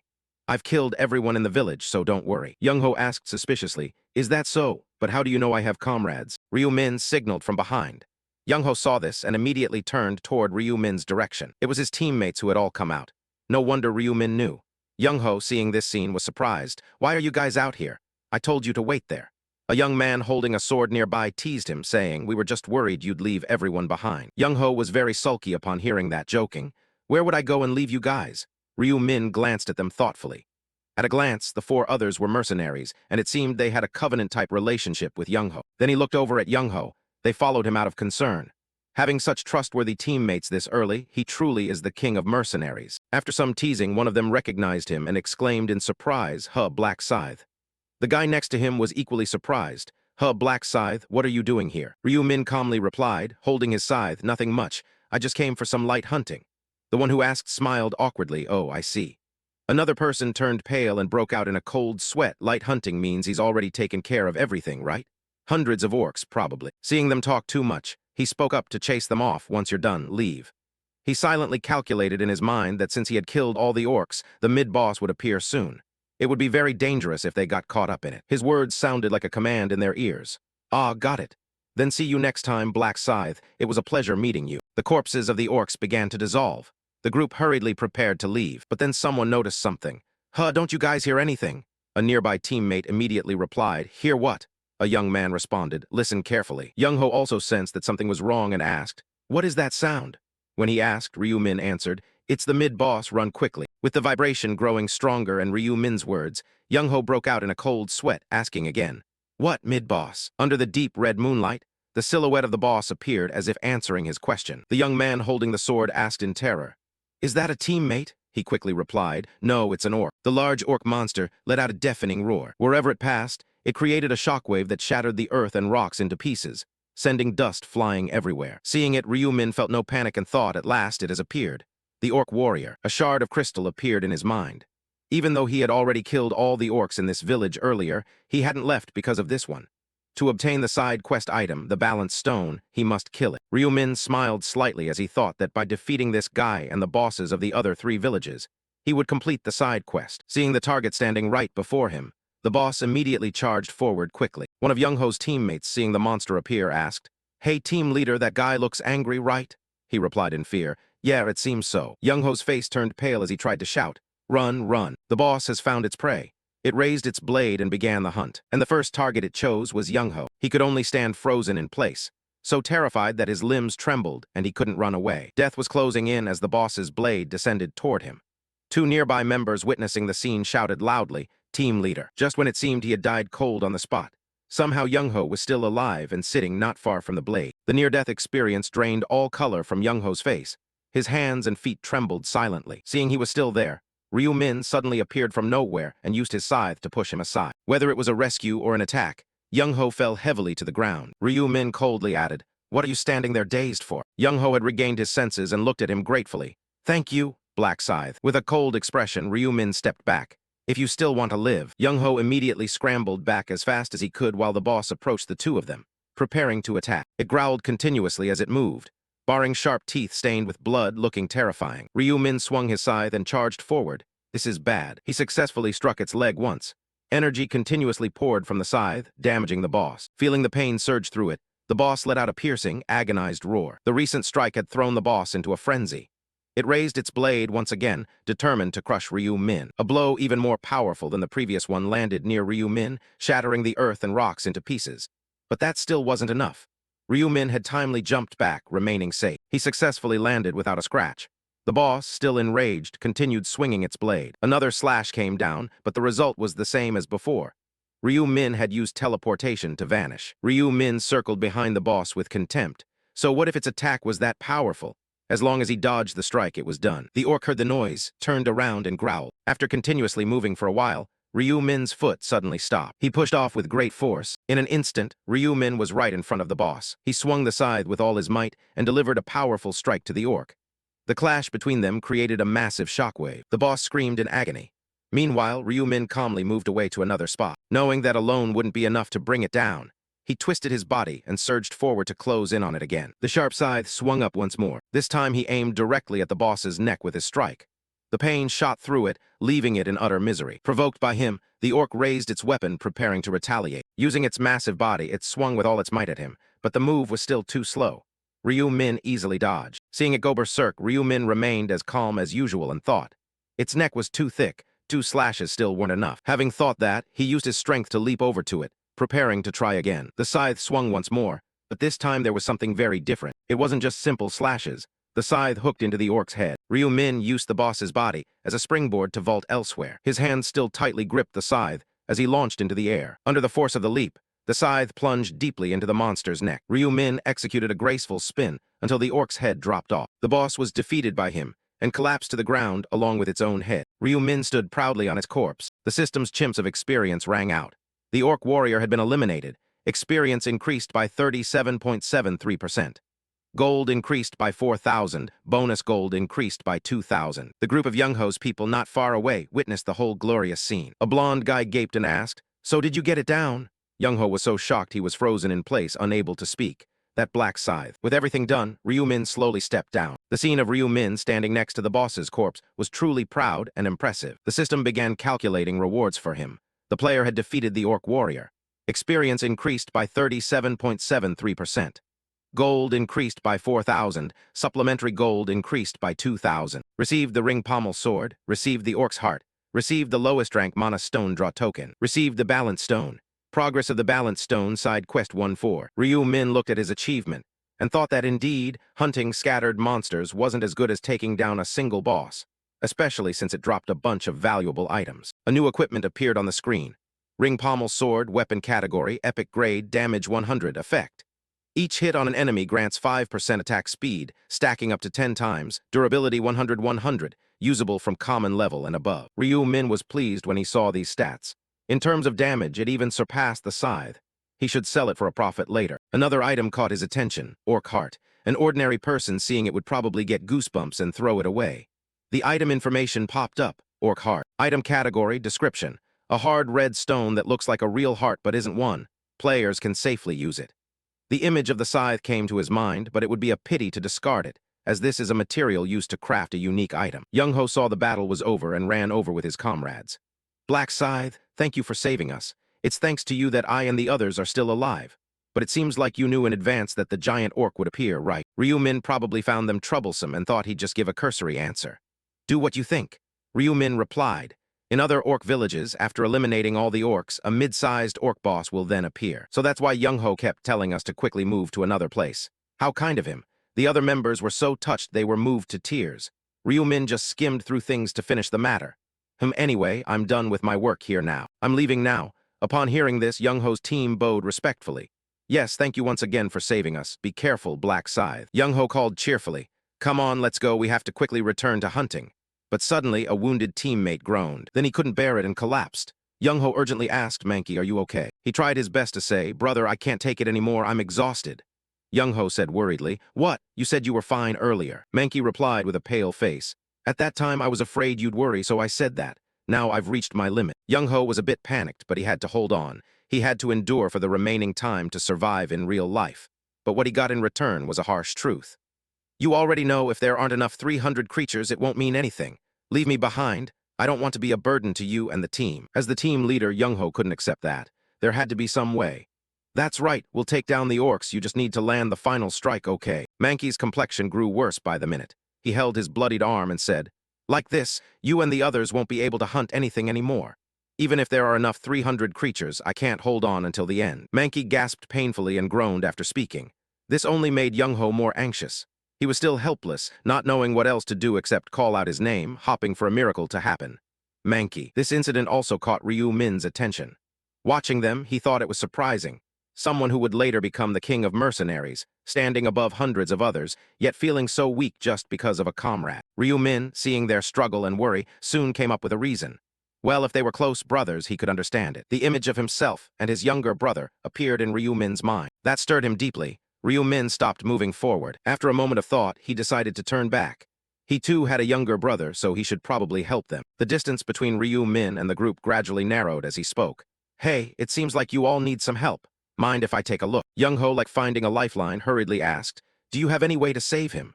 Ryu Min replied softly, He carefully observed Mankey's condition.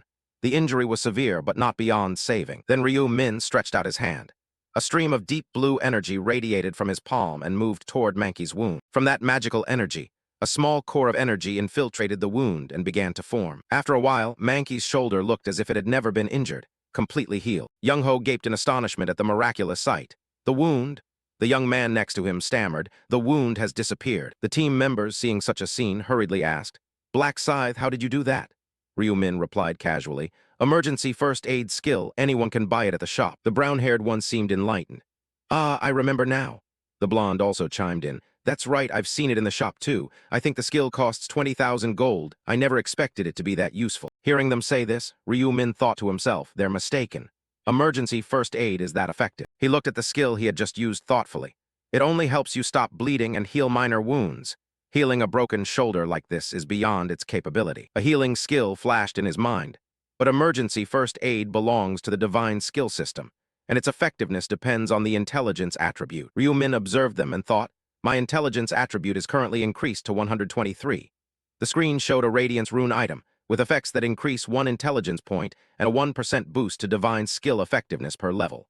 Ryu Min's thoughts continued. It is thanks to the Radiance Rune amplifying the effect that this skill could exert such power. He calmly asked Mankey, try moving your shoulder. Even though there's still a scar, moving it shouldn't be a problem.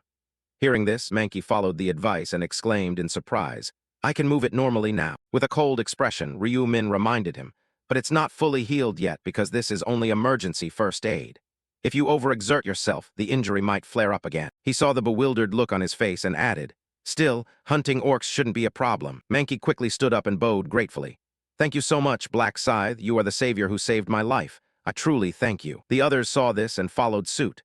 Young-ho spoke on behalf of the group, thanking you for saving Mankey. 2 others also took turns speaking. Thank you for saving my teammate. Thank you. Young-ho said with a grateful tone, I don't know if this will be of any use, but please accept this. It's a token of my sincere gratitude. The 2 members of the team widened their eyes in surprise at what he offered. It seemed this item was quite valuable. Then one by one, they took out equipment as tokens of thanks. Black Scythe, please accept this from me as well, and accept this too. This as well. This item sells for quite a bit of gold at the shop. Within less than a minute, the items surrounded Ryu Min. He calmly thought that out of politeness he should refuse at first, then gently responded, there's no need to do that. The young man holding the spiked club said enthusiastically, it's okay. This is a small token of our sincerity. Please accept it. Everyone else chimed in unison, you should just take it. As a result, Ryu Min was dumbfounded holding a pile of stuff, while thinking that it was all miscellaneous items. But what 5 people gave was actually quite a bit. Suddenly, his gaze sharpened as he remembered. But there was a benefit even greater than these items. Young-ho patted his teammate standing in front of Ryu Min and said, thanks to you, Black Scythe, Mankey has hoped to keep living. Mankey smiled and replied, besides the small token just now, I will definitely repay this debt later. He watched them happily laughing and chatting and thought, it not only made the mercenary captain feel indebted, but also gained goodwill. Achieving this advantage with just basic skills isn't bad at all. Ryu Min stored the pile of gifts they gave him into the space, then turned around and said, I'm leaving now, see you later. The whole group bowed in unison. Be careful on your way. The scene shifted to a nearby forest. A girl sat beneath the tree canopy, looking at the system interface and wondering if this approach was okay. It had already been over an hour. The screen displayed the remaining time until the end of the round. 8 hours, 55 minutes, 15 seconds. Main quest progress, Orc 0300. Julie looked at the current situation in panic. At this rate, forget about 300, she might be wiped out. She kept blaming herself. It was all her fault because she was too cowardly to seize the black scythe. Images from before flashed through her mind along with her thoughts. Since round 5 began, finding the black scythe was not difficult because among the 10 regional representatives gathered for the sub-match, there was the black scythe. But Julie's face was full of worry. Why is it like this? She recalled a player who was caught off guard by the flash of a scythe and couldn't dodge in time. The head fell, he died without any chance to react. Ryu Min swiftly passed by each person. Every time someone fell without the chance to defend themselves. His eyes were sharp and cold, terrifyingly chilling. She caught that gaze and could only stand frozen in fear. Facing the cold Ryu Min, a thought crossed her mind. The sub-match was over. Now she had to start a conversation with him. But her legs felt as if they wouldn't move at all. Julie shut her eyes tight, trying to calm herself. Don't be afraid, he won't harm you. She opened one eye, thinking it's unlikely he'd brandish his scythe threateningly the first time they met. But then she looked around dazedly, turning this way and that, searching. Where is he? Julie worried and felt regret. In the end, she had still missed the chance. What should she do now? Then she recalled a conversation in reality. The mission to defeat 300 orcs wasn't easy. Orcs were strong and often traveled in packs. Ryu Min carefully warned her. Under no circumstances was she to hunt orcs alone. Once the area merged, she must find Black Scythe first instead of thinking about fighting orcs. Back to the current situation, Julie considered carefully. Even without contact with him, she had to wait at least an hour before moving, because Ryu Min had repeatedly told her to stand and wait. She gradually sank into unceasing worry and insecurity. But who could guarantee that Black Scythe would return to the starting point? If things went on like this until the round ended, she might not even get a chance to meet Black Scythe again. After some thought, Julie resolutely stood up and silently made up her mind to go and find it. Julie walked quickly around the forest, carefully scouting. At a glance, it seemed he had gone this way. Then suddenly she saw something, a cluster of small houses built closely together, prompting Julie to boldly guess. A village, perhaps. Observing for a while, she was filled with questions. Could it be the place where the orcs lived? If so, maybe Black Scythe was there too. Julie shook her head restlessly. No, it would be better to keep away now. It could be very dangerous. Behind her, an orc had been standing there all along. It had already targeted Julie. She sensed something was wrong and immediately turned around. If she saw nothing, she would be fine, but seeing it scared her so much she screamed out loud. The orc growled in response. Seeing no way out, Julie drew her sword, ready to take a risky chance. Damn it, she really didn't want to fight an orc. Quickly, she cast the Bless skill, a blessing that reduces all base stats by 50%. Julie carefully assessed the situation. However, there were still 2 advantages on her side. First, there was only one enemy. She looked at the aggressively charging orc and continued to analyze. Second, she knew that orc's weakness. Julie's mind raced. Everywhere else was just too muscular and hard. She had to aim for the neck. The problem was how to hit it. She became cautious, thinking that if she missed and hit somewhere else, it would counterattack. But then she swung her sword. And they say it's very hard to withdraw the blade because of the dense muscle mass. Swift and decisive, the sharp sword tip aimed straight at the orc's neck. It quickly shifted its weight, leaning to the side, resulting in the sword only hitting its forearm. The damage dealt was insufficient to take it down. Seeing this, Julie's face turned pale. Damn, it dodged. She withdrew her sword and quickly stepped back. Looking at her sword, Julie couldn't help feeling lucky. Thank heavens she missed, so the blade wasn't stuck in that layer of muscle and flesh. The orc, having been grazed, went into a frenzy and swung its axe high. It attacked relentlessly, but Julie skillfully dodged. As if sensing the opportunity to counterattack, her eyes were resolute, hands gripping the sword firmly. Julie finally spotted its weak point. Here's the opening. She thrust straight forward and successfully wounded its neck. The pain immediately radiated down its body, causing the orc to roar in agony. She watched the situation and silently rejoiced. Good, her move was effective. Judging by the orc's condition, Julie assessed that just a bit more was needed. Thinking and acting swiftly, she unleashed countless sword strikes piercing straight into the monster's body. After a while, the orc's neck was riddled with holes from her stabs. It lost the ability to fight and collapsed to the ground. Julie, still holding her sword, thought in disbelief, I did it. Then she grew joyful. She had defeated an orc all by herself. Suddenly, the sound of footsteps caught Julie's attention. It was Ryu Min, casually holding a scythe and walking confidently, fearless of anyone. She rubbed her eyes, thinking, what is that? Am I seeing things? Julie looked at him, her mind in turmoil. The person right in front of her was truly Black Scythe. The one she had tirelessly pursued, all this time had come here on his own. Then Ryu Min brushed past her as if they were strangers. No, was he just passing by? She steadied herself. Damn it, now is not the time to hesitate. Julie whipped around and stammered, sorry, excuse me. Hearing her call, he stopped and asked, what's up? Julie hesitated before suggesting, Then Black Scythe, cooperate with me. Ryu Min looked at the girl before him, suspiciously asking what. She flusteredly explained, to form a team.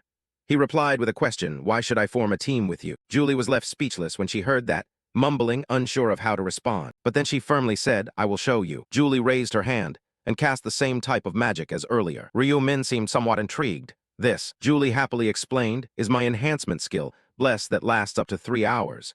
It probably increases all your attributes by 50%. Ryu Min stared intently at the status screen, then turned to her. I've already checked. Sensing hope, Julie quickly added, so does that answer your question? My enhancement skill will truly help you in hunting. Ryu Min continued to ask, so if I want that enhancement skill, do I have to team up with you? She confirmed, yes, more precisely, I want you to help me hunt. He hesitated slightly and replied, I don't know. But then he added, I have the right to command.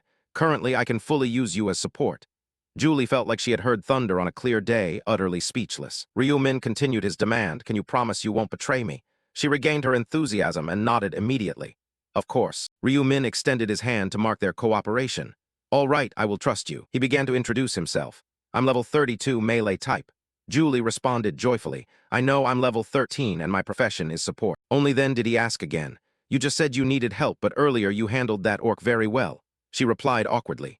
Actually, that was the first time I ever killed one. That remark surprised Ryu Min. That was your first monster kill in the past 90 minutes? Julie could only give a wry smile. Ah, yes, that's right. His voice rang out once more. Then you don't have much time left. I'll help you take them down as quickly as possible. Julie knew he was strong, but was still surprised to hear that. How? The two walked on like that through the forest. Ryu Min went ahead, and Julie followed cautiously. Seeing her standing quite far, he spoke. Come closer and follow right behind me. If you're out of sight, I can't protect you. She replied, all right. Feeling cared for, Julie was somewhat pleased inside. He wasn't as cold as he seemed. I'm glad I listened to Ryu Min. They were walking along smoothly when something caught her eye. It was a group of orcs blocking their path. This time there were 3 of them. Seeing this, Julie fearfully stepped back, and there were as many as 3 of them. Ryu Min held his black scythe and instructed, wait here for a moment. After saying that, he gathered his strength at his feet, preparing for battle. A second later, Ryu Min charged straight at the orcs, his hand gripping the black scythe, ready to sweep away the ones blocking the way. The first slash cut into their legs, locking their movement and ensuring none could escape. Losing some blood, the orcs howled in pain. Before they could react, a figure appeared in front of one of the orcs. Ryu Min descended like the Grim Reaper, preparing to send it back to the Earth Mother. The scythe swung down, severing an arm amid unbearable pain, and then the other arm was neatly dealt with as well. Julie was a little frightened when she saw this scene. After a period of intense battle with the monsters, he finally landed, standing amidst the chaos. His voice became sharp and cutting. Now she was to kill them. Ryu Min saw Julie with no reaction and asked, why are you standing there dazed? She only now came to her senses and replied, sorry. Julie drew her sword, thinking she had to be careful. Then she decisively stabbed straight into the orc's neck, sending it off to join its ancestors. The system immediately announced that you had slain an orc. Experience increased by 2.35%. Gold increased by 40. She was surprised to hear the mechanical announcement. This was unbelievably easy. She thought there would at least be some danger. Julie sweated as she looked at Ryu Min, not expecting killing an orc to be so easy. His cold face filled her sight, and she couldn't help but think to herself that Black Scythe really was strong. Seeing her stare continuously, he turned to urge, if you're done, let's go. She flusteredly replied, there are still 2 more to deal with. After handling the remaining ones, Julie ran to follow him, silently grateful to be teamed with Black Scythe. Truly the luckiest moment of her life. A little later, another orc was shredded. Julie praised enthusiastically. The skills of a top-level player are truly impressive. Hunting monsters was unexpectedly easy. He didn't pay attention to that and just asked, how many have we killed so far? She recounted the results. 52 monsters defeated in 30 minutes. That's pretty fast, right? Ryu Min walked while pondering. Compared to other players' standards, it was indeed fast, but for him, it was still not enough. Just as expected, moving everywhere to hunt monsters consumed too much time. He immersed himself in his own thoughts, carefully considering. But if they attacked the entire camp, Julie would be in danger. Even if he went alone, if surrounded by 50 monsters at once, he still couldn't protect her. Then a choice was made. Ultimately, they still had to target the orc shaman. Julie said cheerfully, at this rate, they could eliminate the full 300 monsters in 3 hours. Before she could finish, he interrupted. 3 hours is too long. It must be shortened to 1 hour. Hearing this, surprise clearly showed on her face. What, 1 hour really? How? He calmly replied, just by exploiting the orc shaman. Julie questioned suspiciously, what exactly is an orc shaman?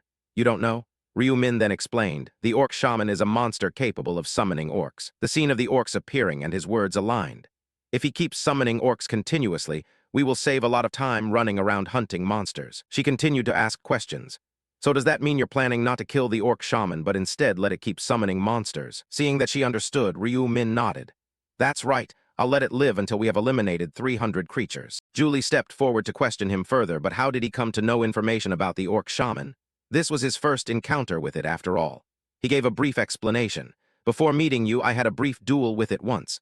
That's how I knew where it appeared. Seeing nothing suspicious, her expression softened, realizing the truth. Ryu Min spoke to reassure her, no need to worry. I will handle all the dangerous stuff. Hearing this, Julie was genuinely surprised. She looked at his figure, moving forward without a word. An involuntary smile spread across Julie's lips. She hadn't expected him to be so thoughtful. Truly, some things you only understand after experiencing them. The scene shifted to another part of the forest. The two had arrived at their destination, this very spot. Standing before the village gate, Julie asked skeptically if there really was a boss in such a small village. He confirmed firmly. Yes, if you rush in thinking it's easy to attack, you'll immediately be surrounded by the orc horde summoned by the orc shaman. Ryu Min's gaze sharpened as he thought about how it was all just a trap to lure players inside. He was lost in his memories, recalling that it was the same in the previous round. Behind this village lay heaps of player corpses killed by the orc shaman. That alone was enough to show that the orc shaman was a cunning and very sly foe. The scene of each player falling one by one appeared. In other words, it is very cowardly. He walked while pondering. It's precisely because he lacks confidence in facing them directly that he has to come up with these tricks. Seeing her standing still, Ryu Min spoke. This way. Julie found it strange and asked why there were no orcs at all. His explanation immediately followed. The houses on the other side are just camouflaged to deceive players and make them approach easily. In fact, this village only has one orc shaman living in it. The scythe was picked up, ready to fight a proper battle. Ryu Min pointed directly at the largest house. He's inside digging traps to wait for us to step in. She didn't understand and asked again, traps? What do you mean? He slowly analyzed. The trap is simple. Players who know nothing will enter the house, and as soon as they step on the trap point, the orc shaman waiting there will summon a horde of orcs to rush in. Ryu Min looked at her and added, the number summoned each time is about 10 to 20. If surrounded, it's almost certain they will be wiped out. Hearing this, Julie became worried. So what should we do if they all appear at once? It will be very difficult to keep them barely alive. Quickly, he replied, yes, but it's not that there is no way. Suddenly, Ryu Min stepped closer, making her blush. He whispered something that surprised Julie. Does it really only take doing that? Would the orc shaman be so easily fooled? Ryu Min reassured her. Don't worry, I've already verified it. Julie placed her hand on her chest, her voice firm. Then let me handle that mission. He asked again, are you planning to do it alone? She answered determinedly, yes, no need for both of us to go in. I had always just sat quietly like a fledgling waiting to be fed, and I felt guilty. I can handle this much. Hearing that, Ryu Min was momentarily stunned. Then he agreed, all right, I'll wait outside. Julie followed the plan, slowly approaching the house under Ryu Min's watchful eyes. She slowly pushed open the door and stepped inside, tense. Ahead of Julie stretched a long, bottomless corridor, pitch black, with no end in sight. The sword she held firmly in her hand. She cautiously continued forward, when suddenly something caught her eye. Julie stopped before a spacious room and thought, red carpet. Her gaze hardened, she clenched her fists tightly. This was exactly the trap the black scythe had mentioned. From now on, the crucial part began. Julie recalled what Ryu Min had told her. Inside was an orc shaman hiding. If you follow the corridor, you would reach a room with a red carpet. Stepping on it would instantly summon the orc to block the retreat. A perfect plan was devised. We just needed to reach the red carpet and then retreat outside. At that point, the orc shaman, thinking it had just lost its prey, would send a few orc scouts in pursuit. Our job was to deal with those scouts. Ending the recollection, Julie felt even more determined. Yes, it's simple. She brought her foot close to the red carpet, only needing to reveal a slight aura to indicate she had been there before immediately withdrawing. Immediately, Julie witnessed the orc sitting on the throne, emanating a massive gray power. It was waiting for the chance for her to step on the carpet again and get trapped. But Julie turned and ran as planned. She gave her all to sprint toward the exit. The door finally closed behind her. Julie ran outside, breathing a sigh of relief. It was just a small thing, yet her heart pounded wildly. Ryu Min asked thoughtfully if she was okay. She responded cheerfully, of course. I followed the plan, step onto the red carpet, then step back. Hearing that, he was reassured. That was enough. Still doubtful, Julie spoke up, wondering if the orc shaman would really send scouts. He replied confidently that they just had to wait and see. The door opened slightly again. Just as Ryu Min had said, countless orc monsters appeared. They were dispatched to scout. From behind a blonde orc came a voice asking, what are you looking for? As usual, it was Ryu Min's voice as he gently raised the black scythe. It's here. Naturally, the orcs couldn't withstand the strike, and all fell to the ground. Seeing it was safe, Ryu Min called out to leave. Julie hid in a corner and peeked out, replying yes. Time passed again, with the firelight pushing back the dark night. Julie exhaled. Done, Ryu Min seemed tireless and still wanted to continue. Then lure it once more. Julie began her questions again, wondering if repeating them so many times would trap it again. The answer to the question was raised. Indeed, it has intelligence, but only goldfish level, so it quickly forgets. Ryu Min's face no longer showed coldness, but an unusual gentleness. Don't worry. Julie responded to him with a bright smile. Yes, the orc group was almost entirely eliminated, their bodies scattered everywhere. Julie, her face beaming, said, "Black Scythe, I have defeated all 300 of them." He replied softly, "A full hour has passed as well." She tilted her head and smiled gently. "Thanks to you, the hunt was quick and easy. I truly appreciate it." Seeing her smile so brightly, he asked, "How many levels have you gained?" She excitedly replied, "I've reached level 19. He encouraged her, "Just one more level and your profession ranking will increase." He continued to watch her, thinking to himself that when her rank rose, she would learn new skills, her current skills would strengthen, and he would benefit from that. "If we want to set a record against the final boss, I need your stronger buff effects," he said thoughtfully while looking at her. "I'll help you reach level 20. Once you get there, dealing with the orcs will be much easier." Hearing him say that made her blush involuntarily. "Are you doing all this for me?" She shyly stammered. "Then, if it's not too much trouble, please help me." Suddenly, a voice from afar sounded, causing both of them to turn their heads. "Huh, look over there." One by one, they slowly stepped inside, and some recognized him. "Wait a minute, isn't that Black Scythe?" Then they wondered, who is the person standing beside him, and what is this group of orc corpses about? A young man stepped forward. "Hello," he replied coldly. "What is this about?" He stammered, We only came here to hunt orcs and didn't expect anyone to arrive first." Even saying that, he couldn't believe it. It was impossible. Looking at the pile of bodies, he was startled. Just 2 people killed all these. Another person thought silently, such a small village having so many orcs was strange indeed. The young man standing beside him stared intently at Julie. Who was the girl standing next to him? A teammate. At this moment, they just couldn't figure out why Black Scythe would be cooperating with teammates.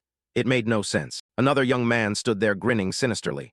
Maybe he liked her type or something. Looking closely, she was quite pretty. Seeing them just standing there, he grew angry and swung his sickle down sharply. Ryu Min spoke seriously. "Don't bother us, get lost." They jumped back in shock. His gaze gradually shifted, freezing cold to the extreme. "Think what you want, but you've crossed the line. If you have no business here, then leave." They charged forward shouting, "Hey, who are you to speak so bluntly to us?"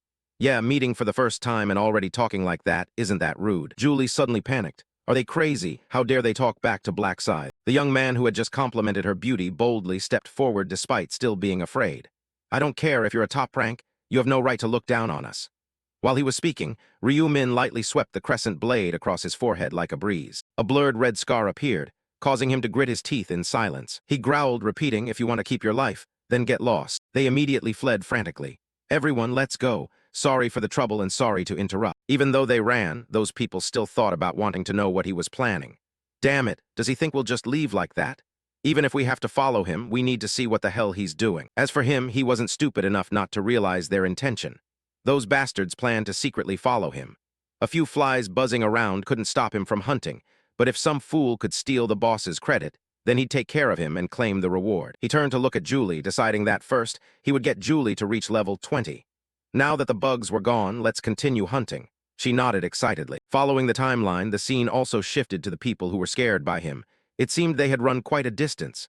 Someone spoke up, saying they were probably out of sight now. The teammate was worried. "What do you intend to do?" The one he had wounded said irritably, "Aren't you curious how that Black Scythe hunts?" Some disagreed while others agreed. "Yeah, me too. I wonder where he found so many orcs." They kept discussing excitedly. "So what now? Shall we ambush them from the shadows?" He calmly replied, "We won't be spotted from afar, don't worry. If you're scared, then go die." "Scared? Nonsense, let's go." And then they went back to where he was, hiding behind bushes, watching the two of them. At that moment, more new orcs appeared around him. They saw him standing still without attacking, and immediately charged like a storm. He slowly threw a punch, gently taking down one of them. With just that punch, he sent it flying far away, so strong that the orcs behind couldn't block it in time. One orc accidentally looked up, and he then launched a series of attacks, swinging the Black Scythe with precision, tearing them apart into hundreds of pieces. The remaining orcs stood dumbfounded, not understanding what happened. The people watching him were all stunned, truly a top-tier fighter. "We struggled just to kill one. One of them sensed something was off. What's going on?" It seemed he wasn't finishing it off but was waiting for something. Why doesn't he just end it? The girl who was earlier is approaching it now. The restrained orcs struggled non-stop. They saw the girl come forward and immediately realized something. No way, could it be she? Is he letting her take the monster's life? At that time, they still didn't understand why. What was the Black Scythe missing that made her act like that? They kept questioning behind her back. Who was that girl to deserve such special treatment? Damn it, look at how easily she levels up, it's really frustrating. She had already gone inside by then, but they kept babbling on. We sweat and struggled just to kill one orc. They wouldn't stop even though she was fatting out of sight, while someone just sat there soaking up the experience. By the time she came back to the house, they were still furious, so annoyed they could die. Really. However, one of them noticed something. There's something off. Why is that? The number of orcs kept increasing. Every time that girl entered or left the house, orcs would pour out behind her. They watched him demonstrate his abilities while wondering, isn't it strange how many orcs are in that tiny house? Wait, you mean the hut is actually an orc respawn point? Probably, otherwise there's no other explanation. Suddenly they realized, damn it, turns out there's a respawn point right here. Those bastards have been grinding madly here this whole time. Now we get it. They told us to scram so they could monopolize the respawn spot. Once they understood, they quickly discussed. How about we wait until they leave? Once they're gone, that spot is ours. Yeah, good idea. I'd love to take it by force, but we don't have the strength. Meanwhile, Julie looked happily at the system screen beside him and her. She looked up with eyes full of satisfaction and pride. Black Scythe, I've reached level 20 and I've even learned a new skill. He softly said, congratulations. She excitedly ran over and said, my buff, Bless of Bamboo, increased from 50% to 60%. He replied silently, can you use it right now? She felt a bit rushed. Of course. She raised her hand into the air, and a green light emitted from her palm, gathering into a marvelous source of energy. A truly beautiful energy surrounded them both. This is called the skill Bless of Bamboo, increasing all attributes by 60%. The buff duration is 2 hours, 59 minutes and 59 seconds. Her clear blue eyes shone with confidence and enthusiasm. A glowing green magic emblem appeared. It was the enhanced Bless of Bamboo. Next, here's the new buff I learned. That gentle green aura lightly extended to the crescent blade in his hand, then down to his feet, and finally enveloped his entire body. The system continued to notify. Attack speed and movement speed increased by 60% due to the effect of the haste skill. Remaining time for haste skill, 29 minutes and 59 seconds. He looked at the system panel, his face showing no change. Attack and movement speed improved, huh? Not bad. She replied, right, I can use it for you every half hour. He grinned teasingly. I really appreciate that, she pouted. I'm sincere. He turned his back. That's enough, let's go hunt the orc sorcerer. She hesitated. Do you need any help? He walked on leisurely. Just stay out of the way. Suddenly he glanced aside. In the place where those guys have been watching all this time, surely those bastards are happily badmouthing us behind our backs. She smiles brightly, unaware of anything. Fine, then there's no need to worry about that. Beneath the red hue, he shows a hint of contempt. Let's see what they do with this matter. The scene shifts back to the house once more. She hides behind a corner nearby, while the others continue to watch them. What's going on? This time the Black Scythe has entered the house again. The thick wooden door is steadily struck down by sharp slashes. He breaks down the door and bursts outside. Behind him follows a group of fierce orcs. They charge forward like hungry tigers, and his gaze is as sharp as knives, matching their ferocity. While standing, Julie senses that something is amiss. She sees him rushing forward wielding a weapon full of questions. Why is the Black Scythe running away? Why is that? Not far away, a group of people also observe the scene. What is that? The Black Scythe is being chased by orcs. Another person adds, impossible, is that the Black Scythe? A pair of large feet appear, accompanied by the sound of a staff hitting the ground. It's the orc sitting on the throne. He raises his staff, emitting a swirling black aura. He lifts the staff, aiming straight at Ryu Min. A stream of chilling energy bursts from the staff, targeting him, but Ryu Min easily steps back to evade. From the ground, under the effect of the recent skill, several orcs emerge from beneath. Ryu Min finds himself caught in a pincer move, with newly surfaced orcs in front and more orcs behind him. A young man pointed towards the orc and asked, "Who is that masked figure behind?"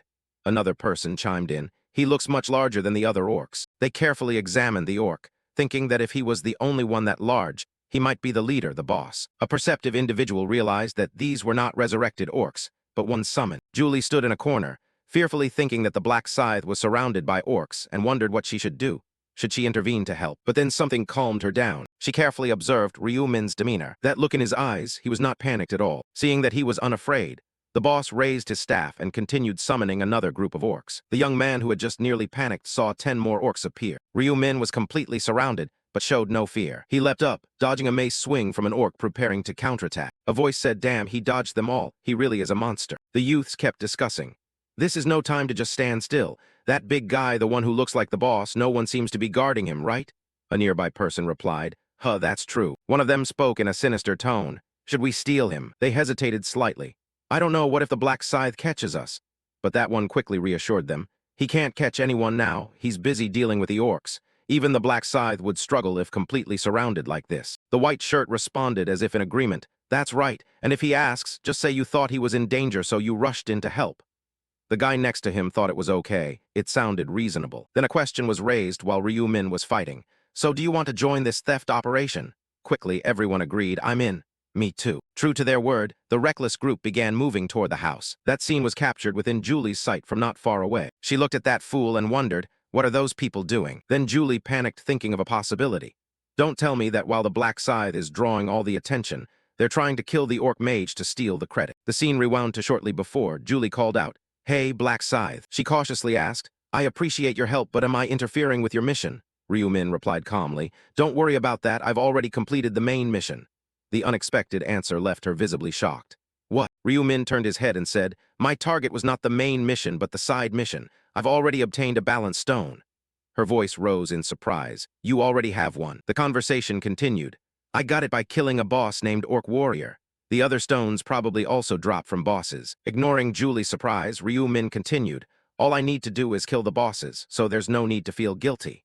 She understood the matter and replied, all right. Back to the present, she looked at the group and thought, no, that mage belongs to the Black Scythe.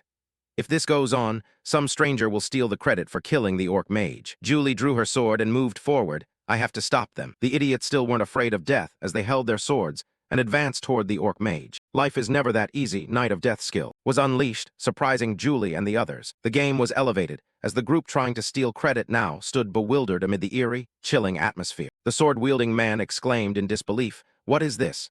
But someone quickly came up and covered his mouth in fear. Both terrified, they cautiously raised their heads, wishing they hadn't looked. After seeing it, their hearts nearly stopped. The Orc Mage slowly turned its head, its two eyes filled with cold, murderous intent, as it let out a piercing, ear-splitting screech. The group got scared and immediately turned their horses. Damn it, we've been spotted, everyone run. Naturally, the orc wouldn't let its prey escape. It swung its club and unleashed a skill. Its henchmen were summoned to surround the 5 frogs stuck in a well. At this point, they were truly panicked. Damn it, we're done for. The orcs spared no one and began their attack. The first victim was the one with black hair. He was grabbed by them, screaming in terror like a madman. The black-haired figure, once so resolute, was now utterly miserable. He lay on the ground, desperately begging for help. Please save me. But then a pair of feet appeared before his eyes, thinking there was hope, but instead came despair. It wasn't someone coming to save him, but an orc ready to send him off at any moment. He looked at the orc's foot descending as if falling into an abyss, screaming in despair. No. Then the blood flowed out, and the black hair darkened the sky. The scene shifted to another orc being attacked. It was Ryu Min's position. He used his black scythe to send the orcs on their way for a distance. He stopped to breathe out a long sigh. Perhaps the prolonged fight had worn him down. Then suddenly, Ryu Min's gaze shifted elsewhere. It was where the orcs were rushing to deliver the others to the afterlife. He watched that scene and thought he had lured the orc wizard out to see what they would choose. Would they try to seize him while he was in danger? Those who intended to ambush paid a heavy price. Ryu Min looked at them falling on the battlefield with contempt. So that was how it was. Then he advanced toward the boss, growling his warning.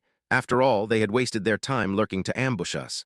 They had failed their mission and were wiped out. Catching the signal from their leader, the orcs all turned around. They charged together, intending to attack Ryu Min. Before even touching a single hair on him, red threads appeared on the orcs' bodies. It turned out to be Ryu Min's slash.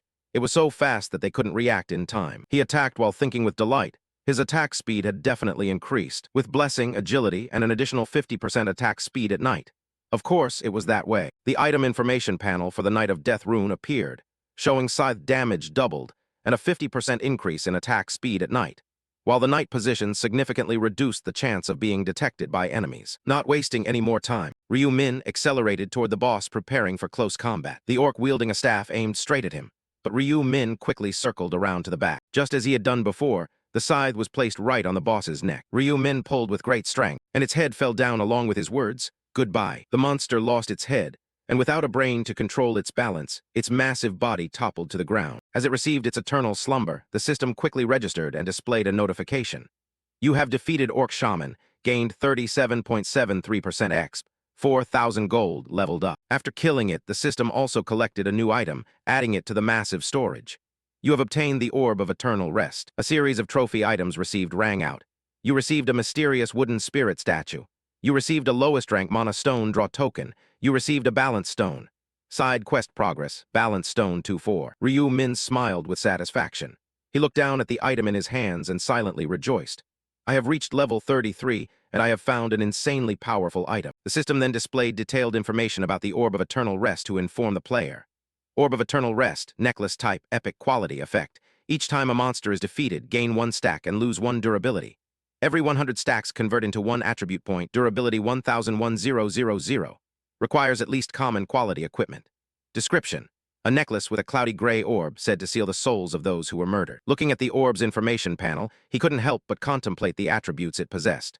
The Orb of Eternal Rest gives 1 attribute point for every 100 stacks accumulated.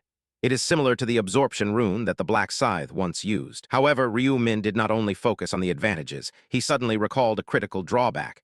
There was a downside. Durability 01000, the more stacks accumulated, the more durability is consumed. This is a consumable piece of equipment. An image of another golden spirit stone appeared in his mind. However, if used together with the endurance absorption rune from the 8th ring, and if a blacksmith assists, I can restore its durability. After analyzing the item he just received, he swiftly finalized his decision. That means I can increase attributes without limit. Suddenly, Ryu Min's train of thought was interrupted by a cry. "Black Scythe, where are you?" He lightly turned his head to look behind, then realized it seemed the effect of the Night of Death rune was making him hard to detect. Seeing Julie searching behind, he turned to observe the people lying motionless on the ground and thought of a plan. Before dispelling the Night of Death, I should. Using my absorption rune, the bodies of the men gradually faded into nothingness. Ryu Min softly said, "Erase all traces." He chanted the spell to dispel the Night of Death. The rune also disappeared accordingly. The residual effect left by the Night of Death rune after vanishing made Julie notice something strange. Why did the place keep flickering between light and dark? Then suddenly, she darted her eyes to another side and discovered something. Ryu Min appeared right beside her. He walked closer to Julie, and upon recognizing him, she cheerfully struck up a conversation. "There you are. I've been looking everywhere for you."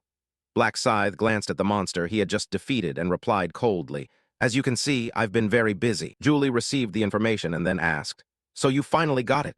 But did you see anyone else around here? Some tried to steal the name of the orc mage." Ryu Min took his scythe and rested it on his shoulder. He gently replied, "No, I didn't see anyone." Julie nodded to indicate she understood, but she still couldn't help but wonder. "That's strange. I could have sworn I heard shouting." The innocent girl turned to another side, thinking about what had happened to her, making Black Scythe feel guilty.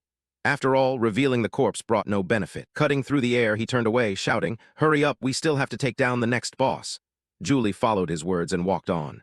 Yes, they arrived at a village and defeated each monster dwelling there. The monsters' corpses fell right where they had fought. The orcs lay motionless, witnessing the noise Ryu Min was making. On one side, an orc who seemed to be the leader of this place was fighting Ryu Min. With the skills of a hunter, the orc posed no challenge to him. As fast as lightning, the Death Scythe blade moved toward the lower body of the orc. The leader's arm was severed by the Death Scythe blade. It didn't even have time to react. Next to the arm, his next target was the orc's torso. Its body was cut apart by the attack. Blood inside burst out into the air from the severed wound. The Death Scythe had ended another monster's life. After the leader fell, the system immediately displayed praise. "You have defeated the orc archer. X plus 3773%. Gold plus 4000. You received Agile Archer's boots. You received a rusty arrowhead. You received a low-rank mana stone. You received a balance stone. Side quest progress, balance stone 3-4. Ryu Min drew the scythe behind his back. He stepped forward, looked at the system panel, then gave the order to check which item. The panel displayed detailed information about the item. Agile Archer's boots, type of boots, epic quality. Defense 60, agility effect plus 10, durability 1000. Requirement, common quality or above. Description, boots said to belong to an agile archer, enhancing agility. Looking at the boots collected shown on the system panel, Ryu Min glanced down at the boots he was currently wearing and silently analyzed. They were much better than the ones he had on now. High-top agile boots, common quality, defense 15, agility effect plus 4, movement speed plus 5%.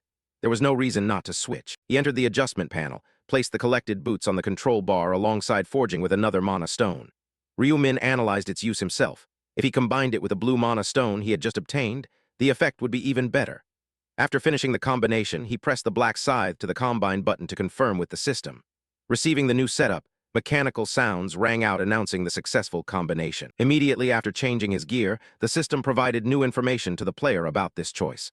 Agility plus 4 was added to the Agile Archer's boots. Ryu Min nodded in satisfaction with what he had just done. Perfect. Now I've taken care of all the side bosses. Without letting himself rest, in his mind appeared the image of the final orc boss. Ryu Min set a new goal, only the high-level orc final boss remained. Unlike the others, the high-level orc had an attack rule based on time. The timer reset perfectly to 0. Black Scythe was determined to defeat it as quickly as possible. He tried to analyze. The faster the strategy, the greater the reward. The best record from the previous round was 43 seconds. Then he immediately went with Julie to the position of the final boss. All right, let's go. She smiled happily in response, yes. Seeing her humanoid form, Ryu-min didn't pay much attention and focused solely on defeating the target. Julie had already buffed him. This time he would surely break the record. They left the chaotic scene they had just caused. Black Scythe kept calculating in his mind, but he still wanted to shorten the time even more if possible. First, he had to reach the maximum level and then use the Orb of Eternal Rest to enhance his stats. The defeated orcs left behind were also gradually being dealt with. The system notified again. Remaining time until the round ends, 30 minutes 41 seconds. The monsters gradually vanished into the air, transforming into new items before Black Scythe's eyes. Ryu-min put his weapon aside, thinking in his head, it's time to act. Only one more level to reach 40, but I'm out of time. The item worn around the neck suddenly glowed, clearly revealing that Ryu-min no longer regretted his decision. However, he did not feel sorrow. He had accomplished his set goal. After reclaiming the orcs' corpses, the system announced again, nodding fluctuations inside the storage, adding 9 attribute points. Durability 11000. Julie came up from behind and called out, Black Scythe, aren't you going to continue hunting? Ryu-min turned to reply, I think that's enough. She couldn't help but wonder, so now will you go defeat the final boss? Ryu-min coldly raised his hand to the side to say goodbye. Let's part ways here. Thank you for accompanying me. Julie could only shake his hand, feeling somewhat awkward. Was it really over? Alongside her words, she felt regret in her heart. Now that they were about to part, she felt a little sad. She had intended to ask if she could stay with him until he defeated the final boss. Realizing her thought was foolish, she quickly dismissed it. No, if I stay, I would only be a hindrance. It's best if we part ways here. Julie couldn't hide her gloominess in front of him, which made him pause and think. It seemed she had become attached in this short time, but high-level orcs were very dangerous, and she didn't need to accompany him. Julie raised her hand, radiating power as a parting gift, and said, Black Scythe, let me buff you one last time. Julie was executing a technique while bidding farewell to Ryu-min. The Black Scythe, once again, thanked him for helping me hunt monsters. It would have been very difficult on my own. She wiped a drop of sweat and pressed the option inside the newly appeared system panel. It wasn't much, but here it is. Julie took from her storage a bright blue item glowing with beautiful colors. She explained, I received this item when you guided me. I don't know if you need it, but please accept it. Ryu-min didn't let her suffer any more losses. He didn't hesitate to refuse. You should keep it. Julie shook her hand politely, but still wanted to give him the item. That's not allowed. Just accepting the experience is already more than enough for me. After saying that, she thought for a moment. Actually, she had 2, but needed to give one to Ryu-min, so Ryu-min looked at Julie with gentle eyes. He knew she was worried about him without realizing that he was the one she cared for, and she thought she owed the Black Scythe a favor. And then the Black Scythe had no choice but to give in. He took the item from Julie's hand and said, but I also received help, so let's call it even. Then the Black Scythe turned and walked forward, not forgetting to say a word of promise. I will accept it then.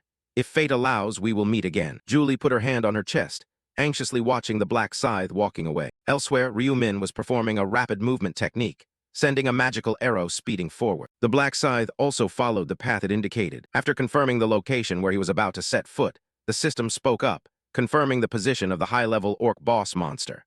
The distance to the target was 1121 meters. Ryu-min, deep in thought, fixed his gaze on the guiding arrow. It was still trackable, meaning no one had defeated it yet. He recalled the history of defeating orcs, and realized that no one had ever managed to kill a high-level orc in the previous rounds. The image of the 3 orcs he had just slain appeared, with the shadow of the final boss looming behind them. The Grim Reaper's scythe knew that among the 4 bosses in round 5, the high-level orc was so powerful that the other 3 were merely considered sub-bosses. Ryu-min imagined in his mind an orc capable of matching the strength of many warriors. He conceived that perhaps it would take 100 level 20 players charging wildly to bring it down. A normal player would never be able to defeat it. Black Scythe advanced deeper into the green forest, re-evaluating the final boss. Even he had to die 4 times before winning. That was how he set the current record of 43 seconds. The system's sound echoed simultaneously. It was the noise of movement on the ground, with the distance to the target now 321 meters. Ryu-min jumped onto a tree and used the branches as leverage to propel himself forward. Black Scythe muttered to himself. This time he would break that record. Sounds arose from the branches as he arrived, and then quickly departed from the trees. Black Scythe rushed forward and caught sight of the boss's shadow. The system again announced the distance to the target, 160 meters. Ryu-min suddenly felt surprised when he observed the scene before him. It was the image of a warrior being crushed. He was gradually losing his life to the final boss. The strongest orc was facing ordinary warriors alone in front of Ryu-min. A giant orc appeared. In its hand was the body of the unfortunate human. Jun Seok sat down in fear, his limbs trembling and unable to move. What was happening at this moment? How did things turn out this way? There had been no problems before. Going back to the previous time, Jun Seok was standing talking with a group of people. The orcs act together. Why don't we do the same? Join our team. He rested his sword on his shoulder, confidently introducing himself. First, let me introduce myself. I am Jun Seok, a level 12 warrior. The blonde young man beside him continued. I'm also level 12. Nice to meet you. I'm Barity Pit, a hunter. The young man wearing a robe shyly introduced himself. I'm a level 13 warrior named WHWH. The name is due to a broken keyboard. They all formed a small group and began to eliminate the orcs. At first, we joined the group for mutual benefit, but everything gradually improved and everyone became more open. Barity Pit shouted to Jun Seok, trick them into helping me. All right, leave it to me. Jun Seok shouted loudly at an orc holding a chain. Hey you there, look at me. Thanks to team spirit, we easily dealt with a small orc village. The girl holding the trident jumped on its back and pinned it to the ground. Barity Pit, kill it. The short-haired girl, seeing the orc ready to attack, immediately warned WHWH behind. After eliminating all the orcs, everyone gathered happily to chat. I've collected enough 300. Me too. Congratulations, we all did it. Jun Seok felt very happy to complete the mission. We have completed the main task. Suddenly, feeling a bit bored going alone, he suggested to the group, it's a bit sad to split up. Should we hunt a little more? Sure, I want to reach level 20. The archer and the swordsman joined forces to take down the orc. So we continued hunting, continuously defeating it. Everyone's ranks gradually rose.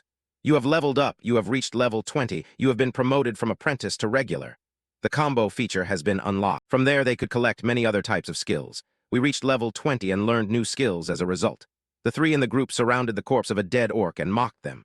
Orcs are too easy now. It's funny how we struggled so hard with them before. Gradually, they acquired many different skills and became stronger. WHWH turned to suggest to Jun Seok to go somewhere else, but he was drawn by something. So let's try the bigger village then. Wait, what is that? A giant orc with two heads and a long tongue passed by. Both Jun Seok and Barity Pit looked in its direction, wondering it looked quite like an orc, something they hadn't seen before. Could it be the boss? The boss. The girl holding a trident raised a suggestion to everyone. Should we try fighting it? I feel like the five of us can do it. Shall we try? The reward must be great. He turned to ask Barity Pit, and he immediately agreed. Then let's split the reward evenly after we kill it. Agreed. The high-level orc was walking when it suddenly stopped. It unexpectedly turned back and let out a roar. The sudden event caught everyone off guard. Or we thought we'd become stronger. The high-level orc roared louder and louder. It even stuck out its long tongue. The ground began to show deep dents. It took momentum and jumped very high into the sky. The high-level orc landed right in front of everyone, causing a strong shockwave. It aggressively raised its sharp claws. The black-haired girl was the first target of the high-level orc. After killing the first girl, it turned back and aimed at the orange-haired girl. The scared girl couldn't do anything, only crouching down. The high-level orc struck down with great force. Blood splattered everywhere. It turned away, targeting Barity Pit, who was standing nearby. The enemy was not the prey. The high-level orc quickly grabbed him, lifting him up. It squeezed Barity Pit with great force, crushing his body. The whole group was quickly overwhelmed and pushed back. Jun Seok witnessed the scene, his face darkening completely, and that was death itself. Seeing the danger, WHWH stood in front of him, but was then wrapped up by its tail and lifted up as well. The high-level orc used its tail to smash his head harshly against the ground, leaving only pleas for help. After dealing with nearly all of them, it turned to look at Jun Seok. He looked at it with terrified eyes, repeating in his mind, I will die, I will die, I will die, I will surely die. The high-level orc advanced closer and closer. Jun Seok shouted, don't come near me. His face turned purple, trembling with fear. It raised its hand to finish him off, when suddenly he appeared from behind it. The black scythe slashed decisively, with such force that one head of the high-level orc was severed from its neck. The other head turned to look at him, and it also received a horizontal slash across its neck from him. Finally, it was destroyed by the black scythe, collapsing to the ground. Jun Seok looked up in great surprise. It was, his legs appearing at eye level. Ryu Min slowly landed before the astonished Jun Seok. The black scythe. The black scythe looked at the high-level orc's body, then was attracted by something. Unexpectedly, it died from just one strike. System notifications appeared rapidly. You have defeated the high-level orc. You have leveled up, reaching level 40. You advance from regular to expert. The negotiation feature has been unlocked. The man with the black scythe on his shoulder continued to watch notifications, showing increased damage for the Death Seal skill from 120% to 140%. The range of the Knight of Death skill increased from 500 m to 1000 m. You have learned the Moonlight Destruction skill, a special skill of the Reaper. The next skill will unlock at level 60. Suddenly, the black scythe smiled joyfully, finally obtaining it. Moonlight Destruction, a Reaper's attack skill. An absolute power skill appeared on the screen. The exclusive Moonlight Destruction skill effect. Channel energy for 1 second and unleash an attack with 1200% damage, increased by 1.5 times at night, has a 10-minute cooldown, and is usable only with the scythe weapon. He only needed one swing of the scythe to cleave many orcs in two.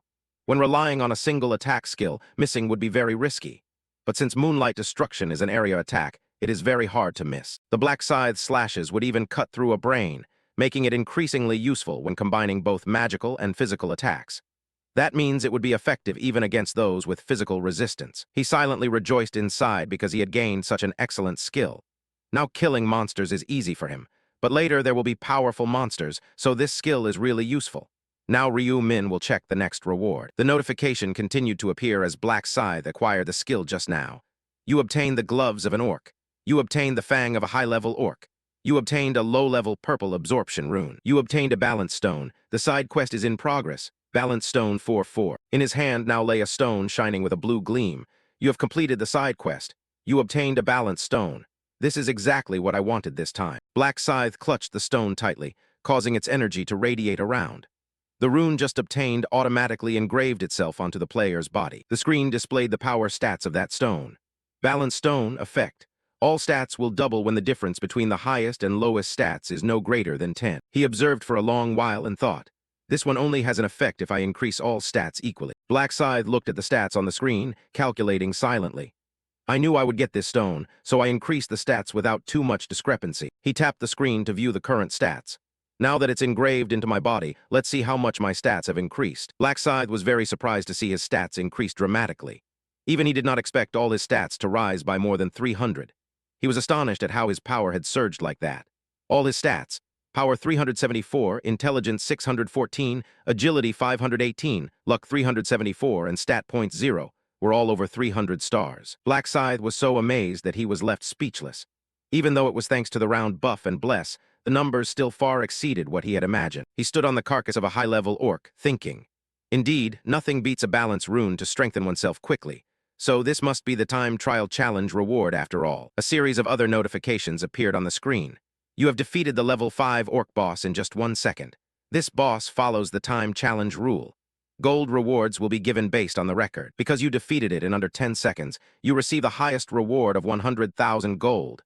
Congratulations. He smiled happily upon receiving a large sum of gold. Last time it took 43 seconds, and he only got 23,250 gold. Wonderful, he thought he had to use this gold to learn all the common skills he hadn't learned yet. Because Ryu Min set an unprecedented record, the system wants to register him in the book. You have set an unprecedented record in the history of the time trial challenge. Your achievement will be recorded in the Akashic Library. He was surprised to see the system announce the reward was a choice of a unique item. What is that about? A ticket appeared with a dazzling light. Setting a record deserves a special reward, huh? Black Scythe looked at the screen, pondering carefully. He could also choose a unique item. Could it be that he can pick any item at all? He tapped the card that had just appeared on the screen. A series of categories appeared after Black Scythe tapped it. You can choose one of the following unique items. Reward.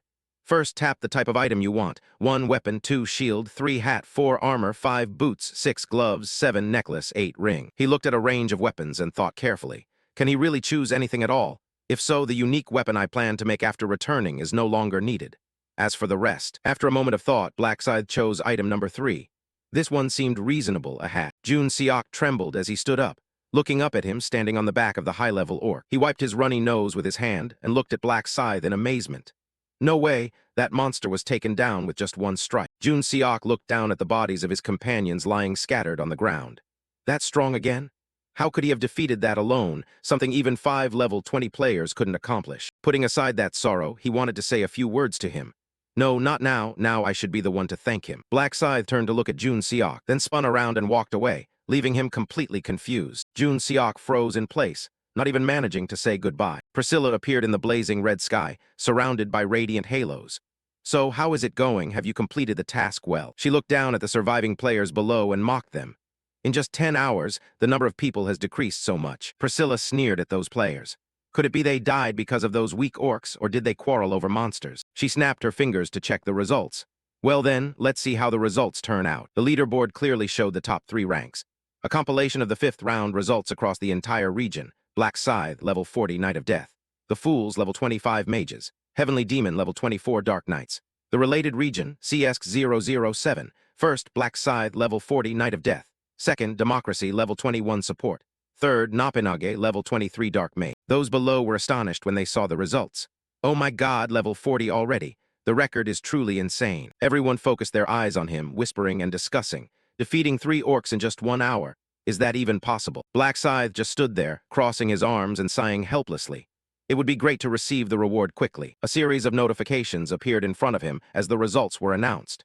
Congratulations, you have completed the task as the number 1 in this region. Congratulations, you have completed the task as the top ranker of the entire region. The number 1 regional reward and the choice of a rare necklace. The number 1 reward for the whole region is a special reward selection box. Black Scythe happily looked at the screen as everything went quite smoothly. Confirmation that you are the first player to achieve first place across the entire region for 5 consecutive rounds. You have achieved an unimaginable feat and received the title of the leader. It's done, just as planned. I have obtained the title. Upon receiving the title, he began to devise another plan. The title of the leader, condition to obtain. Achieve first place across the entire region for the first 5 consecutive rounds effect. Increases all experience gained by 1.5 times. Because of this title, I never missed first place in the entire region. I can't afford to miss the chance to grow 1.5 times faster. Black Scythe raised his hand and tapped on the golden chest on the screen. Now that the desired title is obtained, let's choose the first place reward. When he tapped it, a series of necklaces appeared. You can choose one of the following rare necklaces as a reward. Please tap on the reward you want. The Skull Knight's necklace, the Java necklace, the necklace of resilience. Black Scythe thought very carefully before selecting the item. Ordinary people might just choose randomly like a multiple-choice test, but I have already tried them all over many playthroughs. After a moment of hesitation, he chose the second item. What I need is the Java necklace. When the Black Scythe pressed it, a series of stats appeared. The necklace of Java, a rare grade necklace, effective, all stats +3, effect resistance +35%, durability 1000. Use level requirement of common rank or above. The description said it was a necklace that the alien race Java always wore. The necklace itself contained magical power. He looked at it and then thought about something. What he needed to strengthen right now wasn't power or stats, but resistance to adverse states. A ring and a necklace appeared, each with sparkling gems. Moreover, items with effect resistance are very rare, so if he didn't need them later, they could also be sold at a high price. The system continued to display the second reward. Next, you can choose one of the following special rewards. Reward, please tap the reward you want. 1. Triple experience buff for just 6 hours. 2. 6,000 gold. 3. Information about the 6th ring. This time, he didn't hesitate or ponder but decided immediately. Without thinking, he definitely chose the experience buff. Suddenly, Priscilla clapped her hands, the sound instantly attracting the attention of the players. She asked if all the players had checked their rankings yet. Everyone had already checked their rank via message, hadn't they? Priscilla's eyes flashed with contempt. By the way, the number of people who completed the task was exactly 1,588. As soon as her words ended, those ranked low began to be burned. Anyone ranked 1211 and below would be mercilessly eliminated. No, wait, Angel, please have mercy. They all cried out painfully in the flames, wailing miserably. Please spare me. Priscilla raised her hand to cover her mouth and sneered. How shameful to have to beg for your life like that. Humans really are no better than insects. He looked at her and also laughed scornfully. Do you think you're any different? Priscilla glanced at the ranking board. I guess you won't be able to finish it either. She sneered at the Black Scythe standing below. Side mission of the first round 5. Priscilla was quite surprised to see him. It's over now. With a dazzling flash, she said goodbye to him and then disappeared. Then humans, take a rest and see you in the next round. After Priscilla vanished, the system appeared to notify all surviving players. Round 5 finished. Entire area survivors, 19,327,557. Related area CS007 survivors, 1,211. Souls will be returned to their original spatial dimension bodies after a few minutes. Round 6 will begin at midnight on June 1, 2023. See you in the next round. Congratulations on surviving. He returned to his apartment. Ryu Min's entire body tensed up. He had to raise his hand to stretch a bit. Ryu Min leaned back against the chair, urging himself on. Meal's done, now let's get started. Black Scythe opened the system and started upgrading the new weapon. The combination window appeared, with the main material being the Reaper's scythe blade. The secondary materials included the heart of an orc and a wooden deity statue. Next, he added the items he had acquired. A rusty arrowhead and the fangs of 2 orcs. It seemed that Black Scythe was hesitating a bit about combining the weapon. If he pressed the combine button now, the weapon would be enhanced into a rare item suitable for his level. After some hesitation and recalling, He remembered that he had a black diamond taken from Yongmin. Finally, Black Scythe decided to combine that stone as well and press the button. Combining with the black diamond would no longer make it rare, but upgrade it to a unique item. A unique scythe carrying a mysterious black energy. Combination successful, you have created the Reaper's Scythe. After the combination finished, the system displayed the weapon stats. Reaper's Scythe, weapon type, unique quality, level 300, all stats plus 10, skill damage plus 10%, durability 3000, usage requirement, expert level or above. Description: the scythe once favored by the Reaper. It is said that darkness always follows the death scythe. He laughed heartily, startling Ryu 1, finally free from the Reaper's Scythe. Ryu Min used his last money to further supplement his skills. Now with the remaining money, he'll learn some general skills. Store, all equipment, materials, consumables, general skills. Explore surroundings, 20,000. The eyes and the skill used to display the navigation map. First, exploring the surroundings will help display it like a mini-map. The second skill helps the eyes see farther, enhancing vision to surpass human limits. And the last two skills are used to create a shield and aim accurately at targets.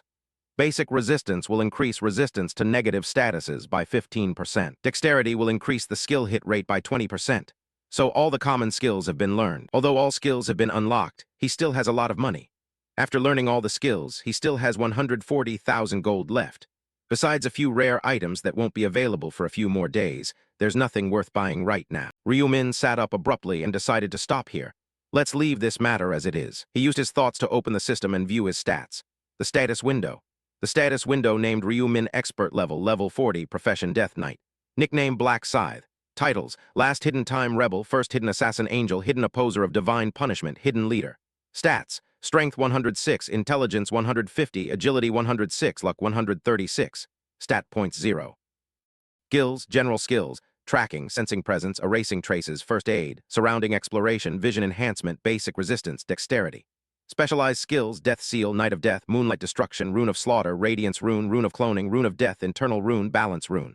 Additional features: Shop, items can be purchased. Combination, items can be combined. Trading, items or gold can be traded. Unlocks at level 60, unlocks at level 99. Ryu Min looked at the screen and smiled with satisfaction. With just the buff from the Balance Rune, it's already like this. If I add the Rune of Slaughter, my power will double. While he was thinking and the system slowly disappeared, excellent, now I'm as strong as I can be. It's time to start doing business with Ma Jeonrock. After finishing that deal, I'll take advantage of Yongmin. Suddenly something occurred to Ryu Min. Wait, thinking back, what's happened to that guy now? I wonder if he survived his plan. He opened a skill and began searching for someone. Tracking Yongmin. Ryu Min smiled happily upon finding Yongmin's location. Being able to trace him meant he was still alive. Great, he could still be exploited further. With eyes as cold as ice when thinking of him, smiling scornfully, he was determined to make him fail. But this time would be the last time he used Yongmin. After using him in this real world, he'd be discarded. The scene shifted to a large building inside the city. Inside a lavish cafe, Julie sat there alone. She looked up somewhat puzzled at the outside. Why did Ryu Min want to see her again? In her mind, she pictured the next scene. Don't say it was just her imagination. Ryu Min gently approaching. Julie, I miss you. Thinking this made Julie extremely embarrassed, she tried to keep calm. What a silly thought. Stay calm, absolutely no outward signs. She was still lost in the chaos when the door swung open. Ryu Min entered with the aura of a handsome prince, turning his head to search for her figure. Noticing her sitting in a corner, he smiled and greeted her. You're here, have you been waiting long? She quickly stood up to explain. No, I just got here too. Feeling a bit shy, Julie said she would go order drinks. What do you want to drink? Today it's on me, pick anything you like. This made him quite happy. Really? Then I'll have an Americano with an extra shot. She nodded in agreement. Okay, wait a moment. After sitting down in the chair, Ryu Min's face became strangely friendly. Thanks for the glass of water, Julie. Julie felt that something was off and began to ponder. Why does the atmosphere feel so tense today? Probably because I was overthinking earlier. Before she could say anything, she thought again about the close scene between the 2 moments ago. This time, Ryu Min gently spoke. So, how is your 5th ring? He seemed quite embarrassed as he looked at her face. You've encountered the Black Scythe, right? She nodded in agreement. Ah, just as you said, I met him and went hunting together. Julie brightened up and announced. Honestly, I had my doubts. The number 1 ranked person agreed to team up with me, but when I showed him my buff, he immediately nodded. It seemed this was part of Ryu Min's plan. I told you, just by looking at your buff, even the Black Scythe would need it. She nodded, laughing and understanding. Thanks to that, hunting became extremely easy. He helped a lot. It was the first time I ranked 2nd in the whole region. This made Ryu Min look surprised and stare ahead. Rank 2, amazing. What did you get? Her eyes became extremely eager. Want to see. Julie summoned the necklace in her hand. Her face glowed sparkling because this item was a rare mid-level necklace that increased agility stats. So, does it look good? Ryu Min looked at the necklace in her hand and had to marvel in surprise. So beautiful, she immediately held it out to him. Here, take it. This made him quite awkward. Why would he give it to me? She quickly urged. Just take it, I got it because you guessed right. It seemed he was still too shy about these things. No, I can't, this is your achievement. But Julie's eyes were very determined. That's not it, the black scythe carries me, so the hunt feels light as if nothing. Ryu Min could only force a smile. Then take him away. She sighed in surprise. Why would he need such a low-rank item? He also had his own thoughts. Of course not, he doesn't need it. Seeing the situation, Ryu Min hurriedly waved his hand to explain. Thanks, but I don't need it. I haven't reached the regular rank yet. She felt a bit puzzled. You haven't reached regular rank, so what level are you now? He sighed and lowered his head sadly. Level 19, I've only killed 300 orcs in 10 hours. Seeing his attitude, Julie could only put away the necklace in her hand. The prophet class isn't really suited for close combat. Sensing something was off, she became curious. How does the prophet class fight anyway? Ryu Min laughed, scratching his head, not knowing how to explain. I have a few magic skills, but performing them is a bit awkward. This made her hesitate and think. Then there's no need for the agile archer's boots either, since magic is based on intelligence, right? He nodded in confirmation. Exactly. She also pondered something. Then, a new item appeared in Julie's hand again. I'll give you this instead of the necklace. She also smiled sincerely and explained. I picked it up while hunting, so just take it. I don't know if it's any good, but it's the thought that counts, so please don't look down on it. Seeing her treat him so kindly, Ryu Min was somewhat touched. He gently reached out to take the item from her hand. Thank you for thinking of me. This contact made Julie blush with embarrassment. It's not like I'm thinking anything, all right?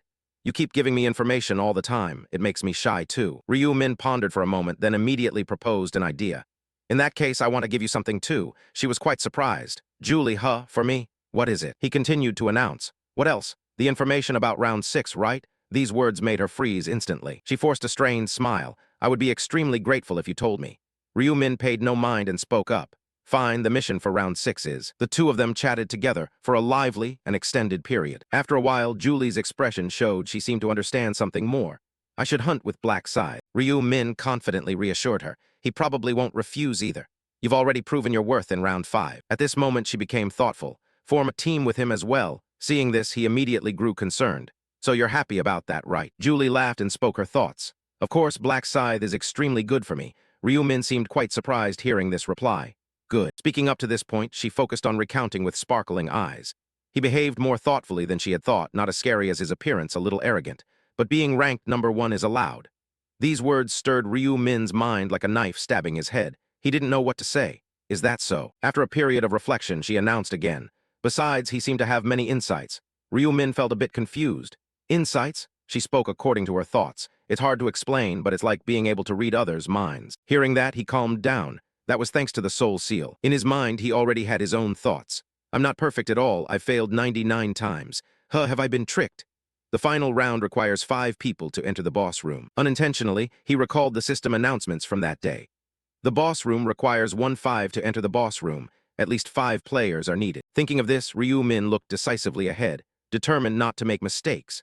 No matter what, I'm out of chances. I have to reach the final round at all costs. Both Julie and that American pastor as well. Seeing him so thoughtful, Julie felt a bit puzzled. Min, what are you thinking about? He hurriedly shook his head to explain. Nothing, don't worry. She was quite curious. Are you worried about the next round? Ryu Min nodded in agreement. Yeah, I'm not very strong. She sighed with regret. If the areas were merged, I could still help you. He felt quite surprised. Help for free, She nodded to confirm once again. Of course. She sighed as she explained. It's always me receiving help that makes me feel guilty. I wasn't able to help you at all. Seeing her look so guilty, Ryu Min calmly had his own thoughts. You helped a lot, Julie. Thanks to you, I took down the high-level orc in just a second. He gently comforted her. Don't stress too much. Sooner or later, we'll meet again in another world. This finally made Julie lift her head and smile a little. Really. She gave a bright, encouraging smile. Then let's do our best together. He just raised his hand and nodded, although he had his own calculations in mind. If she finds out that he is the Black Scythe, he doesn't know how she would react, and that was his biggest worry. Time quickly shifted to the late afternoon at the Devil Corporation. Ryu Min stepped inside. The secretary bowed his head and announced, Sir, principal shareholder Ryu Min has arrived. Seeing him appear made Ma Jonrock excitedly stand up and greet him. Welcome, esteemed shareholder. He quickly pointed to a chair and then signaled to the secretary. Please have a seat here, sir. Manager On, bring us 2 cups of chrysanthemum tea. The secretary also nodded understandingly. Yes, sir. After taking his seat, Ma Jonrock immediately got straight to the main topic. The main shareholder, the prophet, how was your trip? Ryu Min smiled and replied, very good. The driver you sent was very polite. Hearing that, he breathed a sigh of relief. That's great. If anyone bothers you, just tell me. I will handle it immediately and take appropriate action. He then reasoned. Ma Jonrock, the man who kills a criminal every week, talking about appropriate action. Suddenly, he called out, ah, right. A plan formed in his mind. It's best not to say anything reckless. Ma Jonrock looked outside and then suggested, have you eaten yet? If not, we can eat together. Seeing this, Ryu Min laughed and replied, there is something more important than eating. This made Ma Jonrock extremely excited as he stood up. Could it be? His face was full of anticipation. You came to provide information about the next round. Seeing the expression on his face, this made Ryu Min very pleased. He was desperate. He spoke up with a proposal. Of course, I will share information about round 6. Seeing that, he responded happily. Really, I am very grateful. Just as he finished speaking, Ryu Min interrupted. In return, I want you to convene an urgent meeting of the shareholders. He calmly voiced his thoughts. It's time to discuss business. We will have to change our business line and even the company name. Ma Jonrock immediately changed the expression on his face. What do you want me to do? Ryu Min was not to be outdone and went straight to the main topic. At the meeting, I want you to support the project I am about to propose. His voice continuously echoed inside the office. As I said before, don't object unreasonably. That means you must persuade the other shareholders. Ma Jonrock remained silent after hearing these words. From what I foresee, they will not be pleased about this. Sensing something was amiss, Ma Jonrock hesitated, confused, and about to react. What kind of business is this, after all? All his reactions were directed at Ryu Min. He had his own calculations. Judging by his expression, he was dying to know, and understandably so. Hear me say he's switching industries, yet still bringing success. This time, he spoke slowly. The business I'm about to launch is creating an exclusive social network platform specifically for gamers. Ryu Min confidently announced. It's about creating an open, exclusive platform dedicated to players. This made Ma Jonrock puzzled. You mean a website? He nodded to confirm. Yes. The difference between a normal page and this one is that it's for players to use, and it's for buying and selling items instead of everyday goods. Ma Jonrock's eyes narrowed in suspicion. You can buy and sell items for cash. He still seemed hesitant. He patiently explained. We'll let sellers decide whether to trade or to receive compensation for their items while they're listed on the site. This also left Ma Jonrock quite bewildered. I get transactions, but do players need cash? Ryu Min calmly guessed, some will. He continued reviewing the original plan. For now, there is no other way. Ma Jonrock found it a bit hard to believe, so that's how it is for now. What about later? Looking at Ma Jonrock's attitude, Ryu Min admired him inwardly. He's quite smart. However, all this had been predicted by him. He calmly laid out the plan he'd prepared beforehand. Yes, I've looked into the future and saw someone over level 40 trading with gold instead of cash. It was the first time you'd heard of this plan. Gold. He explained the preset plan more clearly. Upon reaching level 40, you'll unlock a negotiation feature. Using that feature, you can transfer gold between players. We just need to build a system on the site to exchange gold safely when the time comes. A smug look crossed his face. Of course, we'll take a fee in cash or gold. After hearing this, Ma Jonrock sat silent and thoughtful for a long while. A social marketplace for players, huh?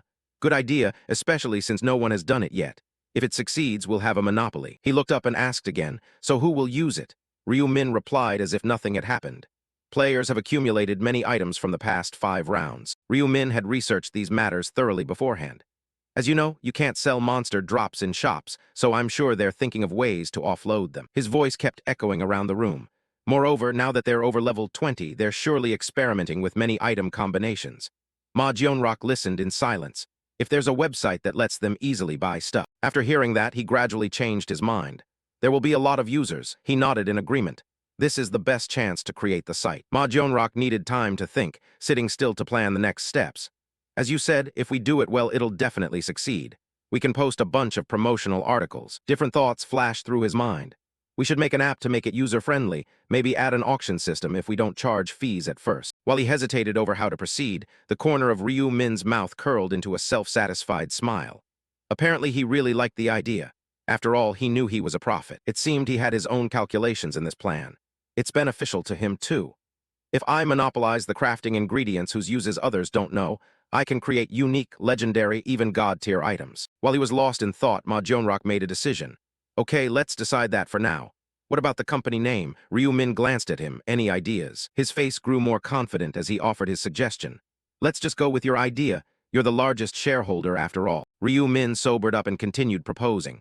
How about player place, to emphasize that it's for players? Ma Jionrock silently agreed. Sounds fine, and it abbreviates nicely to PP. Hearing that, Ryu Min exhaled a relieved breath. Good, so how long to develop? He pondered carefully, then announced, at least a month. Ryu Min nodded, thinking to himself, that means after round 6. Recalling something important, Ryu Min quickly declared, by the way, let me talk about round 6.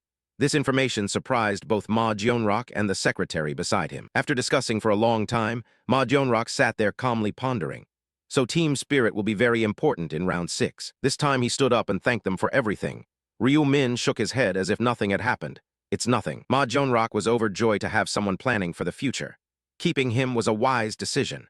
Thanks to him, things ran smoothly both in the real world and the other world. He looked up and smiled. So we'll launch the business as you described. I'll convene a shareholders meeting as soon as possible to approve the idea. His face brightened. Will you attend the meeting to present the proposal? Ryu Min nodded at the idea. Sure. He quickly placed his trust in him.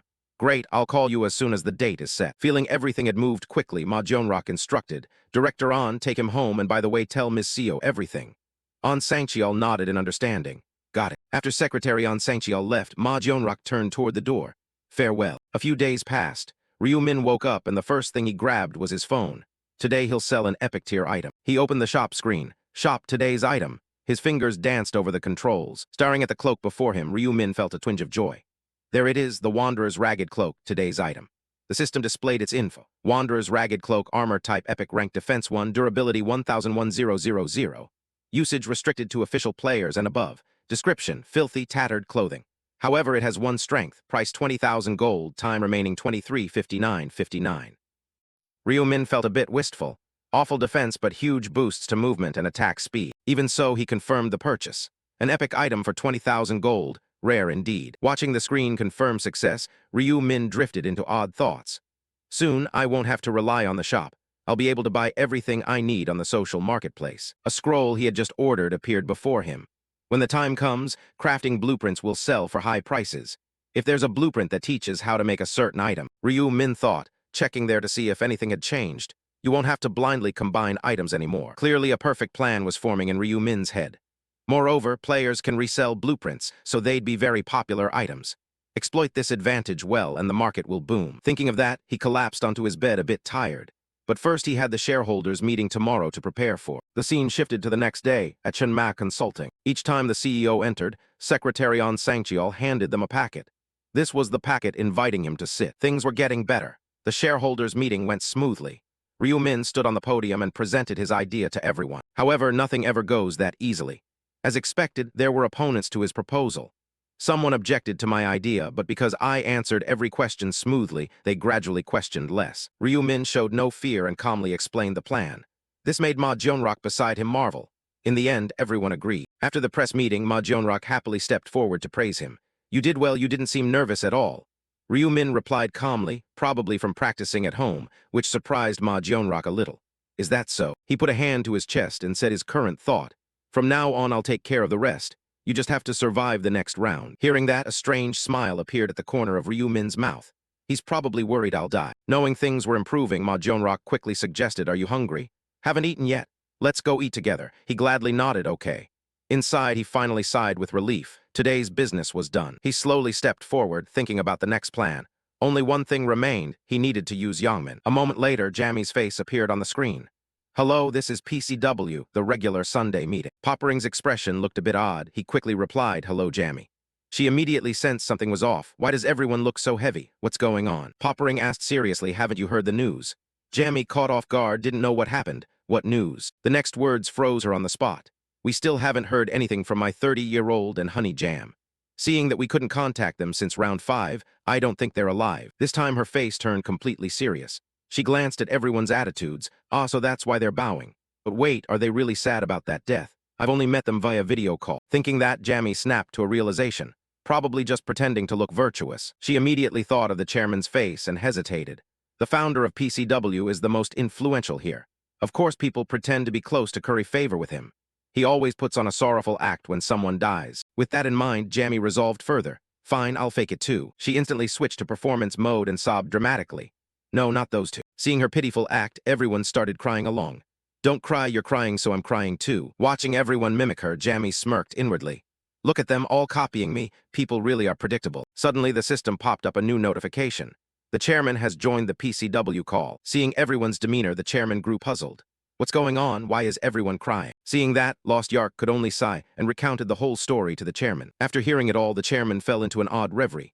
I see, but I'm very glad you guys are alive. He closed his eyes tightly and said sadly, no round has gone smoothly. Now we're down to 6 people. This time one of them asked in surprise, Chairman, can't we choose a new administrator? The chairman hesitated, then replied, I'd like to, but there's no one capable.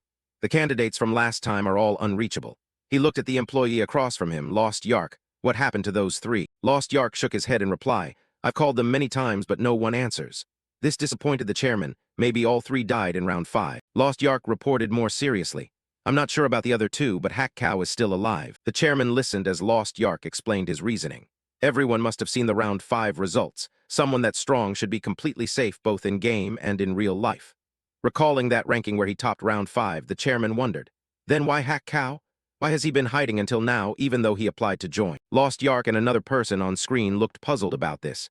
I don't know that either.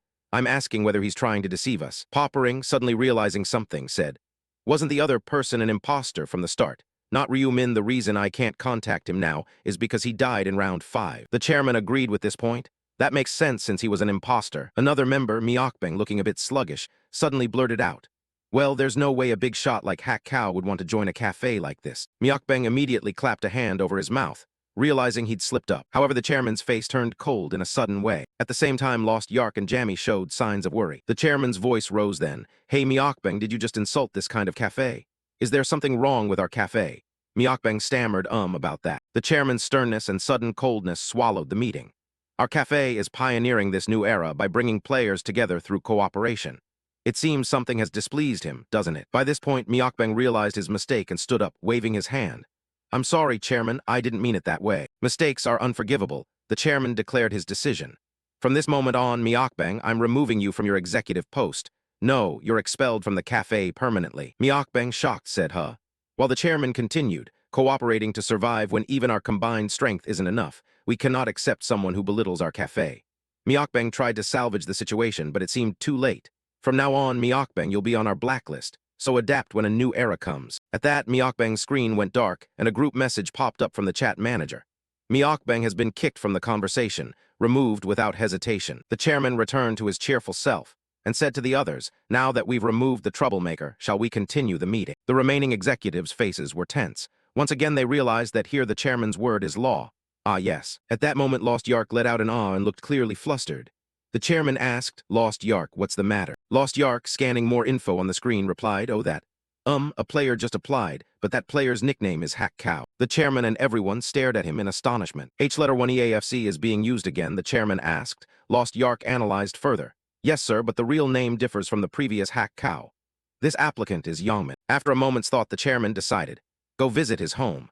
We can't be sure it's Ryu Min, but we have no other choice but to meet and find out right. A follow-up concern. But if he's not him, what should we do, Chairman? The chairman said coldly. Then he'll pay for daring to toy with us. Elsewhere, a player was sitting in an internet cafe. That player was none other than Ryu Min. He sat there brooding.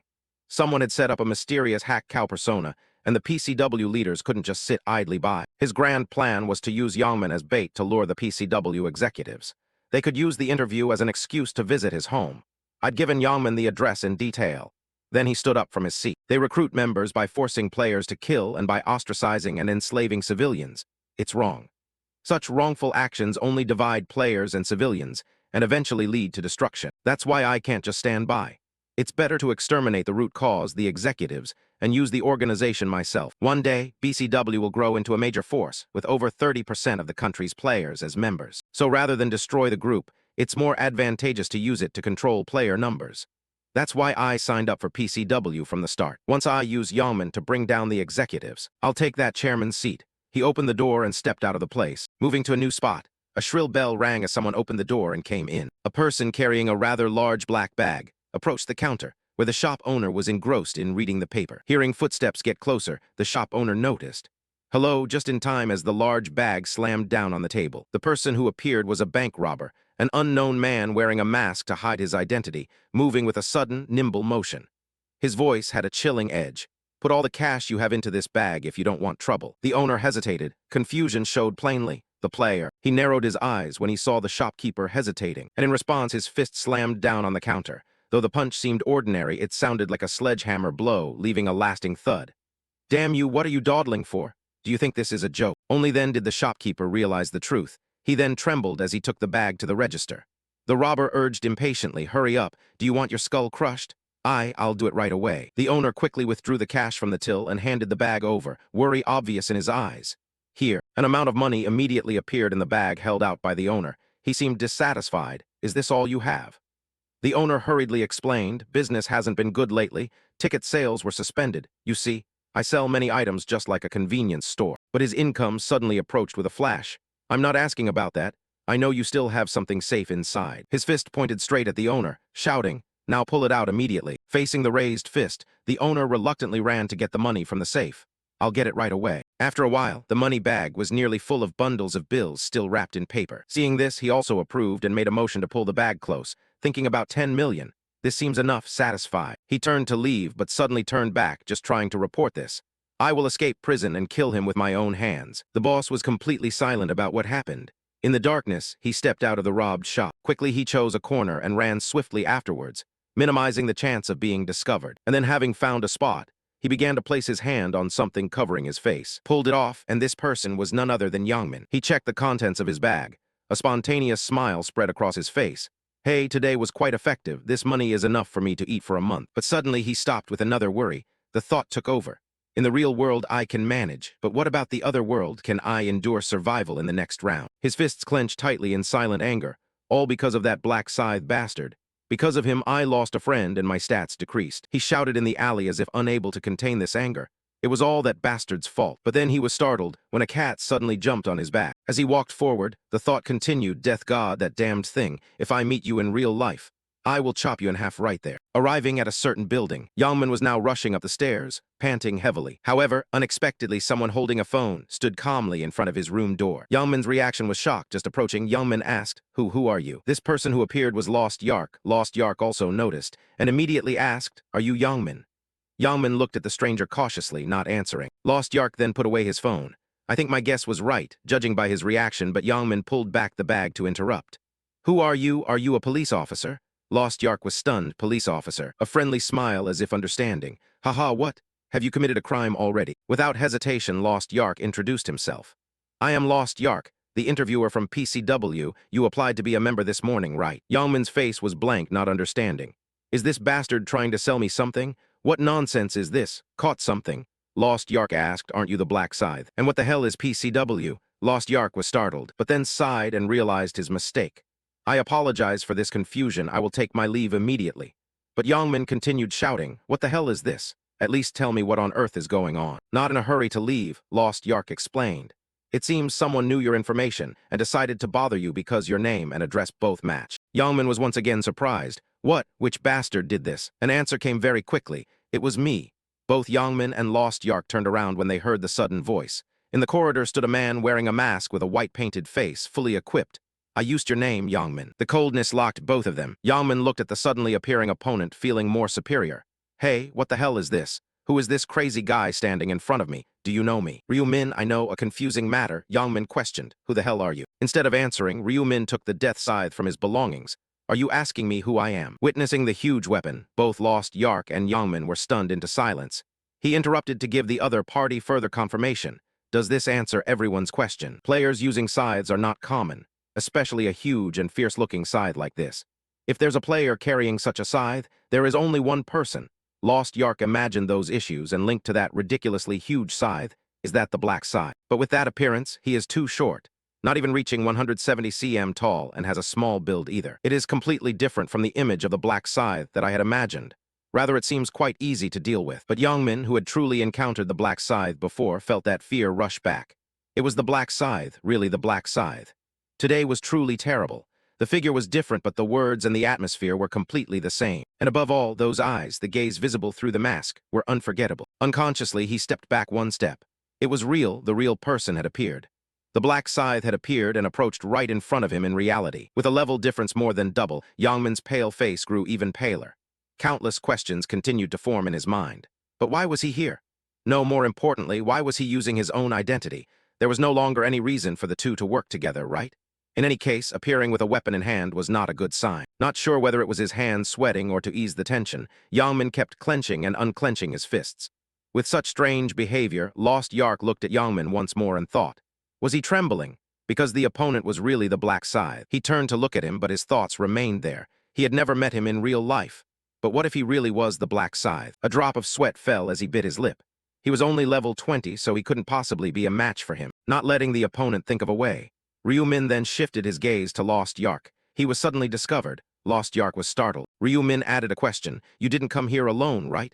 Tell the others to step outside. I know they're already here. Lost Yark was immediately shocked by this. He even knew there were other executive directors here. Before Lost Yark could speak, the two men hiding on the stairwell appeared. Oh God, we're caught.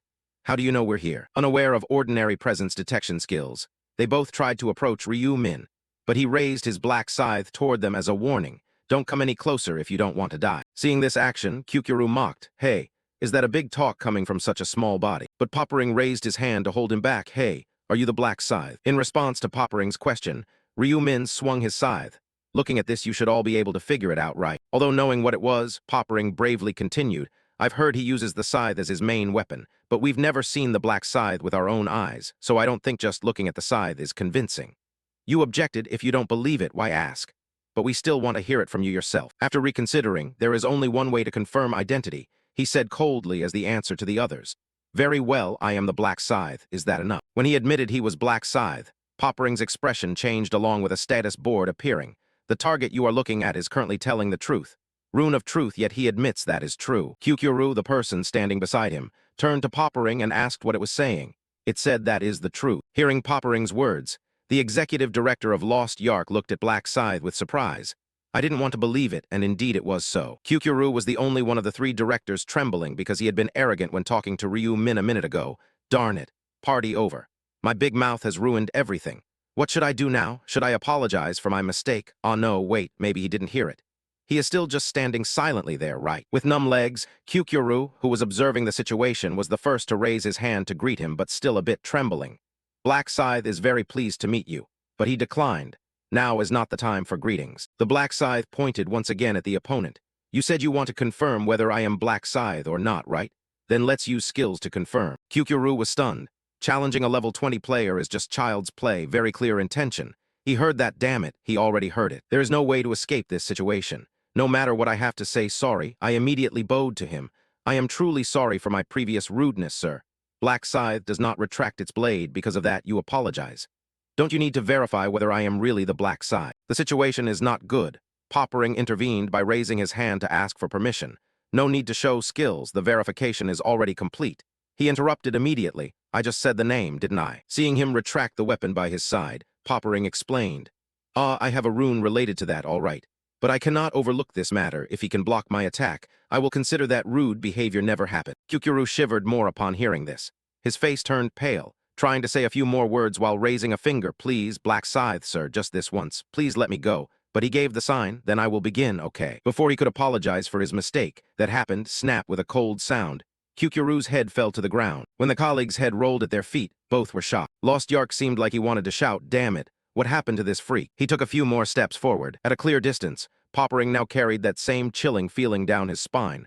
I didn't even see him swing the scythe. Frustrated by the sacrifice of a colleague, Lost Yark could no longer hold back his emotions and shouted at him, Black Scythe, what are you doing?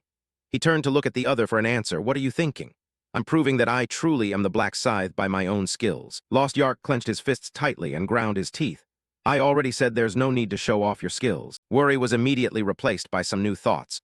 Surely we came here to recruit him. But are we supposed to accept a madman who kills without warning as an executive? Poppering also began with a jumble of thoughts. It's too dangerous to make the Black Scythe an allied member. If we cannot recruit him to our side, we need to kill him right here and now. Both converged on the same calculation, but he is currently level 40. That won't be easy. We must pretend to surrender, make him lower his guard and ambush him. But their thoughts stopped when he breathed out a long breath and spoke. How ridiculous. You all are really showing killing intent. Do you think I wouldn't notice something like that? Poppering was caught off guard and startled, but then corrected his own words. What are you saying? Ryu-min immediately voiced the other's plan. Are you plotting to kill me? Poppering stammered, trying to justify. No way. How could we possibly think about killing you? The Black Scythe, Ryu Min coldly spoke out the thoughts previously held by the other side. You just need to bow your head and pretend to surrender like this. His gaze shifted to Lost Yark and then ambushed me. Am I right? Both were left speechless when struck at their core. His inner thoughts had been clearly read. Then he turned to look more at Yangmin.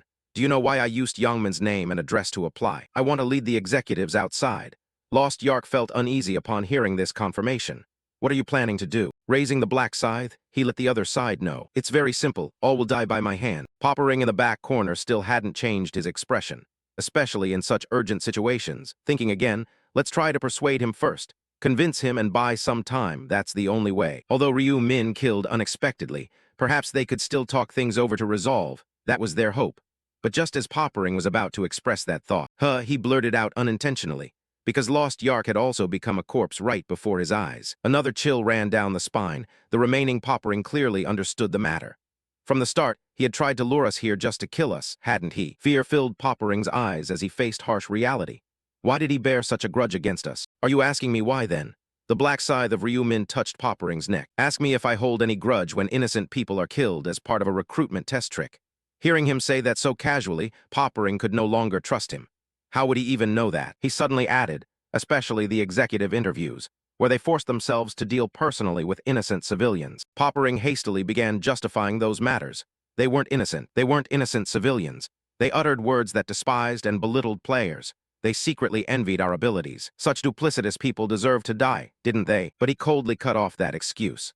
What about you, then? While treating others harshly, you are lenient with yourself. Isn't that a double standard? Poppering doubted deeply about this. He was really troublesome. He didn't even know who I was. His eyes turned white as he looked at the other and forced himself to say those words and reflect. Why wouldn't I know? I can see through everything with my rune, my truth. Following that thought, he immediately cut the other into two parts. Blood stained his mask heavily. The thought continued. Only scum would kill innocent people. His gaze shifted to the other person in this space. Yangmin was trembling, looking frightened. He stood there and added a final sentence that caused the other great fear. There is no need to be afraid. I will take you to your friends right away. When Ryu Min glanced over, he could see Yangmin trembling from fear. As he stepped directly toward him, Yangmin took a step back and pressed seriously against the wall. How do you know my friends? Ryu Min replied coldly with those footsteps. Why wouldn't I? Haven't we played together before? Or rather, more accurately, I was dragged everywhere by your group. Ryu Min still looked at Yangmin, who looked at him as if wanting to ask what nonsense he was talking about. His body covered with many bloodstains from those he just killed. Ryu Min slowly removed his white mask. Don't you know who I am? To surprise the other so he couldn't say a word, a familiar face appeared, but instead with a smile that had no hint of killing intent. It's me, Ryu Min, the one you used to bully. Reactions when something unbelievable happens vary greatly. Some people's faces may become as hard as stone, and Yangmin did just that. What? It's Ryu Min. Two scenes flashed in his mind as if overlapping. One was Ryu Min curling up like a turtle and being kicked by Yangmin himself. Bastard. Didn't I already tell you to bring the money? The other that appeared was the black scythe causing everyone to fear, as its black blade cut off people's limbs with overwhelming force. That loser. Is Ryu Min actually the black scythe? Yangmin lifted his head once more. Even after rubbing his eyes, he could clearly recognize that the person who removed the mask right before him was Ryu Min. Are they the same person? No way. Seeing the other trembling because of what he had done earlier, he added a probing question. You don't believe in these things, right? That I'm the black scythe. Closing his eyes and putting the mask away, Ryu Min recounted an old story. I understand. It was only last year when I was the one you beat to a pulp. The more Yangmin faced reality, the less he wanted to believe it had happened. His face turning purple and his voice gradually unable to keep calm. You what? Have you been joking with me all this time? Why would you act like a foolish loser? He was a bit surprised by what the other said. Ryu Min questioned back. What are you talking about? Since when have I been acting like a fool? However, it was still the black scythe. Ryu Min spun once and slashed across one arm. The bag along with countless bills met the same fate, cut and scattered outside. The pain spread all over his body, and Yangmin collapsed to his knees in the hallway after the impact. He stood still holding the scythe forward to explain. Hearing someone like him call me a foolish loser really pissed me off. Yangmin's groans echoed throughout the area, but he didn't want him to do that. Be silent unless you want your tongue cut. Yangmin tried to hold back tears and endure the pain. Blood oozed from the horizontal cut, but he did not want the opponent to die so easily. All right, be good. I'll give you first aid. Ryu Min raised his hand and applied first aid. The rows of jade runes immediately moved toward Yangmin. Go ahead. The bleeding had stopped and the cut was restored to like new. Although Yangmin did not understand what he intended to do, the answer came immediately. What? Your arm is already severed. But it doesn't really matter anyway, you will soon die. The shock along with everything becoming too surprising. Yangmin tried to suppress the trembling in his body and voiced his doubt. Are you really the Ryu Min I once knew? Ryu Min shook his head slightly and looked with cold eyes. No, the Ryu Min you knew has disappeared. Then he slowly raised his black scythe, like an executioner about to gently ask for the head of a prisoner, goodbye. In a critical moment, Yangmin shouted with urgency, wait, Min, I've bullied you a lot, haven't I? I was wrong, I truly regret it. Please don't kill me. The black scythe stopped moving in midair because of that. He coldly kept his eyes on Yangmin. Are you sure? As Ryu Min listened, Yangmin seemed to see hope. If I speak well, I might save my life. With that thought, Yangmin chose his words more carefully. It's true, killing me wouldn't bring you any benefit, right? Instead, why not use me as a substitute? Withdrawing the black scythe, he asked, use me? How so? Yangmin hastily tried to continue. Well, I can be your exclusive servant. If I have to crawl, I'll crawl. If I have to run, I'll run. I'll do anything you ask, doing errands to lure prey while hunting or anything else you want. Upon hearing this, Ryu Min raised his hand to his chin as if preparing to contemplate. Yangmin's eyes brimmed with anticipation, but only for a brief moment he shattered the other's dream. No, it's still not good enough. Are you still thinking about whether stabbing me in the back is right? The whole story about the servant was just to buy time to kill me. Yangmin was sweating continuously.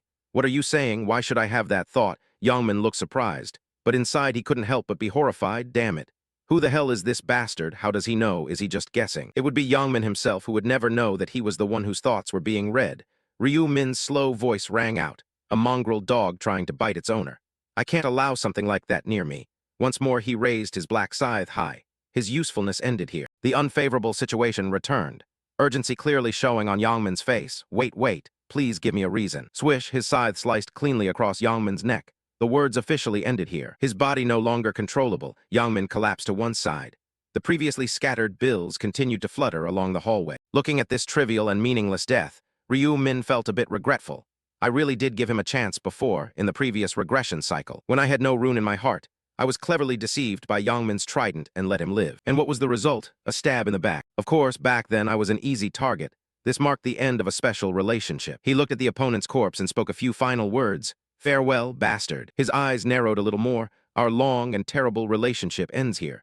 This is the last time I have to see his cursed face. He sighed softly, then brushed his hand. First, I need to clean this place, erase the traces. Yangmin's body was covered first, and he also did not forget the remaining 3 corpses. All 4 bodies completely disappeared by trace erasing skill.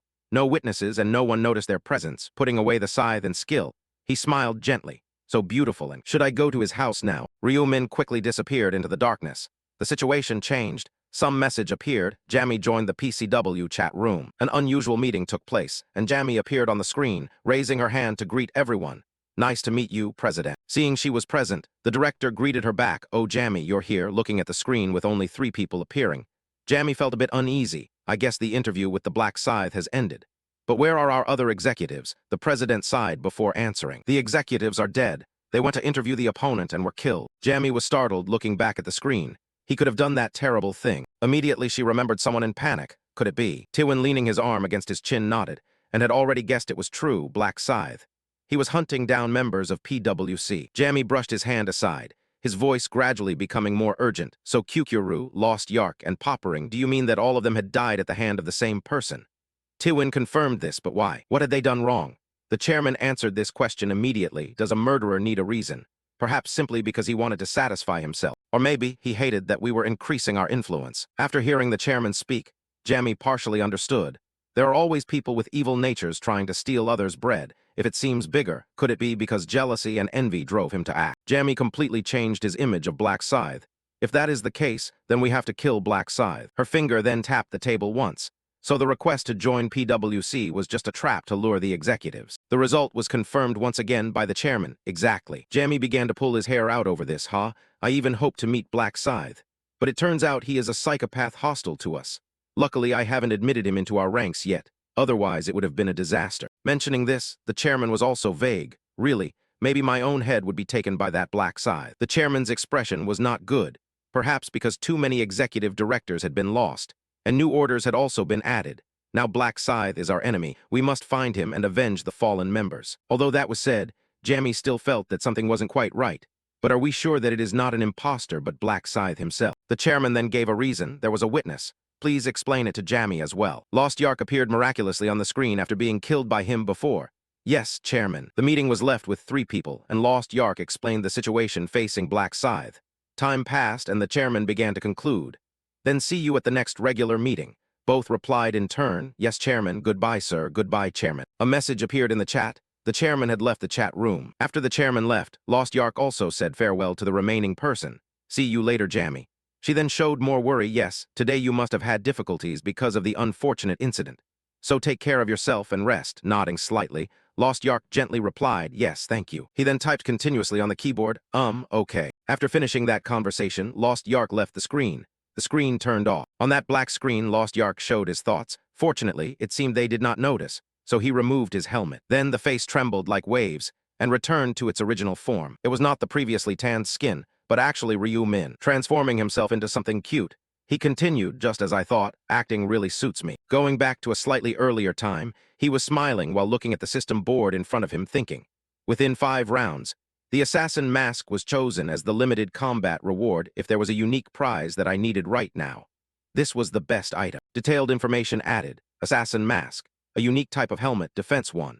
An effect that mimics the appearance of a player you killed by remembering from the start the disguise, face, skin color, voice, and even the figure all completely change. Durability 3000. Limited usage, expert level and above. Description of a thin mask, transparent, favored by assassins with a success rate of up to 99%. It is said that no one knows his true face, although this item has nearly 0 defensive power. But being able to change the appearance of the player you killed is a huge advantage. No assassination is easier than betrayal from an ally. He turned to the side with a new idea. Honestly, I wanted to kill the chairman and become the opponent, but the assassin mask had no effect on him. Because the chairman is not a player, and the head of the players group is also not a player. Isn't that an irony? He left and walked away immediately. Besides that, there is a crafty player named Jammy who is very close to him. With my current level, I have no way to counter her skills. Until I find a way to deal with it, I will avoid contact with the executives in the next phase. I will faithfully perform my role as Lost Yark through video chat and monitoring the situation. The door opened. He promptly left this place. After that, they probably will not try to find Lost Yark until the next meeting. Meanwhile, I should probably restore the durability of this marble of eternal slumber. Looking back at that distant place, he came up with a new plan for himself. I think I should travel abroad then. Move to a wooden house in a forest in England. Someone is continuously swinging a hammer for their blacksmithing work. After completing the impurity beating, the iron bar is soaked in water for quick cooling. Just taken out of the water, it immediately revealed the shape of a long dagger. The sizzling sound along with the steam smoke rising, when the blade's condition was confirmed to be good. This person proceeded to grind the blade with a machine. Russell Daniel held up the piece he had created to admire it, smiled brightly, all done. Although he created a satisfactory work, he sighed with a hint of unhappiness. Just placing that dagger on the table, he immediately stated the reason. What's the use if it's made? It might not even sell. Ever since those damn angels appeared, my customer base has significantly decreased. Lifting the dagger to admire it once again, he grew more worried for himself. I have tried to manage and get through, but now I have truly reached my limit. The balance in my account has also run dry. Should I start looking for another job right now? My dream is to continue the blacksmithing craft for as long as possible. Is there any way to make that happen? Just at that moment, he seemed to remember something and smiled brightly at once. Thinking back now, they said they would grant me a wish when I reach round 20 to nurture that dream of mine. He immediately made himself look cute by pounding both hands hard on the table with a new idea. Yes, I simply cannot give up blacksmithing. What is the best thing about being young? It is that a man must have passion. He decided to cast aside that sadness and move forward. I will get through the final round and realize my dream. Even in another world, I was granted the blacksmith's profession as if it were fate itself. Although the blacksmith profession is not suitable for combat, at present I can still manage. The weapon's attack power is increased by 150% due to the weapon polishing effect, because I acquired the weapon polishing skill when reaching level 20. Thanks to that, I easily defeated an orc. The super big determination was immediately created by myself. Let's try to reach round 20. The more confident I was, the more disappointed I became afterward. That's one thing, but money is still money. I don't even have money to buy materials right now. My eyes looked far away. I couldn't do anything else. I will rest for a while to save enough money to buy materials. So when I have money, I will return to the hut and start again. As one of my hobbies, I stood there arranging everything. First, I should look for a job after descending the mountain. At that moment, the familiar figure of Ryu Min suddenly appeared outside the house. Daniel inside seemed to detect someone else here through the sound of footsteps, so he turned around. Ryu Min, handsome, carried a big bag and casually put one hand inside his pocket, naturally stepping in. Daniel started to note that he was an Asian youth. It is really rare for anyone to come to this place. Seeing him stop at the door, Daniel immediately asked two questions in a row. What's going on? Are you lost? Without answering those two questions, Ryu Min smiled and extended an arm forward in place of words. Russell Daniel, right? You're famous as a young black steel powder smith. Hearing that you can speak fluent English along with knowing my name, Daniel was startled for a moment, then straightened up and asked once more, who are you? Ryu Min got his confirmation. Judging by his reaction, I must have come to the right place. Fooling around to sift through his memories to see if I was in there, the suspicion grew even more now. Where did you hear about me? I didn't hear it anywhere. I saw it. Saw it. Ryu Min placed his hand on his chest. A reason to further convince the other party. I am a prophet. I can see the future. Daniel was somewhat confused about this. A prophet, that was a nonsensical thing to say at the first meeting, right? But he suddenly interrupted. Level 21. Profession is Smith. Area name is C. ESK-008, right? Instead of answering, Daniel stood frozen once again. The thought quickly locked onto his mind. Even if he could guess the level and profession correctly, yet he could also say the name of the area. Ah, he really can. Daniel began to gradually believe it. Fists clenched tightly, and a quick exchange was established between the two. You really can see the future. Yes, I have never heard of a profession called prophet before. Ryu Min smiled and explained that. It's rare, so that can be understood. You might not know, but it's a unique type. Only one person can have it. The prophet is one of those types. After those words, Daniel's suspicion grew even more. Why would such an extraordinary person come here? Hearing the other party seemed to have no good impression of him.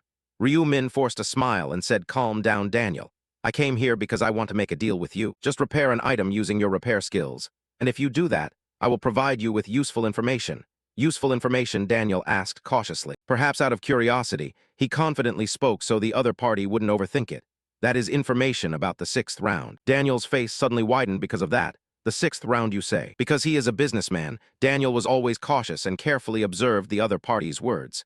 This time he couldn't help but be wary of these words either. If I could know the next round in advance, that would definitely help me get through it. But repairing an item to learn about the 6th round, isn't that reward too great? Daniel decided to ask again to confirm once more. Are you really going to tell me information about the 6th round, just so I can restore the durability of the item? Don't you want anything else? Ryu Min looked at the puzzled expression on Daniel's face, and a thought also crept in afterward.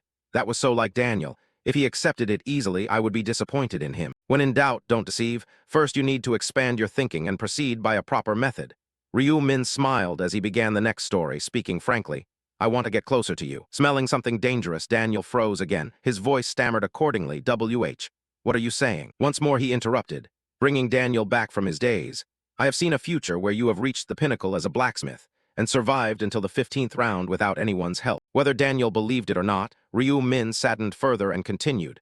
But that is where it ends. There is no future for you beyond that. It is a tragic thing. But a smile appeared right after. But I can help you.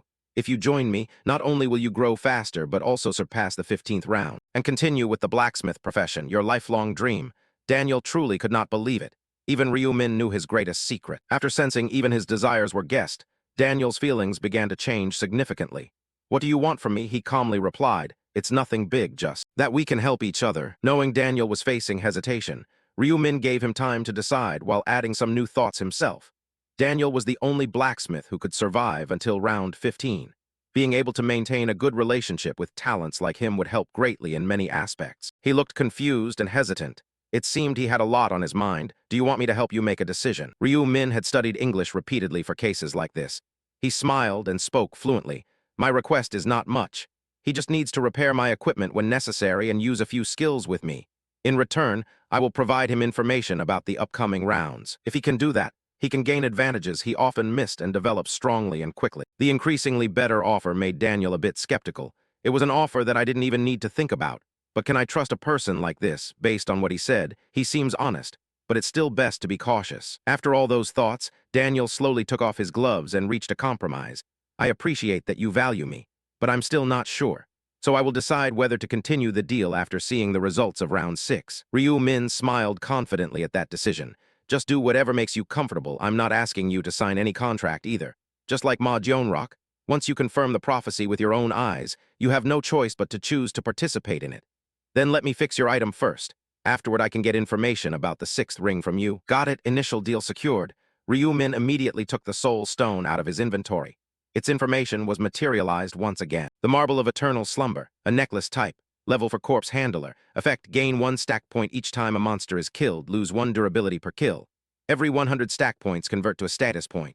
Durability 11000, requires normal level or higher. Description: the necklace has a cloudy gray bead.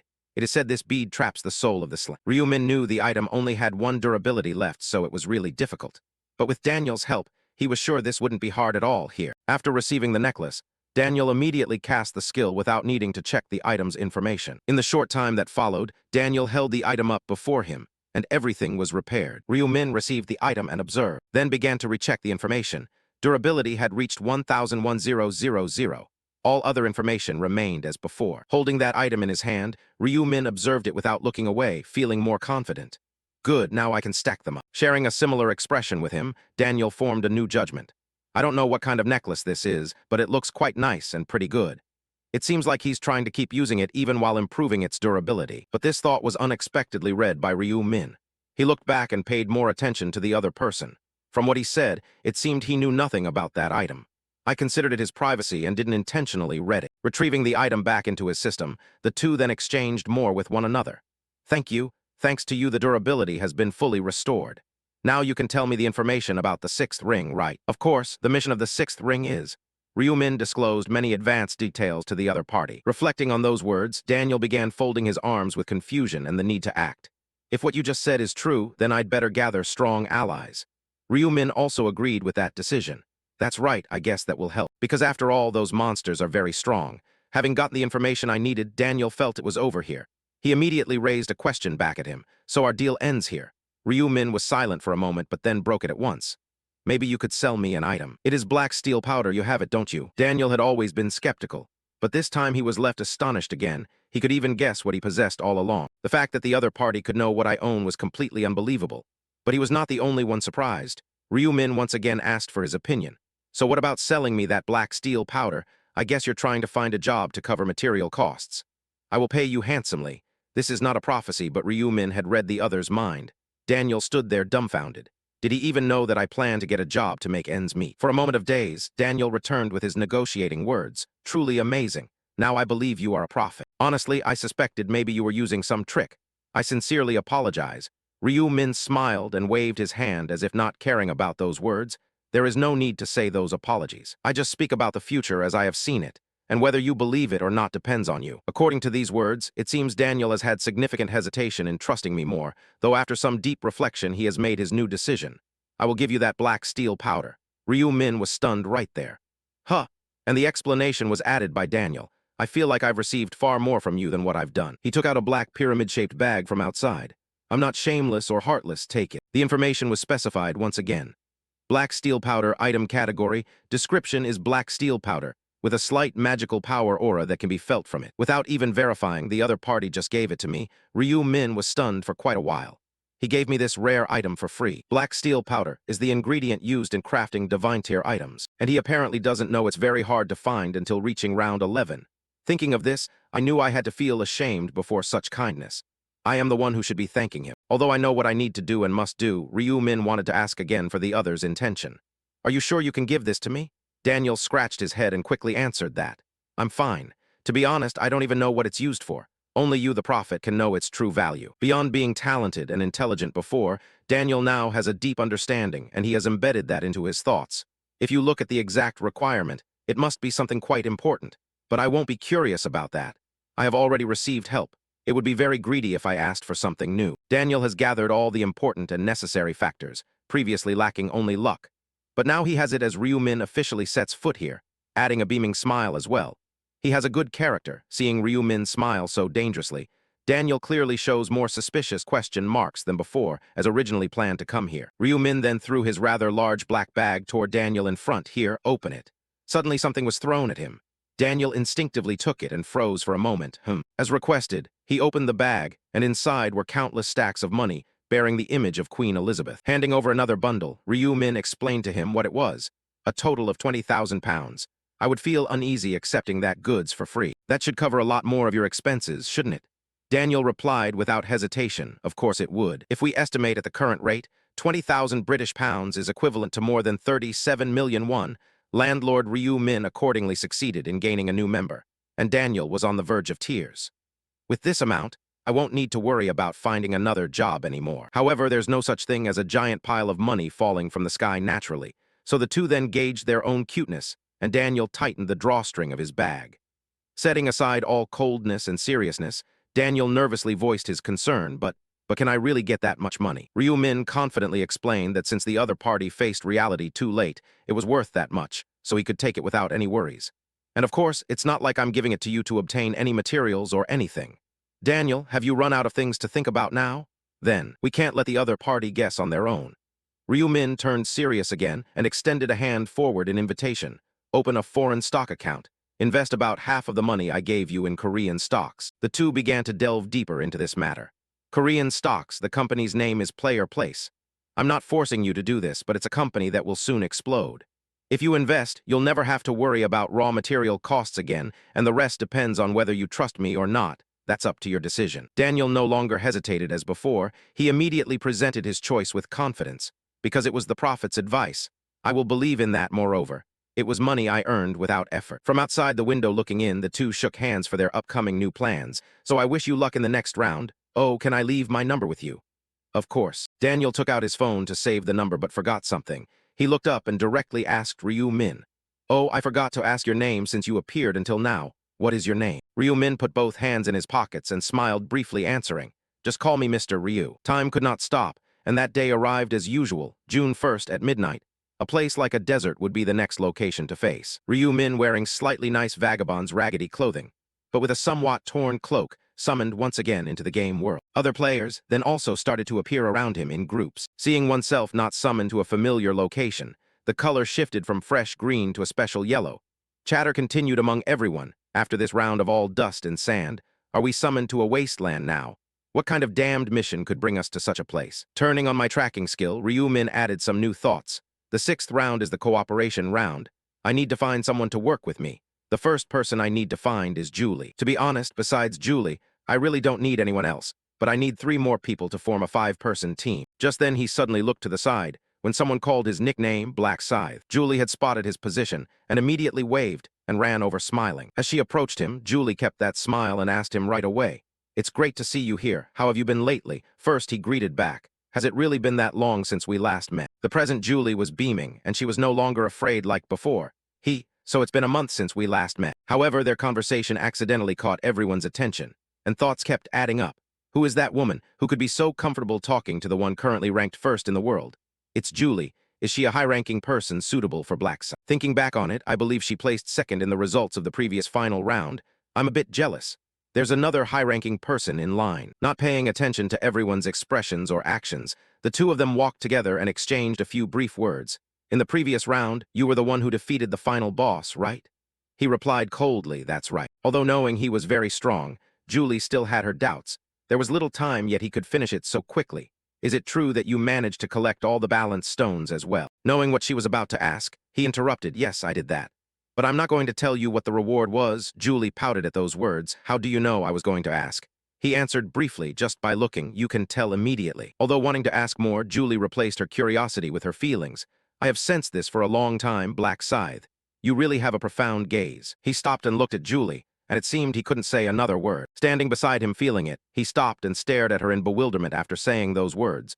Julie's face reddened and her heart started racing. Hey, Julie, why did you say something so strange suddenly, so embarrassing? Not wanting the atmosphere to get worse, Julie decided to take a step back, bowed quickly and spoke loudly, too shy, sorry for that. Ryu Min didn't mind, it's nothing to apologize for. Julie realized this, oh, he's right. To make up for those words, he gave a smile. After all, I should be thankful for the compliment. He smiled along, the new idea had already come to mind. At first he was attentive, then sometimes cold and dignified. He really is an interesting person. And then she started the conversation again, but Black Scythe, you. However, the conversation had to stop, because Seo Arin and An Sangcheol, who were standing nearby, saw both of them. Who are Black Scythe and that woman? Immediately the two of them approached the position where Ryu Min was standing. An Sangcheol sent his greetings.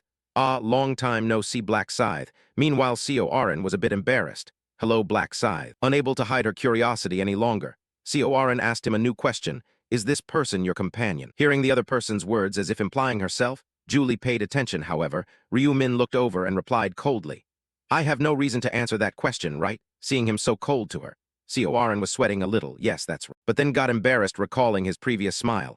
Just now he was smiling so comfortably, but with me. Cutting off her thought, he then asked the question back. Anyway, what brings you people looking for me? Asked so quickly.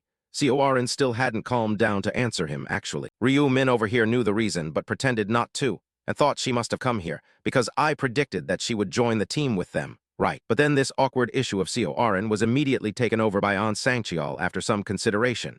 Yes, Black Scythe, honestly speaking, we want to form a team with you. With the face of an assassin, he slightly narrowed his eyes, questioning back. Form a team, you all with me.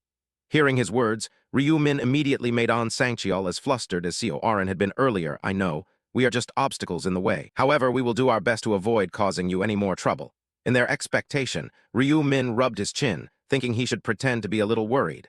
Honestly, these two are just filling the number of people needed for a team. But what if I put these two in my team instead of others?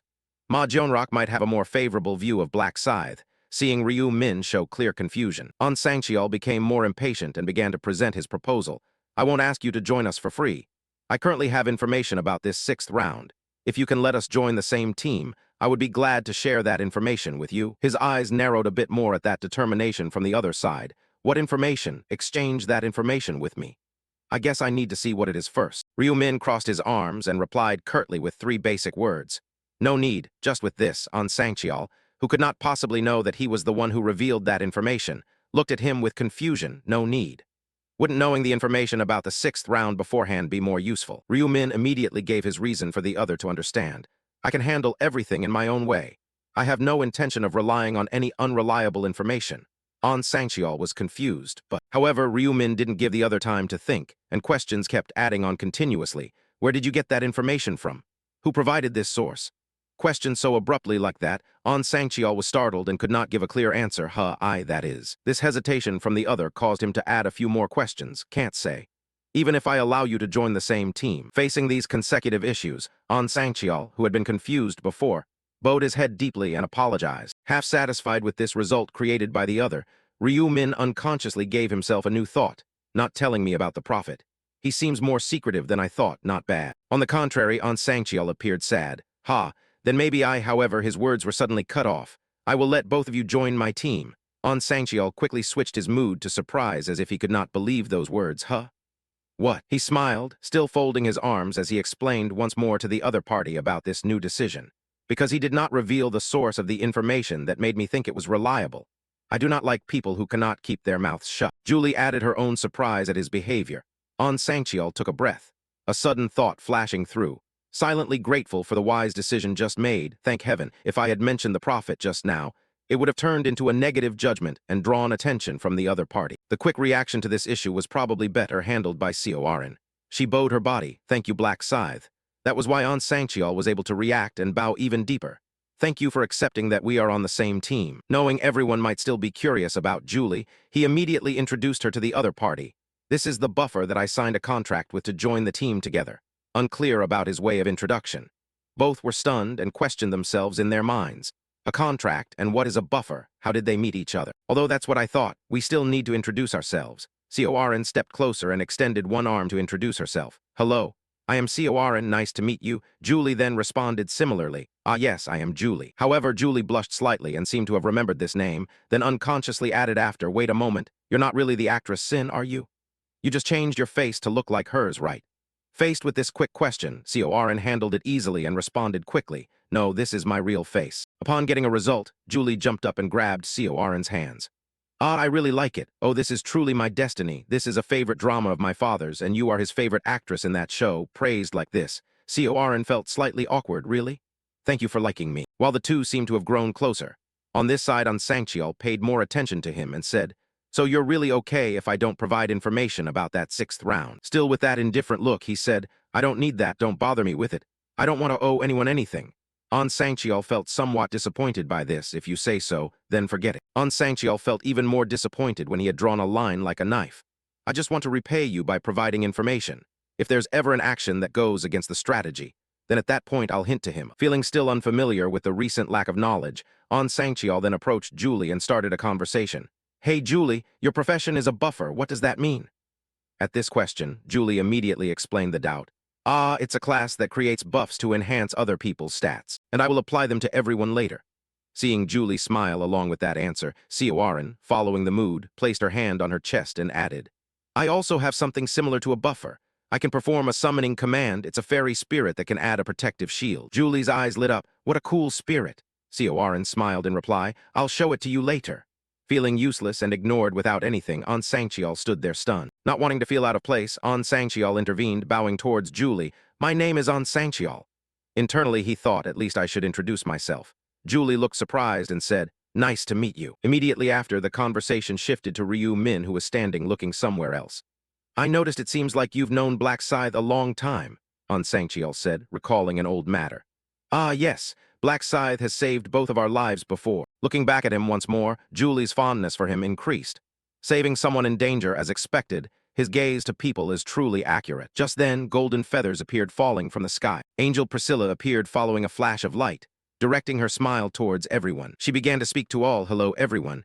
Have you all rested enough over the past month? Observing and counting the number of people present, Priscilla was pleased with the analysis. This round has 10 participants. Truly a perfect number. Then her wings spread further, so we will get straight to the point. To everyone's surprise, a notification window slowly appeared before their eyes. The information was detailed and specific. Round 6 main task. Defeat a boss within 6 hours across all areas. Participants 16,120,590. Achievement 0860295295. Applicable area CX007. Participants 1010. Achievements 0505. More confusion arose as new information appeared. He looked up and listened as people continuously inserted their words into the conversation.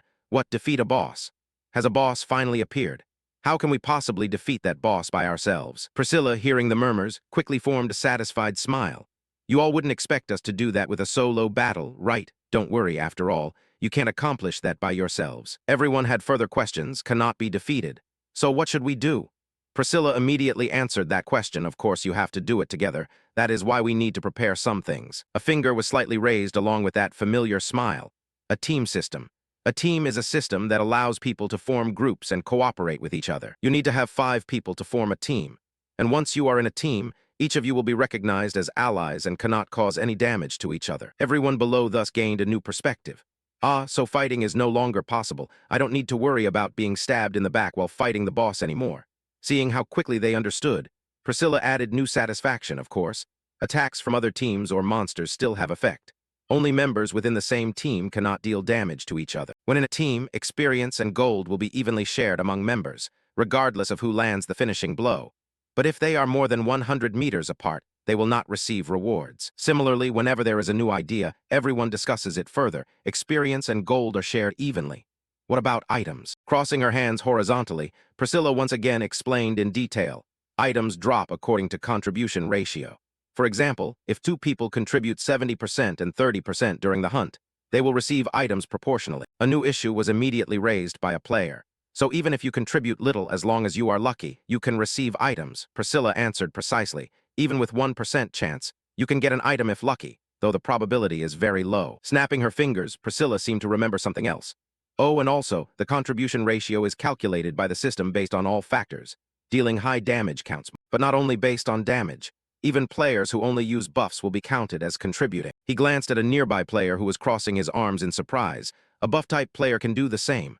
That's great. If only I were that type. He understood this rule clearly. His eyes glowed redder thanks to that. Players who cannot participate directly in combat can still earn high contribution points. Recalling Priscilla's words, if you are not in a team, you cannot complete this mission. If you have formed a team, you will immediately pass this qualifying round if you kill the boss. This applies to all team members. A girl was surprised, the whole year always like that. Looking around at everyone here, note once again there is a total of 101 bosses, meaning only 505 people participating in boss hunting will pass this round. The hand raised again and a few new feathers fell down. The explanation about the team ended here, see? The task isn't difficult at all. Just kill one boss, it's that simple. He stood below with his arms crossed and commented inwardly as usual. For them, everything was simple. Light flashed once more, and Priscilla gradually finished the instructions. Now everyone give your all to kill that boss. Oh, and there are no side quests this round, though detailed enough to perform the task. A few showed clear dissatisfaction, damn it, and they say it's easy. A boss is a boss for a reason. It certainly can't be easy, but there's no other way. Everyone's first job is to form a team. Information boards appeared in succession. To form a team, everyone must hold hands and call out together to establish the team.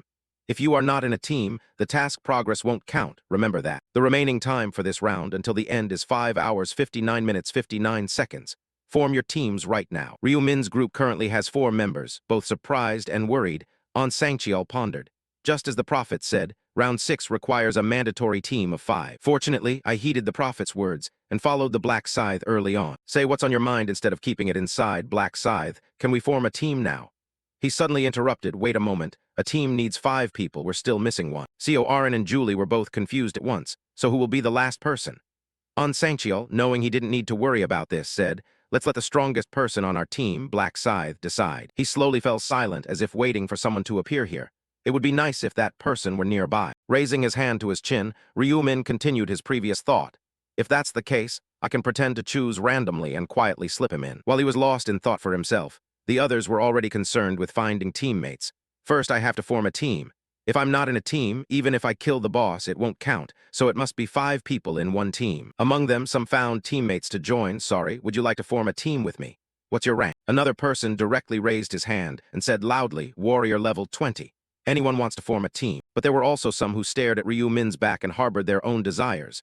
If I join a team, it has to be Black Scythe's team. Just like that, one person gathered the courage to approach behind him, slightly bowing. This person then smiled and spoke. Hello, Black Scythe. Would you consider joining our team? He was cold, no need to look back, and answered briefly. No, the embarrassment came immediately. Oh yes. They quietly turned back with sad faces. But above all, those words directly created a feeling of shame for everyone. He told us to get lost without even pretending to think. So humiliating, damn it. There's no way to freeload off the Black Scythe anymore. The idea was conveyed, but Ryu Min did not care about those fools. In the past, I would accept anyone to fill the numbers.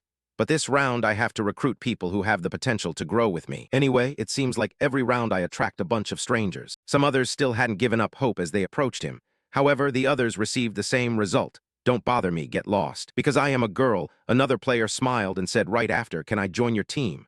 He closed his eyes and stood still there, uninterested. The first hopeful ones now felt a sense of disgust towards him. What? Is it really so hard to include just one person in the team? Damn it, so stingy, at least listen to me finish talking. The 2-person team before suddenly paid attention to the others around him are those standing next to the Black Scythe now in the team. Lucky for them, it's almost certain survival. Not only did the others look puzzled, but An Sangchiel's team also looked at him intently, not knowing who he would choose for the last position. Looking in another direction, my thoughts grew deeper. If only Chairman Ma Jionrock were here, then I would nominate him to the team. Julie had also considered someone. If Ryu Min were here, he would definitely fight for the last spot.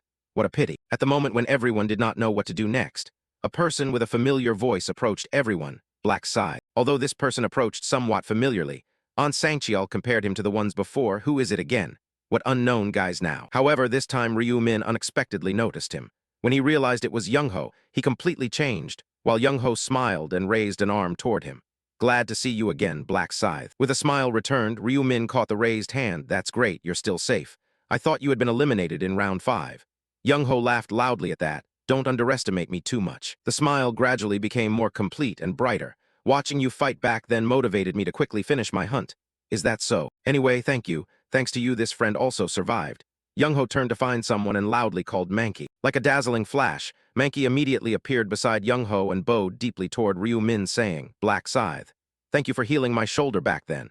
Thanks to you, I was able to extend my life. Feeling that sincerity clearly, he immediately asked a question to lighten the atmosphere. Could you really kill 300 beasts with a body like that? Mankey was startled, bowed again, and replied, It's all thanks to the Black Scythe. You are my lifesaver. Stopping to greet here, Young-ho suddenly received another question. Black Scythe, are you looking for a team? Knowing he was a bit blunt and caused a strange expression, Young-ho quickly waved his hand to explain in more detail. Don't worry, we didn't come to ask to join. We already formed a team. Ryu Min maintained his usual expression and confirmed that thought in his mind. I know they already have a team. On everyone's wrist there was a golden chain, a symbol of the bond. Matching his thought, he directly brought up the matter. I'm not overthinking it either, but why did you come to see me? Young-ho smiled and responded, partly to greet you and partly to make a proposal. Young-ho was excited and did not hide anything. What if our team and yours cooperated together? We are not aiming for experience or items. If a boss appears, we will let you have it first. Everyone on Young-ho's team was very much looking forward to it. However, Ryu Min did not say a word about this, which caused confusion in Young-ho. We just want to lend a hand. You don't need to be so wary, really. Ryu Min could read the others' thoughts and knew the truth. He immediately made his decision. I refuse. Young-ho immediately became awkward, then kept stammering and asked him back. Why? Because we would be hindering you, right? He shook his head in protest and said, no, I just don't like unnecessary troubles. Thanks for the offer, but I'm fine. Ryu Min misunderstood, but Young-ho quickly said, I want to help though. He cut off that bad feeling. If I really need help, I will ask immediately. Young-ho regained his confidence. Are you serious? One side happy, the other confused. Both casually responded back and forth. So promise us that if you need help, you will call. All right, promise. I said I know already. Not sure why, but the group bowed deeply once again. Young-ho added, so we ask permission to leave. If you need help, just call us anytime. When they had left, On Sang-cheol gave a small reminder aimed at him. Black Scythe. It's time for you to decide. Who will you choose for the last position? Ryu Min suddenly turned to one side with a cold gaze, saying, I've already decided. His finger did not hesitate, but pointed straight in one direction. Everyone was startled, looking towards the direction he pointed. According to the direction he pointed, a person covered head to toe was turning their back to everyone and jolted when he spoke. Hey, person wearing the cloak, immediately come forward and identify yourself here. This person then turned around, still covered but revealing black hair, a small frame, hunched shoulders, a young man who was not strong at all. When he got to a reasonable distance, Ryu Min directly questioned, You have been watching me for a while, haven't you? Stammering before his coldness, yes. He asked again why, still confused. This person lacked confidence. He himself bowed his head and spoke slowly, giving his hasty answer. Because I want to join the team with you, Black Scythe. He immediately proceeded with the usual questions. Level and class, level 23, Dark Mage. The answer was given. He pretended to ponder whatever. Turning back to look at the teammates behind him, his decision was made. He will be the last one. Quickly, the boy was flustered by such a swift result. Julie, along with Seo Arin and On Sang-cheol, were astonished. Eyes slightly squinting, the previous bewilderment merged into their own thoughts, refusing everyone else only to choose such a weakling. Once again, everyone focused on their new member, who was trembling slightly. He then gave a dark smile. His nickname was Napinage. No pain means nothing at all. One day, this guy will found a cult that worships Black Scythe as a deity. His hand reached out. He will become his fervent follower. Building bonds early on will be very beneficial later. The guy shook hands and Ryu Min directed everyone. Then let's form the team like this. Everyone put your hands together. As soon as everyone placed their hands down, a linked golden light was born. The team was formed. A ring was engraved with the golden light mentioned earlier on everyone's wrist. The time was not long. The golden link kept forming a perfect connection. However, the new guy in the team had some expression that seemed off. Impossible, the Black Scythe already chose me. Hey, what kind of expression is that? Is that something coming with thinness? This is not good. Just as the joy was barely felt, a tragic past overwhelmed me, the fifth member of the team, the one everyone had turned their back on. Since the first year of high school, I had become what was called a puppet of bullying violence. A group of 3 tall guys surrounded him. Damn it, what are you looking at, sneaking around like that? I wasn't looking. This damn guy is really scary. My heart feels like it's pounding hard. There's no reason to bully at all. I just seem lenient with them. From mockery, they shifted to threats. Friends should know how to live in harmony, right? Don't forget to bring the money. A kid like you, did you hear what we said? Seems like you have no weight at all. His face turned pale as if severely sleep-deprived, his body trembling and stammering. Sorry, I live with my grandmother, so I have no money to give. They immediately sneered. What? Whether you steal or do anything else, you must bring money. Fool, if you don't have it, you'll get it from us. Because of you, all of us have become beggars with no money left. When your grandmother dies, do you want to be buried with her? Once his self-pride was touched, Heo Tseok seemed to lose his reason. He jumped up with all his strength, swinging his fist ready to strike his opponents. You bastards. You damn scoundrel. An obvious fact, the result was disastrous. Heo Tseok was beaten badly, lying there groaning, it hurts so much. It hurts so much. His body trembling, tears flowing non-stop, his mouth smeared with blood. I want to die. I thought that would be easier. But if I leave, what will happen to my grandmother? My grandmother has endured a lot. Because of me, I promised to earn a lot of money to give her a more comfortable life. That's right, I must endure. I must try to endure with the sole purpose of repaying my grandmother. I tried my best over the next 3 years, and finally had the result right before my eyes. Bangwon High School students achieved excellent results in the exam. We will cheer for everyone. But with the arrival of the angel, a new great disaster occurred. It is hard to find a decent part-time job, let alone provide a more luxurious lodging. And then around the second round of the competition, he opened the door and entered his house as usual. I'm home, however. An unfriendly voice suddenly echoed in the room. Oh, our Heo Tseok is back already. The trio bullying you this time also attacked your grandmother. They even displayed a provocative smile. Didn't I already tell you? I will bury you along with your grandmother. Heo Tseok froze right there. But once again he gradually lost his reason. Grandmother. 2 packets of instant noodles immediately fell onto the floor. Purple energy mixed with black formed around Heo Tseok. accompanied by the sudden appearance of weapons, black side. Two consecutive attacks pierced through one side of the red-shirted man's face and the shoulder of the blue-shirted man. The red-shirted man clawed at his eye, foaming at the mouth, and suddenly shouted, "Oh no, what the hell is this? The spot where the arrow was lodged is rotting." The remaining yellow-shirted man took out his sword weapon, pale and trembling with fear. "Damn it.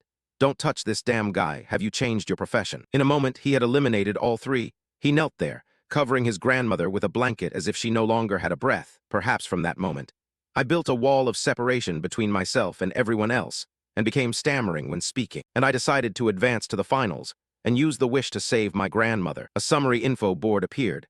I had also achieved that in this round, since that profession change, I have never lost the #1 position in my area. However, there is always a higher mountain.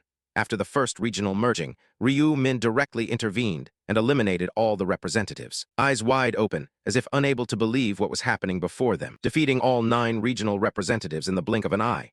If only I could do that too, I could have saved her. I wondered how he could become so strong so quickly. I want to meet him at least once. Back to reality, Ryu Min, speaking on behalf of all the team members, spoke first. Napinag. Tseok replied unconsciously. Yes, then he made a request. Since we have formed a team, introduce yourselves. Tseok was a bit dazed. He pulled back one side of his hood, and the self-introduction began. I'm a level 23 dark mage. My skills are black scythe and dark chains. Tseok was surprised at himself. I usually stutter a lot when talking in front of others, but strangely now I don't feel nervous at all. Is it because I feel confident in front of the black scythe? Or is it because I want to leave a good impression on him? Ryu Min looked over at Julie and said, "Let's go hunting then." Julie smiled and waved. "I will buff everyone." A green rune immediately appeared on Sanctual first. Blessing skill. All stats increased by 60%. Blessing skill duration is 2 hours 59 minutes 59 seconds. Next was the turquoise one for Corin. Speed skill. Attack and movement speed increased by 60%. Speed skill duration is 2 hours 59 minutes 59 seconds. Immediately all three stood stunned in place. What is this? My stats have increased by 60%. Attack speed and movement speed have also increased by 60%. Is this a system error? At this moment, Sanctual had to look at Julie with different eyes. So that's why the black scythe goes with Julie. She's amazing. The supporter was praised and Julie beamed proudly. Hee, it's nothing. Meanwhile, Corin was a little flustered, but then realized she also had skills. I will use summoning to buff everyone too. When activated, 2 cute fairies appeared before everyone, flying around surrounded by light. Julie and Tseok took turns expressing their amazement. So these are the spirits, they're so cute. Holding them close, Corin smiled and explained in detail. Before they only knew how to create shields and had no combat ability. But as soon as they reached level 20, I could summon too, and they started using magic attacks. Corin's hands condensed something more, and could also summon a golem when reaching level 20. Julie looked at the large lump of earth with wide admiring eyes. So amazing. Corin smiled again and said, the golem has no buffs, but it will attract the monster's attention. Julie was still full of admiration. A supporter and a tanker, truly wonderful. However, Corin wanted to receive direct praise from Ryu Min more. What do you think, Black Scythe? I am useful too. Ryu Min acted as if it was completely normal, everything was done. Let's go. Ryu Min led everyone away. Corin sighed helplessly walking beside them. Meanwhile, Tseok had a new thought, a buffer, a summoner. I also have to contribute. Starting the mission, both Ryu Min and Tseok led the reconnaissance. At that moment, both suddenly sensed a loud sound coming from a fixed direction. Without hesitation, Tseok ran to that location. Just beyond the tall stone pillars, Tseok reached a wider area, where a group of players were fighting a yellow centaur-like monster wielding a spear. A bright smile appeared on the team members' faces, finding the boss that easily attack immediately. With their motto, both charged straight at the monster in front of them, die. However, the monster suddenly swung its spear, and a player's sword was knocked away. On the offensive, both had to retreat. This one is strong, no joke. Split up and attack. A female player beside the monster's rear side asked, how do we defeat it? The player in a pink cloak swung her sword and replied, if we attack from behind it. But it seemed Ryu Min was not satisfied with this. Tseok standing nearby also sensed something. The player in the pink cloak was kicked straight in the stomach by the monster's hind leg. Inertia threw her body, flipping several times before landing. Once stopped, a teammate ran over shouting, Pink Princess. He on this side had done a bit of analysis on the recent issue. Attacking the horse's back, really foolish. Unable to stop the assault, the female player immediately swung her short swords forward. The archers here also coordinated with the arrows. Weapons were successively plunged into the creature's chest, causing it to scream miserably. Both waited outside as the group ahead shouted, it's time, die, you bastards. Tseok was stunned. What is this? After a series of attacks, the big monster in front was flipped over. The group then cheered excitedly. We won, we're first place. We finally completed the mission with first place. Tseok stood beside him, face pale, thinking no way the first place has been snatched away. At this moment up front, the joyful voices of the players still echoed. Finally, we completed the mission at number 1. This round was easier than I thought. Tisiok was dazed, amazed beyond escape, while he was distracted, and before he could realize anything, could it be that he really lost the number 1 spot? Those eyes glanced at him. He felt very disappointed for not securing first place. Why is he unusually calm like that? Just as he didn't understand what was happening, a member of the front team raised a big doubt. Hey, did everyone receive the mission completion message except me? Another identical person jolted. Hurriedly checked the message. No, why didn't it appear on my side? Don't tell me that. Ryu Min here crossed his arms, looking over their helplessness. So finally someone has realized. The centaur we just killed is not the final boss. The real final boss is the bull-headed Minotaur. To be able to defeat the Minotaur, you need at least 20 players at level 20. That means at least 4 teams of 5 players have a chance to win it. That is the trap of this round. It is designed so that everyone may mistakenly believe. It looks like a group of 5 people can defeat a boss. The problem in that angel's statement was revealed once inside the group. As long as the final boss of this round can be defeated, the team members will pass immediately. But she never said 5 people could actually defeat the boss. Those damn angels know how to fake it to make things look different. I also can't wander around to talk more about this outside. So now I just need to stand and watch. That's fine. Looking at Tisiok depressed in regret. He stood there helplessly without explaining to the other party, except for Tisiok, who knew nothing about the prophecy. Everyone else appeared very calm, but he said was the confusion of the 3. Breaking this slightly awkward atmosphere, he cleared his throat to signal. Perhaps I really need to put on a bit of acting now. The handsome look paired with a thoughtful expression. Judging by the reactions of the other teams, what just happened wasn't the final boss. The real final boss is somewhere else out there. So let me tell everyone about our plan from now on. We will temporarily put aside killing the final boss and focus on farming the centaurs around to level up until the time gradually reaches its limit and ends. Everyone seemed surprised by this decision of his. With his overly thoughtful nature, Tisiok spoke what everyone needs right now. Why? His eyes narrowed to explain. It takes 5 players at level 20 to defeat 1 centaur, and that's just a regular monster. So to be able to fight the final boss, at least 3 or 4 teams are needed to have a chance to defeat it. We don't know how strong it is, so rushing headlong to fight the boss is an unwise decision. There may also be many other traps lurking and waiting for us there. What if we kill the final boss early and get trapped inside a pillar of light? Then we'd waste the remaining time in vain. Hunting monsters first and observing the situation is definitely a better choice. Starting from the very first meeting until now, On Sangcheol has been continually amazed by his accurate predictions. To be able to find a strategy on his own without even needing to listen to prophecies. I really wouldn't have thought that Black Scythe could have such deep insight. However, Tisiok standing beside him still hasn't been able to readjust his mindset well, stubbornly holding on to that obsession. But if he waits like that to fight the boss, he might lose the first position. Do you feel okay about that? Ryu Min gave the other a satisfactory answer. It's no problem, even if we don't get the reward for first place. The experience we gain in 6 hours of hunting is enough to compensate. Moreover, the first position may not even be measured by who kills it first. At this point, On Sangcheol was speechless. How could he find the right path without prophecy? What On Sangcheol thought was just like escaping a maze on the first try without ever going the wrong way. That said, the 2 girls in the group still each had their own worries. Well then, let's go hunting together. Shouldn't we come up with a simple strategy first? But he denied that. No, that's not necessary. I will be the only one to kill the monster. The whole group froze at that decision and immediately said in unison, Corin thought she misheard and immediately asked for confirmation. Black Scythe, were you really planning to fight alone? Then she analyzed his recent words again. Even the monsters needed a group of 5 to defeat. Tisiok nodded in agreement with his weighty decision. But if it was Black Scythe, probably just him alone would be enough. He confirmed to reassure everyone, that's right, no one needs to do anything. I will be the one to eliminate the monsters, feeling that staying idle was somehow unreasonable. On Sangcheol asked him for advice, so what should we do? And indeed he intended for everyone to stay idle. Just follow me and gain experience and gold. Consider it carried for you, problems arise additionally. But all items dropped according to contribution rate will belong to me. In return, you will be granted gold and no need to take risks. Well, deal. An agreement was immediately proposed by him for everyone to choose. And because this deal was too good, no one refused. If so, I agree. We will follow your will, Black Scythe. When everyone agreed and went along with it, he smiled and took out his black scythe smeared with something red. Good choice. You will not regret it. Next, he turned his back to everyone, so let's go. 3, 2, 1. The position where he just stood was left with only 4 people. And before anyone could realize anything, he had already accelerated far away. The quickest reaction, On Sangcheol immediately commanded everyone, hurry and chase after him. Ryu Min kept rushing straight ahead, without realizing that the other members, even with added rockets, could not catch up. And although everyone was buffed by Julie's effect, the distance did not narrow at all. At this moment, both Seoarin and Julie were deeply puzzled, wondering how he could move so fast, what his agility stat must have reached. And Tseok, who thought he was relatively fast, but at this level was no different than a cat compared to a leopard. Just as that thought ended, Tseok fixed his gaze in one direction, pointed his finger and marked it for everyone. Ah, over there. At this time, Ryu Min also changed his position, directly confronting the first centaur of the new mission. Blink strike, he vanished from his moving spot. Within the next 0.3 seconds, he landed elsewhere, leaving a familiar slash on the centaur's neck that most monsters who fought him bear. And as the centaur collapsed sideways on the spot, everyone behind had caught up in speed. Instead of joy, a dazed feeling overwhelmed their minds. At that moment, they looked at him more like a terrifying monster. What had just happened? No one could have imagined a centaur monster could be defeated after a single strike.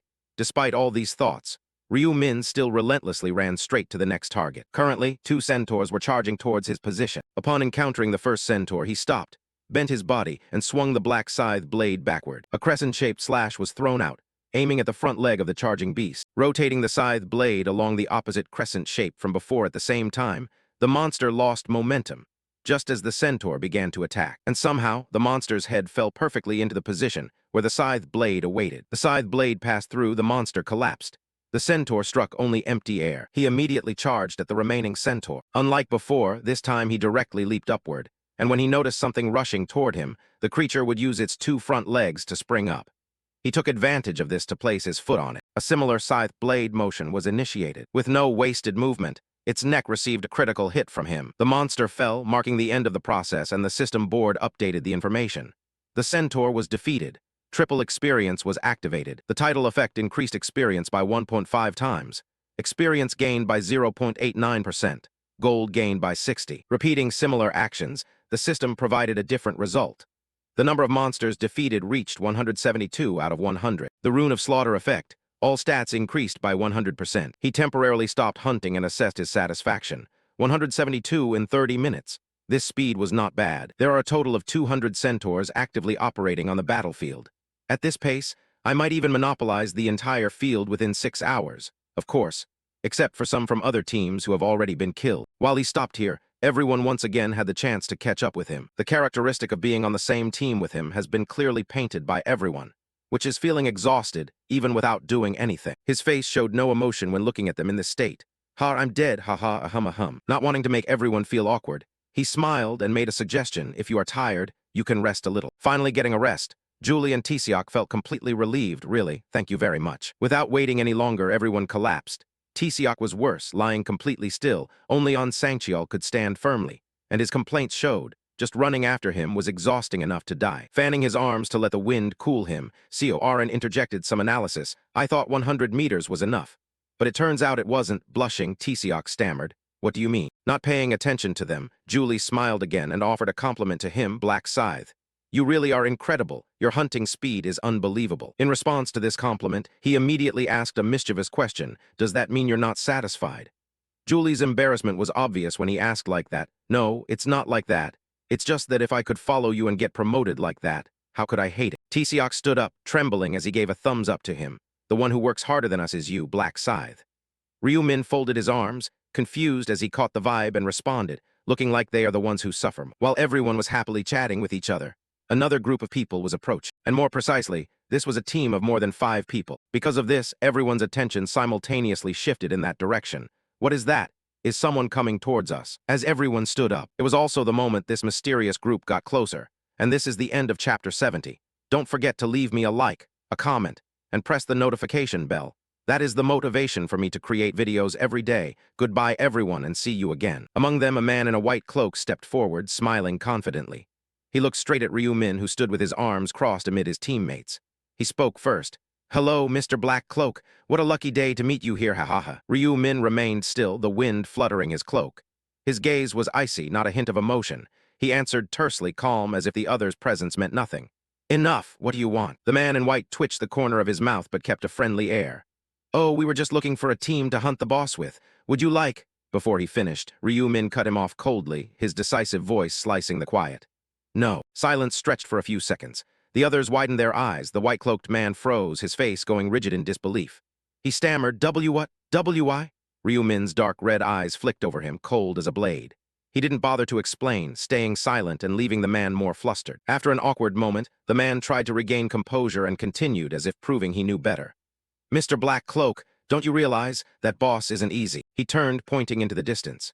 At the horizon, a giant creature stood out in the blazing sun, muscular body, a bull's head, wielding a massive cudgel. A deep roar rolled over, making the ground tremble.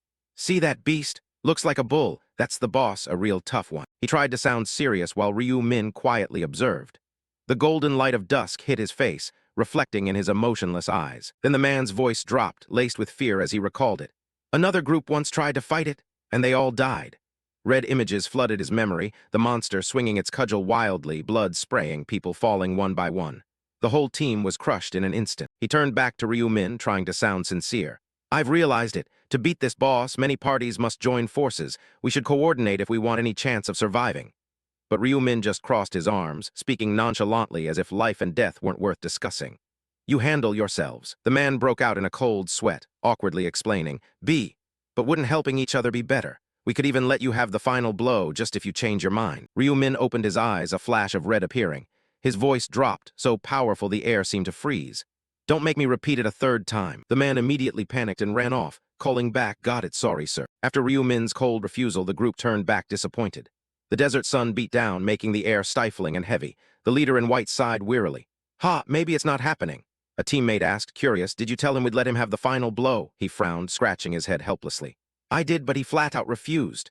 People glanced at each other, confusion mingled with annoyance. A girl folded her arms, skeptical. Why? He still has to kill the boss to pass the stage, right? The man beside her answered, a bit tense. Or maybe he's scared. The girl exhaled, her eyes heavy.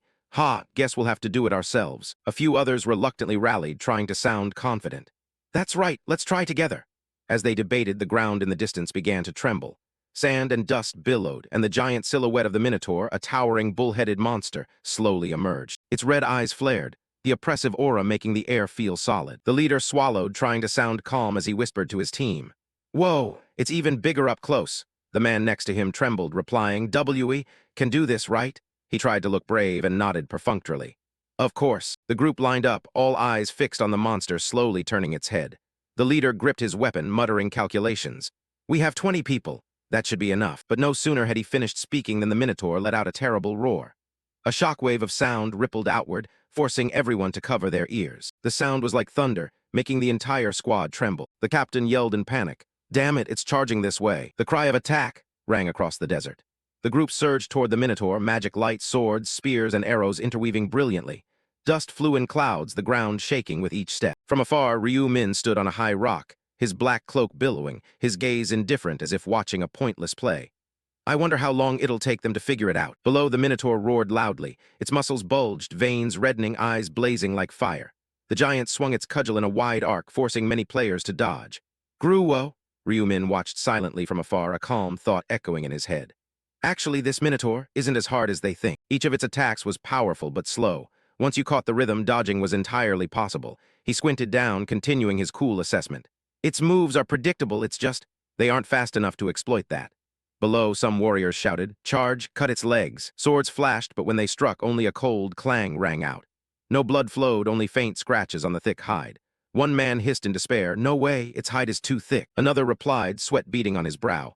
My sword can't get through either. They kept attacking, but the Minotaur's steel-like hide showed no damage. Ryu Min remained aloof on high, cold calculations running through his head. Even if its hide is hard to pierce, with continuous attacks they'll find a weak spot. Arrows and spells rained down. Fireballs exploded around the creature, light and sand blending into chaotic scenes. Griua! The Minotaur roared, angrily slamming its hand into the ground, creating a shockwave that sent several people flying. But Ryu Min didn't move, only tilting his head, his voice even as if counting down time. Though it'll take time. Below, the captain panted, sweat pouring. He ground his teeth, watching the beast still towering untouched. This thing is beyond tough. Focus on dodging. Someone shouted, voice hoarse through the dust. A warrior with a blue glowing axe gritted his teeth, his whole body taut like a drawn string. He bellowed, furious. Die, you damn monster. Using every ounce of strength, he leapt up, the axe flaring as it came down. Voo-woo. The axe blade sliced through the air, plunging toward the monster's chest. Gyu-woo. The Minotaur's roar thundered, red blood spraying everywhere. The deep cut in its chest made it stagger slightly, its giant hands swinging wildly in rage. I did it! Hit its chest! Someone shouted excitedly. Keep attacking, don't let it recover. The captain yelled. The group surged, swords and spears striking relentlessly. Light and blood streaked crimson through the dust storm. A swordsman leapt high, swinging his blade in a diagonal arc across the Minotaur's shoulder. He landed a cut right on its arm, leaving a deep gash. Blood spurted, the monster roared in fury. Grew. The Minotaur went berserk, snatching an unlucky player out of the air. Its red eyes flashed in rage. The captured man thrashed desperately, screaming, "Save! Save me!" The Minotaur roared, its giant hand tightening, the sound of bones cracking echoing. The scene turned blazing red, blood and light merging. The Minotaur's hand engulfed the man, leaving only a crushed dark silhouette amid the red glow. A sound echoed in the air. Crack! The player's body exploded, blood spraying like mist. From afar, two mages panicked and raised their staves as fireballs formed around them. One shouted, "Cast fireball! Hurry!" Just then, a corpse was flung into the air, flying over them. The fireballs slammed into the Minotaur's chest, each explosion boom, boom, echoing across the battlefield. Flames erupted wildly, engulfing the creature. "Hit it! It's on fire!" someone cried excitedly. The fire swallowed the Minotaur, its massive form screamed in agony. "Gohhh!" Charred patches of hide flaked off, smoke billowing into the sky. The team panted and watched, clinging to the faint hope that it was truly dead. The monster sank to one knee and then collapsed with a thud, the ground shaking in waves. Everyone erupted. "We got it down! Really? We're the first team to win!" Cheers rang out as people raised their weapons in celebration. A giant golden pillar of light suddenly burst into the sky, wrapping the whole team in brilliant radiance. The survivors looked at each other, joy mixed with doubt in their eyes. "Did we really complete the quest?" someone whispered. The entire battlefield brightened with countless similar pillars. Different groups shouted in delight. "Our team got it too. The quest window says completed." "Ha, awesome." Another group watched from afar. A man grimaced, rubbing his forehead. "Do we have to kill it again? Damn it." The girl beside him tilted her head, eyeing the pillars, and said, "Seems like each time a group completes the quest, a pillar appears to mark them." A man stood inside a golden pillar, scratching his head in annoyance. "So, now we just stand here and wait out the timer?" A teammate plopped down, chin in hand, answered, "Yeah, looks like it." He sighed softly, muttering, "Nice to get an early break, but feels like we missed out on something, doesn't it?" Silence hung in the air as the white-cloaked man sighed, then said, "Well then, I guess I'll go find another group." As he finished, his gaze froze like he'd just realized something. On the rock's summit, a silhouette appeared. Light shone down, black hair stirring in the wind. "Sir, Black Scythe," he exclaimed in surprise. Standing before them was Ryu Min, relaxed, his dark cloak fluttering in the desert breeze. The man stammered, "Our team is." Ryu Min scanned the area, his expression calm as if he'd predicted the outcome. The other teams, dejected, "Don't bother asking. You can tell just by looking." He let out a weary breath and turned away. Black Scythe leapt down and landed, saying, "Lucky, if we'd killed the boss earlier, we'd have wasted the rest of our time." Julie, seeing this, replied, "Right, just as you predicted." Ryu Min led the team, his voice low and steady. "Let's go, don't waste time." Everyone immediately followed, the formation quickly snapping into place. "Roger," the group answered in unison. A strong wind blew as Ryu Min dashed ahead like a lightning bolt, cloak streaming, teammates close behind. He murmured, eyes sharp, "Track them." A blue magical aura appeared. Centaur. Golden light covered the sky as brilliant pillars of radiance extended downward. The desert was bathed in a sacred glow that seemed to declare, "The match is over." Groups of players lay scattered within the pillars, exhausted. Some sat down, others simply exhaled in relief. "So, it's really over? Looks like it." Everyone got teleported to the safe zone.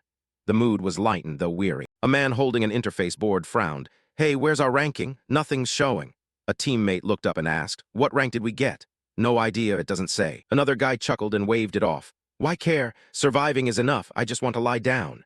He flopped onto the sand, sighing contentedly. Who wins or loses doesn't matter anymore. A blond man squinted into the distance, surprised. "Huh, look over there," the man beside him asked. "What?" Far off, a centaur charged full speed, spear leveled. A dark figure plunged down from the sky like a lightning bolt. That was Ryu Min. Wind whistled past, cloak snapping. He spun midair, the black crescent gleaming brilliantly. Swoosh, a streak of bright red sliced the air. The centaur's body was cleaved in half in an instant. Sand flew, blood sprayed like rain. Ryu Min landed lightly, his gaze cold as steel. "Be Black Scythe?" Someone in the light shouted in shock. The girl beside him widened her eyes. "Did he just kill that monster with one strike?" The man lying nearby laughed. "Ha, level 40 is on another level. That power is insane." The curly-haired woman folded her arms, puzzled. "But why is he killing centaurs instead of the boss? Wouldn't it be faster to kill the boss and rest?" The blonde man replied calmly, "No, if you fight the boss now, you won't make the top ranks." He shrugged and smiled faintly. Maybe he's just farming for extra exp. Either way, he already lost first place. He gave a thin smile as the pillar of light in the sky faded. Ah well, what a shame. I thought he'd snag first again. He smirked a little, sounding pleased. Anyway, Black Scythe can't hold the top spot forever. The man next to him nodded, eyes following Ryu Min cutting through the centaurs. Gotta admit, he's smart. He's farming over there.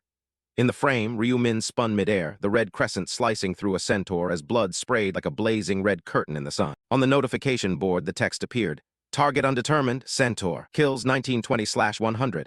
Time remaining, 00/2043. Ryu Min slowly lowered his crescent, eyes cold as ice.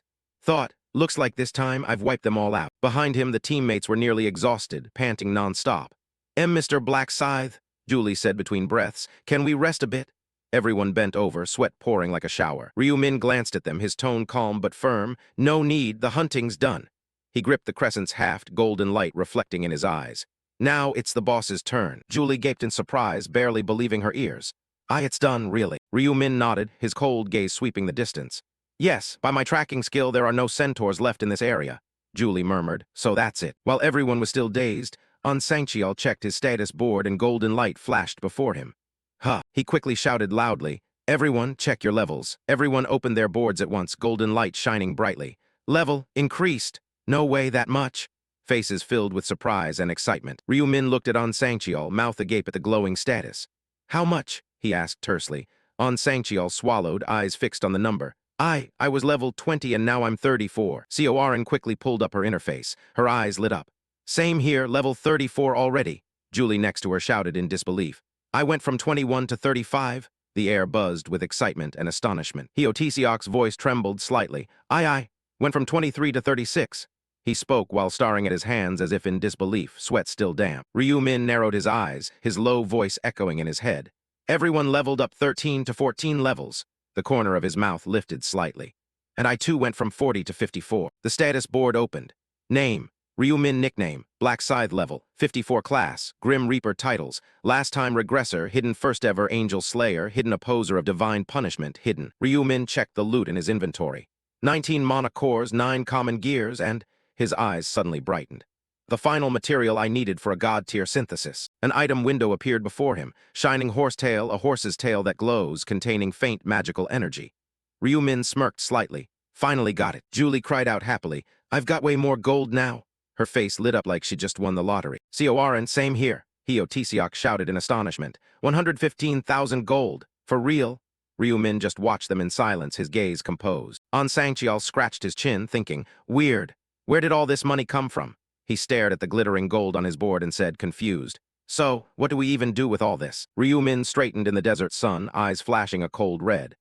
Buy basic skills from the shop, he said clearly. Presence detection, enhanced vision, magic resistance. Those are mandatory. Also buy the items in the today's item slot, Ryu Min added calmly. The teammate beside him glanced at the board and mumbled, presence detection? And what else? Ryu Min urged, go shopping later. He turned, desert wind swirling his cloak, eyes bright in the dusk. Let's go. The target this time is the final boss. His decisive tone left those behind frozen for a moment. Heotisiok took a deep breath and nodded. Yes, Ryu Min activated. Trace Minotaur. A blue light flared from the corner of his eye. Magical strands coiled like guiding threads in the air. A strong wind rose, sand whipping up. Ryu Min shot forward, the black crescent slicing the air with a cold whistle. His cloak billowed as spirals of energy swirled around him. The air trembled, leaving a trailing ribbon of blue light. Suddenly, Ryu Min noticed something. He stopped at a spot. Meanwhile, everyone also sensed someone approaching and turned back, ignoring the Minotaur lurking among the rock pillars. 2 men from another group rushed over in a panic. Lord Black Scythe? Please, join our party. Fighting the boss together will surely be safer. Ryu Min halted, his voice low and chilling. No. He turned his head, eyes flashing steely red. I won't share contribution percentages with you. The 2 were left speechless. Sunlight hit half his face as Ryu Min's voice sounded calm but deadly. I will kill the boss myself. Everyone froze, no one dared speak. One swallowed and whispered, is he really going to solo that Minotaur? Someone else thought fearfully. It takes at least 20 people to take one down, and yet. A warrior folded his arms and sneered mockingly. You're pretty arrogant, Black Scythe. Ryu Min heard this and replied coldly, arrogant am I. You all underestimated me. If you can kill it, why can't I? The man faltered, trying to protest. But we need the whole team to take it down. Ryu Min lightly shook his crescent and smiled, saying, numbers don't help much. He stepped past the man while the latter was still stammering. Oh, that's a bit. Julie called after him, her voice worried. Black Scythe. He kept walking straight toward the Minotaur, voice soft but decisive. Wait here, I'll finish this quickly. People scattered and murmured, so he really intends to solo it. They were excited to watch a show while bored. Ryu Min glanced around. Dozens of eyes watched him from beyond the light boundary. Thinking, quite a few are watching. If possible, I shouldn't reveal my main skill. But this is the perfect chance to show them how strong I am. He stepped into the teleporting light, his body wrapped in gold. If they see me defeat the Minotaur in seconds, no one will dare underestimate me anymore. The voice in his head was steady, but his hands tightened on the haft. All right, the faster it's over, the better.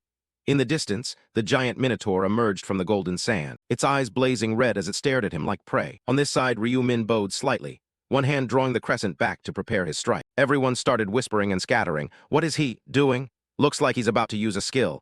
That stance, weird. Ignoring them, Ryu Min was still calculating. The system only starts the countdown when you're close enough to attack the boss. He gripped the scythe tightly, which meant it was still in the preparation phase. The clock hadn't started. At that moment, the Minotaur let out a roar, and Ryu Min decisively stepped into attack range. The Minotaur lifted its axe and charged at him. He began counting silently, 3. His legs coiled to gather force, readying for the strike, 2. By the time he reached 1, he and the beast collided, both poised to rip each other apart. The air suddenly darkened. Black streaks rose from the ground like trapped souls. Ryu Min closed his eyes. The scythe in his hand glowed a grim purple. Night of death. His voice was low and cold like the Reaper's decree. His eyes hardened with resolve. Now, moonlight destruction. He swung out a blood-red crescent of power at the monster. It froze, unable to react as the strike neared its neck. A clean, sweet cut sliced through its throat. The beast's massive head was hurled skyward, spinning through the air before slamming to the ground with a heavy thud. Its huge body collapsed, dust billowing everywhere. Everyone outside was stunned into silence. One person screamed, voice cracking with terror. Look, the Minotaur. Its head was chopped off in one hit. Another trembled, eyes wide in disbelief. No way, just one hit. Impossible. Meanwhile, Ryu Min stood still, gripping the scythe, thinking, impossible what? You even know how my stats are. The system's result calculations completed and popped up. You have defeated the Minotaur. Obtained Minotaur hide. Obtained Minotaur armor blueprint. You knew what you'd get, so it's not surprising. The Minotaur blueprint and hide, itemized data details. Hide. High quality, very durable and excellent for crafting armor. While everyone was still frozen in shock, Ryu Min approached his teammates, thinking he could probably sell it for a high price. The display wasn't finished. Minotaur armor blueprint, consumable item category description. An item containing 6 recipe combinations to craft a unique Minotaur set. You should prepare notes before using. As everyone wore the same expression, he came closer and shouted to snap them back. You all okay? Julie hesitated, replying, yeah, we're fine. None of them expected he'd kill it so fast. But among them, Hio Tisiok's reaction was the most dramatic, as if he wanted to kneel before him on the spot. Ryu Min responded to that cute display by anxiously turning away. That kid, what's with that weird expression? I can tell he'll be watching me later, so I better keep my distance. The sun climbed toward midday, signaling the players' participation time was winding down. Just like the others before, a pillar of light enveloped and locked him inside. When the game officially ended, golden-feathered birds flew everywhere. You have finally defeated all 101 bosses. Next, we will eliminate the remaining teams that failed to catch the final boss without further consideration. The angelic voice of Priscilla slowly spoke, then revealed a chilling, eerie smile. The trash must be removed and vanish. The eliminated players were those not wrapped in any pillar of light. The cries of defeat faded like in previous rounds. Oh no, Angel, wait, please save me. While the lucky survivors quietly breathed a sigh of relief that they dodged that fate. With the whales gone, the angel Priscilla clapped her hands cheerfully to grab everyone's attention and said, All right, let's check the rankings together. A massive results board appeared in view, summarizing round 6, first place, Black Scythe and 4 others. 0H0M1, second, Chenma and 4 others. 0H3M21's third, The Idiots and 4 others. 0H4M9's in Region CSK007, first, Black Scythe and 4 others. 0H0M1's second, Kim Suhinmu and 4 others. 0H5M31's third, Rice Parasite and 4 others. 0H5M58's. As they absorbed this information, some teams panicked, their speech and thoughts distorted. Why aren't we the top-ranked team? We were the first to kill it, weren't we? How did Black Scythe take first place? Didn't his team kill it much later? Something must be wrong. Priscilla, hearing those mutterings, sneered. Who said that? Are you ranking by kill order? As you've seen, rankings are calculated by the time needed to kill that boss. Some people's perceptions suddenly shifted to collapse. Time, so our team is last. That teasing smile made them feel even more humiliated. 11 minutes 30 seconds. I don't understand why you took over 11 minutes to kill a cow. Humans are inferior after all. Didn't you look closely at the result screen? Priscilla spoke without thinking. On the other hand, the shortest time is 1 second. And that is the team managed by Black Scythe, so this result is quite good and understandable. Quickly someone interrupted. The angel time isn't 1 minute. Priscilla blinked in astonishment and looked back as if sensing something odd. Round 6 results. Entire Black Scythe area 0 hours 0 minutes 1 second. The information struck straight at the defensive line of thought. A second is a second, not a minute. The time Black Scythe took to handle the boss was 1 second. After realizing this, her expression went blank. The arrogance the angel once had now flustered before the participating players.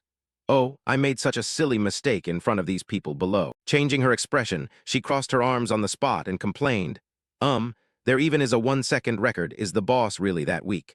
These words fell on the players like water off a duck's back. Having fixed her mistake, Priscilla announced something else. All right, first we will award the 3 first-place positions. Please note that rewards are only given to the players who contributed the most. She folded her arms and waited for the results from the screen. Congratulations, you have completed the quest as first in your area. Congratulations, you have completed the quest as first in the entire region. First place in the corresponding area, optional reward. Advanced Executioner Helmet has been chosen as the first place reward for all applicable areas. Special reward selection box. He smiled, looking at his inventory, which he always kept open to await items. It's time to change my helmet. When he touched it, the notification screen lit up. You can choose one of the following Executioner grade helmets. Touch the reward you want. 1. Angel Ring. 2. Minotaur's Cow Mask. 3. Hermes Feathered Helmet. There was nothing for him to hesitate about. If there's something I need, it's the feathered helmet. A rather attractive choice. Additional item info for slot 3, Hermes Feathered Helmet, Executioner Grade Helmet, Defense 180, Agility +10, grants invisibility, Durability 1500-1500. Usable only by professional level or above. Description. A helmet modeled after Het's feathered dragon head. It's not genuine. He equipped it while it was still hot. If I wear it right away. Skill info, temporary invisibility, effect hides your entire appearance from enemies. Sound cannot be hidden. Automatically cancels when attacking or being attacked. Duration 30 minutes, cooled on 30 minutes. The thing that could make him a perfect assassin was now in his hands, so his smile couldn't end. From now on I can use the stealth skill. Its drawback is it can't hide sound. If I get a rune that conceals presence, then your invisibility will become invincible. There was one more thing he wanted to activate on the spot. You can choose one of the following special rewards. Touch the reward you want. 1. Random item selection. 2. 14,000 gold. 3. Information about round 7, I'm not short on gold. And I already understood information from previous 99 regressions, so only the first option remained for him to pick. I don't need gold or information. For this type of special reward, you can only choose when you're first. Additional choice info attached. The reward lets you choose one of the following materials. 1. Nearly broken sapling. 2. Bubbling solution. 3. Hardened magic shell. 4. Angel's gold dust. Knowing what they were, he immediately picked slot 4. You don't need to worry, and you already know each material's use. Choose the Angel's Gold Dust, a divine tier item. Angel's Gold Powder item type. Utility description. Powder that drifts like feathers over an angel's hair. It's not dandruff. Golden energy surrounded him and lit up. Angelic voice Priscilla wound down. All rewards have been distributed. You may return now. See you in the next round. The global announcement board activated. Round 6 ended. Total survivors across all regions 8,060,295. Applicable area CS007 survivors 505. After some time, souls will be transferred to bodies in the current dimension. Round 7 will begin at midnight on June 1, 2023. See you in the next round. Congratulations to all survivors. Returning to reality, the person who appeared was not Ryu Min but Ma Jeonrak. More precisely, someone repeatedly knocking and calling out, Director Ma Jeonrak. He forced himself up, annoyed while still half asleep, but with someone calling so urgently, he had to put on his slippers. Stepped forward to open the bothersome door. Department head on Sanctial, polite in a neat vest. Wait, what happened that made you come here as soon as you returned to this place? On Sanctial's voice trembled slightly. May I come inside to speak, of course. The two moved to the reception table. Ma Jeonrak poured himself a glass of wine. So your level increased a lot, right? After all, you teamed up with Black Scythe and hunted for 6 hours, went straight in. Ma Jeonrak coldly stared and questioned. So how much did you contribute and level up to that you rushed here excitedly? On Sanctial was embarrassed, not knowing where to begin explaining, simply to the final result. I went from level 20 to 34, a total of 14 levels. Ma Jeonrak's hand poised to drink his whiskey froze midair. 34. Are you kidding? Take a sip to sober up. Yes, isn't that great? It's reasonable since Black Scythe handled all the hunting work. Thinking about it is a big surprise. Right, he handled everything alone. We just ran to keep up. Ma Jeonrak shook his glass. I suspected he kept all the obtained items. In worry, On Sanctial showed a flash of delight. That's right. But I don't regret passing on those items. I never thought my level could rise so fast. Ma Jionrock's tone turned slightly cold as he took another gulp of water. I never expected you could surpass me in level. An Sangcheol asked quickly. So director, how much are you now? 29. The returned result surprised An Sangcheol and left him speechless. Pushing aside his earlier joy, An Sangcheol showed no emotion. Whatever it is that can't make the director comfortable. So I guess actress Corin is the same level as you then? Thinking my level is lower than hers. It seems I need to try much harder. Though smiling it was bitter, Ma Jionrock refilled his glass again. Tell me, department head An Sangcheol, did Black Scythe really kill that fast? Yes. He took down those centaurs in a single blow. That's incredibly fast. Even with 5 people in a team, I couldn't do it that quickly. Truly Black Scythe. I saw the result that Black Scythe defeated that Minotaur in 1 second.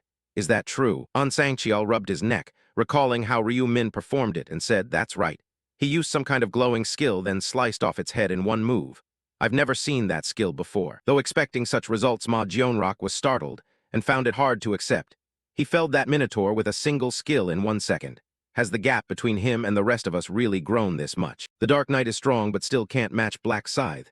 If I reach level 40, could I be that strong? Now I must focus on grinding levels instead of dreaming about it. Pride wouldn't let Ma Jionrock hesitate any longer. I must push myself to work harder. Seems I should thank Black Scythe. He gave the motivation I thought I'd lost, and can help department head and an actress Corin grow stronger too.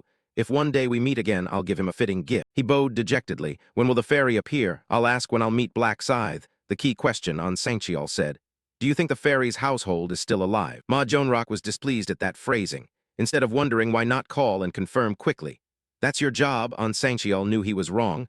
Sorry, I'll go check right away. He watched the department heads retreating back and said, no need to apologize, report back once confirmed. Oh, and have you learned the 2 skills I told you? Yes, I definitely learned tracking and erasing traces as director instructed. Good, then later we'll test the skills outside while cleaning up. It's been a long time since we cleaned, An Sangcheol understood, still working at this hour. The sun is already rising. Ma Jionrock didn't care much, it's fine. After all, we didn't kill anyone on the street. Understood, director. The sun was indeed rising through the glass. This gloomy weather is the perfect time to relieve some stress. Moved to a room where someone was still sleeping. Hyo Tae-seok blinked awake thinking of Ryu Min.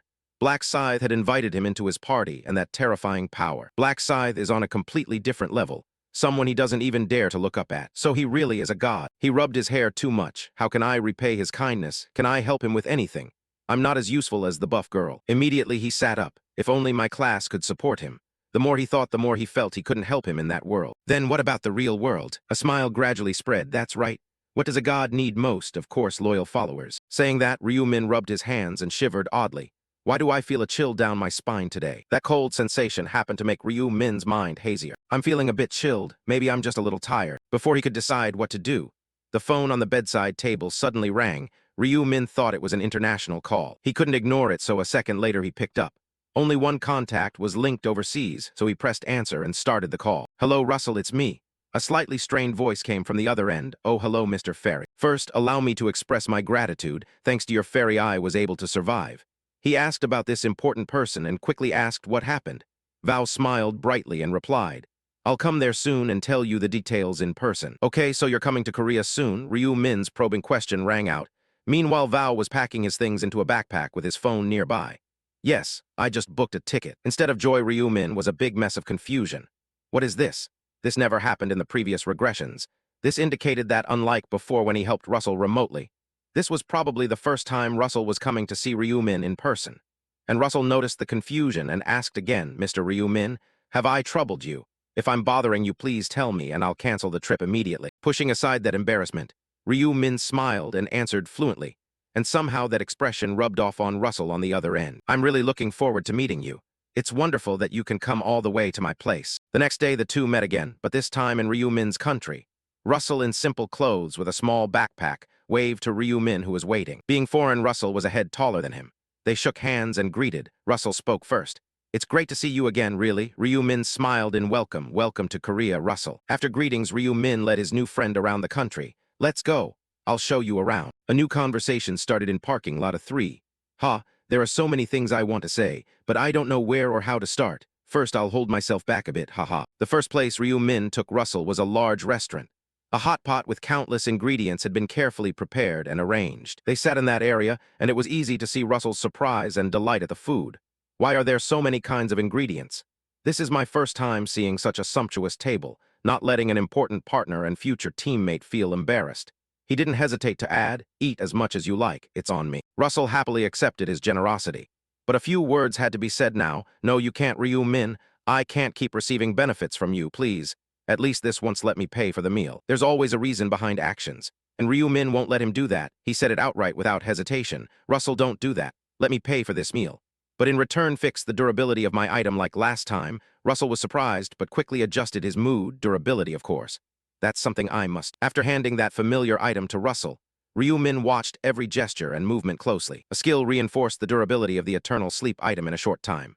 Then he received that newly strengthened item back. Thanks. I'll pay for the meal, reintroducing the item's info. The eternal sleep gem, a corpse-grade necklace effect. Each monster killed gains 1 stack and reduces 1 durability. Every 100 stacks converts into 1 attribute point. Durability 1000 of 1000. Usage limited to players of normal level and above. Description: a necklace with an opaque gray orb that absorbs slain souls. As that info appeared, Russell's voice grew a bit hesitant. I still feel I haven't done much to help you. We can't keep talking about that. Ryu Min changed the subject after putting the item away. It's fine, so what exactly happened? You said you almost died. Russell had forgotten he still had that story to tell you about that. He became increasingly stunned as he recounted and remembered the giant shadow of the Minotaur. Following your advice, I hunted for nearly 6 hours, Mr. Fairy, and then we challenged the boss. It was so strong I almost died fighting it. If I hadn't raised my level a bit like you told me, we'd truly have been done for. While others were still afraid, Ryu Min laughed naturally. I'm glad I could help you. So what level did you reach? Russell replied quickly. I've reached level 29, but I'm a little embarrassed to ask this. Can I really become a top master blacksmith like you said? Russell stammered. It's hard for me to believe that. Ryu Min answered confidently. If you keep working hard, yes. With my help, you can even achieve more than that. Russell's cheeks flushed at that. Haha, that was enough to reassure me. Just having guidance from a fairy like you means I have nothing to fear anymore. Both still hadn't eaten and the conversation continued. Have you looked into the company I told you to invest in? I opened an account that day. However, I invested a bit more than half of the amount you suggested. He nodded in approval. A wise decision. That's enough to secure your livelihood, each holding a chopstick. Russell looked at him attentively and asked, but how exactly did that company become so famous? What kind of business are they in? Frozen for a moment, you even didn't research before investing. How can you blame Russell? I just trusted your word, Mr. Fairy. I thought it would be fine. If so, let me properly introduce the company to you. Instead of just talking, he led him straight to the company. Here it is.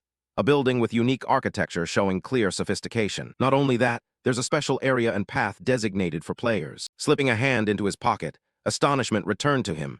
It seemed all preparations had been completed. Entering inside, Russell couldn't hide his curiosity and looked at him asking, so this is the company I invested 70% of my total assets in? Oh, to be precise, that's your money, Mr. Fairy, not mine. Ryu Min answered shyly. That money is yours. Don't feel too pressured. Standing on the stairs and pausing, Ryu Min analyzed the earlier words and turned back to look. But if you only keep 30%, will your living expenses be okay? Russell was slightly anxious, but told the truth. It's a bit tight, but manageable. I'll cut from 3 meals to 2. You can't let someone important to you eat like that. He made an offer. I'll earn you some money after leaving this company. 10,000 copies should be enough, right? An offer Russell found hard to refuse. Not enough confidence grew further. And the unpleasant image was used as an example. Mr. Fairy, you seem like an angel. No, not that kind of angel. Ryu Min tried to laugh off the odd thought, haha. From the moment they entered the elevator, Russell gradually realized something was off. But thinking it over, can we just walk into someone else's company like this? He asked seriously. It's fine. Although I'm not a major shareholder, it's not far from saying this is my company. Recently, we've renamed the company and completely changed the business model. I'll explain this business model once we're inside. Russell listened intently to him, then cheerfully replied, actually, I don't need the explanation. If you've put everything into this, then Mr. Fairy, it will certainly be a brilliant success. As the elevator neared the 48th floor, Ryu Min added, anyway, you've invested a lot of your money, so at least I should tell you what kind of company it is. After hearing it, you'll surely be more excited, because it's a business any player would be interested in. Leading Russell down the long corridor, he continued to guide. As soon as they entered an office, he noticed some odd glances from the staff. What's that? After walking a bit further, he spotted department head On Sangchial standing at the door intently watching his phone. Why are you blocking the door like that? Is someone coming? Being a department head, his observation was sharp. On Sangchial detected his presence. Mr. Ryu Min, our major shareholder, what brings you here? He said calmly, sorry for coming without notice. Stepping aside, he introduced another person. I intended to introduce the company a bit to the foreign investor. I want to meet the director. He's in there, right? An Sangcheol put his phone into his shirt. The department head hesitated and avoided looking directly at him. Yes, he's here, but he's currently busy with a guest. He hurriedly asked, "Oh, there's a guest." Even though he deliberately tilted his head, An Sangcheol still made no move to step aside. He read that and thought to himself, "It seems Ma Jeonrak ordered no one to enter, even so, to pretend not to see when I've signaled clearly." Coldness gradually carved itself onto Ryu Min's face. Even if some fool follows Ma Jeonrak and dies, that's their business. Who exactly is here after all? He began reading the thoughts of department head An Sangcheol, who was flustered and unsure what to do. Troublesome. And of all times it comes when the director's fiancée is here. Reading that, he was startled right where he stood. But then a new smile slowly appeared. That girl has arrived. After a long while, the room was personally opened by Ma Jeonrak. Surprise gradually took over. "What brought you here without notice?" He stepped forward and asked back, "Oh, do I need to schedule an appointment to be invited in?" Ma Jeonrak forced a smile and tried to explain. "Aha, it seems my words came out oddly and caused a misunderstanding. In BUSINESS, Chinese letter are always prioritized. Whoever brings more benefit gets priority." He understood that clearly. What misunderstanding? Being a fairy isn't some powerful profession. Aside from seeing the future, there's nothing special. So inside, he's secretly looking down on me, right? Ma Jeonrak tried to force a conciliatory smile. "Sorry, a major shareholder like you can of course come at any time. It's just because you always schedule in advance that I'm a bit surprised this time." Paying Ma Jeonrak no mind, Ryu Min glanced at the woman beside him. "Haha, is that so?" A foreign woman with blonde hair stood elegantly. Ryu Min introduced her in his mind, Christine Gregg, a woman whose sole profession is a cleric, and who can survive up to round 15. A cleric is like a support class considered essential, especially the resurrection skill learned at level 60. It's an unquestionably game-breaking skill that can bring someone back from the dead. However, it has some limitations. Only players dead for under 10 minutes can be resurrected. But even so, having an extra life is an enormous advantage. Initially, I approached Magdon. Meeting her at this time isn't particularly special. But who knows, it might turn out well. Whatever happens, I must turn her into an ally and get her at least to round 20. Ma Jeonrak gradually noticed the strange look from him. Without hesitation, Ma Jeonrak pointed and introduced. "Ah, this is my friend. Her name is Christine Gregg." Under that introduction, he once again gave a disapproving look at the other person. "Ah, a friend? Don't make me laugh. You said you wouldn't hide anything from me, yet you hid your own fiancée, right?" Adjusting his mood, he smiled and reached out his hand to greet. And that was his voice. "Nice to meet you, Ms. Gregg. My name is Ryu Min. I'm Ma Jeonrak's business partner." Shaking hands and greeting back. "Nice to meet you, Ryu Min. Call me Christine." "I didn't know the director had a business partner." Ma Jeonrak startled. He can speak English." Meanwhile, he continued, "I also couldn't imagine the director's fiancée would be so beautiful." Christine Gregg's remark increased Ma Jeonrak's fear. "Ah, the director told you about me too." This time he turned to look at Ma Jeonrak. The unease grew. He even knows the existence of his fiancée. Immediately bowing to him, "Sorry, Mr. Seer, I didn't mean to deceive you." His voice softened. "It's okay. You must have felt awkward. Thank you for understanding. However, a different look is still a different look. But I wish you trusted me a bit more." Ma Jeonrak dared not look him in the eye, only cursing himself, damn. And beside him, Christine Gregg still didn't understand what was happening. Though not very pleased, the important matter of coming here still needed to be done. Ryu Min said, "I was also going to provide next round information to your fiancée. Let's go inside and talk together." He didn't forget to tell Russell. "Russell, wait outside for a bit." Russell didn't object to his request. "All right, Ryu Min." Once again, they returned to the director's room. Ma Jeonrak stood next to Christine Gregg, gesturing and saying a few words. "Christine, earlier I didn't properly introduce Mr. Ryu Min. He is one of our business partners and is an executive of our company." Still looking at him with worry clouding his mind. And before he could continue, Ma Jeonrak asked permission to say the next thing. And when Ryu Min nodded, he continued, "He is a seer. He can see the future." On that point, Christine was confused and didn't quite understand. "What's a seer?" He explained on Mag's behalf. Just as he said, "I am a seer, a special class with the ability to see the future. For example, information and strategy about the next round 7. Still skeptical, Christine Gregg looked at Ma Jeonrak again. Really, Ma Jeonrak nodded with a smile. There has never been a mistake in what the seer has said, and he has never failed to set a target. This was an unbelievable claim, and more importantly, Christine Gregg still didn't understand one thing. She turned to him and asked, "Then why do you want to reveal that to me?" He said seriously again, "I will provide you with information about round 7, with no terms to negotiate." Silence fell. After a while, Christine relaxed her guard. "I'll listen." Pausing a bit, he analyzed before he could say more. Even when I offer to reveal the future, her reaction is like that. Surely she still doesn't trust me. And then the message he delivered next. "Do not be tempted or seduced. Regarding round 7, that's all everyone needs to remember. He only received one sentence which truly worried Ma Jionrok. So that's it, Seer. He nodded in confirmation. I cannot say more. If I say more, people will be in danger. Do not let temptation seduce you. Remember it as if you're memorizing a chant. That's all I can say because there's an extra person here today. He then directly moved to speak further. Christine, I have one more thing to tell you. Yes, part of the reason I arranged this meeting was to tell you that. He sat down with a somewhat serious expression. Christine, in round 11 you will be in danger. Your life may be threatened. Sounding like a threat, Christine Gregg pointed at herself. I won't let you keep that on your mind any longer. Ryu Min added a method, but don't worry about that. A rope will be lowered to save you. The subsequent exchange is top secret. A flight had taken off. It was Christine's flight back to the United States. She was looking out the window, but concentrating on some big issue. More precisely, she was unsettled by the seer's declaration that she would be in danger in round 11. Analyzing more, if her father were here it would be a big problem. With his temper, he'd certainly go berserk. But revealing a few more details of that exchange, the lifeline would appear. What does that mean? He said it means someone will save you. Who will save me? On that matter, he raised his hand to stop her. That I cannot say. Christine took it as something utterly absurd. Can't say who? Can he really see the future? It's all vague seer talk. Could that person be planning to deceive me? The plane announcement sounded just then. The plane will soon land at Dallas-Fort Worth International Airport. Collecting her luggage as she left the airport, she met a familiar face to pick her up, Butler Bishop. He was quite handsome and smiled as a greeting. Christine, did your trip to Korea go smoothly? Let me carry that for you. Christine paused a beat. I didn't expect you to come all the way to the airport to meet me. Taking the suitcase from Christine, the two continued walking forward, because he was instructed to take Miss straight home. No detours. Christine found nothing odd. Ah, will that be difficult? Let's go. Leaving the international airport, the two went to the largest hall in America, the Shining Hall. They continued walking down a wide corridor. Arriving at a room, Bishop knocked and asked permission. Sir, Miss Christine has returned. No one was seen inside, but a voice confirmed, let them in. The door opened, and this time only Christine entered. Waiting for her was a middle-aged man with blonde hair sitting opposite. You're here. It was Christine's father. She cheerfully replied to him, yes, father. As his daughter sat opposite him, he asked a few questions. How has that young man been living lately? Ah, still living well and tidy as before. He was a bit serious. Has he ever been rude to you? She didn't look at her father. Never happened once.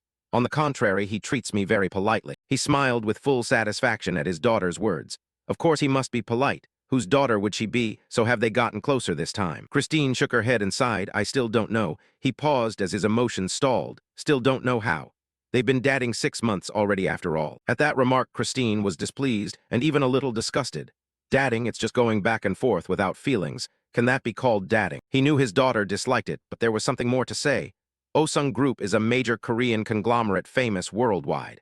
Marriage to the eldest son of such a tycoon only benefits you and has no downside. No matter how much you dislike it, won't you eventually develop feelings? A sadness built up in her. I don't know. I still feel uneasy because he seems to be hiding and scheming something. He changed his tone. As the child of God, your cultivation is still lacking.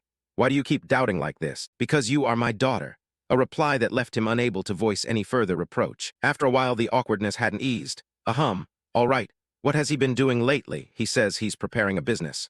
The world is already connected to God's world, and he still hasn't abandoned worldly material greed. Christine said without the slightest hesitation, that's right, father. He objected. I do not receive God's choices. At that moment, a light radiated from Christine's palm. Father, do you really believe this is God's choice and God's power? He nodded decisively and answered, I believe my daughter has received the grace of an angel. Christine was at a loss for words with her father. The grace of an angel. How many times have I told you what the angels have done, and you still don't understand? Wanting to discuss more with his daughter, he continued, Ah, your fiancé is also making good use of God's gift, isn't he? He's level 29, ranked 23rd in the region. He seems to be quite capable. His level even higher than Jeffrey's, as you can see. Not wanting to hide anything, Christine looked at her hand and revealed a truth. This time he said he would create a trading market for players. And there are investors, too. I've forgotten the name, but that investor claimed to be a seer who can see the future. He had to hear another strange thing. She crossed her arms and shook her head as if to dismiss what she was about to say. He put on airs and gave me information about round 7. But I don't know if it's reliable because it's all nonsense. My daughter doesn't care, but he does. A seer in this chaotic time, no ability is more alluring than seeing the future. I think you should keep a good relationship with that person. Christine's answer remained the same. I'm not sure anymore. She sighed wearily because he kept saying unbelievable things like I'll die or I'll be in danger. Upon hearing someone dare curse his daughter, he immediately flared up.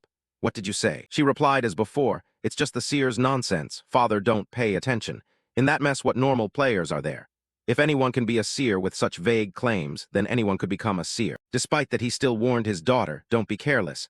What if someone among those following you betrays you? She confidently closed her eyes. Father, don't worry. Have you forgotten I'm the regional representative? Compared to betrayal, the number of guards and companions with me is greater. I'll be safe. He seemed to ask less. If you've said that, then so be it, but always prepare for unexpected situations. The conversation wound down. Christine rose from her chair. I understand, Father. Feeling uncomfortable and tired, Christine stepped out of the room. By chance, Bishop noticed. He had been watching her the whole time. And then an order was imposed on him. Jeffrey, yes, sir. The leader's coldness kicked in. I've heard Ma Jionrock's investor is a seer. He dares impersonate a seer and babble that my daughter will die. He paused to think. If the seer's warning that she'll be in danger is a lie, I'll make him taste hell a little early. While Bishop waited, the order was issued directly. Investigate whether he is a fraud. He carried it out seriously. In the name of God, I will carry out the order. The chat room info screen connected. Lost Yark has joined the PCW chat. Yami has joined the PCW chat. With an invisibility mask, Ryu Min went to the studio where Lost Yark lives, and now he greeted the opponent with a smile. Welcome, Yami. A voice replied to him. Lost Yark. You came early, Ryu Min answered. I had nothing to do, haha. While the two were exchanging messages, another important figure appeared. The chairman has joined the PCW chat. The meeting room had 3 people, and the chairman said seriously, hello everyone, let's begin the meeting. Last time we decided to recruit executive positions, didn't we, Lost Yark? Among those who applied, have you selected any candidates? Lost Yark listed what he had prepared on the computer. The chairman waited for his report. Among the current candidates, I selected 30 people ordered by level and region for selection.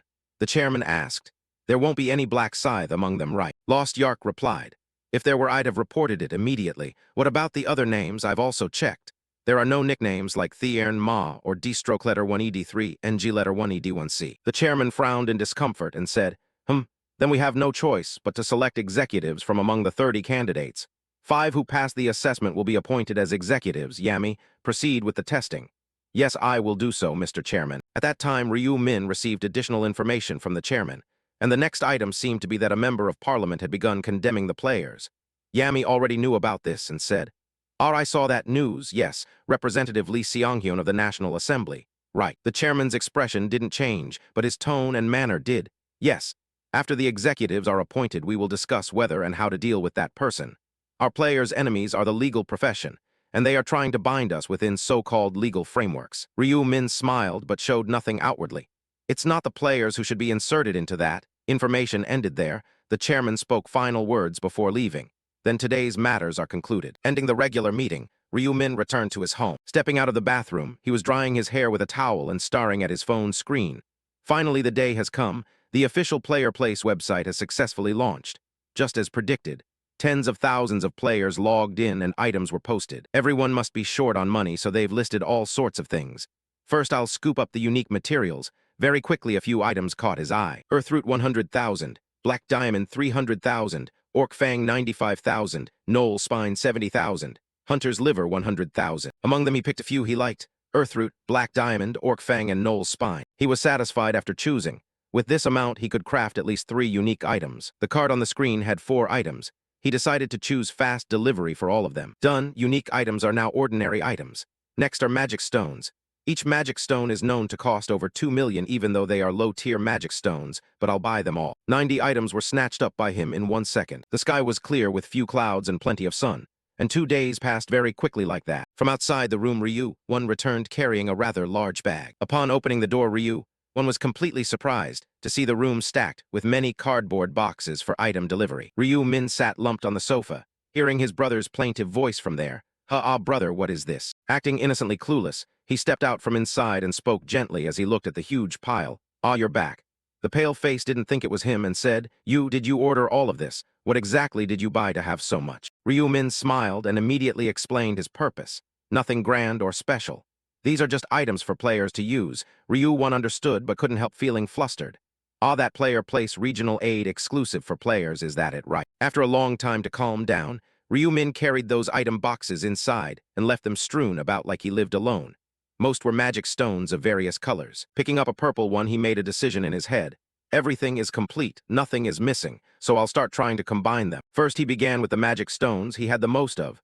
Opening the combination status panel, he placed a red stone in the center and 15 matching stones in the smaller linked slots. He explained the reason for this in detail. With 16 low-tier magic stones, you can create a top-tier magic stone, and then a magic stone was formed. Combination successful. Successive feedback notifications kept coming without end. You have created a highest quality red magic stone. You have created a highest quality orange magic stone. You have created a highest quality yellow magic stone. Done, with the highest unit being 7. Ryu Min completed the collection of top-tier magic stones for each color. After finishing, he returned to the combination panel. But it seemed different from before. Now if I combine these into equipment then. A golden aura appeared. Combination successful. Reaper Scythe, damage plus 16% was added. He continued the process in rhythm. He's feathered hat, strength plus 32 was added. Traveler's cloak, luck plus 32 was added. Attribute resistance ring, all stats plus 16 were added. The next thing to do was to equip them on himself. Already nice but only complete with accessories. Now I've equipped them all. Status window. Your stats have increased significantly. Strength plus 206, intelligence plus 284, agility plus 244, luck plus 202, attribute points. Even without a slaughter rune or blessing buff, all my stats are over 200. He smiled with satisfaction at the change. If I apply buffs, it could rise from 600 to even 900. He raised one arm and above all additional info. You have equipped 7 top-tier magic stones based on 7 colors. Rainbow effect buff has been activated. The equipped gear emitted a subtle light. With a rainbow effect buff, resistance to adverse status effects increased by 50%. The single threat from status types had been improved. He was satisfied, overthinking for a moment. I have increased resistance to adverse status effects by 50%. Adding Java's necklace 35%. Attribute resistance ring 35%. What if I also apply the general basic resistance skill 15%? By applying composite multiplication, I can block the effects of adverse statuses at a rate of 82.1%. At the moment, the person filling equipment with top-tier magic stones is probably only me, because I've monopolized all types of magic stones. Of course, new stones will appear over time, but by then their value will skyrocket and scarcity will begin. Even the lowest-tier stones are already priced above 20 million, so I need to be one step ahead. He looked at a few boxes beside him. First, I need to store the remaining unique items. If possible, enhancing high-level worn gear to unique would be more beneficial. But that's for later. I'll combine them when I reach level 60. Standing up from the chair, he checked his phone's screen. Until then, I'll keep an eye out for any unique crafting materials that appear. Suddenly, he realized something. Even he himself was becoming hard to believe. Wait a moment. The reason for surprise was nothing unusual. This was a necessary crafting material for legendary items. Info. Immortal hide 1 million. Item description. Hide cut from a creature called an immortal. Transaction method. Direct trade only. Trade location Suwon. A new piece of knowledge was added to him. Similar to player ranks, items also exist in 6 tiers. Common, rare, undead, unique, legendary, and godly. Things you can buy in shops are capped at the undead tier. For higher tiers, players must craft them through combination. The higher the tier, the lower the drop rate for crafting materials. Of course, that doesn't mean it's impossible, just very difficult to obtain. And currently there is only one place that can drop the immortal hide fragment. That is the level 5 high orc boss. When you kill it, there is an extremely low chance it will drop this immortal hide fragment. But he seriously thought that alone he could not only kill a high orc, but also luckily obtain that material. And then he suddenly snapped awake. Could it be that guy? Is someone capable of killing orcs? Moreover, that person also has a drop rune. Everything seemed clear to him. If it's really that guy, then it's very likely a trap, and a rather dangerous one. He forced himself to look more closely. The direct trade-only condition did seem to be true. Let's see. He opened the chat box.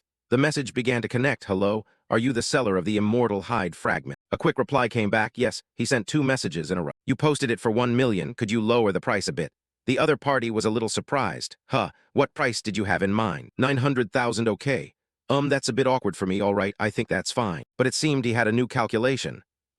Maybe I'll try to squeeze the price down a bit more. Oh no, my mistake. Reduce it a bit more, 800,000. Very quickly, he seemed slapped by that choice. Are you kidding me?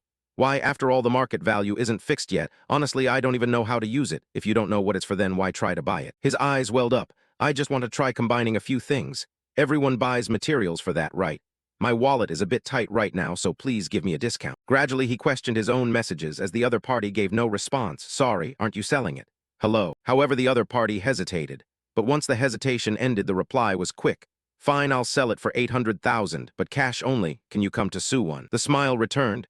This guy really is him. Of course, he'd still sell after I cut 200,000. I can do it. He assessed the other party a bit more. The item is just bait to lure people in. With a psycho like him, that's not surprising. At the door of a room, so before more victims show up, let's go see what he looks like. Gear up, gear up. Of course I'll take that legendary item as well. Cut to a sunset scene over a neighborhood, signaling a long night about to begin. In a dark alley, Ju Seong-tak stands there, holding a bloodied knife, looking at his phone and letting out a manic laugh. Ha! What the hell is wrong with him, haha. He is furious that the item he listed for 1 million was met with someone bargaining, demanding a reduction of 200,000. A savage smile on his face as he stares at the phone, close-up of his eyes flashing with anger and contempt.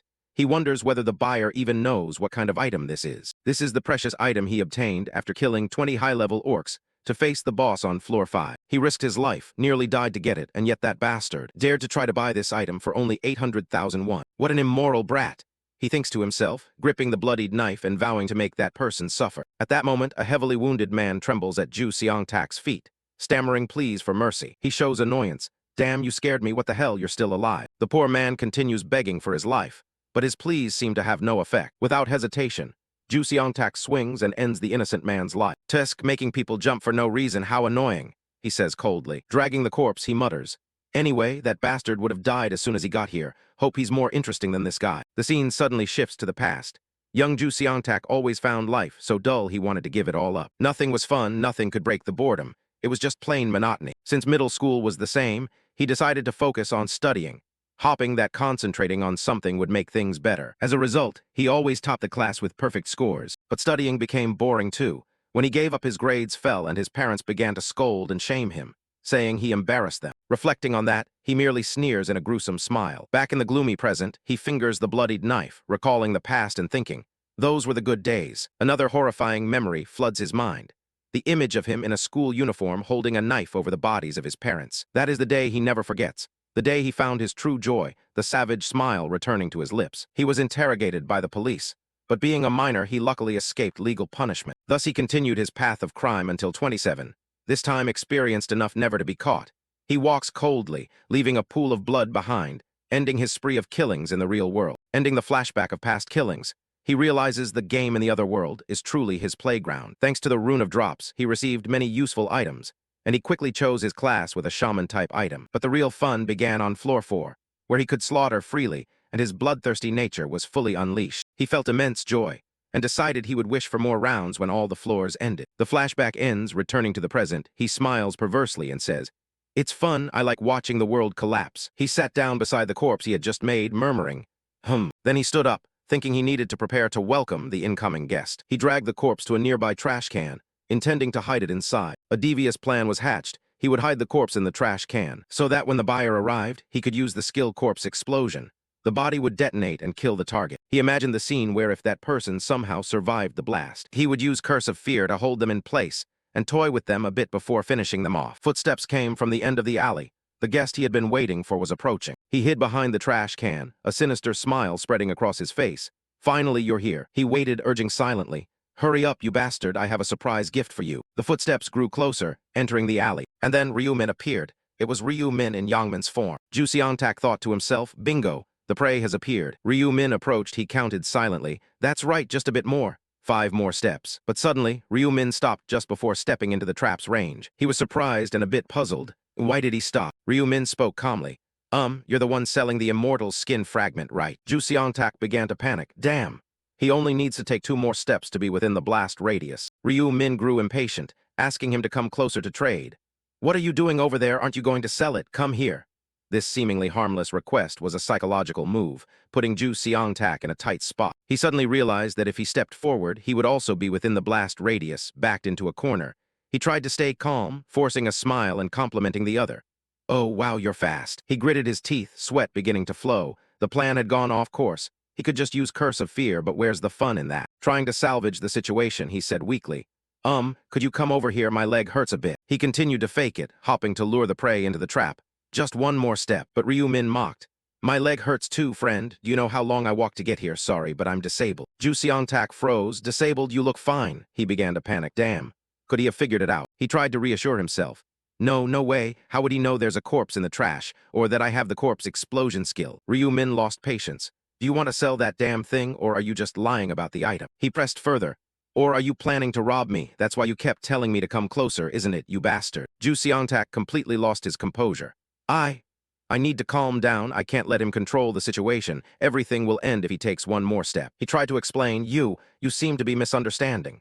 But Ryu-min cut him off rudely. Misunderstanding my ass. Called a fraud, he angrily shouted. Fraud? Why should I be nice to a fraud? Losing patience, he summoned the item. Here, look, it's not fake. Ryu-min just watched in silence, expressionless. Then a sinister, suggestive smile appeared on Ryu-min's face. Ju Seong-tak froze. What the hell? Why is he suddenly smiling? For a moment, a streak of red flashed. The hand holding his item was severed. He screamed in excruciating pain, blood spouting endlessly from the severed arm. He couldn't believe his eyes, but he's over there, how could he? The image of Ryu-min remained at the end of the alley, smiling as if nothing had happened. Ju Seong-tak's eyes widened in terror as he realized the horrific truth. The hunter had become the hunted. Ryu-min had appeared right behind him at some point.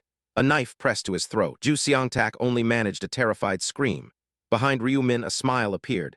The brutal hunter had finally met an opponent far beyond his imagination. Ju Seong-tak stared at Ryu-min in shock, unable to believe his eyes, stammering to ask if there were actually two attackers. Ryu-min smirked arrogantly and casually denied it, saying it was only him, implicitly mocking his opponent's weakness. Ju Seong-tak was completely stunned, unable to understand how there could be two identical people here. Ryu-min coldly asked back, implying there was no need to explain the obvious, even showing annoyance at such a foolish question. Sensing the disparity in strength, Ju Seong-tak began to feel endangered. Ryu-min slowly picked up the fallen piece of immortal skin from the ground. Fear quickly turned into rage. Ju Seong-tak ground his teeth, baring sharp, beast-like fangs, and roared, cursing Ryu-min. He decided to use his trump card, his eyes flashing horribly as he activated his special skill, Terrifying Curse. Immediately, a system notification appeared explaining this unique skill.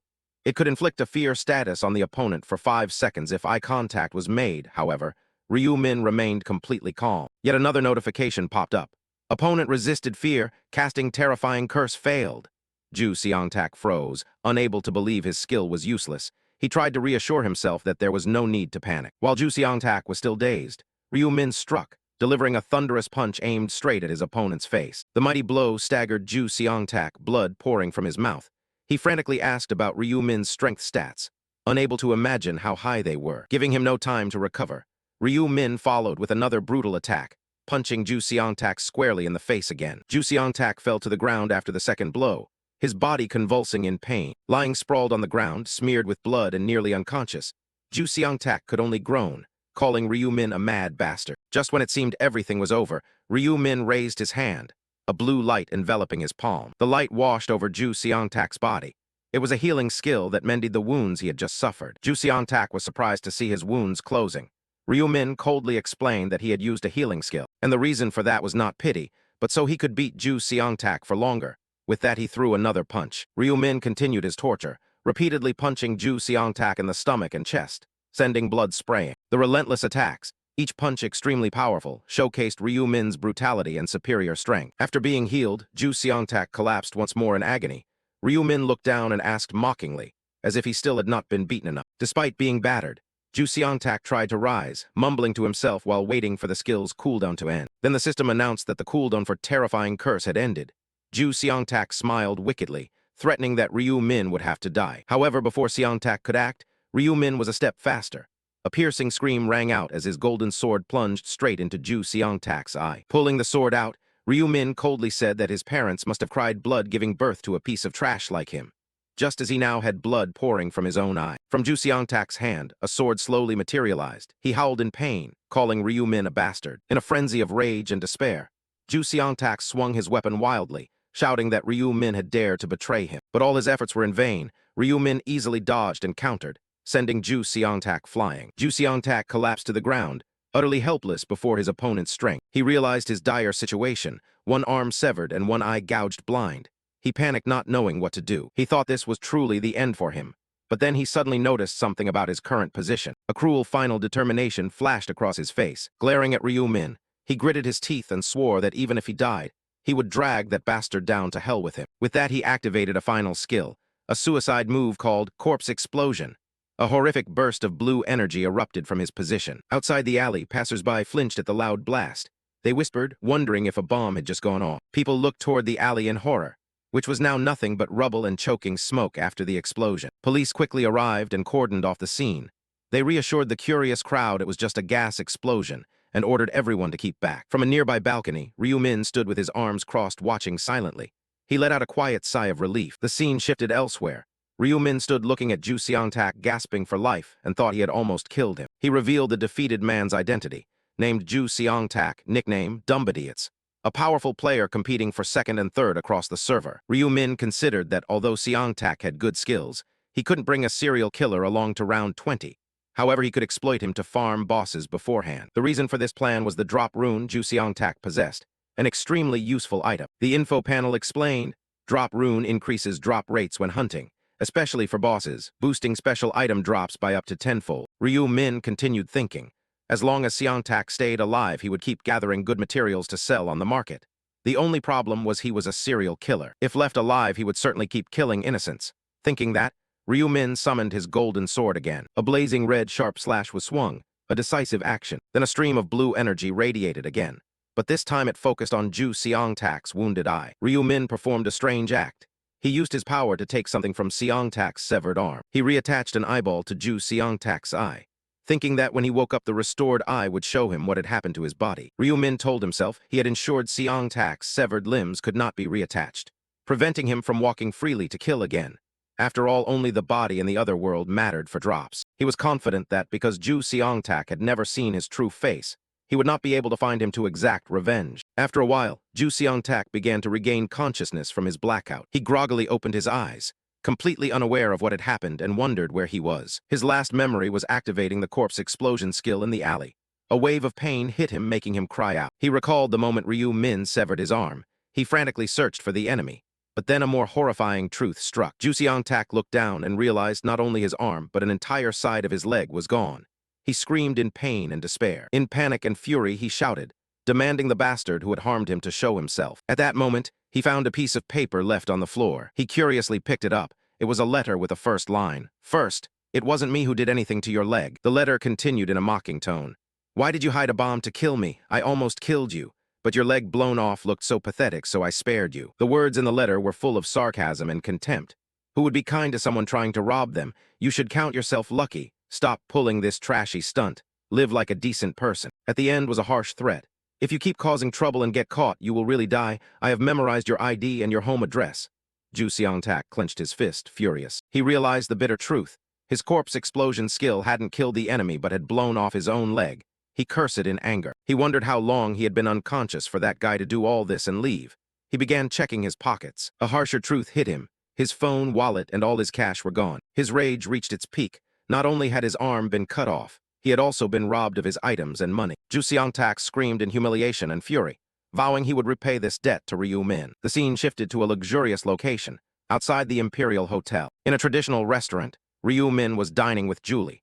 She praised the meal as delicious, and he enthusiastically replied that it was the best restaurant he'd ever been to. Ryu Min smiled, saying he was glad it suited her taste and suggested they come here more often. His suggestion made Julie a bit embarrassed and surprised. She blushed and asked, more often. Seeing that, Ryu Min quickly corrected himself adorably that not too often, just occasionally.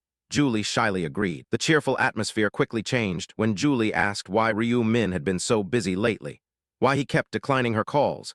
He apologized and said some things had happened. While taking a bite, he thought, I have been very busy with players' meetups on weekends. His gaze grew cold and alert as he revealed the real reason. And also, I can't go out comfortably because I have to watch out for someone tailing me. He looked out the window. Even now someone was still following him. But that didn't worry him because he already knew who it was, someone capable of erasing identities. That follower was a level 28 assassin, Jeffrey Bishop. In his mind, Ryu Min had already identified his tail. It was Jeffrey Bishop, a level 28 assassin. And the one behind him was none other than Christine's father, Nathan Craig. Ryu Min recalled that at first he didn't realize he was being followed, but thanks to his presence detection skill, he knew someone had been tailing him for days. The fact that he couldn't see that person indicated he was an assassin with stealth abilities. However, it seemed he lacked a presence detection skill, because if he had it, the killer wouldn't have followed so blatantly. Since discovering his tail, Ryu Min decided to play cat and mouse. He began to tail the man in return, and the moment the assassin let his guard down and revealed his true form, Ryu Min recognized him.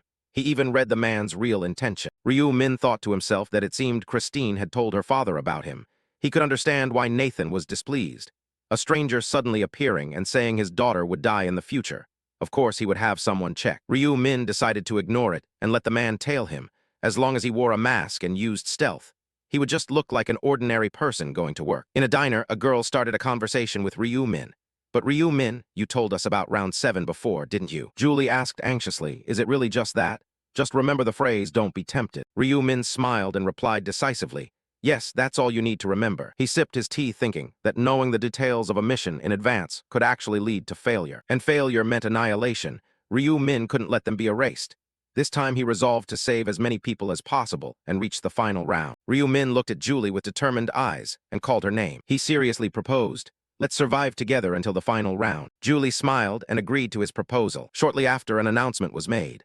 An angel with pure white wings appeared in the sky and greeted humanity. The angel inquired, have you all lived well this past month? Below, the crowd responded only with silence. The scene shows a vast field. The angel announces that this time 434 people survived. And with such a small number, the game can no longer continue. The angel began to make a new statement, so, hearing that, the crowd below began to panic and run away. The angel continued her words. This time as well, we will proceed to merge the zones. Gigantic walls of light descended from the sky, beginning the process of dividing and restructuring the entire area. To the survivors' astonishment, people could only helplessly watch the disaster unfold, swept into the chaotic zone merging without knowing what awaited them. After a while, the angel announced that 10 zones had been merged. The total number of participants had now reached 4,992 people, all staring at the scene in shock. The angel smiled and declared the name of the new Zone C2, ESKA003. She also reassured everyone that since they were all Korean, there was no need to be too cautious with each other. The angel continued, before we begin, we need to choose a representative for the zone. A man in the crowd muttered in frustration, damn again. But the angel interrupted, saying there was a matter to discuss about how things would proceed. Then she vanished, leaving everyone stunned. Ryu Min smirked. He knew a battle to choose the representative was about to occur. He absolutely could not miss the chance to become the representative this time, because it would grant an authority usable even in the real world. Not only that, the reward for this round side quest is also extremely enticing. It is the mental barrier relic, a precious item. This is one of the 18 mandatory relics, and it is necessary to counter the abilities of an enemy named Yamti. Ryu Min resolved that no matter what, he had to obtain both things, the reward for the representative and the spiritual barrier relic. He had prepared thoroughly for this. Meanwhile, in the heavens, the angels were discussing. A high-ranking angel asked if anyone would volunteer to descend and lead the new mixed zone. Obviously, no one wanted to take on this difficult task. One angel spoke up, saying she heard Priscilla played an interesting game with Olive. It was a game where the humans in the designated zone would become king if they won. Priscilla, the angel who had spoken with the players, smirked and suggested, we should try that game too. It sounds fun. Another angel interrupted, wait, then let's choose the representative by the most basic method, a deathmatch. Priscilla asked in surprise, your zone has Black Scythe, right? Isn't he the only one who has surpassed 50 stars? The other angel objected, if we hold a deathmatch, Priscilla, you would clearly become king. That's not fair, Priscilla replied. Do you have a better idea? The angel proposed, with Black Scythe present. Any strength-based game is impossible instead. Why don't we choose the first person to clear round 7? The other angels agreed, saying it was a good idea because round 7 has nothing to do with combat strength. All eyes turned to Priscilla, awaiting her decision. After a moment of silence, she agreed. Priscilla descended before the participants and announced that the method for choosing the representative had been decided. The representative position for the merged zone would be given to the first person to complete the task. The crowd buzzed. A man sighed in relief, not a deathmatch. That's better anyway. Priscilla declared, then I will announce the round 7 mission. Ryu Min and the others fell silent, waiting. A mission board appeared before everyone, but the description of the main task for round 7 was all question marks. Everyone was surprised and confused, wondering if it was a system error. Priscilla said coldly, that is not an error. The round 7 mission is secret. Priscilla vanished, leaving a mission board with the remaining countdown time for this round set at 2 hours. The crowd became chaotic. They didn't know what the mission was or what to do while time kept passing. Everyone was panicked and anxious. Some people angrily said they would have to find the mission themselves now. Others thought that if they wandered around, maybe something would appear. Suddenly, a group of people approached Ryu Min. They called him Black Scythe. Ryu Min asked why they had come here. On Sangcheol cheerfully replied that they had met by chance recently and were glad to see him again. On Sangcheol asked Ryu Min if he knew what the mission this time was. Ryu Min replied coldly, why ask me? If the mission doesn't appear, what can I do? On Sangcheol immediately changed his tone, offering to let Black Scythe know information about round 7. He asked in surprise how he knew. On Sangcheol confidently boasted that he had heard it from a prophet in the real world. Ryu Min thought to himself that last time this guy pretended to hide things, yet now he was revealing them openly. He wondered if he had been foolish to think the man trustworthy. Seeing Black Scythe silent, An Sangcheol flustered. Why? Why are you looking at me like that? I'm being serious. An Sangcheol explained it was an acquaintance who had helped him many times. Then he turned to Seo Arin seeking agreement. Ryu Min added Seo Arin to the list of people he couldn't trust. He decided to just listen to what they had to say. An Sangcheol revealed the prophecy to pass round 7. Remember one thing, don't be tempted. Heo Tseok wondered, tempted? What does that mean? An Sangcheol admitted he didn't know the details either. Hearing this made Julie suddenly realize with shocked coincidence. Julie suddenly asked An Sangcheol, coincidentally, was the prophet's name Ryu Min? The question left the man and Seo Arin speechless. They hadn't expected the prophet's identity to be exposed. Ryu Min sighed. He hadn't expected his prophet identity to be revealed. He thought to himself that the existence and identity of the prophet had now been shared with 4 people. As long as his Black Scythe identity wasn't exposed, it wouldn't be a big problem. For now, it was best to separate the 4 of them. Ryu Min, as Black Scythe, said, "Thanks for the information. We'll have to see what that prophecy truly means. For the time being, it seems better to split up and gather more information." An Sangcheol protested in surprise, split up, but going together. "We don't even know if this is a team mission, why do that?" The group agreed with Black Scythe's decision. They decided to attempt round 7 on their own and wished each other luck before dispersing. Julie hesitated and said, then I'll also." Ryu Min coldly told her to go. The girl felt a bit disappointed but turned and walked away. Left alone, Ryu Min sighed. The situation had become more troublesome than he thought. However, Ryu Min suddenly realized what exactly was the round 7 mission. He couldn't fully remember either. Lost in thought, he was startled by a scream crying out from afar. Without hesitation, Ryu Min immediately darted like an arrow toward the scream. He moved at extreme speed, cutting through the dense forest. Sensing something was wrong, Ryu Min's expression grew extremely tense. The scene before him was a deserted path in the woods. Under a tree, the Julie from earlier was slumped down, covered in wounds. Ryu Min was stunned to realize it was Julie. Right then, Ryu Min appeared. He was stunned and furious to see the scene before him, not understanding what had happened to Julie. Julie clutched the bleeding wound in her abdomen, her face contorted in pain. She called Ryu Min's name for help in desperation. Ryu Min stared at Julie, his mind in turmoil. He wondered whether she knew his true identity and why this situation had occurred. Julie whispered, "Min, it's you. You're Ryu Min, right?" Hearing this, Ryu Min calmly asked how Julie could know his identity. Tears welled in Julie's eyes. She confessed how could she not know him. For he was her first love, no matter how he tried to hide it, she still recognized him. Ryu Min was surprised. He asked if she had known for a long time but pretended not to. Julie admitted that pretending had been truly difficult. Ryu Min supported Julie.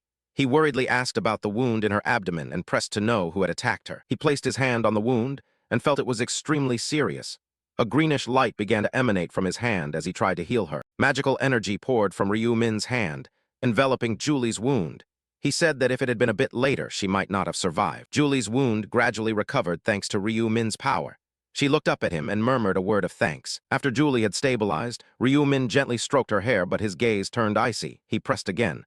"Who stabbed you?" Julie answered fearfully that it was a man. His name was An Sangcheol. Hearing this name, Ryu Min froze, his eyes flashing with astonishment. Ryu Min gritted his teeth, fury flared within him. He growled, asking where that bastard was. From behind, a voice rang out, "Right here." An Sangcheol and Seo Arin stepped out of the forest. Recognizing the enemy, Ryu Min glared at him and spat curses. The knight An Sangcheol merely curled his lip and mocked that a prophet like him could speak so rudely. Ryu Min was surprised that An Sangcheol knew his prophet identity. An Sangcheol casually admitted he had just learned it after torturing a woman. Hearing this, Julie painfully realized she had inadvertently revealed Ryu Min's secret. She apologized to him through tears. Ryu Min fell silent, clenching his fists, his eyes blazing with anger. An Sangcheol warned him not to look at him that way. An Sangcheol spoke up, saying she had been shocked to learn that someone who looked so frail was the Black Scythe. Ryu Min growled, demanding An Sangcheol explain before he tore his mouth apart. Ryu Min stared into the enemy's eyes and repeated the question why he had attacked Julie. An Sangcheol casually answered that because he saw Julie seemed close to Ryu Min. He ambushed her to extract information. He laughed triumphantly, boasting that the results were greater than expected, and his boss would surely be pleased to hear this important news. Ryu Min, his eyes blazing red and murderous intent surging, readied himself to attack. He challenged An Sangcheol, wondering if he would live long enough to report back to his master. Seeing Ryu Min prepare to rush forward, An Sangcheol hurriedly raised his hand to stop him, ordering him not to come closer. He knew he could not face the Black Scythe directly. An Sangcheol played his trump card. He threatened to detonate the bomb hidden on Julie if Ryu Min took another step. Ryu Min froze, stunned by the cruel threat. Ryu Min could not believe his ears. He looked at Julie in shock, then turned to An Sangcheol, who was grinning with satisfaction at his helplessness. At that moment, Hyo Tae-seok appeared beside On Sang-cheol. The knight pointed at the newcomer and said that he had lent a hand as well. Ryu Min recognized the traitor. He exclaimed his name in shock. Napinage? He couldn't believe that the teammate he once trusted had shown up here. Hyo Tae-seok, smiling with a fake apologetic expression, formally confirmed his betrayal of Black Scythe. Ryu Min's gaze became bewildered. He concluded that there was no way Hyo Tae-seok could have explained the bomb. It was a dark seed, a skill that a dark mage learns at level 40. When you plant a dark seed in the ground and activate it, it randomly summons one of the Demon King's minions at that location. A ferocious demon dragon would be summoned, illustrating the terrifying power of the dark seed skill. The explanation continued with a chilling question. If you take that skill and plant it inside a person's body before activating it, what do you think will happen? Ryu Min, horrified, realized the bomb inside Julie was exactly that. Ryu Min turned to ask Hyo Tae-seok how he could have reached level 40. Hyo Tae-seok replied that he had grinded very hard because he wanted to become as strong as Black Scythe. Ryu Min ordered Hyo Tae-seok to remove the dark seed immediately, but he flatly refused. Ryu Min angrily shouted, questioning the admiration he had once shown. Hyo Tae-seok admitted that, to him, Black Scythe had once been a god, but he added that that admiration existed only if Ryu Min handled things perfectly. If he was no longer perfect, there was no reason for him to follow anymore. Ryu Min was dumbstruck, feeling as if a knife had been driven straight into his back. He pressed them what exactly they wanted. On Sang-cheol sneered, remarking that the woman seemed quite important to Ryu Min, backed into a corner. Ryu Min demanded he get to the point. Ryu Min pulled Julie behind him. He agreed to a compromise, demanding they swear they would not kill Julie if he gave them what they wanted. Hearing Ryu Min's proposal, On Sang-cheol burst into a mad laugh, as if he had achieved his goal. Ryu Min reluctantly agreed and asked what he wanted. Information about the next round or the location of a hidden item. But then On Sang-cheol revealed his true intention. He didn't care about those things. What made him angry was that someone like Ryu Min had dared to deceive and manipulate Chairman Ma Jeonrak. On Sang-cheol bowed his head. A mysterious voice ordered him, commit suicide. Julie panicked when she heard this demand. On Sang-cheol issued a brutal condition.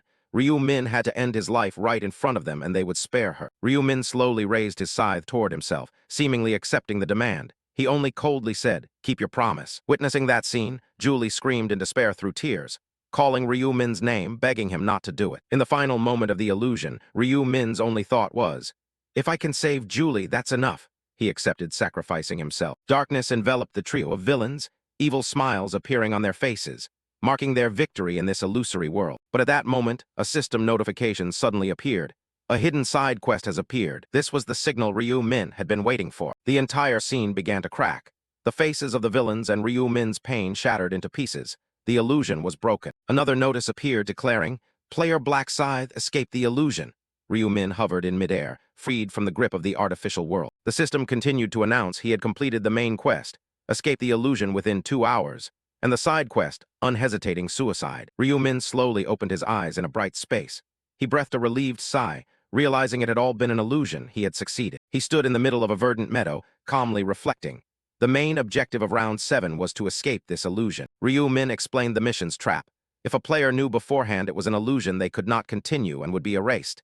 It was an extremely perverse challenge, and this was when he revealed his brilliant plan. As soon as round 7 began, he used the skill domination on himself. He knew that once the time limit started, the system would generate illusions, and knowing of their existence in advance would trigger the erasure penalty. The command he assigned himself was, do not think this is an illusion until the side quest is complete. He erased his own memories. To complete the side quest, he even brainwashed himself before entering this world. He planted 2 core commands in his mind. Save Julie at all costs, even if it means sacrificing your life. And I love Julie. Ryu Min further explained that round 7 was where the system creates illusions based on a player's deepest anxieties, and steers them into situations that force them to kill. In his case, those were the fear of his identity being exposed, and the worry of being betrayed by trusted teammates. The illusion recreated those fears exactly. Because the system registered the love he had implanted for Julie, it built the entire scenario around that, turning her into his greatest weakness. And the system exploited that affection to manipulate and force him to kill in order to escape. Fortunately, thanks to the self-brainwashing plan, everything went according to his design.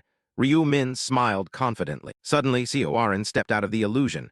She had also escaped that artificial world. She approached and asked Black Scythe whether he had completed the round 7 mission. Ryu Min confirmed, and she smiled, saying she had escaped the illusion as well. The two looked out and noticed that other players still seemed trapped in their own illusions. Unexpectedly, the girl turned to Ryu Min and bashfully confessed, the truth is, I think I really like you. This was the system's final attempt to manipulate him. She said she was completely serious and felt if she didn't say it now, she'd never have the chance. Meanwhile, Ryu Min listened coolly, his hand already beginning to gather dark magic. The girl stammered, offering to stay by Black Scythe's side, hoping the sudden confession might move him. But Ryu Min, who had seen through everything, did not hesitate. He swung his scythe, a sharp and ruthless strike that cut through the girl's illusion. The girl's illusion collapsed to the ground and dissipated into the air, revealing its artificial nature. Ryu Min stood there coldly watching the illusion vanish. He said with contempt, "Stop using such cheap tricks." Immediately after, a final notification appeared confirming, "You have completed the main quest. Resist temptation within 2 hours." The woman's body collapsed and vanished in a shaft of golden light,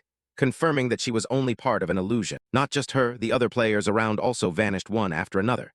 The entire grand scene before was part of a play created by the system. Suddenly, Priscilla appeared in midair, looking extremely surprised. Priscilla panicked when she realized a human awakened at this time, seemingly unable to believe someone escaped the illusion so early. Her gaze stopped at Ryu Min, and recognizing his weapon, she blurted out the name, Black Scythe. Ryu Min appeared puzzled by the angel's appearance, not understanding what was happening, while the angel giggled mysteriously. The angel covered her mouth and spoke to congratulate.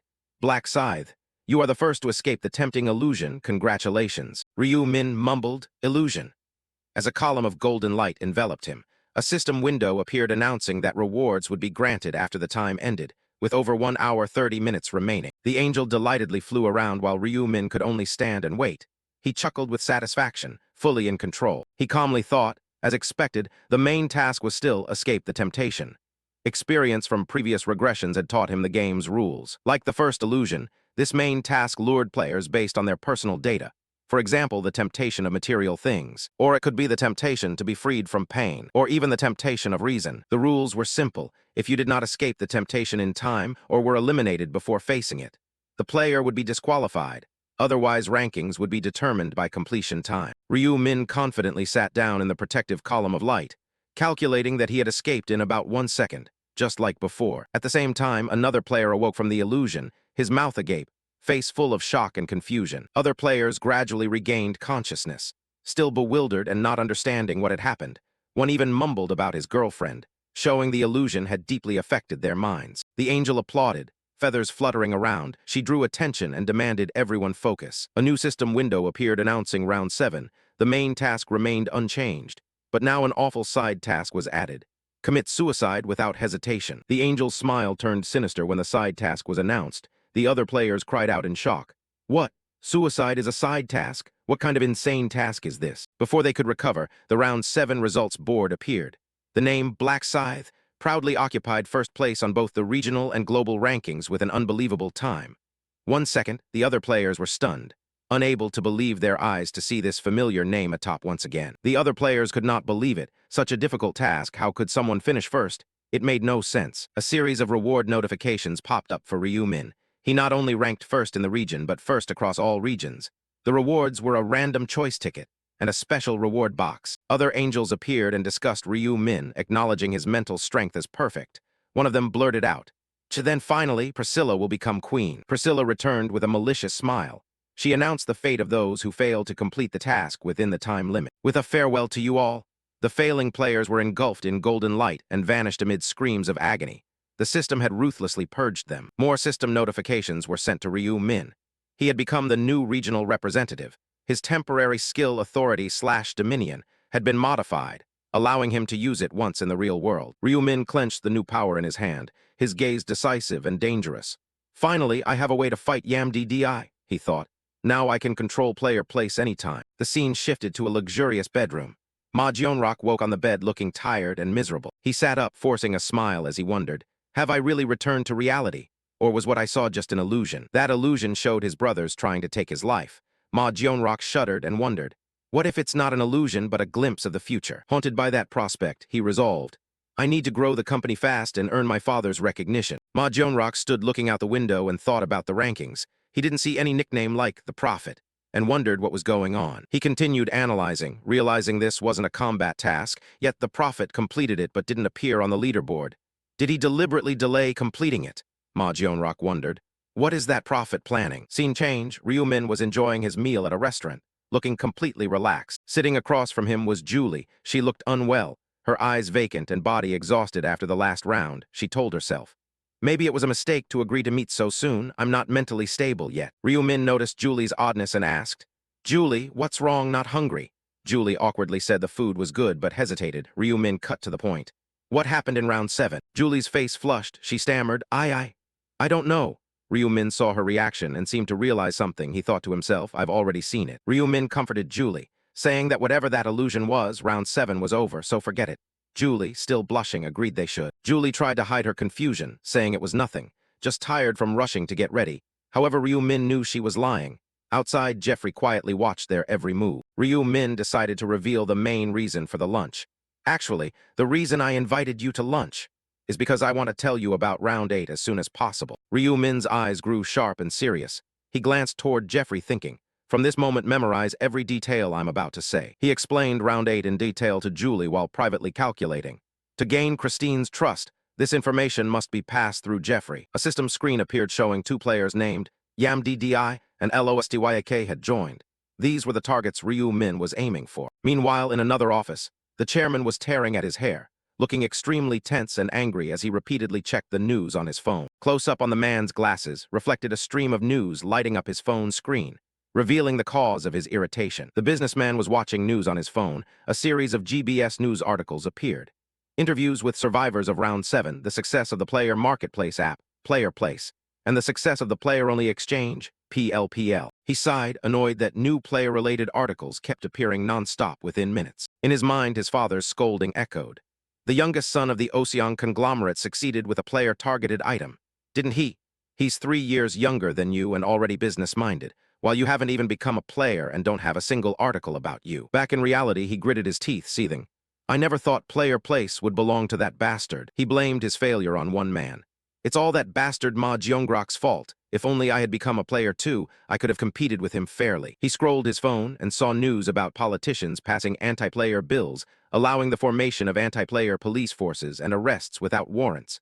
A dark idea formed in his mind. To expand influence and prove myself to my father. His gaze grew cold and determined. I need to carry out the plan immediately. A video call began on his computer screen, connecting him with 3 others. Those on the call greeted him. You're here, Chairman. Their faces appeared, including Yang DDI, one of Ryu-min's targets. The chairman asked Yang DDI about recent CEO interviews, confirming, You said 3 people passed the killing test, right? Yang DDI calmly replied, Yes. The chairman smiled menacingly and declared, We will execute the plan tomorrow. The scene shifted to a large modern church, Christine's father speaking to her. Christine, it seems best to keep close ties with that prophet. Christine appeared surprised and skeptical at her father's advice. She replied, Do you seriously trust him just because he guessed one thing right? Couldn't it be a coincidence? Her father explained, I had Jeffrey investigate him, and he doesn't seem particularly dangerous. I heard he's just a young man who goes to work and comes home. He added, Your fiancé also trusts him. Doesn't he? They're even business partners. But Christine remained unconvinced. Suddenly a voice rang out, making both turn toward it. So how about this, Christine? Jeffrey entered and announced, I just received information about round 8 from that man. Christine's father asked in surprise, Round 8? You've heard the prophet then? Jeffrey nodded in confirmation.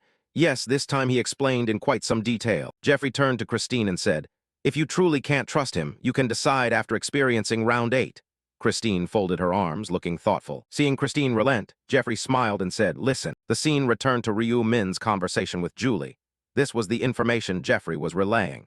The difficulty of round 8 changes depending on your choices, and the experience you can gain also changes accordingly. Back with Christine's group, Jeffrey said, and added, and there's more. Jeffrey continued to reveal important information from the prophet. He said a new factor will appear in round 8, and that is, Christine curiously asked. A new factor. Jeffrey solemnly declared the new factor was NPC. A feature promised to completely change the landscape of the next round. The prophecy about round 8 continued to be revealed, set against the backdrop of a magnificent mansion, signaling a completely new challenge. And that new factor was the appearance of NPCs. A beautiful female NPC like a spirit with green hair and pointed ears appeared, promising to play an important role in the next round. The underground parking lot was silent, fluorescent lights, casting a sickly glow over the pricey cars. Inside one car, someone waited patiently, eyes glued to the control screen. On the TV, Representative Lee Seong-hyun was loudly declaring players to be society's breeding ground for crime. Watching the broadcast, Yami smirked slyly. Apparently her target had been revealed. The representative carried on with his biased speech. a framed photo of his once happy family beside him. A rough hand reached out and slammed the TV's power button, cutting the blaring screen off. The room fell into silence after the sharp click. Lee Seong-hyun sat there, his face etched with fury and exhaustion after long political battles. He looked at the photo of his wife and child. The pain of loss was the fuel behind his desire to wipe out the players. Shoving the thought aside, he rose and stepped out of his luxurious apartment. In the lobby, the guards bowed respectfully as the powerful representative passed. Entering the elevator, Lee Seong-hyun straightened his tie, still plotting to push the new bill through. The luxury car was waiting in the garage, the driver popping the door open to greet his boss. He nonchalantly sank into the back seat and offered a morning greeting, as usual. But his expression changed instantly, eyes widening in terror. Yami had somehow been sitting in the driver's seat all along. She turned and waved with a bewitching smile, just as he gathered himself to demand the stranger's identity. A thunderous blow to the back of his neck from behind sent his world blacking out. Lee Seong-hyun slumped unconscious right there on the leather seat. A guard reported everything was ready. Yami coldly ordered the car doors closed. The car door slammed shut, snuffing out the representative's last hope of calling for help. The car sped off, gliding past the rows of columns in the empty parking garage. Yami hummed a triumphant tune as she drove, not a care in the world. Glancing at her prey in the rearview mirror, she trusted utterly in her mesmerizing skills. It was the enchanting gaze, a skill that let her manipulate minds through contact alone. Thanks to it, she turned mighty warriors into pawns, ready to hand over spoils to her. However, the skill had a weakness. It couldn't be reused on someone who had been freed. A list of people she controlled appeared, including some big names. Yami issued commands T.O. Chinese letter, the enchantment on a few cards that had outlived their usefulness. Watching the bewildered players on the screen, she smiled in satisfaction. Her next move was ready. Only Song Ye-jeom was kept, since she needed him to control the PCW community. Recalling the beginning, Yami had used her pretty looks to lure Song Ye-jeom at a cafe. She'd been surprised to learn the founder of the largest players' forum was just an ordinary civilian. She ordered Song Ye-jeom to act normal around others, not to call her master. Back in the present, Yami focused on executing the next phase of the kidnapping plan. This plan had, of course, been thoroughly discussed between her and Song Ye-jeom beforehand. Song Ye-jeom arranged to make the senator's kidnapping look like the work of ordinary ex-con civilians. They planned to appear as saviors, but actually intended for Lee Seong-hyun to die before any rescue could arrive. That way, PCW would be seen as heroes by the public, and the anti-player bill would be overturned. Although she found the plan amusing, Yami told herself to warn Song Ye-jeom not to act on his own next time. The car raced down a deserted road, leading deep into the remote mountains. Yami slung Lee Seong-hyun over her shoulder and casually strode toward the wooden cabin, the stage for his final performance. The cabin's rough wooden room appeared, stacks of old books and a jaundiced lamp giving off a dim, sad light. Senator Lee Seong-hyun jolted awake with a gasp, realizing he was tightly bound to a chair. Oh, awake at last! Yami smiled her greeting, her henchmen standing guard behind her. Lee Seong-hyun panicked and demanded the identities of these men, while Yami calmly prepared more rope. The senator bellowed, brandishing his powerful title to threaten the kidnappers he regarded as trash. Yami's underlings didn't flinch at those empty threats one bit. She sneered, declaring she'd kill him and stage it so her side would be hailed as hero. Lee Seong-hyun ground his teeth in fury, unable to believe what he'd just heard. Yami coldly warned her subordinates not to reveal the plan too early in front of the bait. She toyed with the rope in her hand and ordered him to sit still and cooperate. Lee Seong-hyun kept struggling, testing Yami's patience with his stubbornness. Aha, so eager to see your son again, are you? She taunted with vicious delight. Seeing his terrified face, Yami promised to send him to meet his son the moment the criminals were in place. Unable to contain his rage when his pain was touched, Lee Seong-hyun lunged at her, but Yami was quicker. She nonchalantly dodged and ready to counterattack. A powerful kick sent the senator flying backward at a horrifying speed. Lee Seong-hyun collapsed to the floor, hacking and coughing in excruciating pain. Yami stood above him, mocking that he had underestimated her simply because she was a woman. She roughly grabbed his collar, forcing him to face her. With one hand, she hoisted the senator up, and Yami began to wield her manipulative power. Her eyes flashed a bewitching pink as she whispered temptations of reunion with his deceased son. The system announced Lee Seong-hyun had been successfully enchanted. His gaze went blank and obedient. She tossed him back into the chair, clicking her tongue at the waist of another enchantment slot on this prey. All right, prepare the scene quickly so we can finish early, Yami ordered her subordinates. Lee Seong-hyun was hooded and tightly bound before the camera already set up. A subordinate reported everything was ready. They only awaited the master's appearance to start the play. At that moment, the cabin door swung open, making Yami start and turn around. She froze when a figure not in the plan stepped inside. Why are you here? Weren't you supposed to be standing guard outside? Yami demanded, annoyed. Ryu Min, in Lost Yark's body, strolled in casually, claiming he was bored and wanted to see how things were going. Yami stepped closer, calling him Lost Yark, and reminding him of how important today's mission was. She snapped, worried the plan would fall apart if the police stormed in before it finished. Ryu Min remained eerily calm, leisurely asking whether the staged criminals had arrived yet. He flashed a knowing smile, making the air in the room suddenly suffocating. Annoyed by the mocking tone of someone she considered a subordinate, Yami tried to assert her seniority to put him in his place. She pulled out her phone, checking it with a worried, impatient expression. Yami wondered why Song Yejeom wasn't answering, something that had never happened before. Really dumb, you still haven't realized, Ryu Min suddenly mocked. Yami froze at the blunt insult from someone she'd always considered a pawn. Anger flared, and she demanded Yejeom's whereabouts with a bullet-eyed stare. You traitor, look me in the eye, Yami roared, about to use her enchantment skill as punishment. But she was wrong. Ryu Min's eyes flared an overwhelming purple, flipping the manipulation back on her. Yami berated herself for not dealing with him sooner, and coldly demanded where the leader was. Ryu Min arrogantly asked if he had to answer, leaving her stunned that he dared speak to her like that. He asked again in a mocking tone, even wondering if she was deaf. Yami began to panic. She'd already used enchanting gaze, but he showed no reaction. Refusing to believe it, she gathered her power to try again. But Ryu Min stayed unfazed, continuing to demand she answer his question. Her magic completely fizzled. Yami panicked, unable to understand what was happening to her trump card. At that moment, a system notification popped up right in front of her. The system announced Ryu Min possessed an extremely strong spiritual barrier, and that he was the infamous Black Side. Yami went pale, realizing she'd accidentally picked a real death dealer to mess with. Ryu Min sneered, guessing she had seen his username, and praised how handy this name-spotting skill was. Yami trembled and asked how he knew about her skill, but he coldly answered with a counter-question. I've said it again and again. Do I really have to answer your question? The atmosphere grew heavy.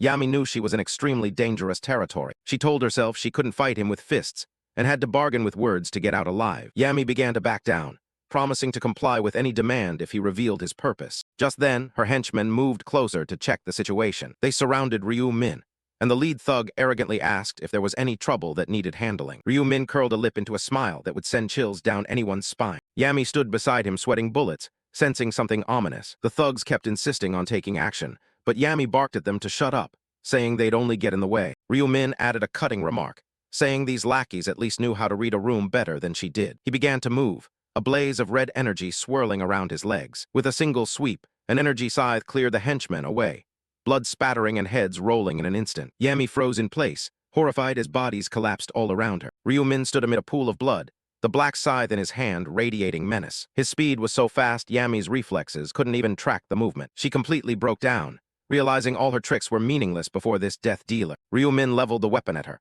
and ordered her T.O. Chinese letter T.H.E. enchantment on Senator Lee Seong-hyun immediately. Yami hesitated, unwilling to lose her most important political pawn. Without waiting, Ryu Min swung and carved a razor-sharp cut of energy. She screamed in agony as her hand was driven through the floor. Ryu Min's cold gaze made it clear he wasn't here to hear any refusals. He stamped down hard on her bleeding hand to extinguish any thought of resistance. Yami cried tears of pain, her earlier arrogance completely gone. Suddenly, he used an ancient rune glowing blue to heal her hand. She stared in shock as her hand was suddenly able to move like normal again. Ryu Min repeated the command one last time in a menacing tone. Terrified for her life, Yami hurriedly dispelled the enchantment as ordered, the system confirming success. After confirming she wasn't lying, Ryu Min finally withdrew his murderous intent. In the distance, Senator Lee Seong-hyun began to come to, his mind still reeling from side effects. Still hooded, he could only scream threats at his captors. When the hood was pulled off, the senator was drenched in sweat, his face pale with terror at the blood-soaked scene. Ryu Min told him to sit tight for a moment.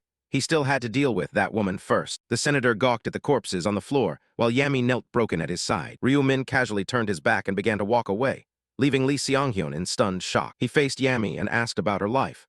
Could she live the rest of her life without using that skill again? Yami clasped her hands and swore every oath, promising on her honor she would never repeat it. Fine, I'll show you mercy this once. Ryu Min smiled in a way she couldn't believe. He told her she was free to go, sending Yami into a frenzy of grateful thanks like she'd struck gold. Not waiting for a second, she immediately bolted. Yami sprinted into the deep woods, panting, afraid the death dealer might change his mind. After running a good distance, she stopped to gasp for air, coughing from exhaustion. Looking back and seeing no one chasing her, Yami found the situation strained. She wondered if he really meant to let her live after all. A wicked grin began to form on her lips. Yami burst into a crazy laugh, feeling as if she'd just toyed with death itself. She mocked Ryu Min's stupidity, claiming he'd been enchanted by her looks. Holding her phone, she scoffed. Only an idiot would keep a promise to someone like you. But her joy was short-lived. Yami suddenly felt a murderous aura right beside her. Ryu Min had been standing there all along, coldly declaring, "I knew you were untrustworthy." Yami went pale, scrambling to pass it off as a misunderstanding. Ryu Min sneered, saying her smile sounded very angelic, especially when she called him stupid. Seeing the act's finale, Yami reverted to her old trick, begging for mercy because she still had use value. "Why should I trust you when you just said promises mean nothing?" Ryu Min's eyes brimmed with contempt. Yami was speechless, and Ryu Min pointed out he'd never said he'd kill her any. He stepped close to her face, admitting it would be a waste to destroy such an overpowered skill. She looked blank, not understanding what he planned to do next. Immediately, Ryu Min activated Ruler's Dominion, ordering Yami to become his slave. Yami's eyes began to turn purple, marking the change in her mind. She collapsed to her knees and respectfully called him Master, completely under his control. Yami kneeled low at Ryu Min's feet, her eyes lifeless, completely subdued. She swore she'd do whatever he asked. Ryu Min looked down, smiling with satisfaction. Finally, the enchanting rune was snug in the palm of his hand. To pull this off, Ryu Min had planned carefully in advance.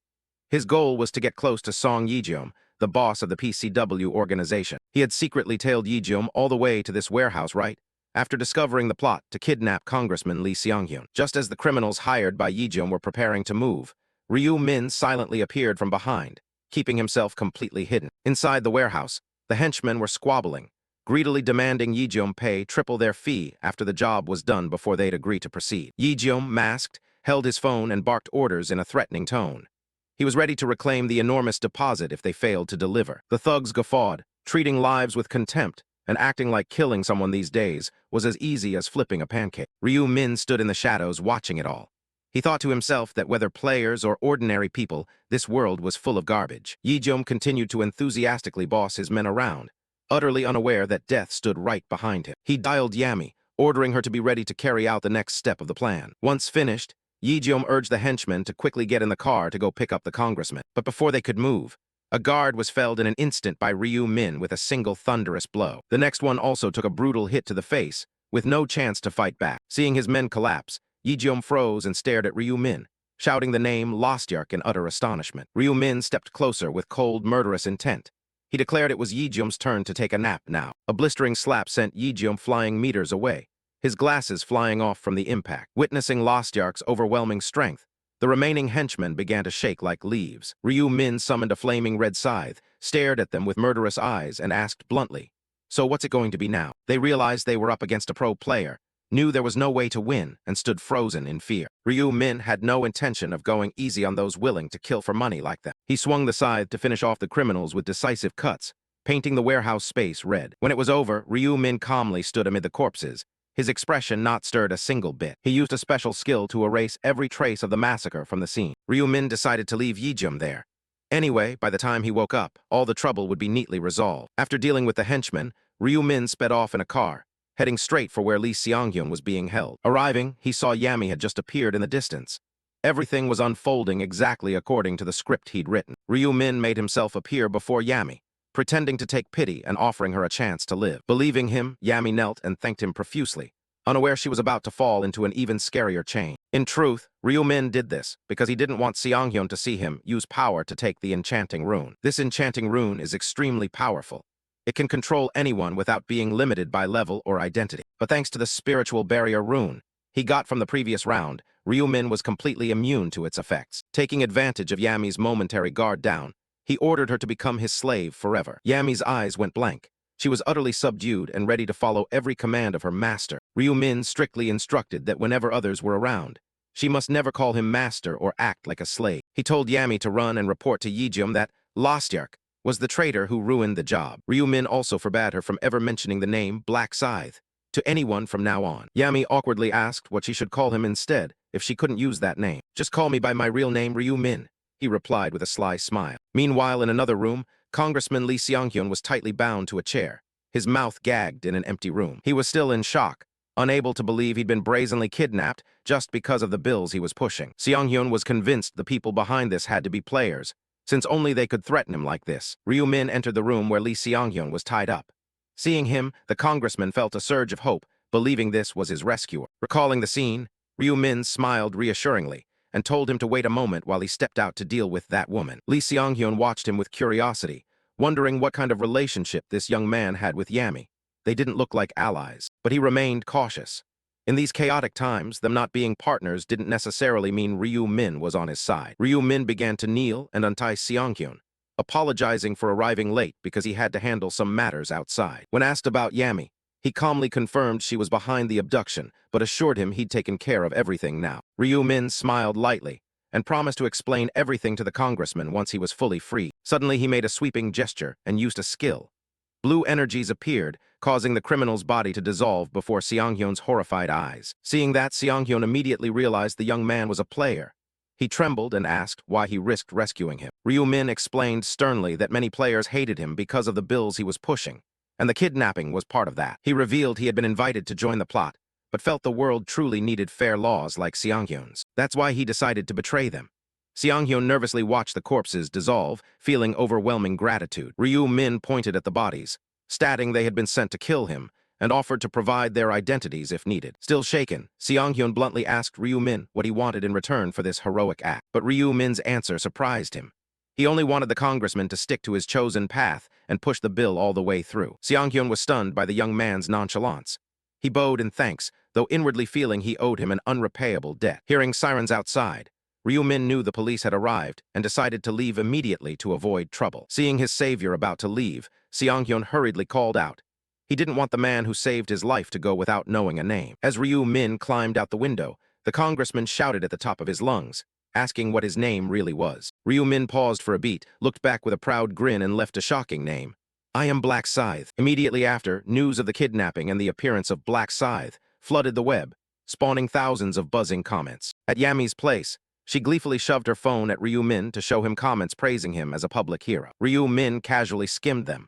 The reaction was mostly positive, but he knew he couldn't become famous overnight from just this incident. He handed the phone back to Yami, thinking to himself that he'd build his image slowly. No need to rush. Ryu-min started assigning tasks, asking her to change PCW's recruitment approach, focus on personality rather than killing skills. He also told her to use Song Ye-jeom's authority to vet applicants' criminal records, so no criminals slipped through. Upon hearing a report that about 4,000 players remained, Ryu-min asked whether all of them had passed the so-called murder test. Yami nodded, and he sighed in dismay. That meant the entire remaining player pool was tainted. Ryu-min was silent for a moment, as a new plan to deal with this trash formed in his mind. He smiled coldly, thinking it best to leave people like that to the cleanup crew. At midnight on August 1st, time passed and everyone was transported to a strange, blinding white space. The crowd murmured, confused because this wasn't the plane they expected. Amid that chaotic mire, Ryu-min stood with his arms crossed, calm. From afar, Minjuri recognized him and waved, calling out the name Black Scythe. Ryu-min was a bit surprised she found him so fast. Minjuri beamed, boasting that thanks to the trace skills she just learned, everything was a piece of cake. Seeing Ryu-min's displeased face, she clasped her hands apologetically, sweating profusely because she knew she'd messed up big time with Boss. Ryu-min coldly reminded her that trace wasn't on the list of skills he told her to learn. Minjuri could only smile wryly and let it go. Just then, Hyo Tae-seok in a black cloak approached to greet them. Ryu-min glanced over, wondering if the guy had wasted money on that useless skill. Though he returned the greeting, Ryu-min sighed inwardly, realizing both of them were throwing money out the window on trivial things instead of focusing on strength like he'd advised. Hyo Tae-seok excitedly recounted seeing Ryu-min rescue the doctor on real-world news. Minjuri chimed in, saying she'd been commenting support for him everywhere. Ryu-min skimmed the flattering comments calling him a living saint or a sexy idol, and let out a nonchalant ah. Hyo Tae-seok looked at him with sparkling admiration and lavish praise. Ryu-min just broke into a sweat at the overenthusiasm. Suddenly, a pair of brilliant golden wings spread across the sky, drawing every eye.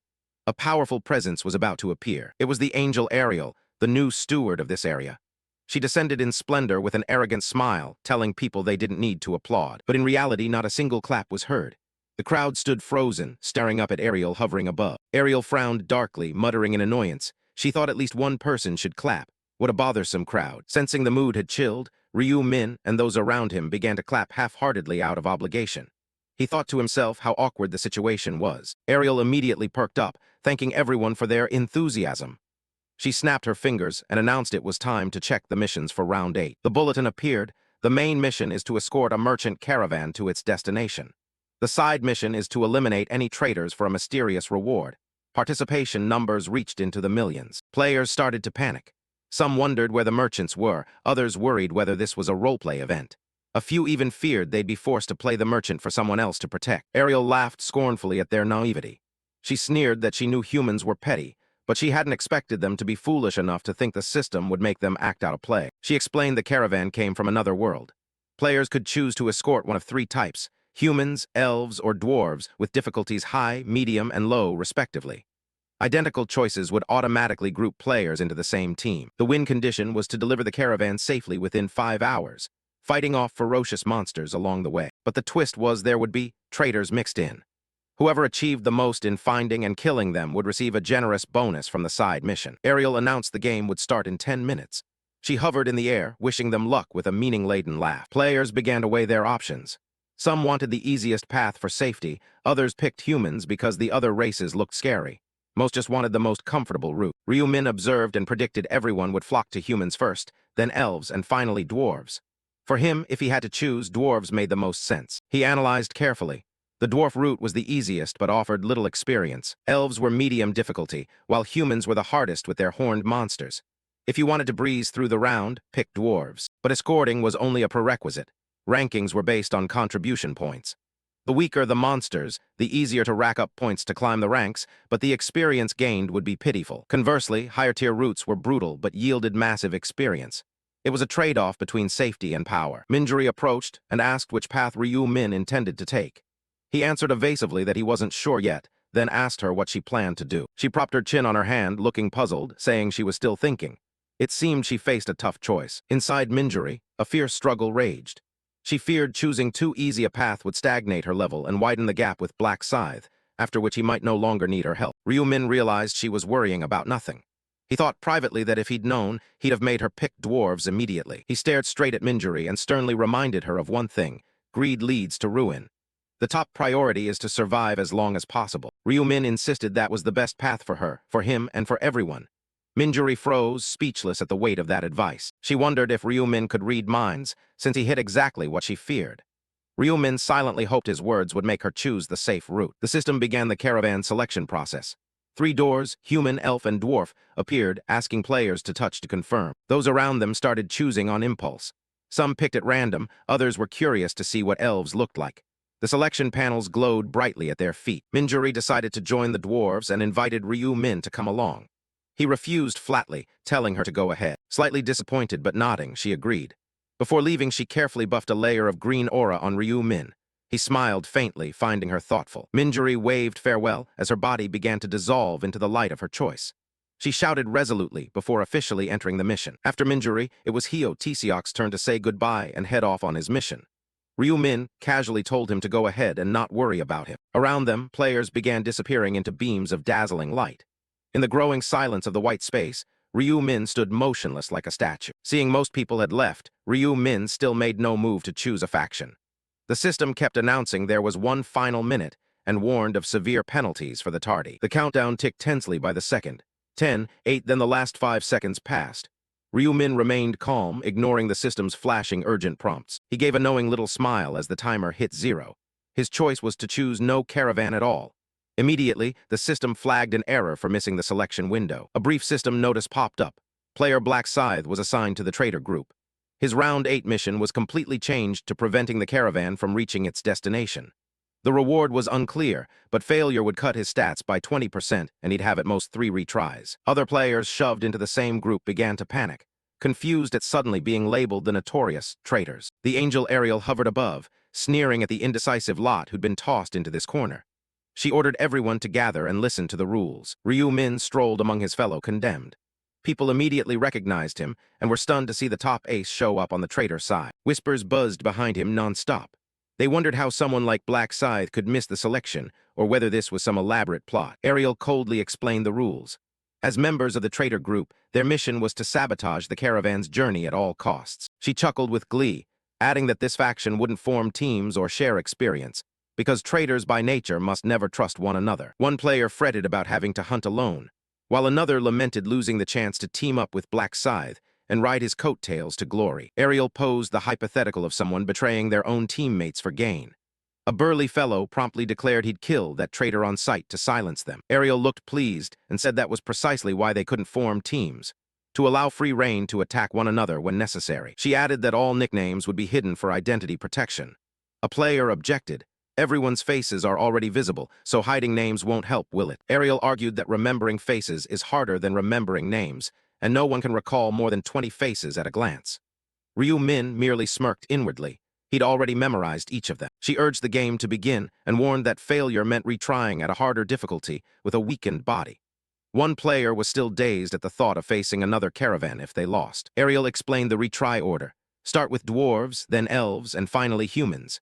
The crowd murmured in fear at the grim prospect if they couldn't win from the start. She smiled cruelly, confirming that if they lost on the dwarf round, they'd face the elves with a 20% stat reduction. It was nothing short of a slow death sentence. The other traders began sweating profusely, vowing to give everything to succeed with the dwarves at all costs. They saw it as their only shot at survival. Contrary to their panic, Ryu Min coldly looked elsewhere. He had no intention of ending the mission prematurely. Ryu Min had spotted the game's loophole. The traitor faction could experience every caravan if they accidentally failed. This was a golden chance to clear monsters on all 3 routes and hoard massive XP. Not only XP, the routes hid unique items and runes. Ryu Min wanted to monopolize all those resources. He cast a quick glance at the others, silently sympathizing. After all, they were about to become tools in his leveling scheme. Ariel waved to signal departure, tossing a sarcastic remark that she hoped they'd put on a spectacular little drama for the high-ranking spectators watching from afar. A beam of teleporting light enveloped the group, carrying those labeled as traitors by the system straight to the first mission site. The scene that unfolded was a jagged mountain range, thick fog clinging to the sheer cliffs. A notice appeared: escort the dwarf caravan. An uneven battle was about to begin as 230 guards faced only 29 traitors.